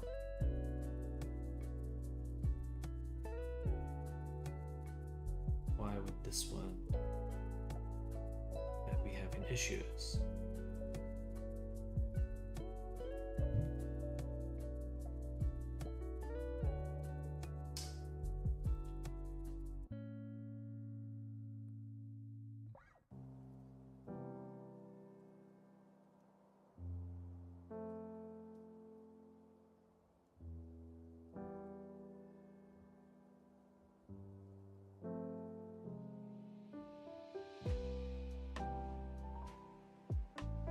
Thing all around.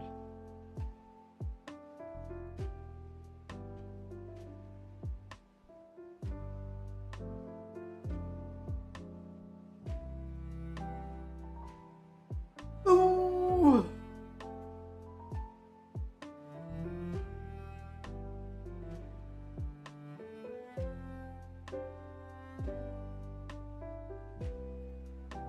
So basically, I want to exclude this. No, I don't want to exclude it because it's not getting offset just yet. It's still in its original position. The issue is that it's also getting offset this way.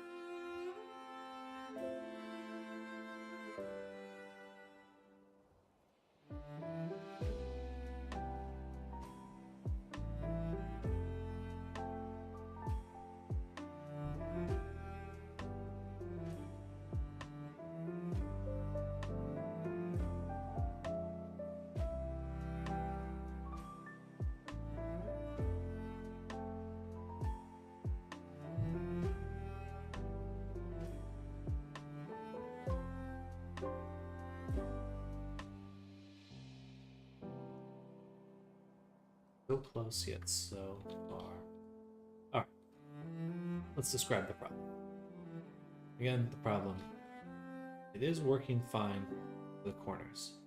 Why is it an issue here? Because it's a slightly different it's a slightly different edge. All these other edges are next to edges, edge corners. This is a corner. This is an edge, but here, this is a corner edge. So it's not next to any other edges. So the way I'm deriving this direction is incorrect for specifically any point on an edge that isn't next to another edge. So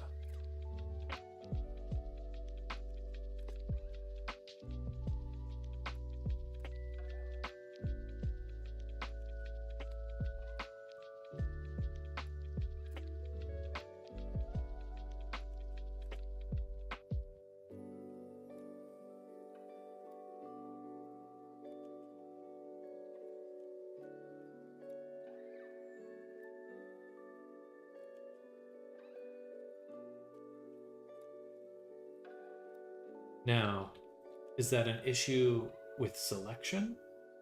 I wouldn't think it's an issue with how I'm selecting them, because obviously I'm selecting the ones that need to move. Just fine.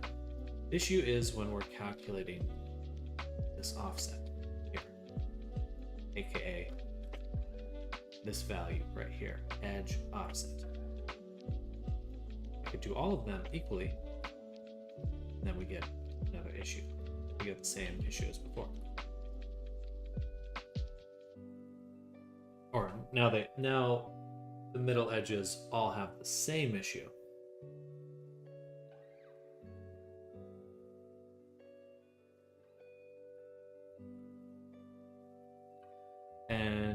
But for this, and I'm only offsetting these corners. What happens if I remove that completely? And then we have the same issue entirely. Put over the mesh. Here, nothing's happened yet.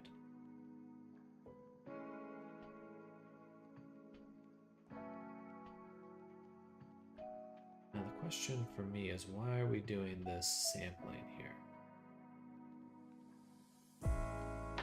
Well, we don't have to because we're no longer deleting anything.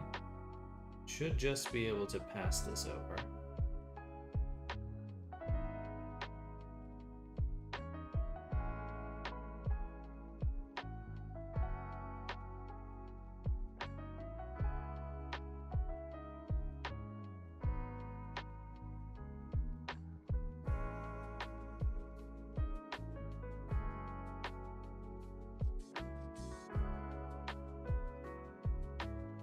Or at the very least, pass over the attribute directly.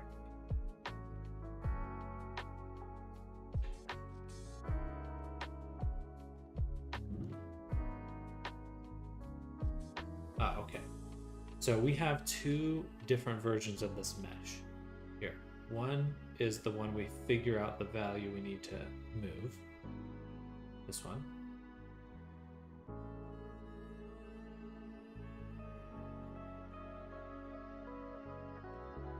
And then this one, which has already moved the corners. If I swap these, what happens? We get that issue. So we do want, again, to sample before we offset the floor. We make this change, or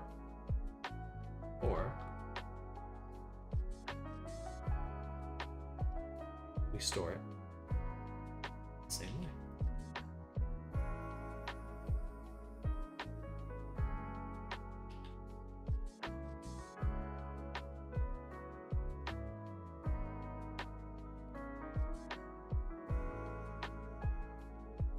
Store it as an edge offset. And then when we don't separate anything at all, we just use just this geometry in and of itself. And we used that name attribute edge offset. Okay, so that simplifies some stuff. We have still haven't solved the issue, but now we're a little more streamlined, which is nice.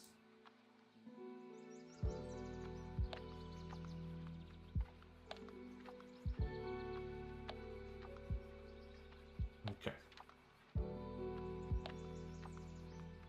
So first, store this attribute just for the corners.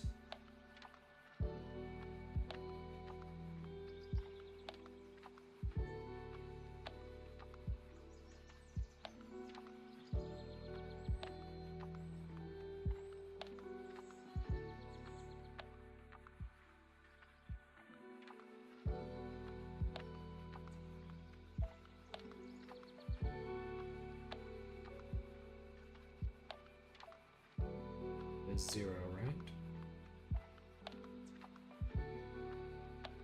We do sticks numbers. Attribute text. Okay, that is a 0, so we know we're selecting or assigning that value properly.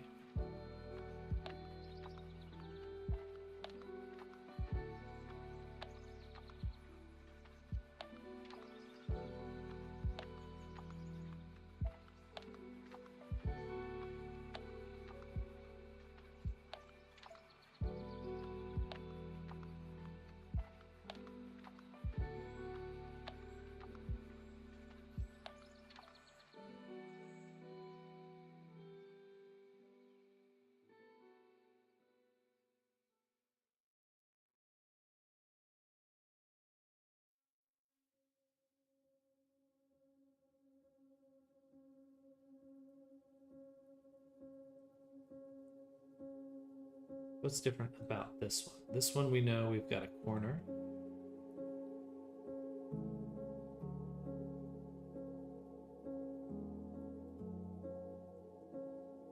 Not a corner would mean it's an edge vertice. But that's not true. This is a corner vertice.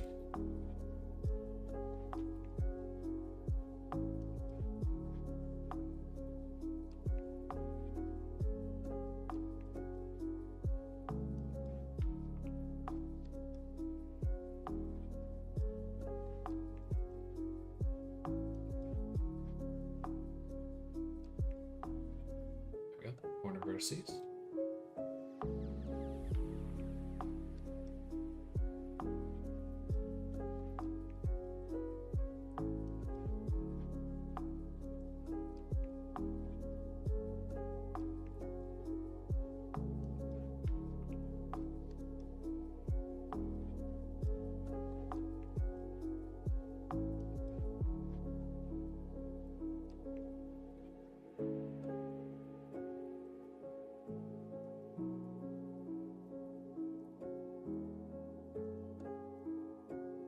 And so this selection here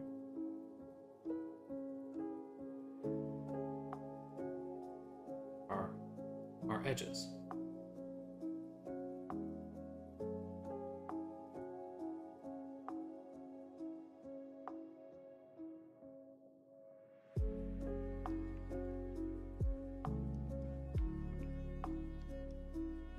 Seems obvious. That is just this selection.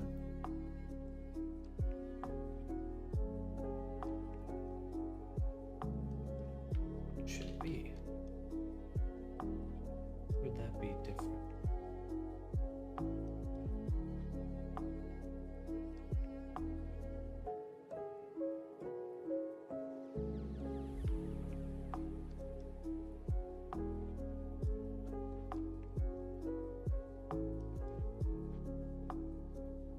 It's the inverted. Okay, I see. It is kind of the same selection, but inverted.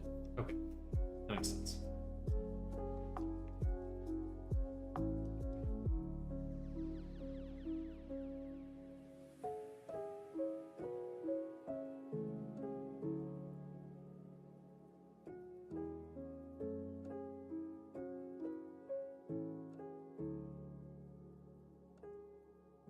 Now, really, it is the calculation.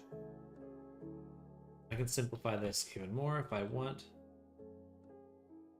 but it is the calculation because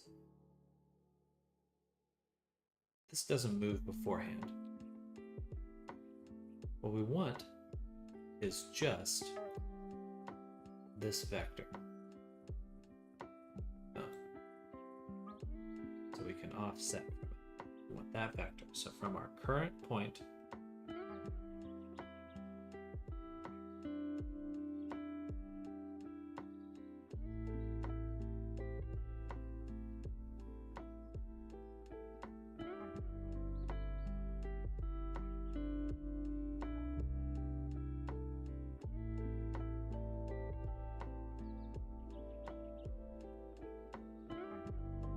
so we have these edges. We have our edges.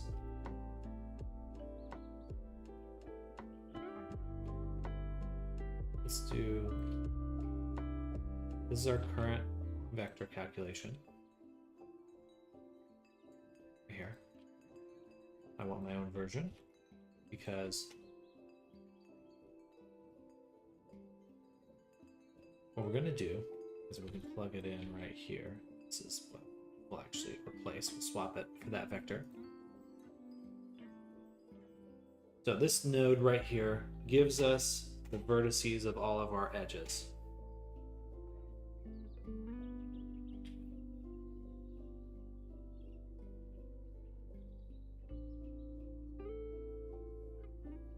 This comparison right here lets us know if a vertice is a corner, right?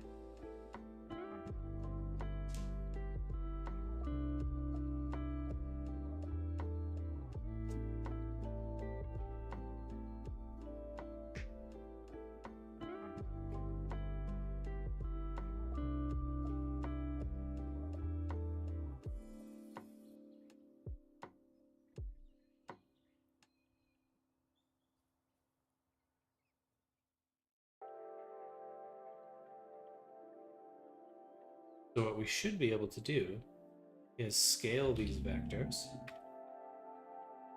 by this Boolean.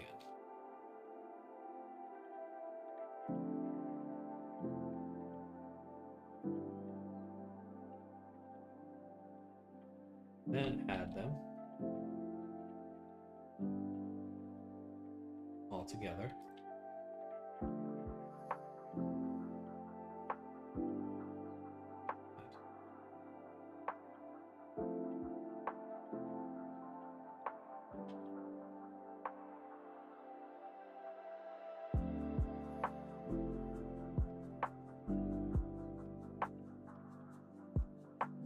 Seems to have done opposite. Okay.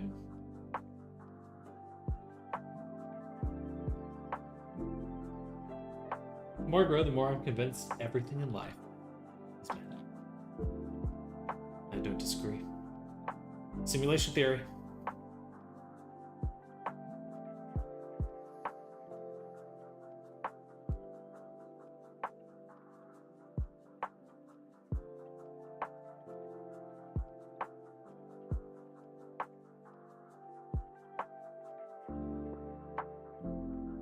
I don't want corner.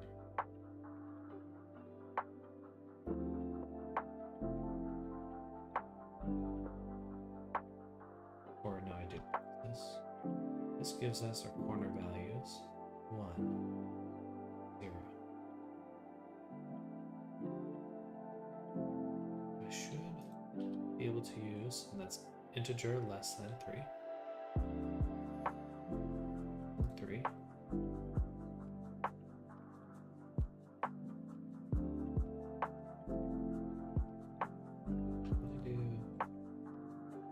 This. Oh, so I'm super close.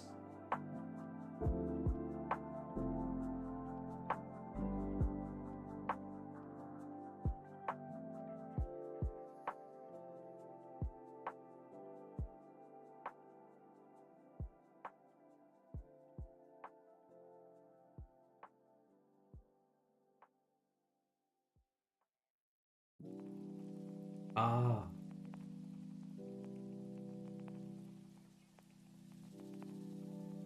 I do not want to write to these corners. These corners should not be written to by this edge offset. That would explain some of the odd behavior for sure. So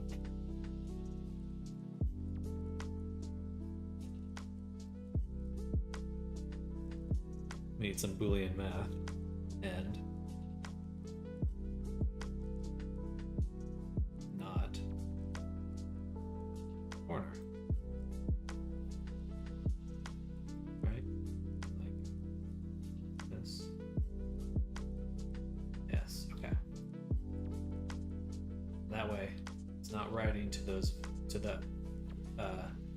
to these values. This part is not writing to.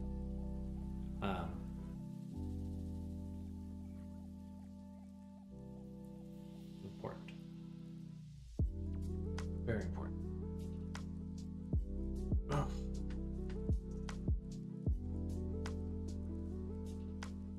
Okay. Let's try this again. Again, this is giving me all my edges.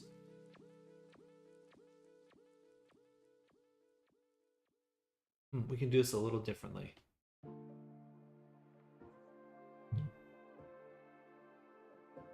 So rather than doing that twice, I can take each edge, add it together, and then multiply it by 0.5. So this gives me the average position for each edge. And then we do the subtract.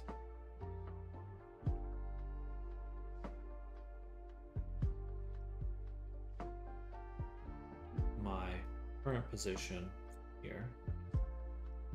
Scale it.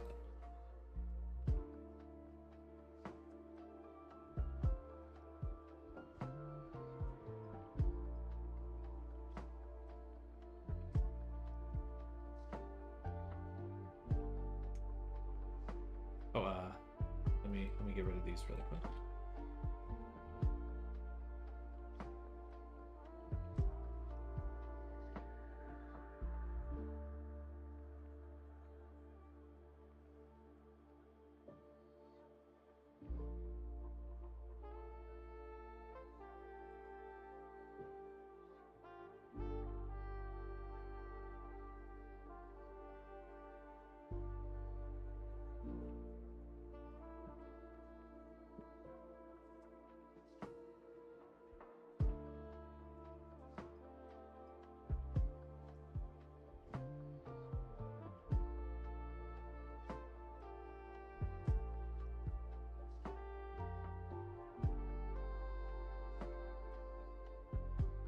So close. This is just a smidge away.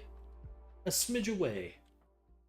So again, this takes all my edges for each point, takes my adjacent edges, gets their average position, and then gets a vector pointing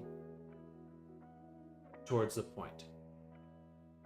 And you can see that we are in fact getting that because each of these vectors would result in this offset. Boom. Beautiful. That works fine for these edges. Oh, it is. That's actually a very interesting point.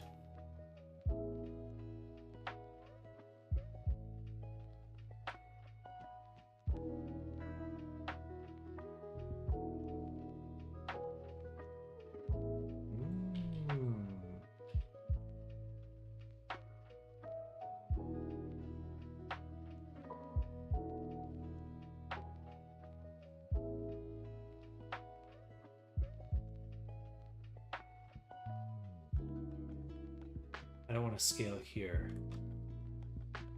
I think I have to scale here.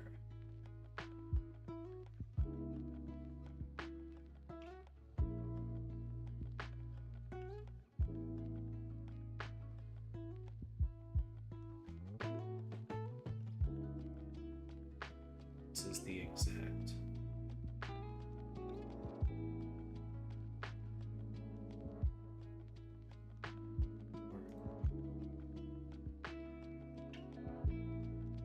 What's this giving me again? I want the corners, please. Give me the corners.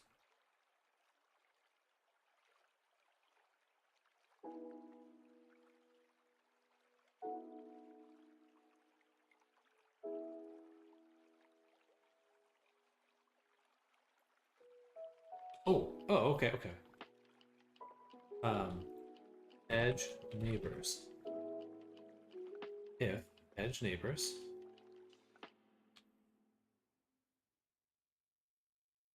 is greater than 1, and like this.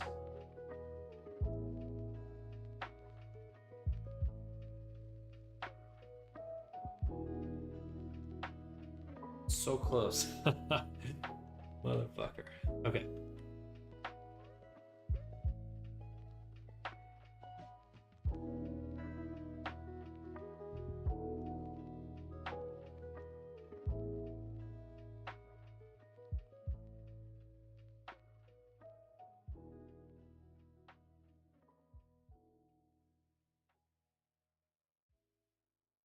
Get on there.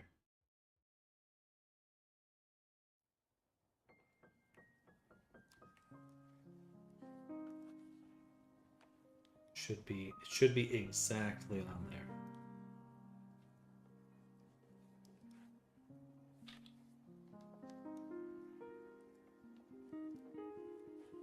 I guess it is actually. It's probably because it's turning. Well, no. That shouldn't matter. It should be that. It should be that. Even if it's turning. It should be exactly that.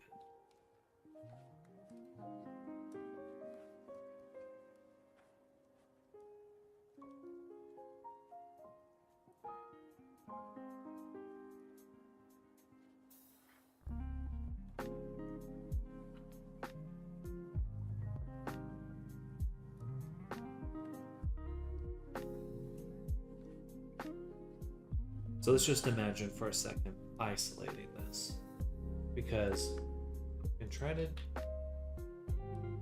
bridge it directly in, but what I'd be better suited at doing right now is understanding how to get just these vertices, which I believe done here.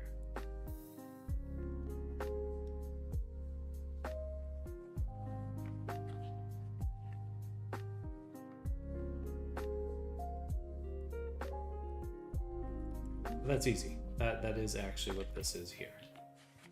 If I take the geometry, it's here. Have our edge neighbors greater than 1. Okay. So that's our selection. Now we have these. Those are our edge neighbors. Those are our interior verts. Okay. So this gives us our interior vertices.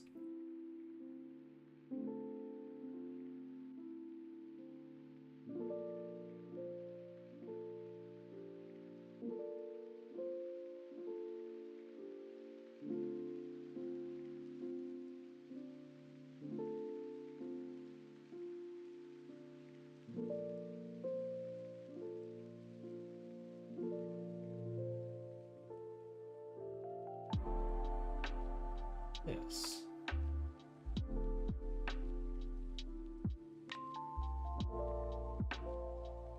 We take the vertex index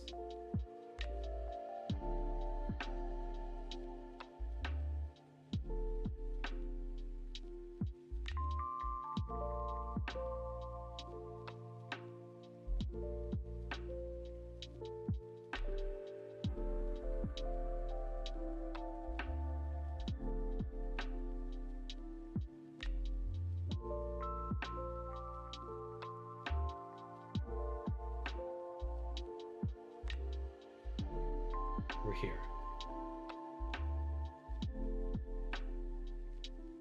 With this selection, I want to select this vertice over here. So I know that this is 1, this selection. So how do I grab that vertice?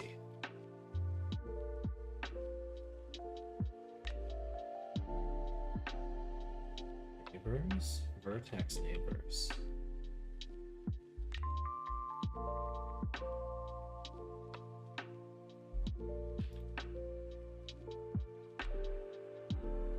Which is actually another way I can tell if something's an edge or a corner. Doesn't matter right now. Corners would only have 2 neighbors.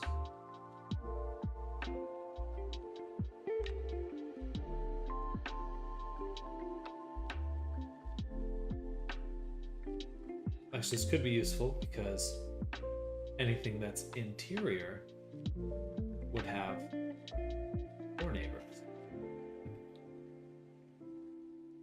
Useful.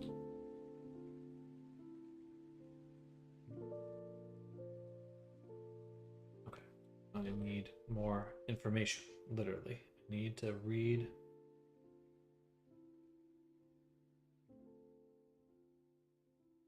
index of nearest. Now that's sampling. And not sample nearest. Let me understand that. Is that by distance?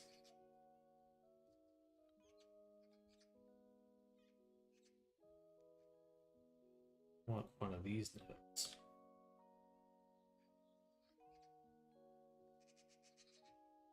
Mesh, read.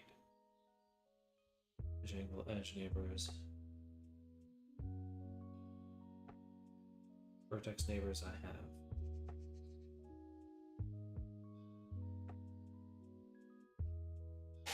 Point.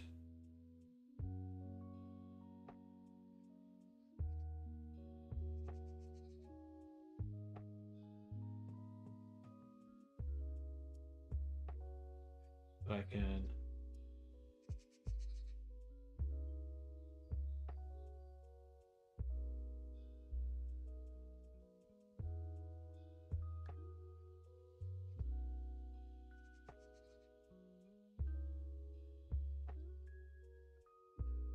here we go, topology.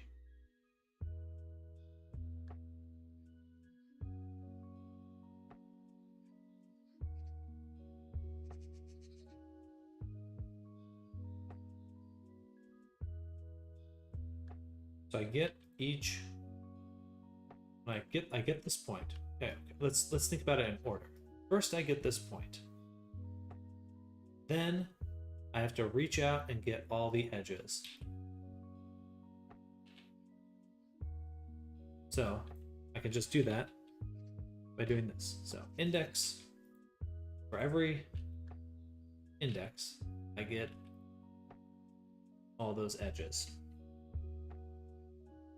Then I get an edge.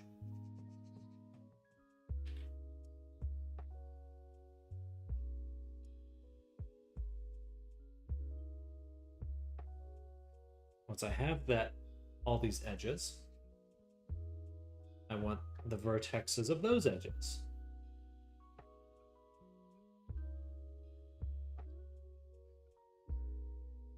Which I would assume is this edge vertices. Yeah, okay. So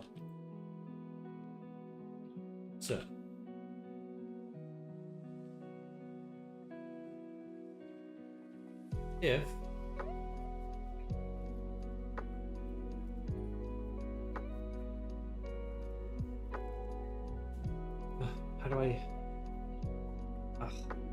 how to make comparisons is so alien in geometry nodes. It's so hard to think about. But I have my edge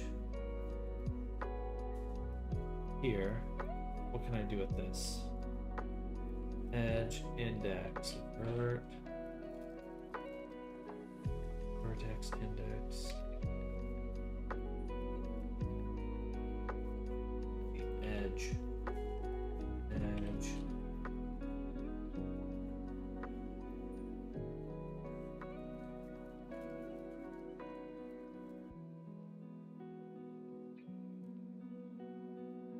Edge paths to selection star vertices. It's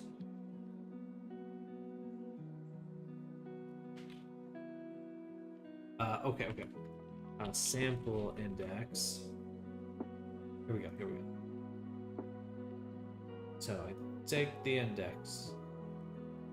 Oh, and I'm sampling the edge. That's what we have. We have edge index, we're sampling it. And for each of these edges,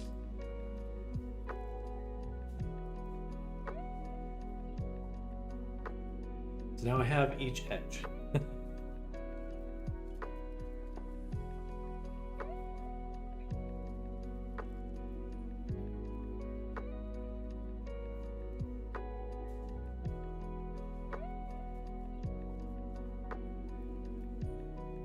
Ugh. Late in the day for me to be doing this.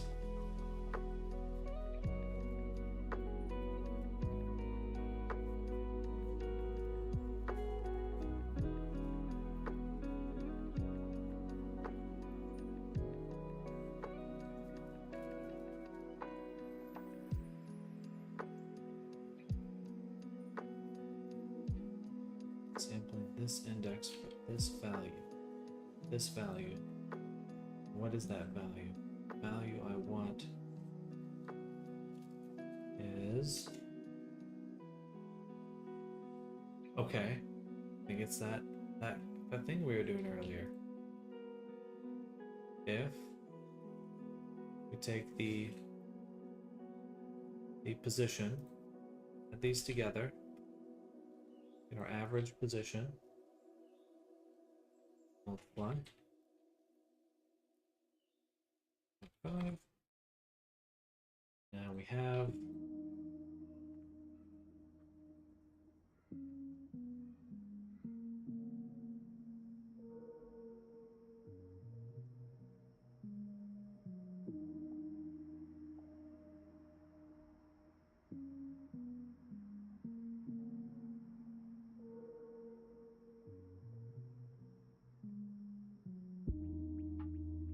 average position. And then we take that and subtract it from our position. So we're going from this average position to our main position. There we go. So now for each edge, get its vertices.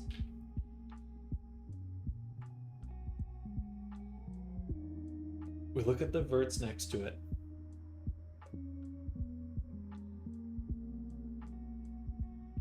And we go, hey, give me a vector. Give me this vector. This. So it does. Now we have each of those vectors. But only one of those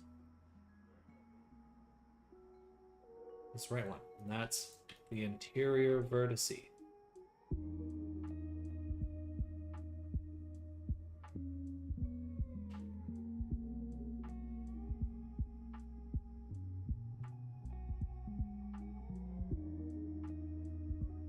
So let's just say that for this, first we get the vector. Say vector. Then we get, well, no, because it has to happen before we pass this over, even before we subtract it from the position. Vector. Or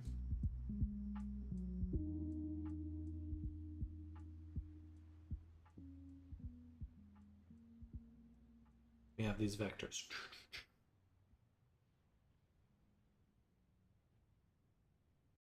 Gotcha. Okay. Sample.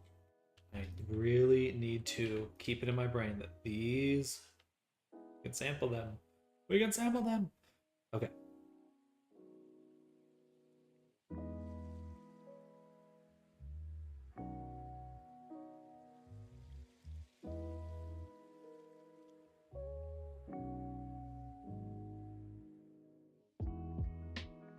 So,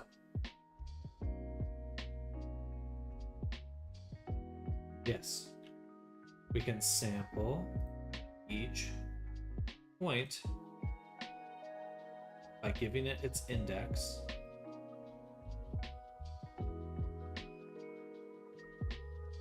And so for each of these points, we go, hey, are you an interior vertice? I guess it could be a Boolean. Now we can pass it over. Okay.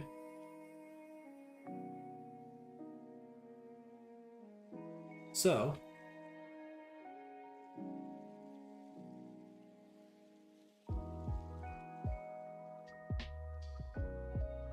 okay.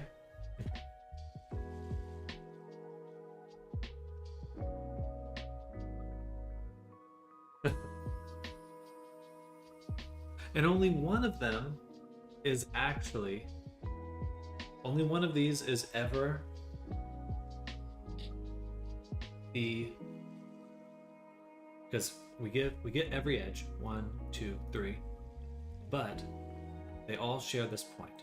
So Only one of these indexes is ever not the position. And it's this one. So if this is true, we can switch. We can switch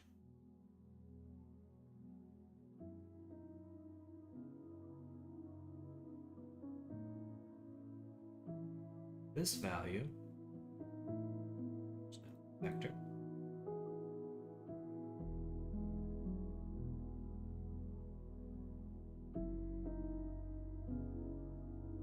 with position. So if it's true, then we swap it.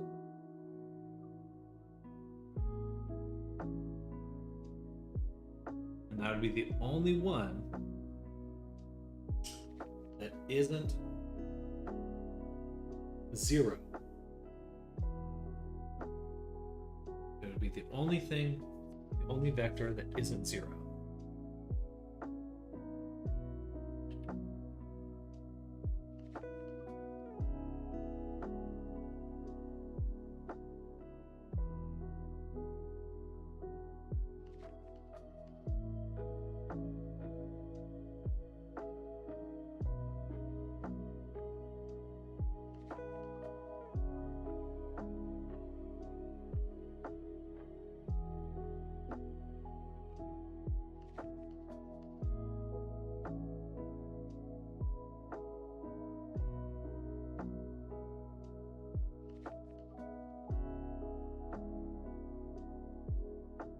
Okay, hang on. Hold on a second.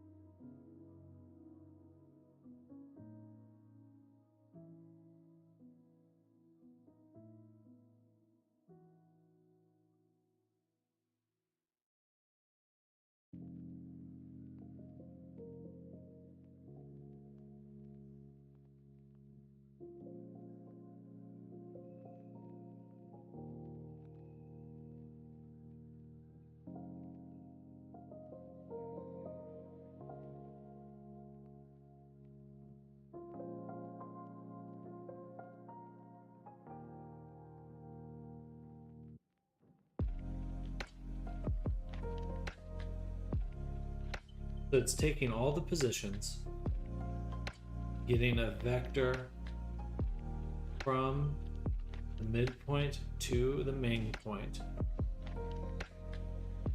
and only if it's true that it's an interior vertice are we actually getting a vector out of this.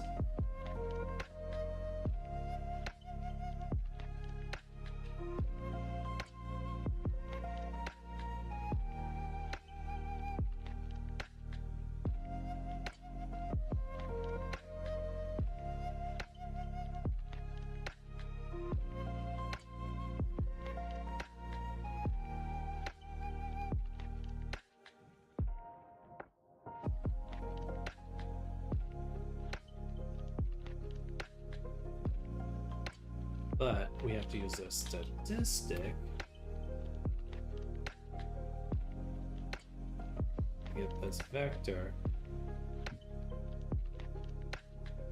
We're getting a bunch out of there, and it should be the maximum.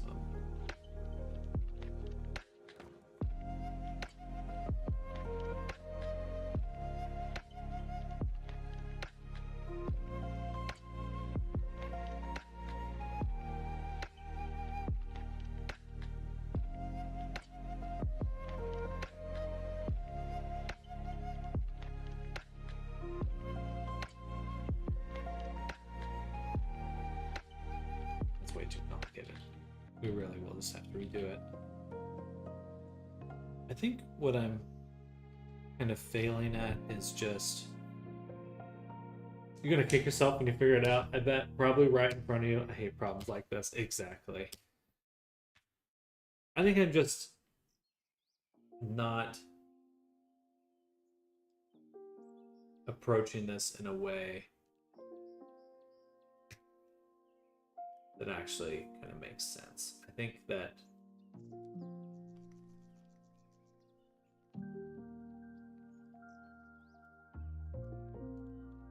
I just have to do more direct operations. Like an actual algorithm.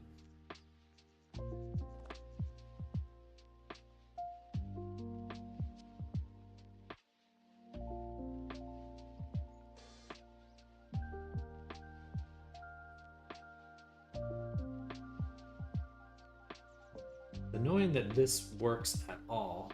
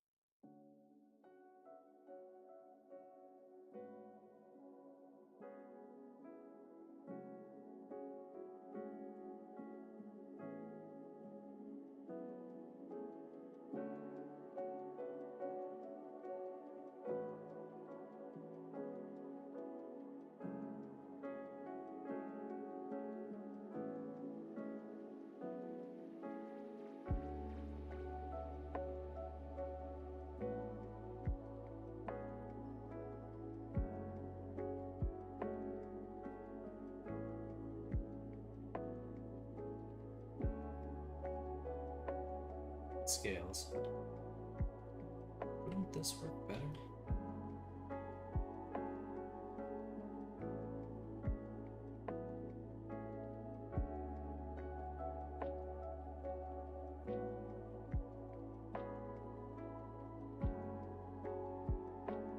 Paper is cited. It's good to know.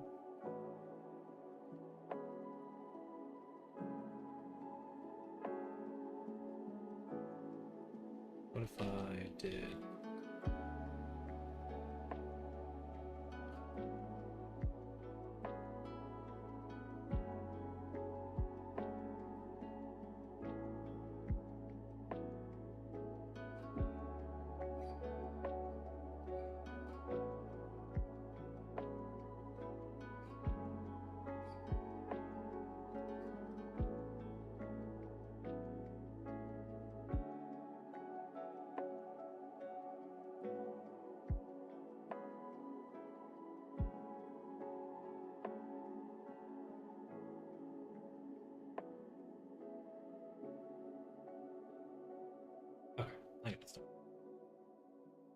I think what I should be doing instead of my current algorithm, right now I'm trying to like do these selections and like find the perfect comparison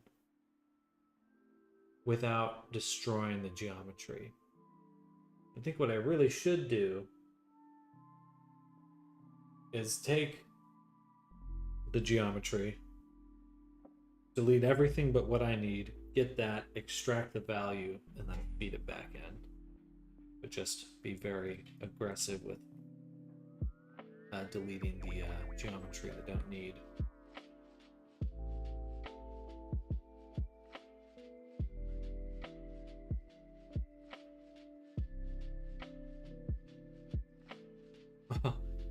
Or I could cheat a little.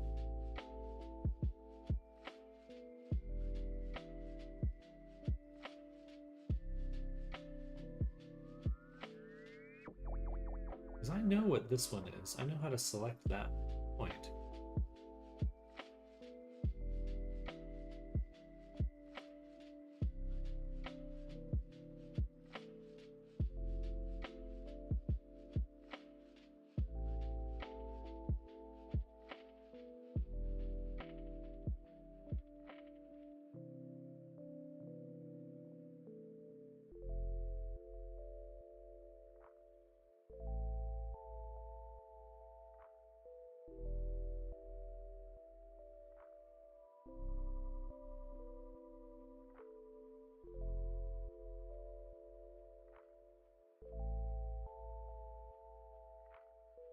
Do I though? I could just take the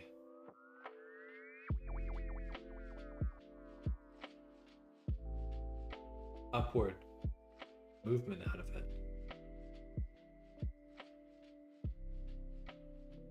No, that's not how it should work. Okay.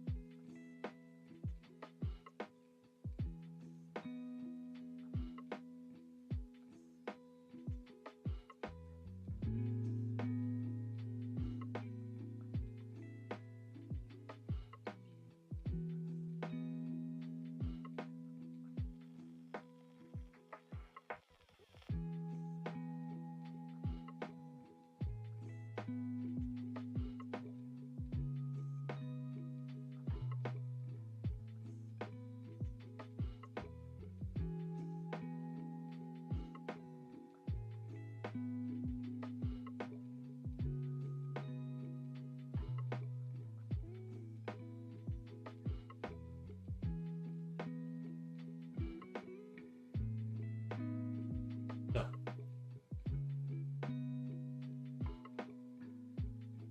for every point,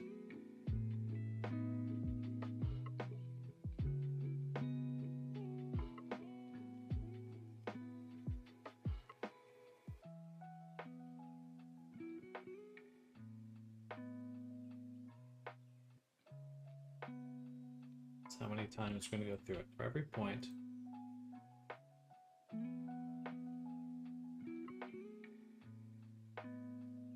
we're going to ask.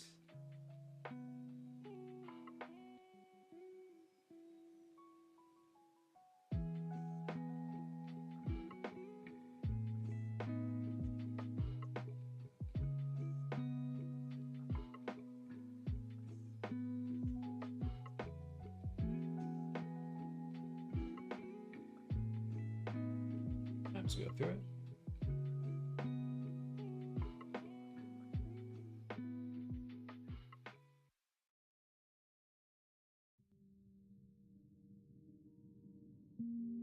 Store named attribute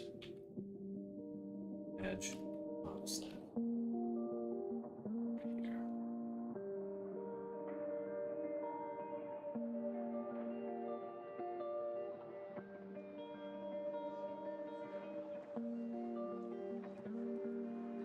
And then we're going to offset by instant edge offset.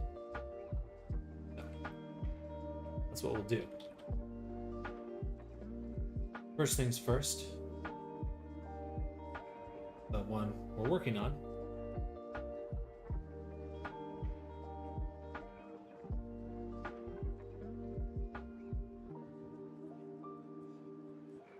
Is first one.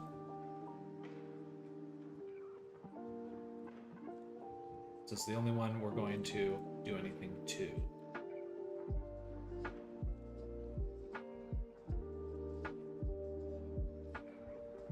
Our first question is this vertice on the edge?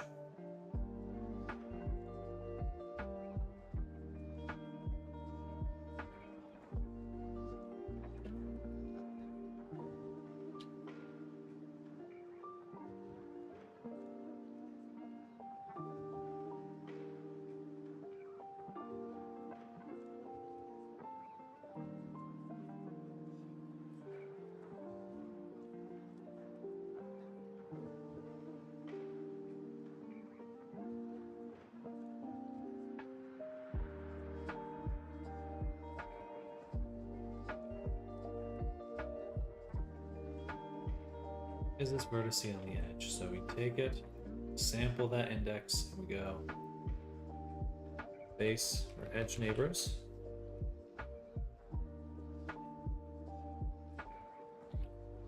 There.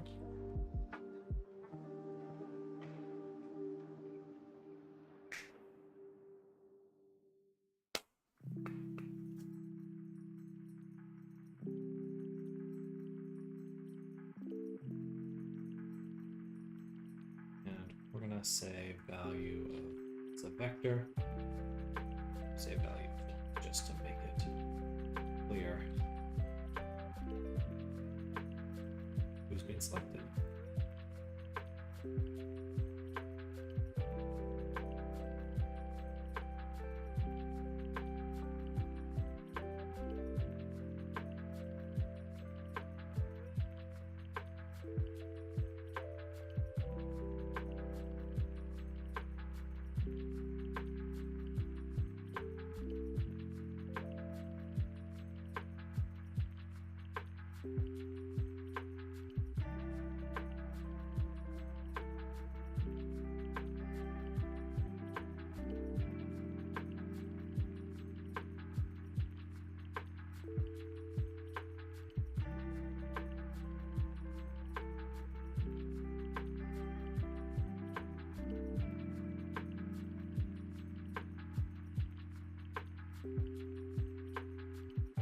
There was another comparison I was making before, which was mesh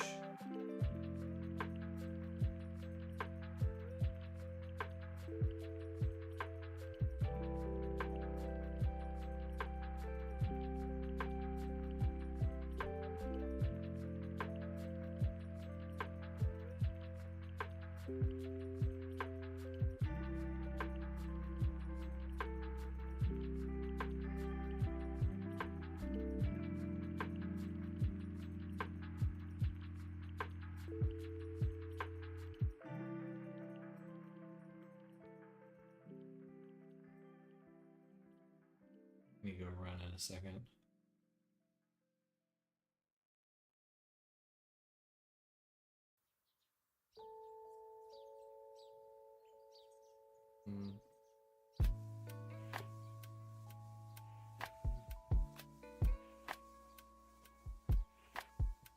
Here it is, vertex count. So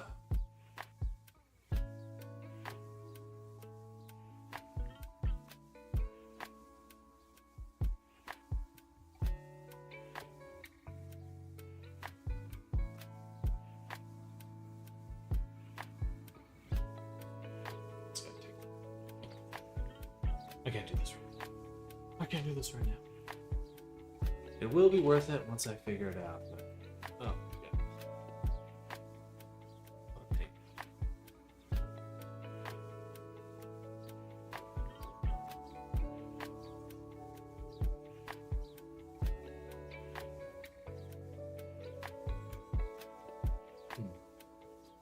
You know, I know how to do it with a curve.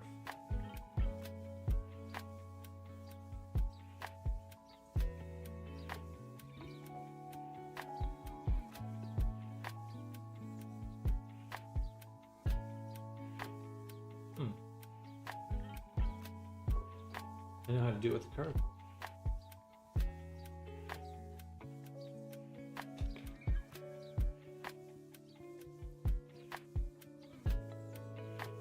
Yeah, I should just do a curve and then just transfer it back on. Alright. We'll figure that out tomorrow once I get back into working on this. But for now, it's time to go run. I'm tired. Alright, everyone. Thank you all for hanging out. Riz. Oh, let me send you that Unity package before I call it a night.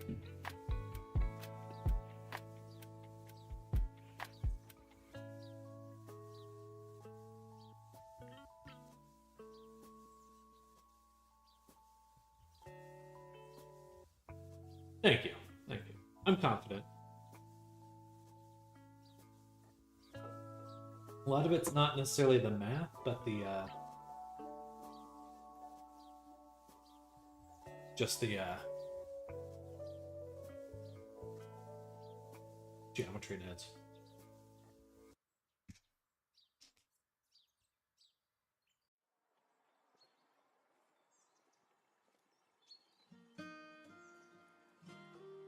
Yeah. Specifically, it's just like, I know what I'm looking for, but it's like, how do I target certain things?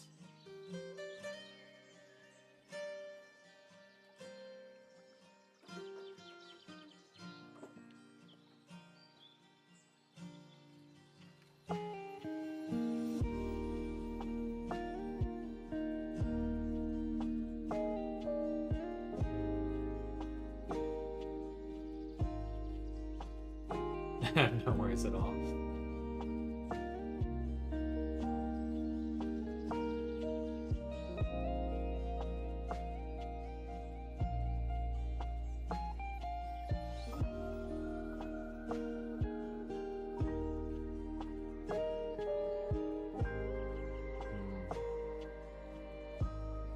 My blend trees should be using any of this values.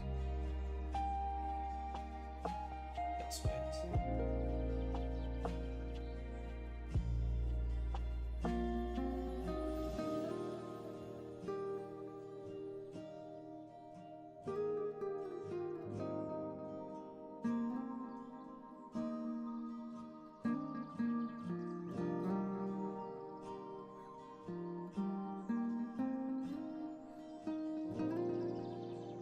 There we go.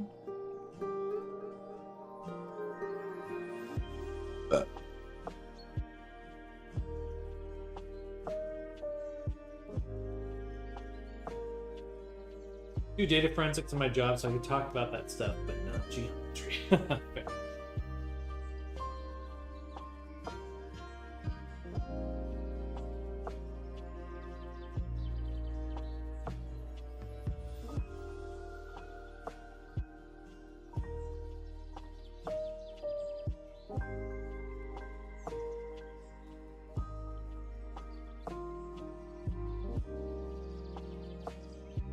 All right, dropping that in to the Google Drive. All right. All right, Rez, enjoy your evening. Everyone else is lurking out there. I'll catch y'all later. Time for me to go get some rest, or get a run in, and then get some rest. Thank you. I will. And make sure it's uploaded. Okay, it should be uploaded. Bye, y'all. Bye.